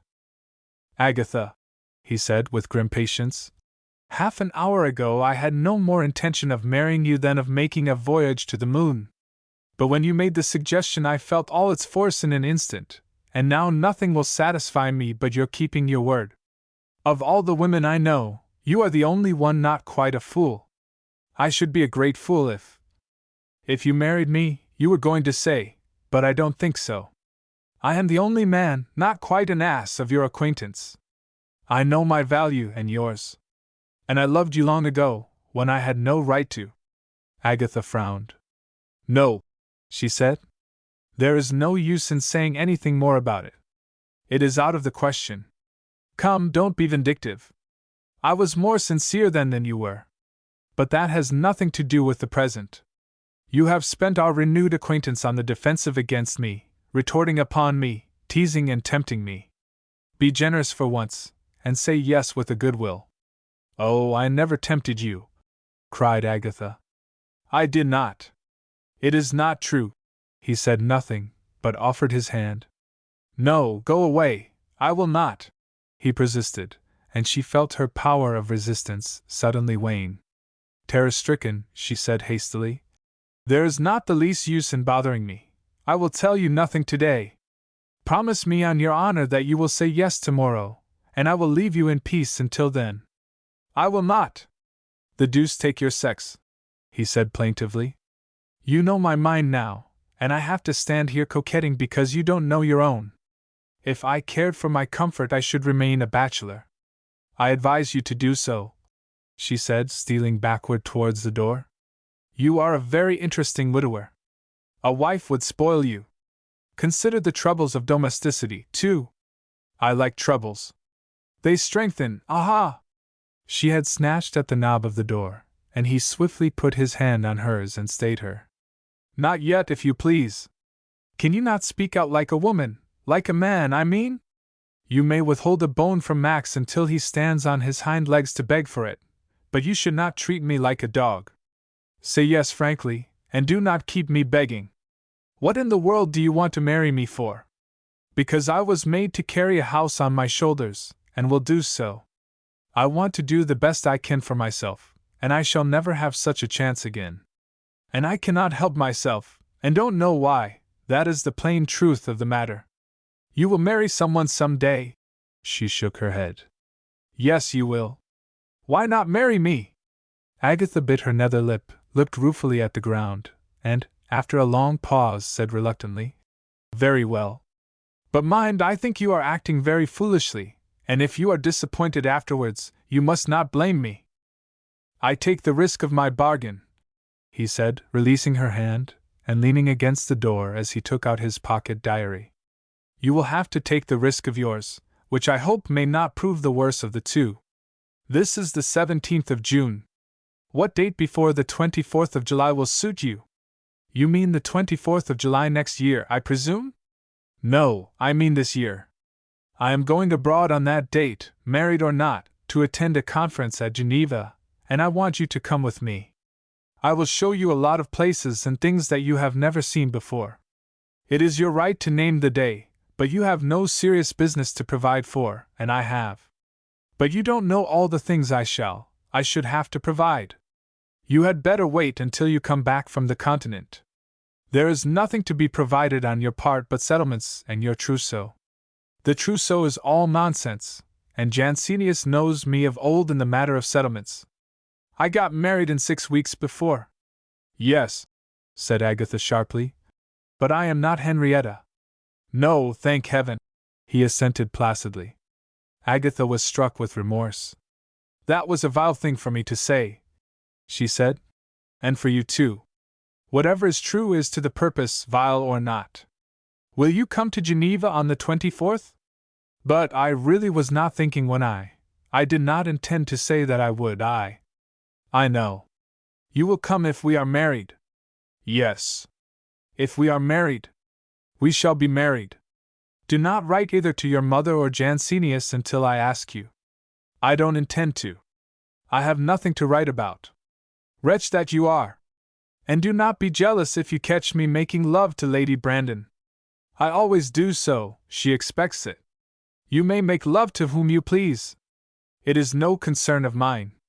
Here comes the wagonette with Lady Brandon and Miss Lindsay. I mustn't call her Gertrude now except when you are not by. Before they interrupt us, let me remind you of the 3 points we are agreed upon. I love you. You do not love me. We are to be married before the 24th of next month. Now I must fly to help her ladyship to alight. He hastened to the house door, at which the wagonette had just stopped. Agatha, bewildered, and ashamed to face her friends, went in through the conservatory, and locked herself in her room. Trefusis went into the library with Gertrude whilst Lady Brandon loitered in the hall to take off her gloves and ask questions of the servants. When she followed, she found the two standing together at the window. Gertrude was listening to him with the patient expression she now often wore when he talked. He was smiling, but it struck Jane that he was not quite at ease. "I was just beginning to tell Miss Lindsay," he said, "of an extraordinary thing that has happened during your absence." "I know," exclaimed Jane, with sudden conviction. "The heater in the conservatory has cracked." "Possibly," said Trefusis. "But if so, I have not heard of it." "If it hasn't cracked, it will," said Jane gloomily. Then, assuming with some effort an interest in Trefusis's news, she added, "Well, what has happened?" "I was chatting with Miss Wiley just now, when a singular idea occurred to us. We discussed it for some time, and the upshot is that we are to be married before the end of next month." Jane reddened and stared at him, and he looked keenly back at her. Gertrude, though unobserved, did not suffer her expression of patient happiness to change in the least, but a greenish-white color suddenly appeared in her face, and only gave place very slowly to her usual complexion. "Do you mean to say that you are going to marry Agatha?" said Lady Brandon incredulously, after a pause. "Yes. I had no intention of doing so when I last saw you, or I should have told you. I never heard of such a thing in my life. You fell in love with one another in 5 minutes, I suppose?" "Good heavens, no! We are not in love with one another. Can you believe that I would marry for such a frivolous reason? No, the subject turned up accidentally, and the advantage of a match between us struck me forcibly. I was fortunate enough to convert her to my opinion." "Yes, she wanted a lot of pressing, I dare say," said Jane, glancing at Gertrude, who was smiling unmeaningly. "As you imply," said Trefusis coolly. "Her reluctance may have been affected, and she only too glad to get such a charming husband. Assuming that to be the case, she dissembled remarkably well." Gertrude took off her bonnet, and left the room without speaking. "This is my revenge upon you for marrying Brandon," he said then, approaching Jane. "Oh, yes," she retorted ironically. "I believe all that, of course. You have the same security for its truth as for that of all the foolish things I confess to you. There!" He pointed to a panel of looking-glass, in which Jane's figure was reflected at full length. "I don't see anything to admire," said Jane, looking at herself with no great favor. "There is plenty of me, if you admire that. It is impossible to have too much of a good thing. But I must not look any more. Though Agatha says she does not love me, I am not sure that she would be pleased if I were to look for love from anyone else." "Says she does not love you? Don't believe her. She has taken trouble enough to catch you." "I am flattered. You caught me without any trouble, and yet you would not have me. It is manners to wait to be asked. I think you have treated Gertrude shamefully. I hope you won't be offended with me for saying so. I blame Agatha most. She is an awfully double-faced girl." "How so?" said Trefusis, surprised. "What has Miss Lindsay to do with it?" "You know very well." "I assure you I do not. If you were speaking of yourself, I could understand you." "Oh, you can get out of it cleverly, like all men, but you can't hoodwink me. You shouldn't have pretended to like Gertrude when you were really pulling a cord with Agatha. And she, too, pretending to flirt with Sir Charles, as if he would care tuppence for her." Trefusis seemed a little disturbed. "I hope Miss Lindsay had no such, but she could not." "Oh, couldn't she? You will soon see whether she had or not. You misunderstood us, Lady Brandon. Miss Lindsay knows better. Remember, too, that this proposal of mine was quite unpremeditated. This morning I had no tender thoughts of anyone except one whom it would be improper to name." "Oh, that is all talk. It won't do now. I will talk no more at present. I must be off to the village to telegraph to my solicitor. If I meet Erskine, I will tell him the good news. He will be delighted." He thought, as we all did, That you were cutting him out with Gertrude. Trefusis smiled, shook his head, and with a glance of admiring homage to Jane's charms, went out. Jane was contemplating herself in the glass when a servant begged her to come and speak to Master Charles and Miss Fanny. She hurried upstairs to the nursery, where her boy and girl, disputing each other's prior right to torture the baby, had come to blows. They were somewhat frightened, but not at all appeased, by Jane's entrance. She scolded, coaxed, threatened, bribed, quoted Dr. Watts, appealed to the nurse and then insulted her, demanded of the children whether they loved one another, whether they loved Mama, and whether they wanted a right good whipping. At last, exasperated by her own inability to restore order, she seized the baby, which had cried incessantly throughout, and declaring that it was doing it on purpose and should have something real to cry for, gave it an exemplary smacking, and ordered the others to bed. The boy, awed by the fate of his infant brother, offered, by way of compromise, to be good if Miss Wiley would come and play with him, a proposal which provoked from his jealous mother a box on the ear that sent him howling to his cot. Then she left the room, pausing on the threshold to remark that if she heard another sound from them that day, they might expect the worst from her.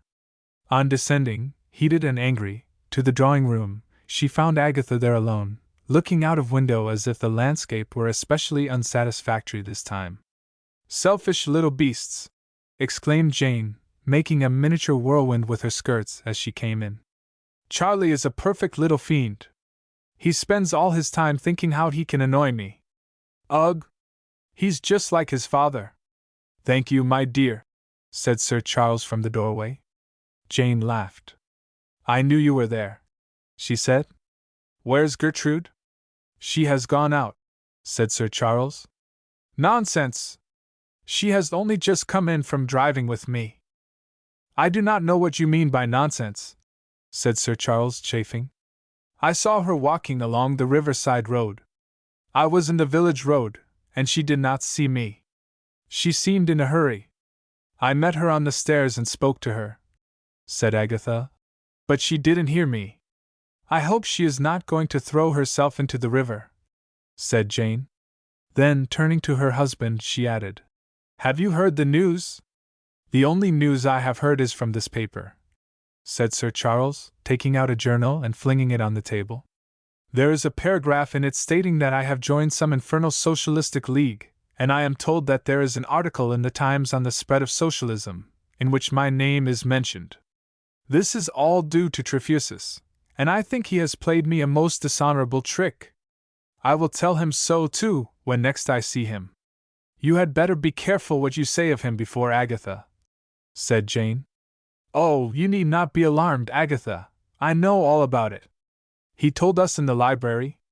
We went out this morning, Gertrude and I, and when we came back we found Mr. Trefusis and Agatha talking very lovingly to one another on the conservatory steps, newly engaged." "Indeed?"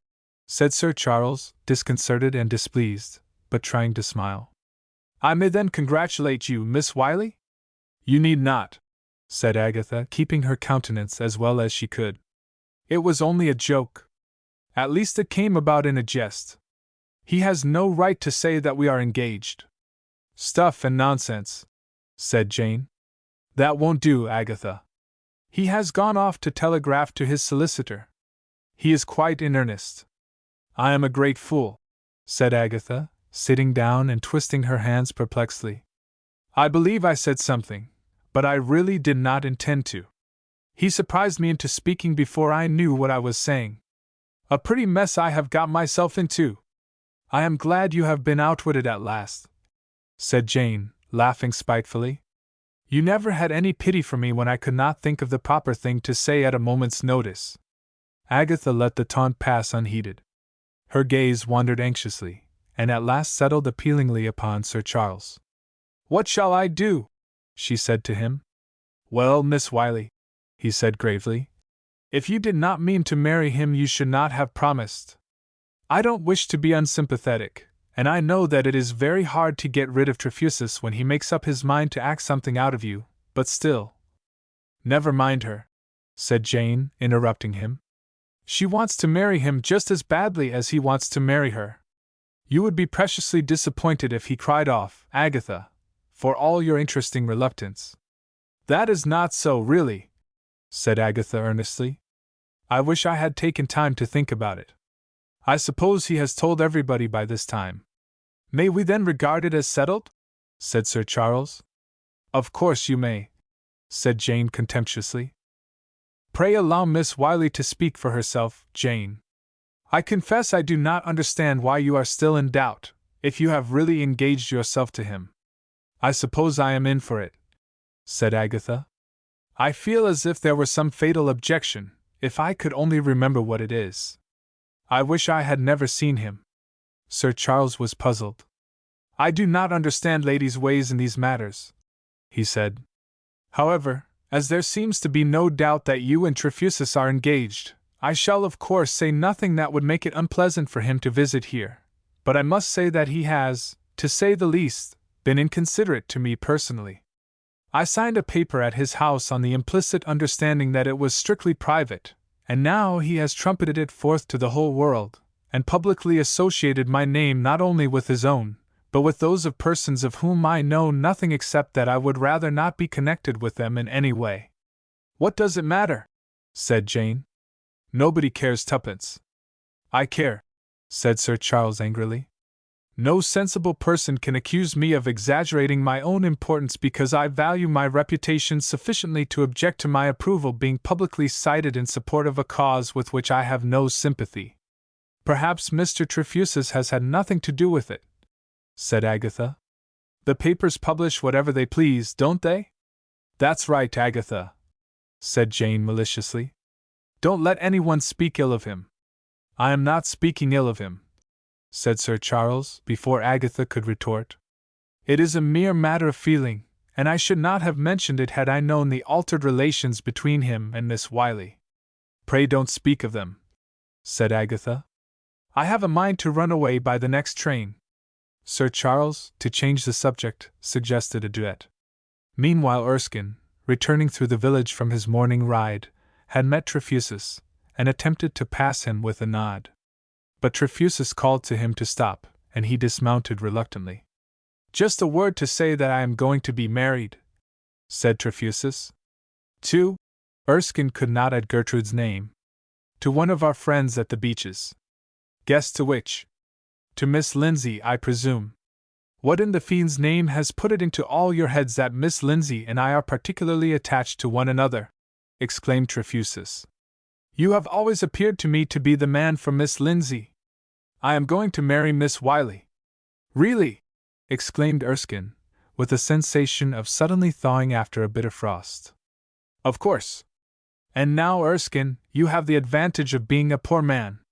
Do not let that splendid girl marry for money. If you go further you are likely to fare worse, and so is she." Then he nodded and walked away, leaving the other staring after him. "If he has jilted her, he is a scoundrel," said Erskine. "I am sorry I didn't tell him so."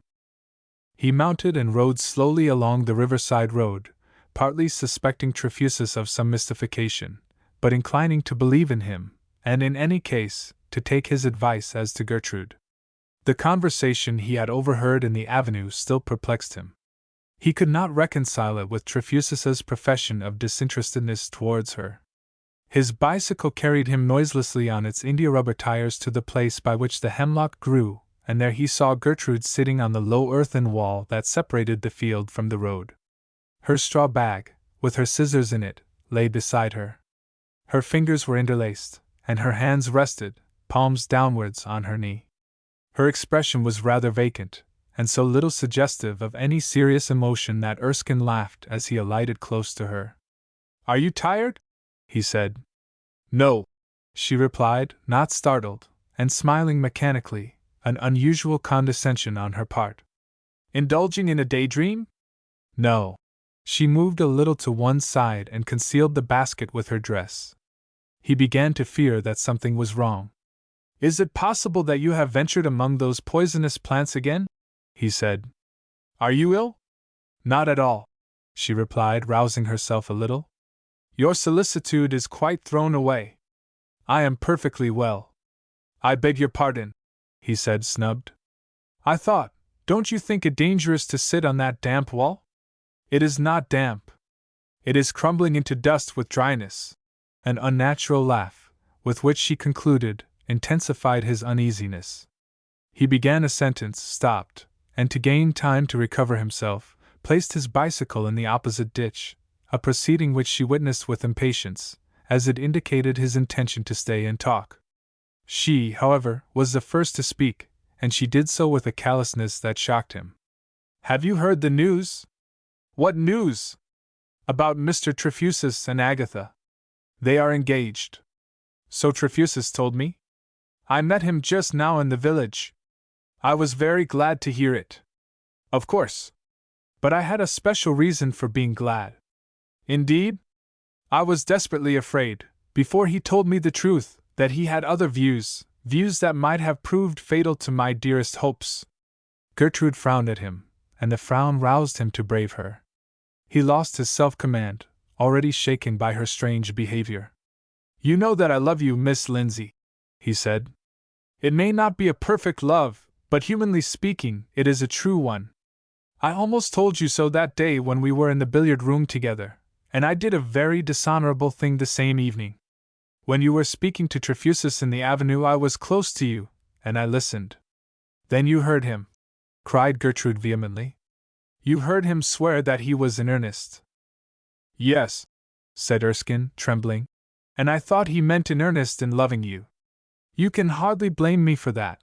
I was in love myself, and love is blind and jealous. I never hoped again until he told me that he was to be married to Miss Wiley. May I speak to you, now that I know I was mistaken, or that you have changed your mind?" "Or that he has changed his mind," said Gertrude scornfully. Erskine, with a new anxiety for her sake, checked himself. Her dignity was dear to him, and he saw that her disappointment had made her reckless of it. "Do not say anything to me now, Miss Lindsay, lest—" "What have I said? What have I to say?" "Nothing, except on my own affairs. I love you dearly." She made an impatient movement, as if that were a very insignificant matter. "You believe me, I hope," he said timidly. Gertrude made an effort to recover her habitual ladylike reserve, but her energy failed before she had done more than raise her head. She relapsed into her listless attitude, and made a faint gesture of intolerance. "You cannot be quite indifferent to being loved," he said, becoming more nervous and more urgent. "Your existence constitutes all my happiness. I offer you my services and devotion. I do not ask any reward." He was now speaking very quickly and almost inaudibly. "You may accept my love without returning it. I do not seek to make a bargain. If you need a friend, you may be able to rely on me more confidently because you know I love you." "Oh, you think so," said Gertrude, interrupting him. "But you will get over it. I am not the sort of person that men fall in love with. You will soon change your mind." "Not the sort. Oh, how little you know," he said, becoming eloquent. "I have had plenty of time to change, but I am as fixed as ever. If you doubt, wait and try me. But do not be rough with me. You pain me more than you can imagine when you are hasty or indifferent. I am in earnest." "Ha ha! That is easily said. Not by me. I change in my judgment of other people according to my humor, but I believe steadfastly in your goodness and beauty, as if you were an angel. I am in earnest in my love for you as I am in earnest for my own life, which can only be perfected by your aid and influence.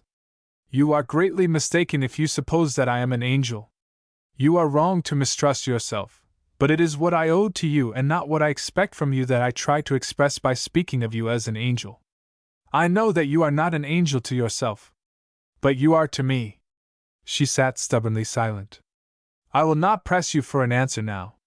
I am content that you know my mind at last. Shall we return together?" She looked round slowly at the hemlock, and from that to the river. Then she took up her basket, rose, and prepared to go, as if under compulsion. "Do you want any more hemlock?" he said. "If so, I will pluck some for you." "I wish you would let me alone," she said with sudden anger. She added, a little ashamed of herself, "I have a headache." "I am very sorry," he said, crestfallen. It is only that I do not wish to be spoken to. It hurts my head to listen. He meekly took his bicycle from the ditch, and wheeled it along beside her to the beeches without another word. They went in through the conservatory, and parted in the dining room. Before leaving him, she said with some remorse, "I did not mean to be rude, Mr. Erskine." He flushed, murmured something, and attempted to kiss her hand. But she snatched it away and went out quickly. He was stung by this repulse, and stood mortifying himself by thinking of it until he was disturbed by the entrance of a maid servant. Learning from her that Sir Charles was in the billiard room, he joined him there, and asked him carelessly if he had heard the news. "About Miss Wiley?" said Sir Charles. "Yes, I should think so. I believe the whole country knows it, though they have not been engaged 3 hours. Have you seen these?" And he pushed a couple of newspapers across the table. Erskine had to make several efforts before he could read. "You were a fool to sign that document," he said. "I told you so at the time." "I relied on the fellow being a gentleman," said Sir Charles warmly. "I do not see that I was a fool. I see that he is a cad, and but for this business of Miss Wiley's I would let him know my opinion. Let me tell you, Chester, that he has played fast and loose with Miss Lindsay. There is a deuce of a row upstairs. She has just told Jane that she must go home at once. Miss Wiley declares that she will have nothing to do with Trefusis if Miss Lindsay has a prior claim to him, and Jane is annoyed at his admiring anybody except herself. It serves me right. My instinct warned me against the fellow from the first." Just then luncheon was announced. Gertrude did not come down. Agatha was silent and moody. Jane tried to make Erskine describe his walk with Gertrude, but he baffled her curiosity by omitting from his account everything except its commonplaces. "I think her conduct very strange," said Jane. "She insists on going to town by the 4 o'clock train. I consider that it's not polite to me, although she always made a point of her perfect manners. I never heard of such a thing." When they had risen from the table, they went together to the drawing-room. They had hardly arrived there when Trefusis was announced, and he was in their presence before they had time to conceal the expression of consternation his name brought into their faces. "I have come to say good-bye," he said. "I find that I must go to town by the 4 o'clock train to push my arrangements in person. The telegrams I have received breathe nothing but delay. Have you seen the Times?" "I have indeed," said Sir Charles emphatically. "You are in some other paper too, and will be in half a dozen more in the course of the next fortnight. Men who have committed themselves to an opinion are always in trouble with the newspapers, some because they cannot get into them, others because they cannot keep out. If you had put forward a thundering revolutionary manifesto, not a daily paper would have dared allude to it. There is no cowardice like Fleet Street cowardice. I must run off. I have much to do before I start, and it is getting on for 3. Goodbye, Lady Brandon, and everybody." He shook Jane's hand, dealt nods to the rest rapidly, making no distinction in favor of Agatha, and hurried away. They stared after him for a moment, and then Erskine ran out, and went downstairs 2 steps at a time. Nevertheless, he had to run as far as the avenue before he overtook his man. "Trefusis," he said breathlessly, "you must not go by the 4 o'clock train." "Why not?" "Miss Lindsay is going to town by it." "So much the better, my dear boy, so much the better. You are not jealous of me now, are you? Look here, Trefusis. I don't know and I don't ask what there has been between you and Miss Lindsay, but your engagement has quite upset her, and she is running away to London in consequence. If she hears that you are going by the same train, she will wait until tomorrow, and I believe the delay would be very disagreeable. Will you inflict that additional pain upon her?" Trefusis, evidently concerned, looking doubtfully at Erskine, and pondered for a moment. "I think you are on a wrong scent about this," he said. "My relations with Miss Lindsay were not of a sentimental kind. Have you said anything to her, on your own account, I mean?" "I have spoken to her on both accounts, and I know from her own lips that I am right." Trefusis uttered a low whistle. "It is not the first time I have had the evidence of my senses in the matter," said Erskine significantly. "Pray think of it seriously, Trefusis. Forgive my telling you frankly that nothing but your own utter want of feeling could excuse you for the way in which you have acted towards her. Trefusis smiled. Forgive me in turn for my inquisitiveness, he said. What does she say to your suit? Erskine hesitated, showing by his manner that he thought Trefusis had no right to ask the question. She says nothing, he answered. Said Trefusis. Well, you may rely on me as to the train. There is my hand upon it. Thank you, said Erskine fervently. They shook hands and parted, Trefusis walking away with a grin suggestive of anything but good faith. Chapter 17. Gertrude, unaware of the extent to which she had already betrayed her disappointment, believed that anxiety for her father's health, which she alleged as the motive of her sudden departure, was an excuse plausible enough to blind her friends to her overpowering reluctance to speak to Agatha or endure her presence, to her fierce shrinking from the sort of pity usually accorded to a jilted woman, and above all, to her dread of meeting Trefusis. She had for some time past thought of him as an upright and perfect man deeply interested in her. Yet, comparatively liberal as her education had been, she had no idea of any interest of man in woman existing apart from a desire to marry. He had, in his serious moments, striven to make her sensible of the baseness he saw in her worldliness, flattering her by his apparent conviction, which she shared, that she was capable of a higher life. Almost in the same breath, a strain of gallantry which was incorrigible in him, and to which his humor and his tenderness to women whom he liked gave variety and charm, would supervene upon his seriousness with a rapidity which her far less flexible temperament could not follow. Hence she, thinking him still in earnest when he had swerved into florid romance, had been dangerously misled. He had no conscientious scruples in his love-making, because he was unaccustomed to consider himself as likely to inspire love in women, and Gertrude did not know that her beauty gave to an hour spent alone with her a transient charm which few men of imagination and address could resist. She, who had lived in the marriage market since she had left school, looked upon love-making as the most serious business of life. To him it was only a pleasant sort of trifling, enhanced by a dash of sadness in the reflection that it meant so little. Of the ceremonies attending her departure, the one that cost her most was the kiss she felt bound to offer Agatha. She had been jealous of her at college, where she had esteemed herself the better bred of the two, but that opinion had hardly consoled her for Agatha's superior quickness of wit, dexterity of hand, audacity, aptness of resource, capacity for forming or following intricate associations of ideas, and consequent power to dazzle others. Her jealousy of these qualities was now barbed by the knowledge that they were much nearer akin than her own to those of Trefusis. It mattered little to her how she appeared to herself in comparison with Agatha. But it mattered the whole world, she thought, that she must appear to Trefusis so slow, stiff, cold, and studied, and that she had no means to make him understand that she was not really so. For she would not admit the justice of impressions made by what she did not intend to do, however habitually she did it. She had a theory that she was not herself, but what she would have liked to be. As to the one quality in which she had always felt superior to Agatha, and which she called good breeding, Trefusis had so far destroyed her conceit in that she was beginning to doubt whether it was not her cardinal defect. She could not bring herself to utter a word as she embraced her schoolfellow, and Agatha was tongue-tied too. But there was much remorseful tenderness in the feelings that choked them. Their silence would have been awkward but for the loquacity of Jane, who talked enough for all three.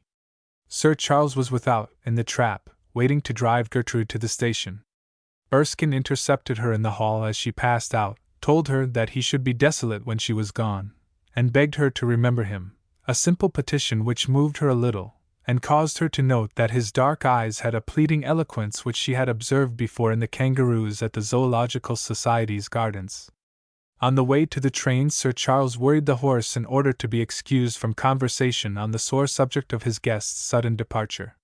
He had made a few remarks on the skittishness of young ponies, and on the weather, and that was all until they reached the station, a pretty building standing in the open country, with a view of the river from the platform. There were 2 flys waiting, 2 porters, a bookstall, and a refreshment room with a neglected beauty pining behind the bar. Sir Charles waited in the booking office to purchase a ticket for Gertrude, who went through to the platform. The first person she saw there was Trefusis, close beside her. "I am going to town by this train, Gertrude," he said quickly. "Let me take charge of you. I have something to say, for I hear that some mischief has been made between us which must be stopped at once." "You!" Just then Sir Charles came out, and stood amazed to see them in conversation. "It happens that I am going by this train," said Trefusis. "I will see after Miss Lindsay." "Miss Lindsay has her maid with her," said Sir Charles, almost stammering, and looking at Gertrude, whose expression was inscrutable. "We can get into the Pullman car," said Trefusis. "There we shall be as private as in a corner of a crowded drawing-room. I may travel with you, may I not?"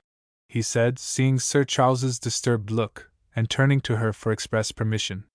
She felt that to deny him would be to throw away her last chance of happiness. Nevertheless she resolved to do it, though she should die of grief on the way to London. As she raised her head to forbid him the more emphatically, she met his gaze, which was grave and expectant. For an instant she lost her presence of mind, and in that instant said, "Yes. I shall be very glad." "Well, if that is the case," said Sir Charles, in the tone of one whose sympathy had been alienated by an unpardonable outrage, "there can be no use in my waiting. I leave you in the hands of Mr. Trefusis. Goodbye, Miss Lindsay." Gertrude winced. Unkindness from a man usually kind proved hard to bear at parting. She was offering him her hand in silence when Trefusis said, "Wait and see us off. If we chance to be killed on the journey, which is always probable on an English railway, you will reproach yourself afterwards if you do not see the last of us. Here is the train, it will not delay you a minute. Tell Erskine that you saw me here, that I have not forgotten my promise, and that he may rely on me. Get in at this end, Miss Lindsay." "My maid," said Gertrude, hesitating, for she had not intended to travel so expensively. She comes with us to take care of me. I have tickets for everybody," said Trefusis, handing the woman in. "But—" "Take your seats, please," said the guard. "Going by the train, sir? Goodbye, Sir Charles. Give my love to Lady Brandon, and Agatha, and the dear children, and thanks so much for a very pleasant—" Here the train moved off, and Sir Charles, melting, smiled and waved his hat until he caught sight of Trefusis looking back at him with a grin which seemed, under the circumstances, so satanic, that he stopped as if petrified in the midst of his gesticulations, and stood with his arm out like a semaphore. The drive home restored him somewhat, but he was still full of his surprise when he rejoined Agatha, his wife, and Erskine in the drawing-room at the Beeches. The moment he entered, he said without preface, "She has gone off with Trefusis." Erskine, who had been reading, started up, clutching his book as if about to hurl it at someone, and cried, "Was he at the train?" "Yes, and has gone to town by it." "Then," said Erskine, flinging the book violently on the floor, "he is a scoundrel and a liar." "What is the matter?" said Agatha, rising, whilst Jane stared open-mouthed at him. "I beg your pardon, Miss Wiley, I forgot you. He pledged me his honor that he would not go by that train." "I will." He hurried from the room. Sir Charles rushed after him, and overtook him at the foot of the stairs. "Where are you going? What do you want to do?" "I will follow the train and catch it at the next station. I can do it on my bicycle." "Nonsense! You're mad. They have 35 minutes start, and the train travels 45 miles an hour. Erskine sat down on the stairs and gazed blankly at the opposite wall. "You must have mistaken him," said Sir Charles. "He told me to tell you that he had not forgotten his promise, and that you may rely on him." "What is the matter?" said Agatha, coming down, followed by Lady Brandon. "Miss Wiley," said Erskine, springing up, "he gave me his word that he would not go by that train when I told him Miss Lindsay was going by it. He has broken his word and seized the opportunity I was mad and credulous enough to tell him of. If I had been in your place, Brandon, I would have strangled him or thrown him under the wheels sooner than let him go. He has shown himself in this as in everything else, a cheat, a conspirator, a man of crooked ways, shifts, tricks, lying sophistries, heartless selfishness, cruel cynicism. He stopped to catch his breath, and Sir Charles interposed a remonstrance. You are exciting yourself about nothing, Chester. They are in a Pullman, with her maid and plenty of people, and she expressly gave him leave to go with her. He asked her the question flatly before my face, and I must say I thought it a strange thing for her to consent to. However, she did consent, and of course I was not in a position to prevent him from going to London if he pleased. Don't let us have a scene, old man. It can't be helped. I am very sorry, said Erskine, hanging his head. I did not mean to make a scene. I beg your pardon. He went away to his room without another word. Sir Charles followed and attempted to console him, but Erskine caught his hand and asked to be left to himself. So Sir Charles returned to the drawing-room, where his wife, at a loss for once, hardly ventured to remark that she had never heard of such a thing in her life. Agatha kept silence. She had long ago come unconsciously to the conclusion that Trefusis and she were the only members of the party at the Beeches who had much common sense, and this made her slow to believe that he could be in the wrong and Erskine in the right in any misunderstanding between them. She had a slovenly way of summing up as asses people whose habits of thought differed from hers.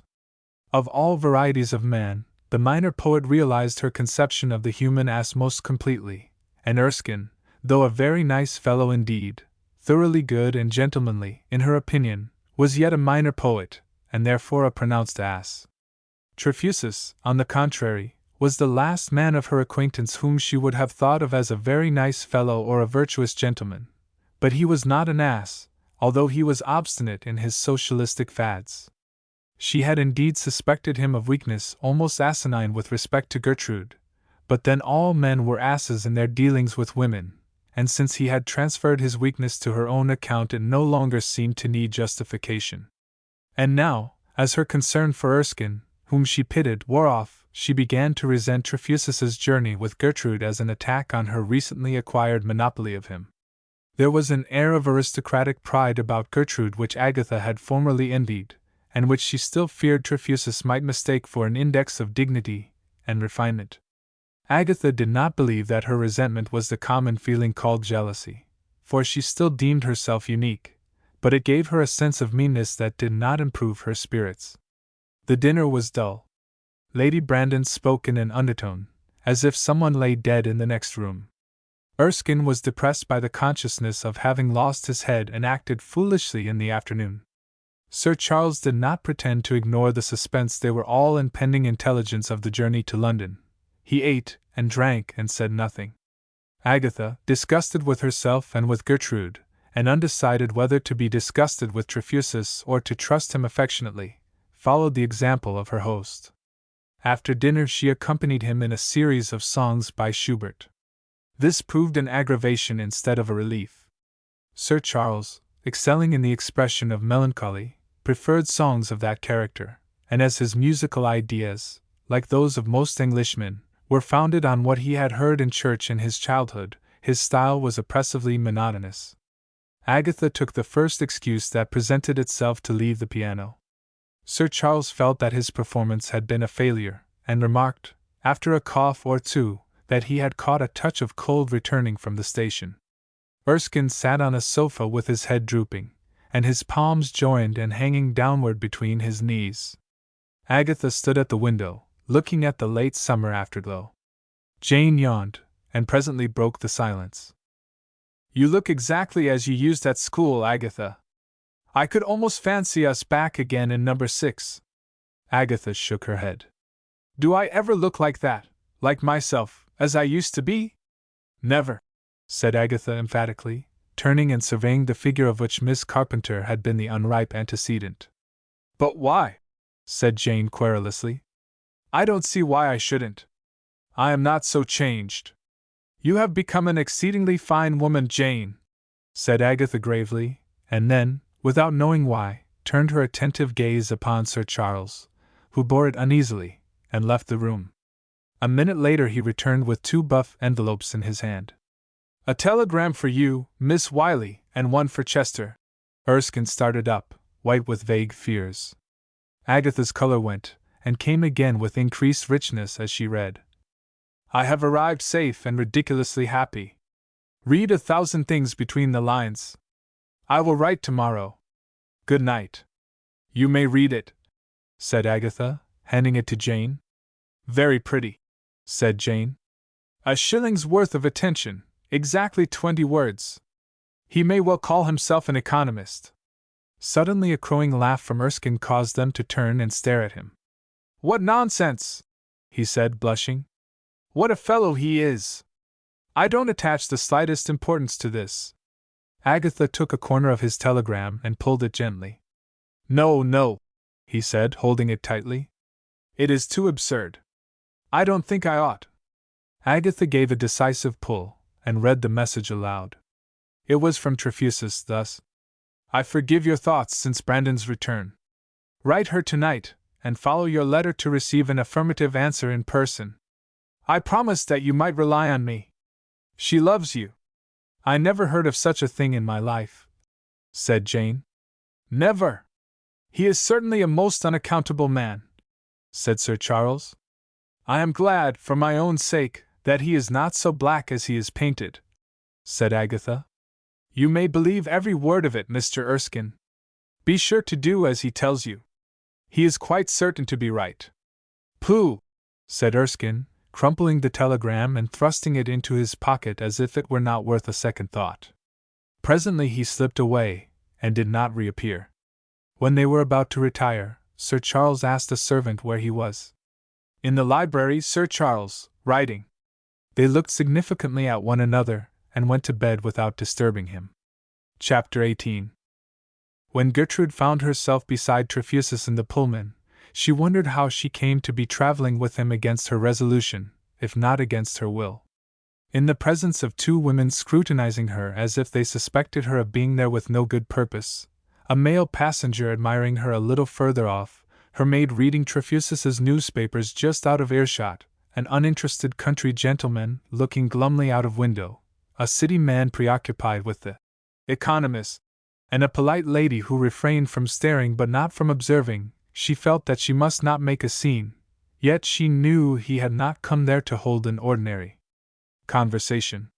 Her doubt did not last long. He began promptly, and went to the point at once. What do you think of this engagement of mine? This was more than she could bear calmly. What is it to me? She said indignantly. I have nothing to do with it. Nothing. You are a cold friend to me, then. I thought you one of the surest I possessed. She moved as if about to look at him, but checked herself, closed her lips, and fixed her eyes on the vacant seat before her. The reproach he deserved was beyond her power of expression. I cling to that conviction still, in spite of Miss Lindsay's indifference to my affairs. But I confess I hardly know how to bring you into sympathy with me in this matter. In the first place, you have never been married, I have. In the next, you are much younger than I, in more respects than that of years. Very likely half your ideas on the subject are derived from fictions in which happy results are tacked on to conditions very ill calculated to produce them, which in real life hardly ever do produce them. If our friendship were a chapter in a novel, what would be the upshot of it? Why, I should marry you, or you break your heart at my treachery. Gertrude moved her eyes as if she had some intention of taking to flight. But our relations being those of real life, far sweeter, after all, I never dreamed of marrying you, having gained and enjoyed your friendship without that eye to business which our 19th century keeps open even whilst it sleeps. You, being equally disinterested in your regard for me, do not think of breaking your heart, but you are, I suppose, a little hurt at my apparently meditating and resolving on such a serious step as marriage with Agatha without confiding my intention to you. And you punish me by telling me that you have nothing to do with it, that it is nothing to you. But I never meditated the step, and so had nothing to conceal from you. It was conceived and executed in less than a minute. Although my first marriage was a silly love match and a failure, I have always admitted to myself that I should marry again. A bachelor is a man who shirks responsibilities and duties. I seek them, and consider it my duty, with my monstrous superfluity of means, not to let the individualists outbreed me. Still, I was in no hurry, having other things to occupy me, and being fond of my bachelor freedom, and doubtful sometimes whether I had any right to bring more idlers into the world for the workers to feed. Then came the usual difficulty about the lady. I did not want a helpmeet. I can help myself. Nor did I expect to be loved devotedly, for the race has not yet evolved a man lovable on thorough acquaintance. Even my self-love is neither thorough nor constant. I wanted a genial partner for domestic business, and Agatha struck me quite suddenly as being the nearest approach to what I desired that I was likely to find in the marriage market, where it is extremely hard to suit oneself, and where the likeliest bargains are apt to be snapped up by others if one hesitates too long in the hope of finding something better. I admire Agatha's courage and capability, and believe I shall be able to make her like me, and that the attachment so begun may turn into as close a union as is either healthy or necessary between two separate individuals. I may mistake her character, for I do not know her as I know you, and have scarcely enough faith in her as yet to tell her such things as I have told you. Still, there is a consoling dash of romance in the transaction. Agatha has charm. Do you not think so? Gertrude's emotion was gone. She replied with cool scorn. Very romantic indeed. She is very fortunate. Trefusis half laughed, half sighed with relief to find her so self-possessed. It sounds like, and indeed is, the selfish calculation of a dissolute widower. You would not value such an offer, or envy the recipient of it? No, said Gertrude with quiet contempt. Yet there is some calculation behind every such offer. We marry to satisfy our needs, and the more reasonable our needs are, the more likely are we to get them satisfied. I see you are disgusted with me. I feared as much. You are the sort of woman to admit no excuse for my marriage except love, pure emotional love, blindfolding reason. I really do not concern myself. Do not say so, Gertrude. I watch every step you take with anxiety, and I do not believe you are indifferent to the worthiness of my conduct. Believe me, love is an overrated passion. It would be irremediably discredited but that young people, and the romancers who live upon their follies, have a perpetual interest in rehabilitating it. No relation involving divided duties and continual intercourse between two people can subsist permanently on love alone. Yet love is not to be despised when it comes from a fine nature. There is a man who loves you exactly as you think I ought to love Agatha, and as I don't love her. Gertrude's emotion stirred again, and her color rose. You have no right to say these things now, she said. Why may I not plead the cause of another? I speak of Erskine. Her color vanished, and he continued. I want you to marry him. When you are married you will understand me better, and our friendship, shaken just now, will be deepened, for I dare assure you, now that you can no longer misunderstand me, that no living woman is dearer to me than you. So much for the inevitable selfish reason. Erskine is a poor man, and in his comfortable poverty, save the mark, lies your salvation from the baseness of marrying for wealth and position, a baseness of which women of your class stand in constant peril. They court it, you must shun it. The man is honorable and loves you. He is young, healthy, and suitable. What more do you think the world has to offer you? Much more, I hope. Very much more. I fear that the names I give things are not romantic enough. He is a poet. Perhaps he would be a hero if it were possible for a man to be a hero in this 19th century, which will be infamous in history as a time when the greatest advances in the power of man over nature only serve to sharpen his greed and make famine its avowed minister. Erskine is at least neither a gambler nor a slave driver at first hand. If he lives upon plundered labor he can no more help himself than I. Do not say that you hope for much more, but tell me, if you can, what more you have any chance of getting. Mind, I do not ask what more you desire. We all desire unutterable things. I ask you what more you can obtain. I have not found Mr. Erskine such a wonderful person as you seem to think him. He is only a man. Do you know anybody more wonderful? Besides, my family might not approve. They most certainly will not. If you wish to please them, you must sell yourself to some rich vampire of the factories or great landlord. If you give yourself away to a poor poet who loves you, their disgust will be unbounded. If a woman wishes to honor her father and mother to their own satisfaction nowadays, she must dishonor herself. I do not understand why you should be so anxious for me to marry someone else. Someone else? Said Trefusis, puzzled. I do not mean someone else, said Gertrude hastily, reddening. Why should I marry at all?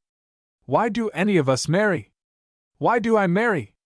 It is a function craving fulfillment.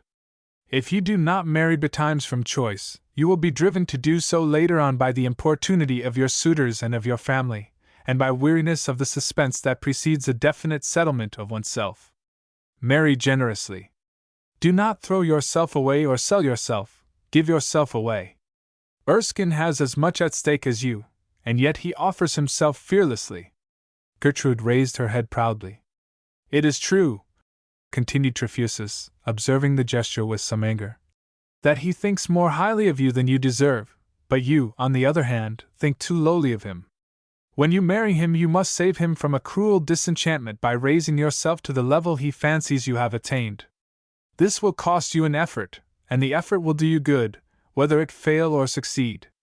As for him, he will find his just level in your estimation if your thoughts reach high enough to comprehend him at that level. Gertrude moved impatiently. What? He said quickly. Are my long-winded sacrifices to the god of reason distasteful? I believe I am involuntarily making them so because I am jealous of the fellow after all. Nevertheless, I am serious. I want you to get married, though I shall always have a secret grudge against the man who marries you. Agatha will suspect me of treason if you don't. Erskine will be a disappointed man if you don't. You will be moody, wretched, and unmarried if you don't. Gertrude's cheeks flushed at the word jealous, and again at his mention of Agatha. And if I do, she said bitterly, what then? If you do, Agatha's mind will be at ease, Erskine will be happy, and you will have sacrificed yourself, and will have the happiness which follows that when it is worthily done.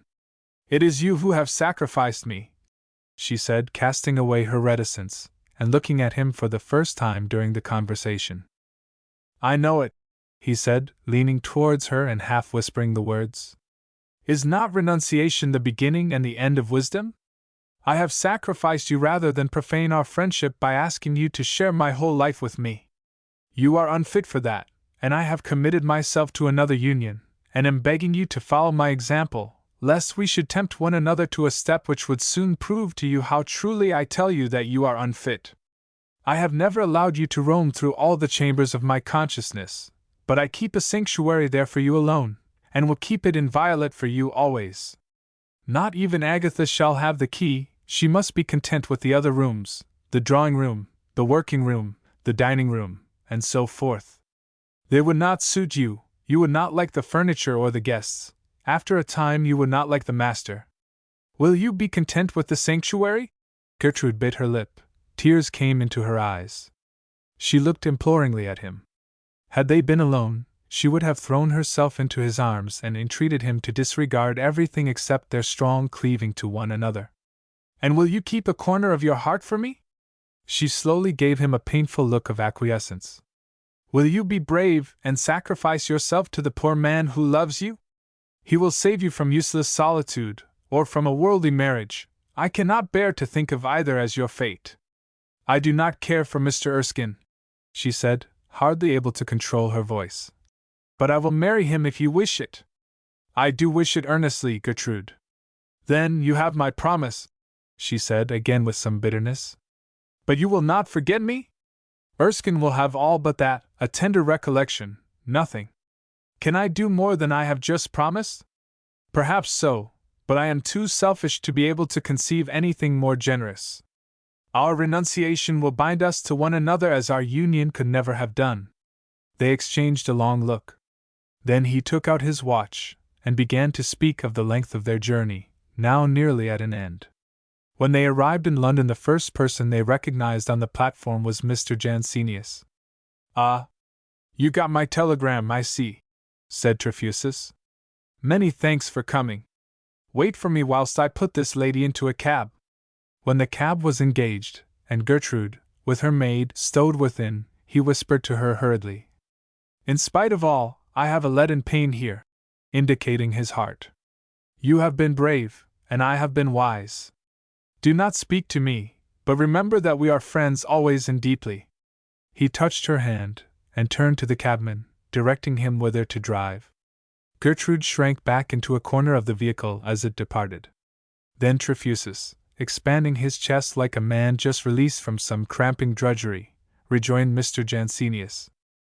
There goes a true woman, he said. I have been persuading her to take the very best step open to her. I began by talking sense, like a man of honor, and kept at it for half an hour, but she would not listen to me. Then I talked romantic nonsense of the cheapest sort for 5 minutes, and she consented with tears in her eyes. Let us take this hansom. Hi! Belsize Avenue. Yes, you sometimes have to answer a woman according to her womanishness, just as you have to answer a fool according to his folly. Have you ever made up your mind, Jansenius, whether I am an unusually honest man, or one of the worst products of the social organization I spend all my energies in assailing, an infernal scoundrel, in short? Now pray do not be absurd, said Mr. Jansenius. I wonder at a man of your ability behaving and speaking as you sometimes do. I hope a little insincerity, when meant to act as chloroform, to save a woman from feeling a wound to her vanity, is excusable. By the by, I must send a couple of telegrams from the first post office we pass. Well, sir, I am going to marry Agatha, as I sent you word. There was only one other single man and one other virgin down at Brandon Beeches, and they are as good as engaged. And so, Jack shall have Jill, naught shall go ill, the man shall have his mare again, and all shall be well.